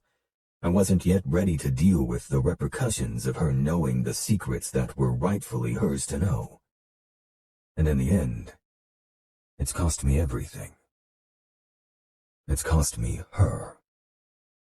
Any other time with any other female, I would have asserted my dominance by now, carted her off to my bedroom or maybe even the playroom, restrained her, and forced her to listen to what I have to say. But I held Bryn against her will one way or another from the moment she came to Vegas nearly 2 months ago. Am holding her still, because of my blood curse. I refuse to force my will on her in any other capacity, no matter how desperate I am for her to listen to me. I'm so lost in my own misery I almost miss the thrum in my veins that signals my mate is near. It's like she's a tuning fork struck against my bones, creating the perfect frequency of vibrations that set my blood on fire and light up every cell in my body. Except I don't trust that she's actually near enough for me to see her. Since she embraced her identity as a hybrid fae at Joshua Tree and transformed into her true self, our bond has strengthened to the point where she can be several rooms away and feel as though she's right next to me. It took me days to stop turning around, expecting her to be standing there. Being so in tune to her presence, while respecting her wish for me to keep my distance, feels like a fresh new hell every day. But then I hear the door to the shower room open, and the air in my lungs gets trapped in my chest as I dare to raise my head and glance over my shoulder. Bryn. she's really here. Standing inside the shower, but just outside of the direct spray of water. She's wearing a cotton sleep outfit I've seen her in before, a small pair of hot pink shorts and matching spaghetti strap crop top with the word Princess written across the chest. An inaccurate title for a female who's every bit a queen in more ways than one. Her long blonde hair is unbound and draped in front of one shoulder, and even through the thick steam in the room, I can smell the vanilla scent of her skin that still clings to my pillows and haunts me as I sleep. I tell my cock to stand down, but he doesn't operate on emotions and couldn't give a shit that this isn't the time for him to rise to the occasion. So I'm half hard when I drop my arms and turn to face her. To her credit, she doesn't even give him a cursory glance, which helps keep him mostly in line. For now. Curling my hands back into fists, I use the pain to ground myself as I find my voice. Why are you here, Bryn? Her only answer is to cross her arms under her breasts and lean back against the wall. Her bright eyes are more golden amber right now, but hints of her light heritage are still there in green flecks that make the most stunning combination I've ever seen. The sensitive tip of her exposed ear is calling for me to trace it with my tongue, and though her lips are closed, just the thought of her fangs is making it difficult to hold myself in check. I didn't think it was possible for Bryn to be more beautiful than when she was masked as a human, but now that she's fully fey, I'd bet both my kingdoms there isn't a more beautiful creature in existence, human, fey, or god. I have so much I've wanted to say to you. I don't realize I've said the words out loud until she arches a delicate brow. And that's when I understand what she's doing here. She's finally giving me a chance to apologize, to tell her how I feel, to grovel at her feet. So that's exactly what I do. Relief and gratitude carry me across the expanse of the shower, walking through numerous jets of water that cause my hair to fall forward again, but I barely notice. I stop in front of her and take a few precious moments to drink in every detail. Her hair growing damp from the fine mist still managing to reach her from the nearest sprays, the drops of water clinging to her sable lashes, her flawless skin, dewy and slightly flushed from the steam. But what guts me like an iron blade is seeing the unscalable wall protecting her heart. Each brick laid by my own hands with my betrayals, its strength fortified by the pain I caused her. And that's when I do the one thing I've never done for another living soul. I kneel. Slowly I sink to the floor, welcoming the bite on my knees from the unforgiving stone tile. The act of prostration is new to me, and yet, in this moment and for this woman, it feels right. It doesn't matter that I'm her king. When it comes to Bryn, ultimately I'll always be the one at her mercy, even when I'm the one wielding the whip. If she ever allows me to so much as touch her again. Just the thought has me reaching out and gently gripping her hips as I rest my forehead against the soft skin of her belly. A shudder of pained joy rolls through me. It's the first physical contact I've had with her in 2 weeks, since the night of the equinox ball. A veritable eternity. I lean back and hold her gaze. Bryn, I begin, my voice thick with emotion. I've played out this conversation in my mind at least 100 times. But I'm afraid that nothing I say can repair the damage I've caused. I pause, wondering if she'll say something, give me a jumping-off point that will clue me in on the direction I should take. But she offers me nothing, and I can't blame her. Sighing, I close my eyes and let my battered heart lead the charge for the first time, and hope like hell it's up for the challenge.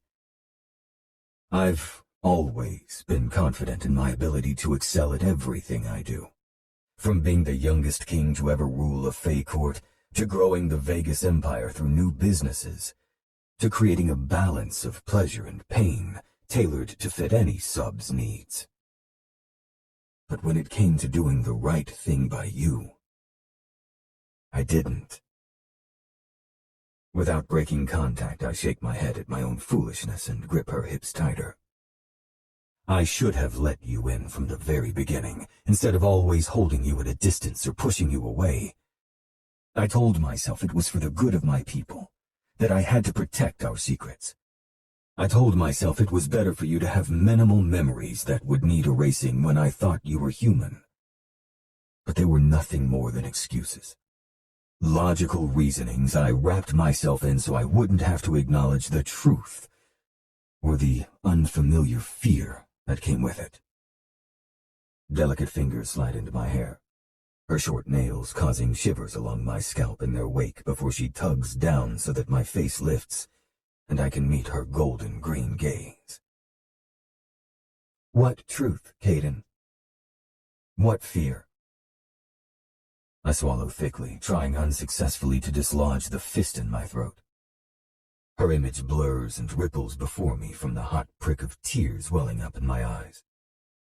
They're the liquid manifestation of my admission, and after so many weeks of holding everything inside, I finally open up and let her see all of me, including my weaknesses.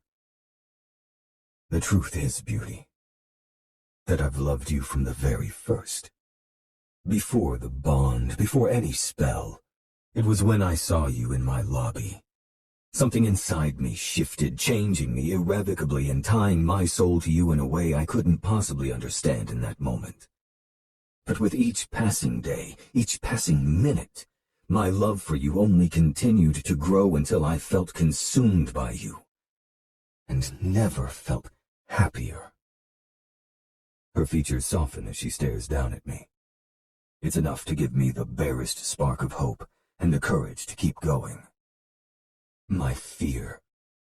I pause to draw in a shaky breath and release it. Even now, allowing the thought near the front of my mind is enough to shake me to the core.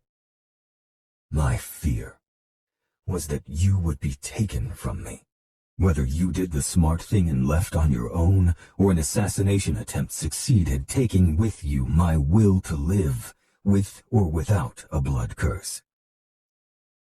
She frowns, her brows knitting together. Is that a look of doubt? Unhappiness? I have no idea. She's still blocking me from sensing her true energy, so I'm totally clueless. Suddenly, I empathize with every human in existence who's ever been hopelessly in love. When you left, I told Connor not to go after you because I hated the idea of holding you against your will. I wanted you to go home where you'd be happy and safe away from the danger and my inability to love you the way you deserved. But when he brought you back, I let you assume the worst about my reasons. I never felt more monstrous than the night I stood in your room and acted as though you were nothing more than a means to an end, and I'm... The fucking fist in my throat flexes, cutting my words off with the torrent of emotions crashing through me. I inhale a shaky breath and release it slowly, finally dislodging the wall of moisture from my eyes to stream down my face along with the droplets of water. Bryn's endless compassion shines down on me from her golden green depths, giving me the strength to continue. I'm so fucking sorry, Beauty, for everything. I lost count of the number of mistakes I made with you, but all of them stemmed from me pushing you away or keeping you in the dark about things you had a right to know. I don't blame you for not giving me the time of day these past weeks. I wouldn't even blame you if you hated me. But I pray to Rhiannon that isn't the case. You've given me so many chances, and I know I don't deserve another one, but I'm asking for it anyway. I'm willing to beg on my knees every day for the rest of my life, if that's what it takes. Just one more chance, and I swear you won't regret it. Please, Bryn. Let me prove to you that I can be the mate you need, the one you deserve. Time stands still for an eternity. The only sounds in the world are the splashing of water on stone tile, the pounding of my galloping heart, my breaths sawing in and out of my chest, and the roar of blood rushing through my ears. Instinct to dominate the situation and coax an answer from those full lips by any means necessary is riding me hard, but I push back even harder. I will not force or coerce her into saying something she doesn't mean by using her body's desires against her. There's nothing for me to do but wait. Whether it's a minute, a year, or a lifetime, I will wait. What if she doesn't feel the same way, but doesn't know how to tell you? Goddamn this energy block all to hell. Trying not to show the doubt or frustration on my face, not that it matters because I don't have her blocked from reading my energy, I feel compelled to offer her an out. If you don't want to or can't bring yourself to give me the chance, I understand. And I promise to find some way to break the bond or the curse so you can return home. Bryn sighs and shakes her head as though disappointed. That's where you kept going wrong, Caiden. Always assuming I wanted to get away from you, when all I ever wanted was to be closer. I can't say anything in defense of that because she's right. I did always assume she wanted to leave. She proved otherwise by showing interest in what I do, by asking to be included, and by offering to help my people. And I still didn't listen. I believe that you love me, Caiden. But love isn't enough to sustain a relationship on its own, she says, sadness etched in her features that I know must mirror my own. You always choose to see everything in black and white. There is or it isn't. And you've lived your entire life knowing you have a responsibility to make the best decisions possible for the sake of those in your care. But you can't do that in a romantic relationship, at least not the kind I'm interested in. In the proverbial bedroom, there's nothing I love more than letting you control the situation and make the decisions. But outside of those parameters, I need a partner. I need to be an equal with someone who will always be open and honest with me about everything, even the unpleasant things. Cupping my face in her hands, her thumbs stroke the stubble of my beard that's grown longer for lack of caring about much of anything lately. For you, Bryn, I will learn to see things in every shade of gray there is, and I'll share them all with you, I promise. She holds my gaze for one beat, then two, before finally putting me out of my misery. Every relationship has learning curves. And while you did a spectacular job of messing things up, you've done an even better job at apologizing for it. As long as you promise to treat me as your equal, there's nowhere I'd rather be than standing at your side or kneeling at your feet. I love you, Caiden. More tears spring to life, but this time I'm able to blink them back so nothing obstructs my view of her. I promise, beauty. Fuck. I love you so much. Bryn lets her mouth curve up in the most beautiful smile I've ever seen, complete with a new set of fangs that has my dick twitching to life again. Then show me, she says, using her finger to brush a wet curl away from my eyes. Make me yours. Claim me as only my king can. Suddenly, the block cutting me off from her dissipates and the strongest energy I've ever felt crashes over me in a tidal wave of love and desire.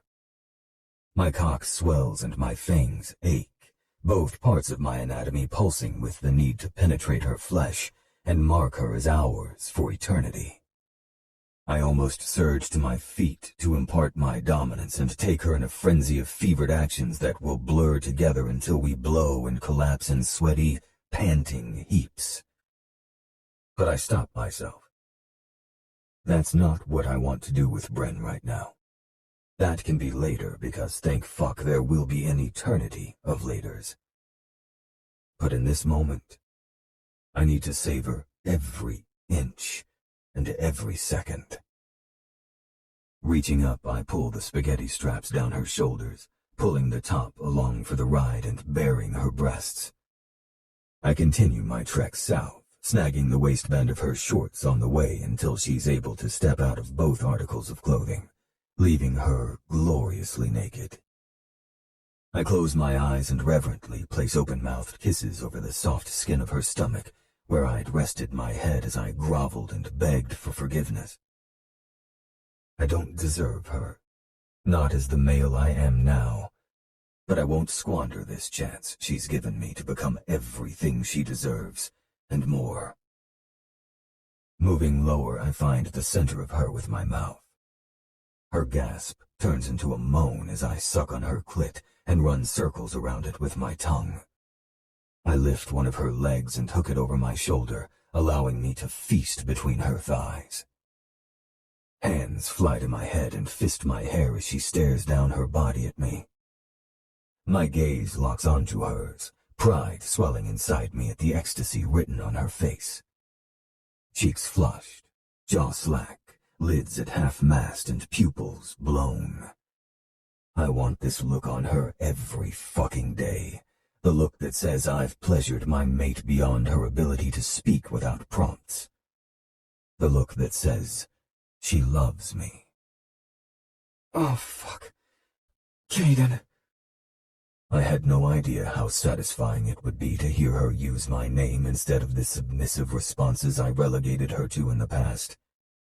I don't think anyone has used my name during sex, and the fact that she's the first and only is not only right, but fucking perfect. There will be times when I want to dominate her and hear her use the proper protocol as my sub, but there will also be plenty of times like this. Times where it's just me and my mate, the love of my very long life, losing ourselves in each other's bodies and strengthening the bond of our souls. Bryn begins rocking her hips and riding my face as I spear my tongue into her hot cunt, the way my cock is aching to do. It has to wait its turn, though, because I need her to come like this first. I need her to flood my mouth with her honey-sweet nectar and feel the pulsing of her channel on my lips as I drink every last drop of her down. Growling against her sensitive flesh, I bring a hand up to rub her clit with my thumb, relentless in my mission. Oh my god, yes. Yes, right there, don't stop. I make a mental note that she has a strike one for even implying I might be a quitter, then double my efforts, eating her with voracious abandon until finally she breaks apart on a strangled scream that echoes in the shower for a full minute, and in my mind for eternity. Ignoring the pain for having knelt on the stone for so long, I push to a stand and pick her up in one fluid movement, placing her back against the wall. She wraps her legs around my waist, then looks around for something. Where do you want my hands?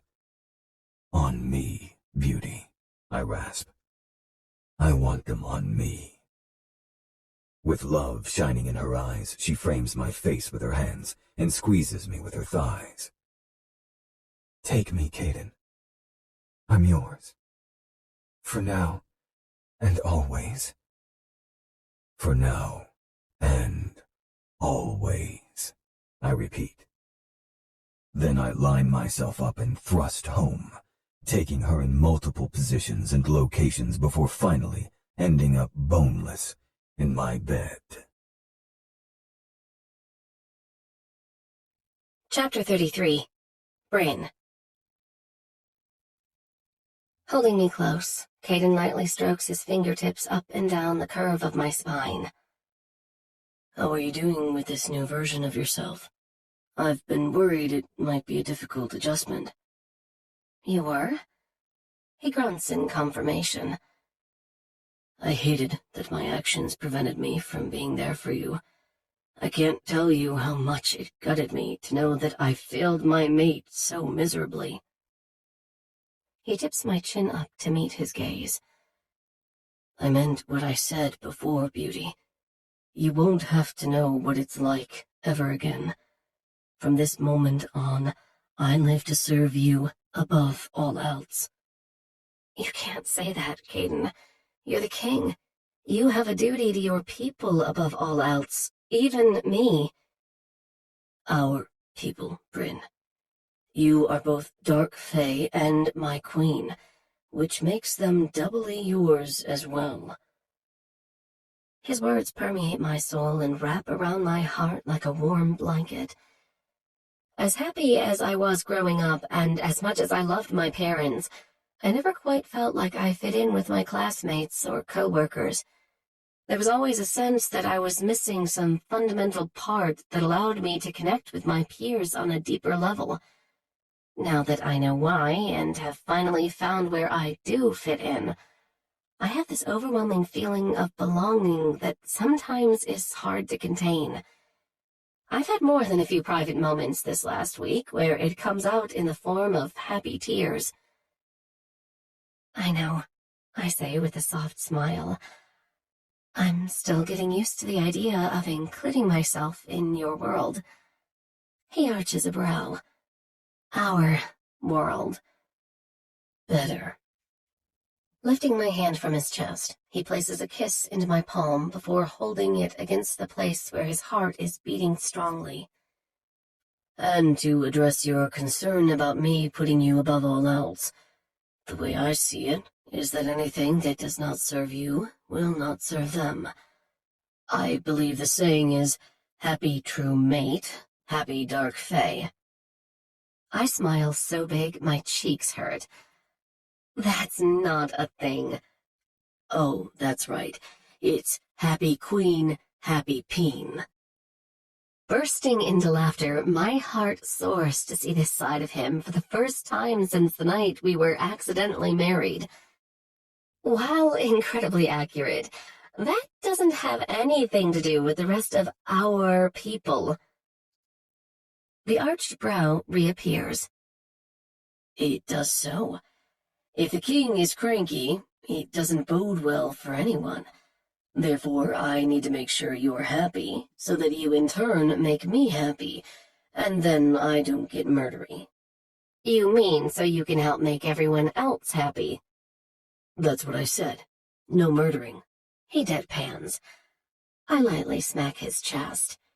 "You're so full of it. You're not as scary as you think, you know." His chin dips down to shoot me an incredulous look. "You're aware of my reputation as the Dark King, yes? That's the very definition of scary." No, it's literally the definition of your title, because you're King of the Dark Fae. Everyone just lets you think it's for other more nefarious reasons to stroke your ego. "I'll give you something to stroke, you brat," he says, flipping me onto my back and pinning me down. I squeal with surprise and utter happiness as I squirm under his fingers dancing up my sides. Thankfully, he only tortures me for a few seconds before switching to cradling my face in his strong hands. Peering down at me, his golden eyes bounce between mine as though searching for problems to fix. His expression softens, and I reach up to brush an errant curl off his forehead. "I'm fine, Caiden." "I know you are, my love." His thumbs caress my cheekbones. "But I'll always worry about you, because it's my nature. However, that doesn't mean you're not the strongest woman I've ever known." My lips twist into a wry grin. "Aren't you supposed to call me a female now?" He gives a slight shake of his head. "Fae or human, I'll forever think of you as the woman who coaxed my heart from the shadows. The woman who captured my soul before we were ever bonded. I needed to hear you say that you're mine. But the truth is that I am wholly yours, beauty. I have been from the moment I saw you in my lobby, and I'll be yours until I see my last moonrise. If you'll still have me, that is." "Oh, Caiden," I whisper. I don't even bother trying to stem the moisture pooling and let the tears escape from the corners of my eyes. You're the most stubborn and infuriating male I've ever known.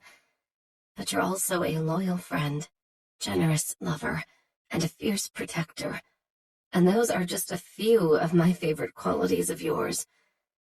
I feel as though I started loving you the moment I took my first breath, and I'll love you more each night until I take my last. You are forever my king, in this life and the next. Fuck, I love you, he rasps, his amber eyes glistening suspiciously. Smiling up at him, I answer, I love you too. He crushes his mouth to mine, and our tongues tangle in heated abandon, pouring every drop of emotion into each other until our hearts are drowning in our love. Feeling a surge of strength flood me, I turn the tables and push him onto his back and sit astride him with his wrists pinned near his head. The shock on his face is priceless. If there were security cameras in here, I'd have the frame frozen and blown up to poster size to hang in the living room over the fireplace. I see your training sessions with Finn are paying off. They are, I say with a smile. Don't tell him, though. I like annoying him by bitching the whole time. Wouldn't dream of ruining your fun, love. In some tactical move, Caiden twists out of my grip and grabs onto my wrists before holding them behind my back. But the day you can best me is the day you can put me on the cross and have your way with me. I light up like he just offered me a phase lifetime of chocolate truffles. He curses, realizing his mistake. Challenge accepted. It was a flip remark, Bryn. I'm not subbing for you. I actually have no desire to top him, but I like making him squirm. Laughing, I say, too late. No take-backsies. I'ma make you my bitch, Verran. Tightening his delicious abs, he crunches up into a sitting position and releases my wrists in favor of banding his arms around my waist. He starts pressing kisses along my neck as he talks. I was thinking... Uh-oh, I say breathily. Does Seamus know you've been thinking without his guidance? That gives me a swift crack on my ass, which is more likely to encourage than deter me, but he knows this. He lifts his head and tries to give me a stern look. He's not very successful. Cage the brat for a second. I'm trying to be serious. Okay, but she's feeling feisty. You've got 5 minutes before she breaks free. Tops. Noted. I grin like a loon. Such a Caiden thing to say. Can I continue now? Please do. I thought maybe we could get married again, to have a wedding that we both remember. You can decide if you want the true Vegas experience, with just us in a chapel on the Strip and an Elvis officiant, or hundreds of guests at an extravagant event fit for a queen. What do you think? I've never been in love before. I didn't know I'd be able to fall deeper in love with him from one second to the next. I think... I'm not sure why I hesitate, or why there's a tiny part of me that's worried this still isn't real, that maybe he'll change his mind and push me away again.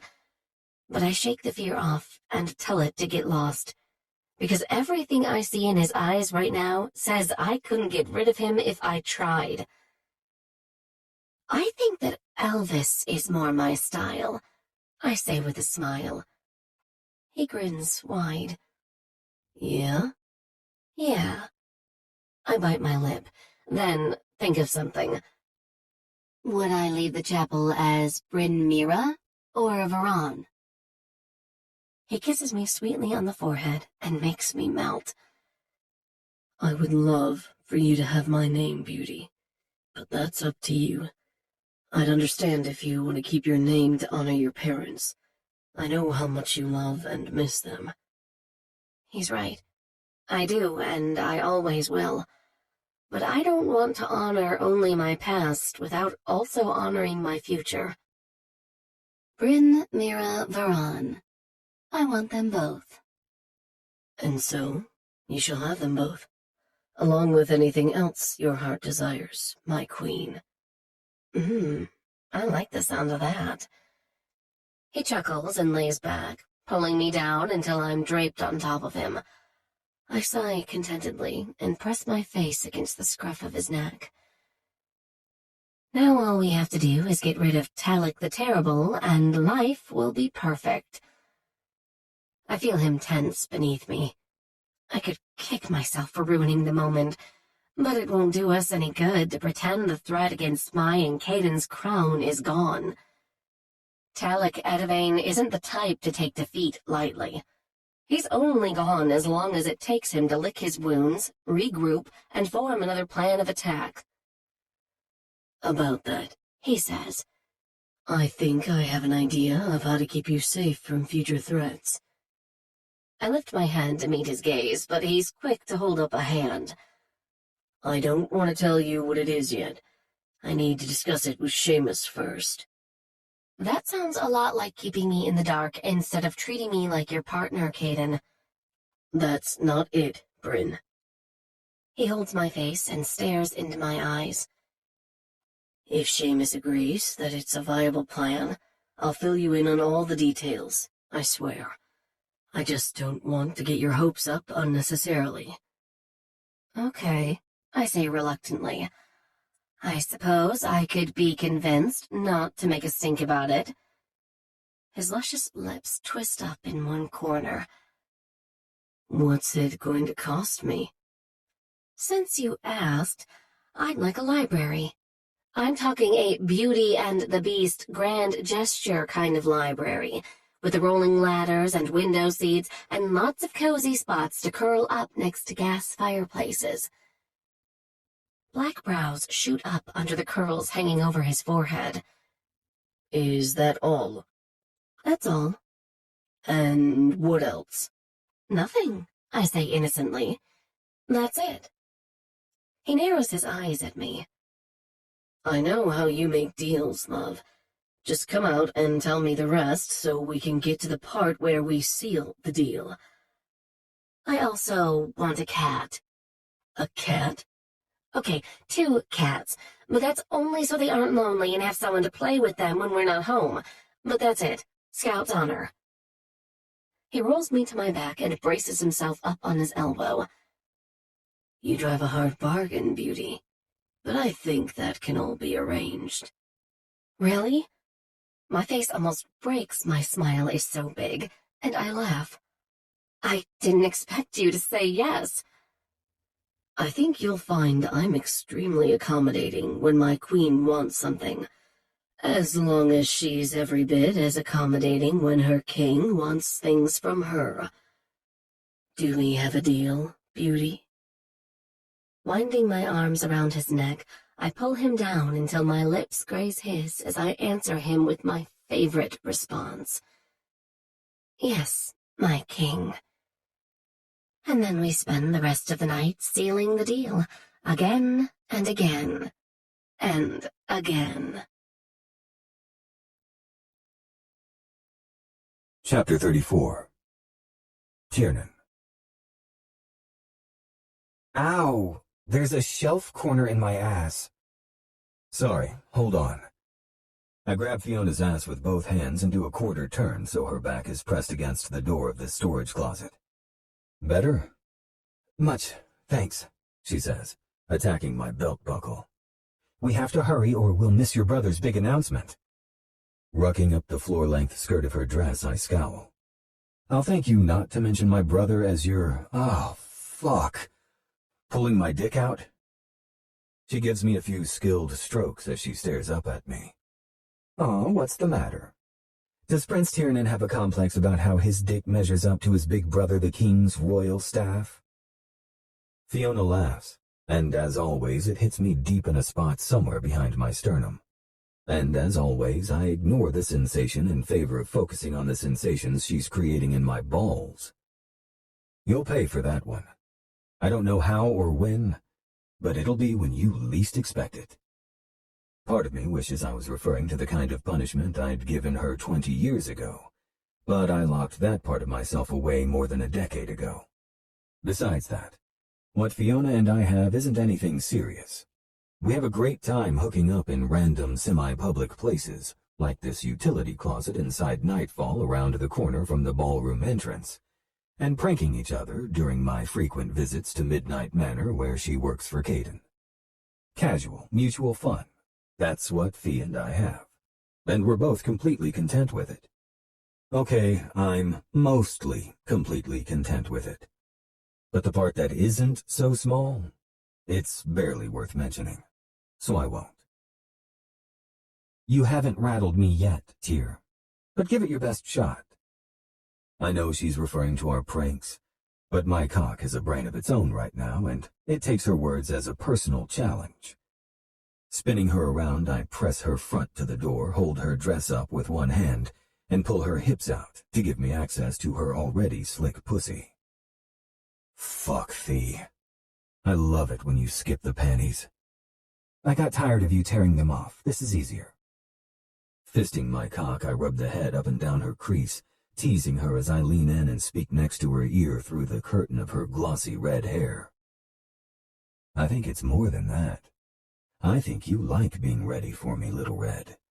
I think it turns you on to know that at any time, I can reach between your legs and sink my fingers deep inside you. With her cheek pressed to the cool metal, she looks at me from the corner of her eye and smirks. Whatever fantasy helps you perform, Your Highness. Such sass, I tisk, feigning disappointment. In reality, I love her sharp fucking tongue. It goads my darker half into reaching through the bars of its cage, letting just enough of my deviance through to make things interesting, without inviting danger. I'm going to fuck that sass right out of you, I say. Promises, A sharp inhale cuts her off when I drive my hips forward and slam myself home into her hot, tight sheath. I bite back my own hiss of pleasure as Fiona punishes her lower lip with her teeth. I don't know why, but we both fight making our pleasure known during these interludes. It's like a competition we have, to not let the other know how much we're enjoying ourselves, all while screwing like we're racing against the clock of a ticking bomb. I don't know what Fiona's sexual history is or whether her current sex life includes others besides me. I don't allow myself to speculate because I lose my good nature real goddamn fast when I do. But I've made an art form out of quickies.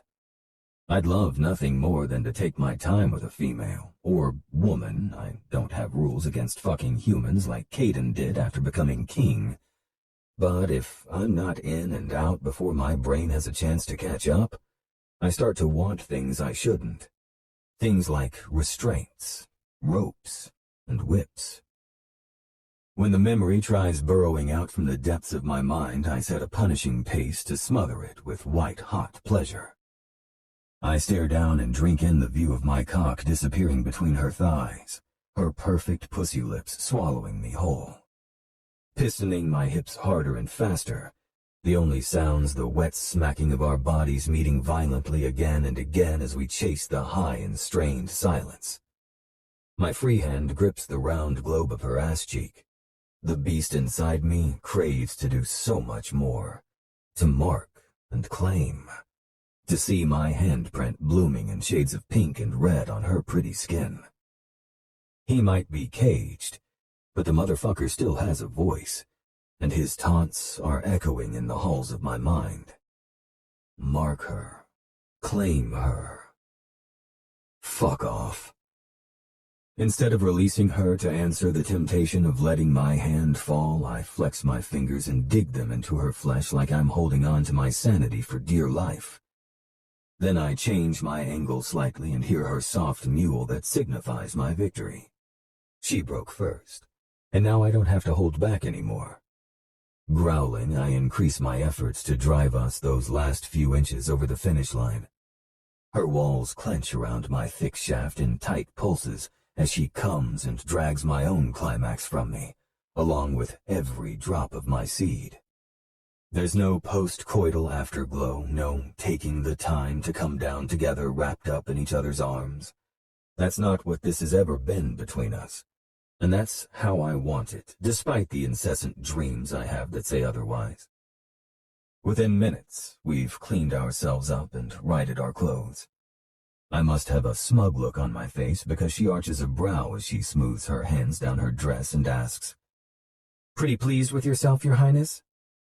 My mouth twists up on one side to give her my panty-melting half-grin. Not at all.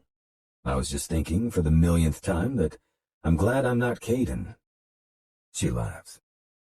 What's so wrong with your brother that would make you grateful to not be him that many times?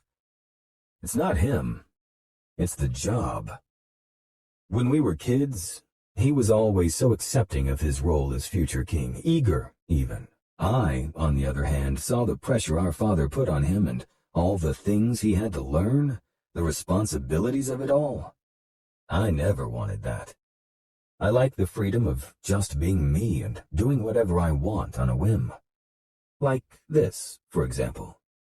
If I were king, I wouldn't be having a closet quickie in the middle of the Ivy Moon celebration ball. I'd be up on that dais and bored as fuck while watching everyone else have fun. So the moral of the story is being great king, bad.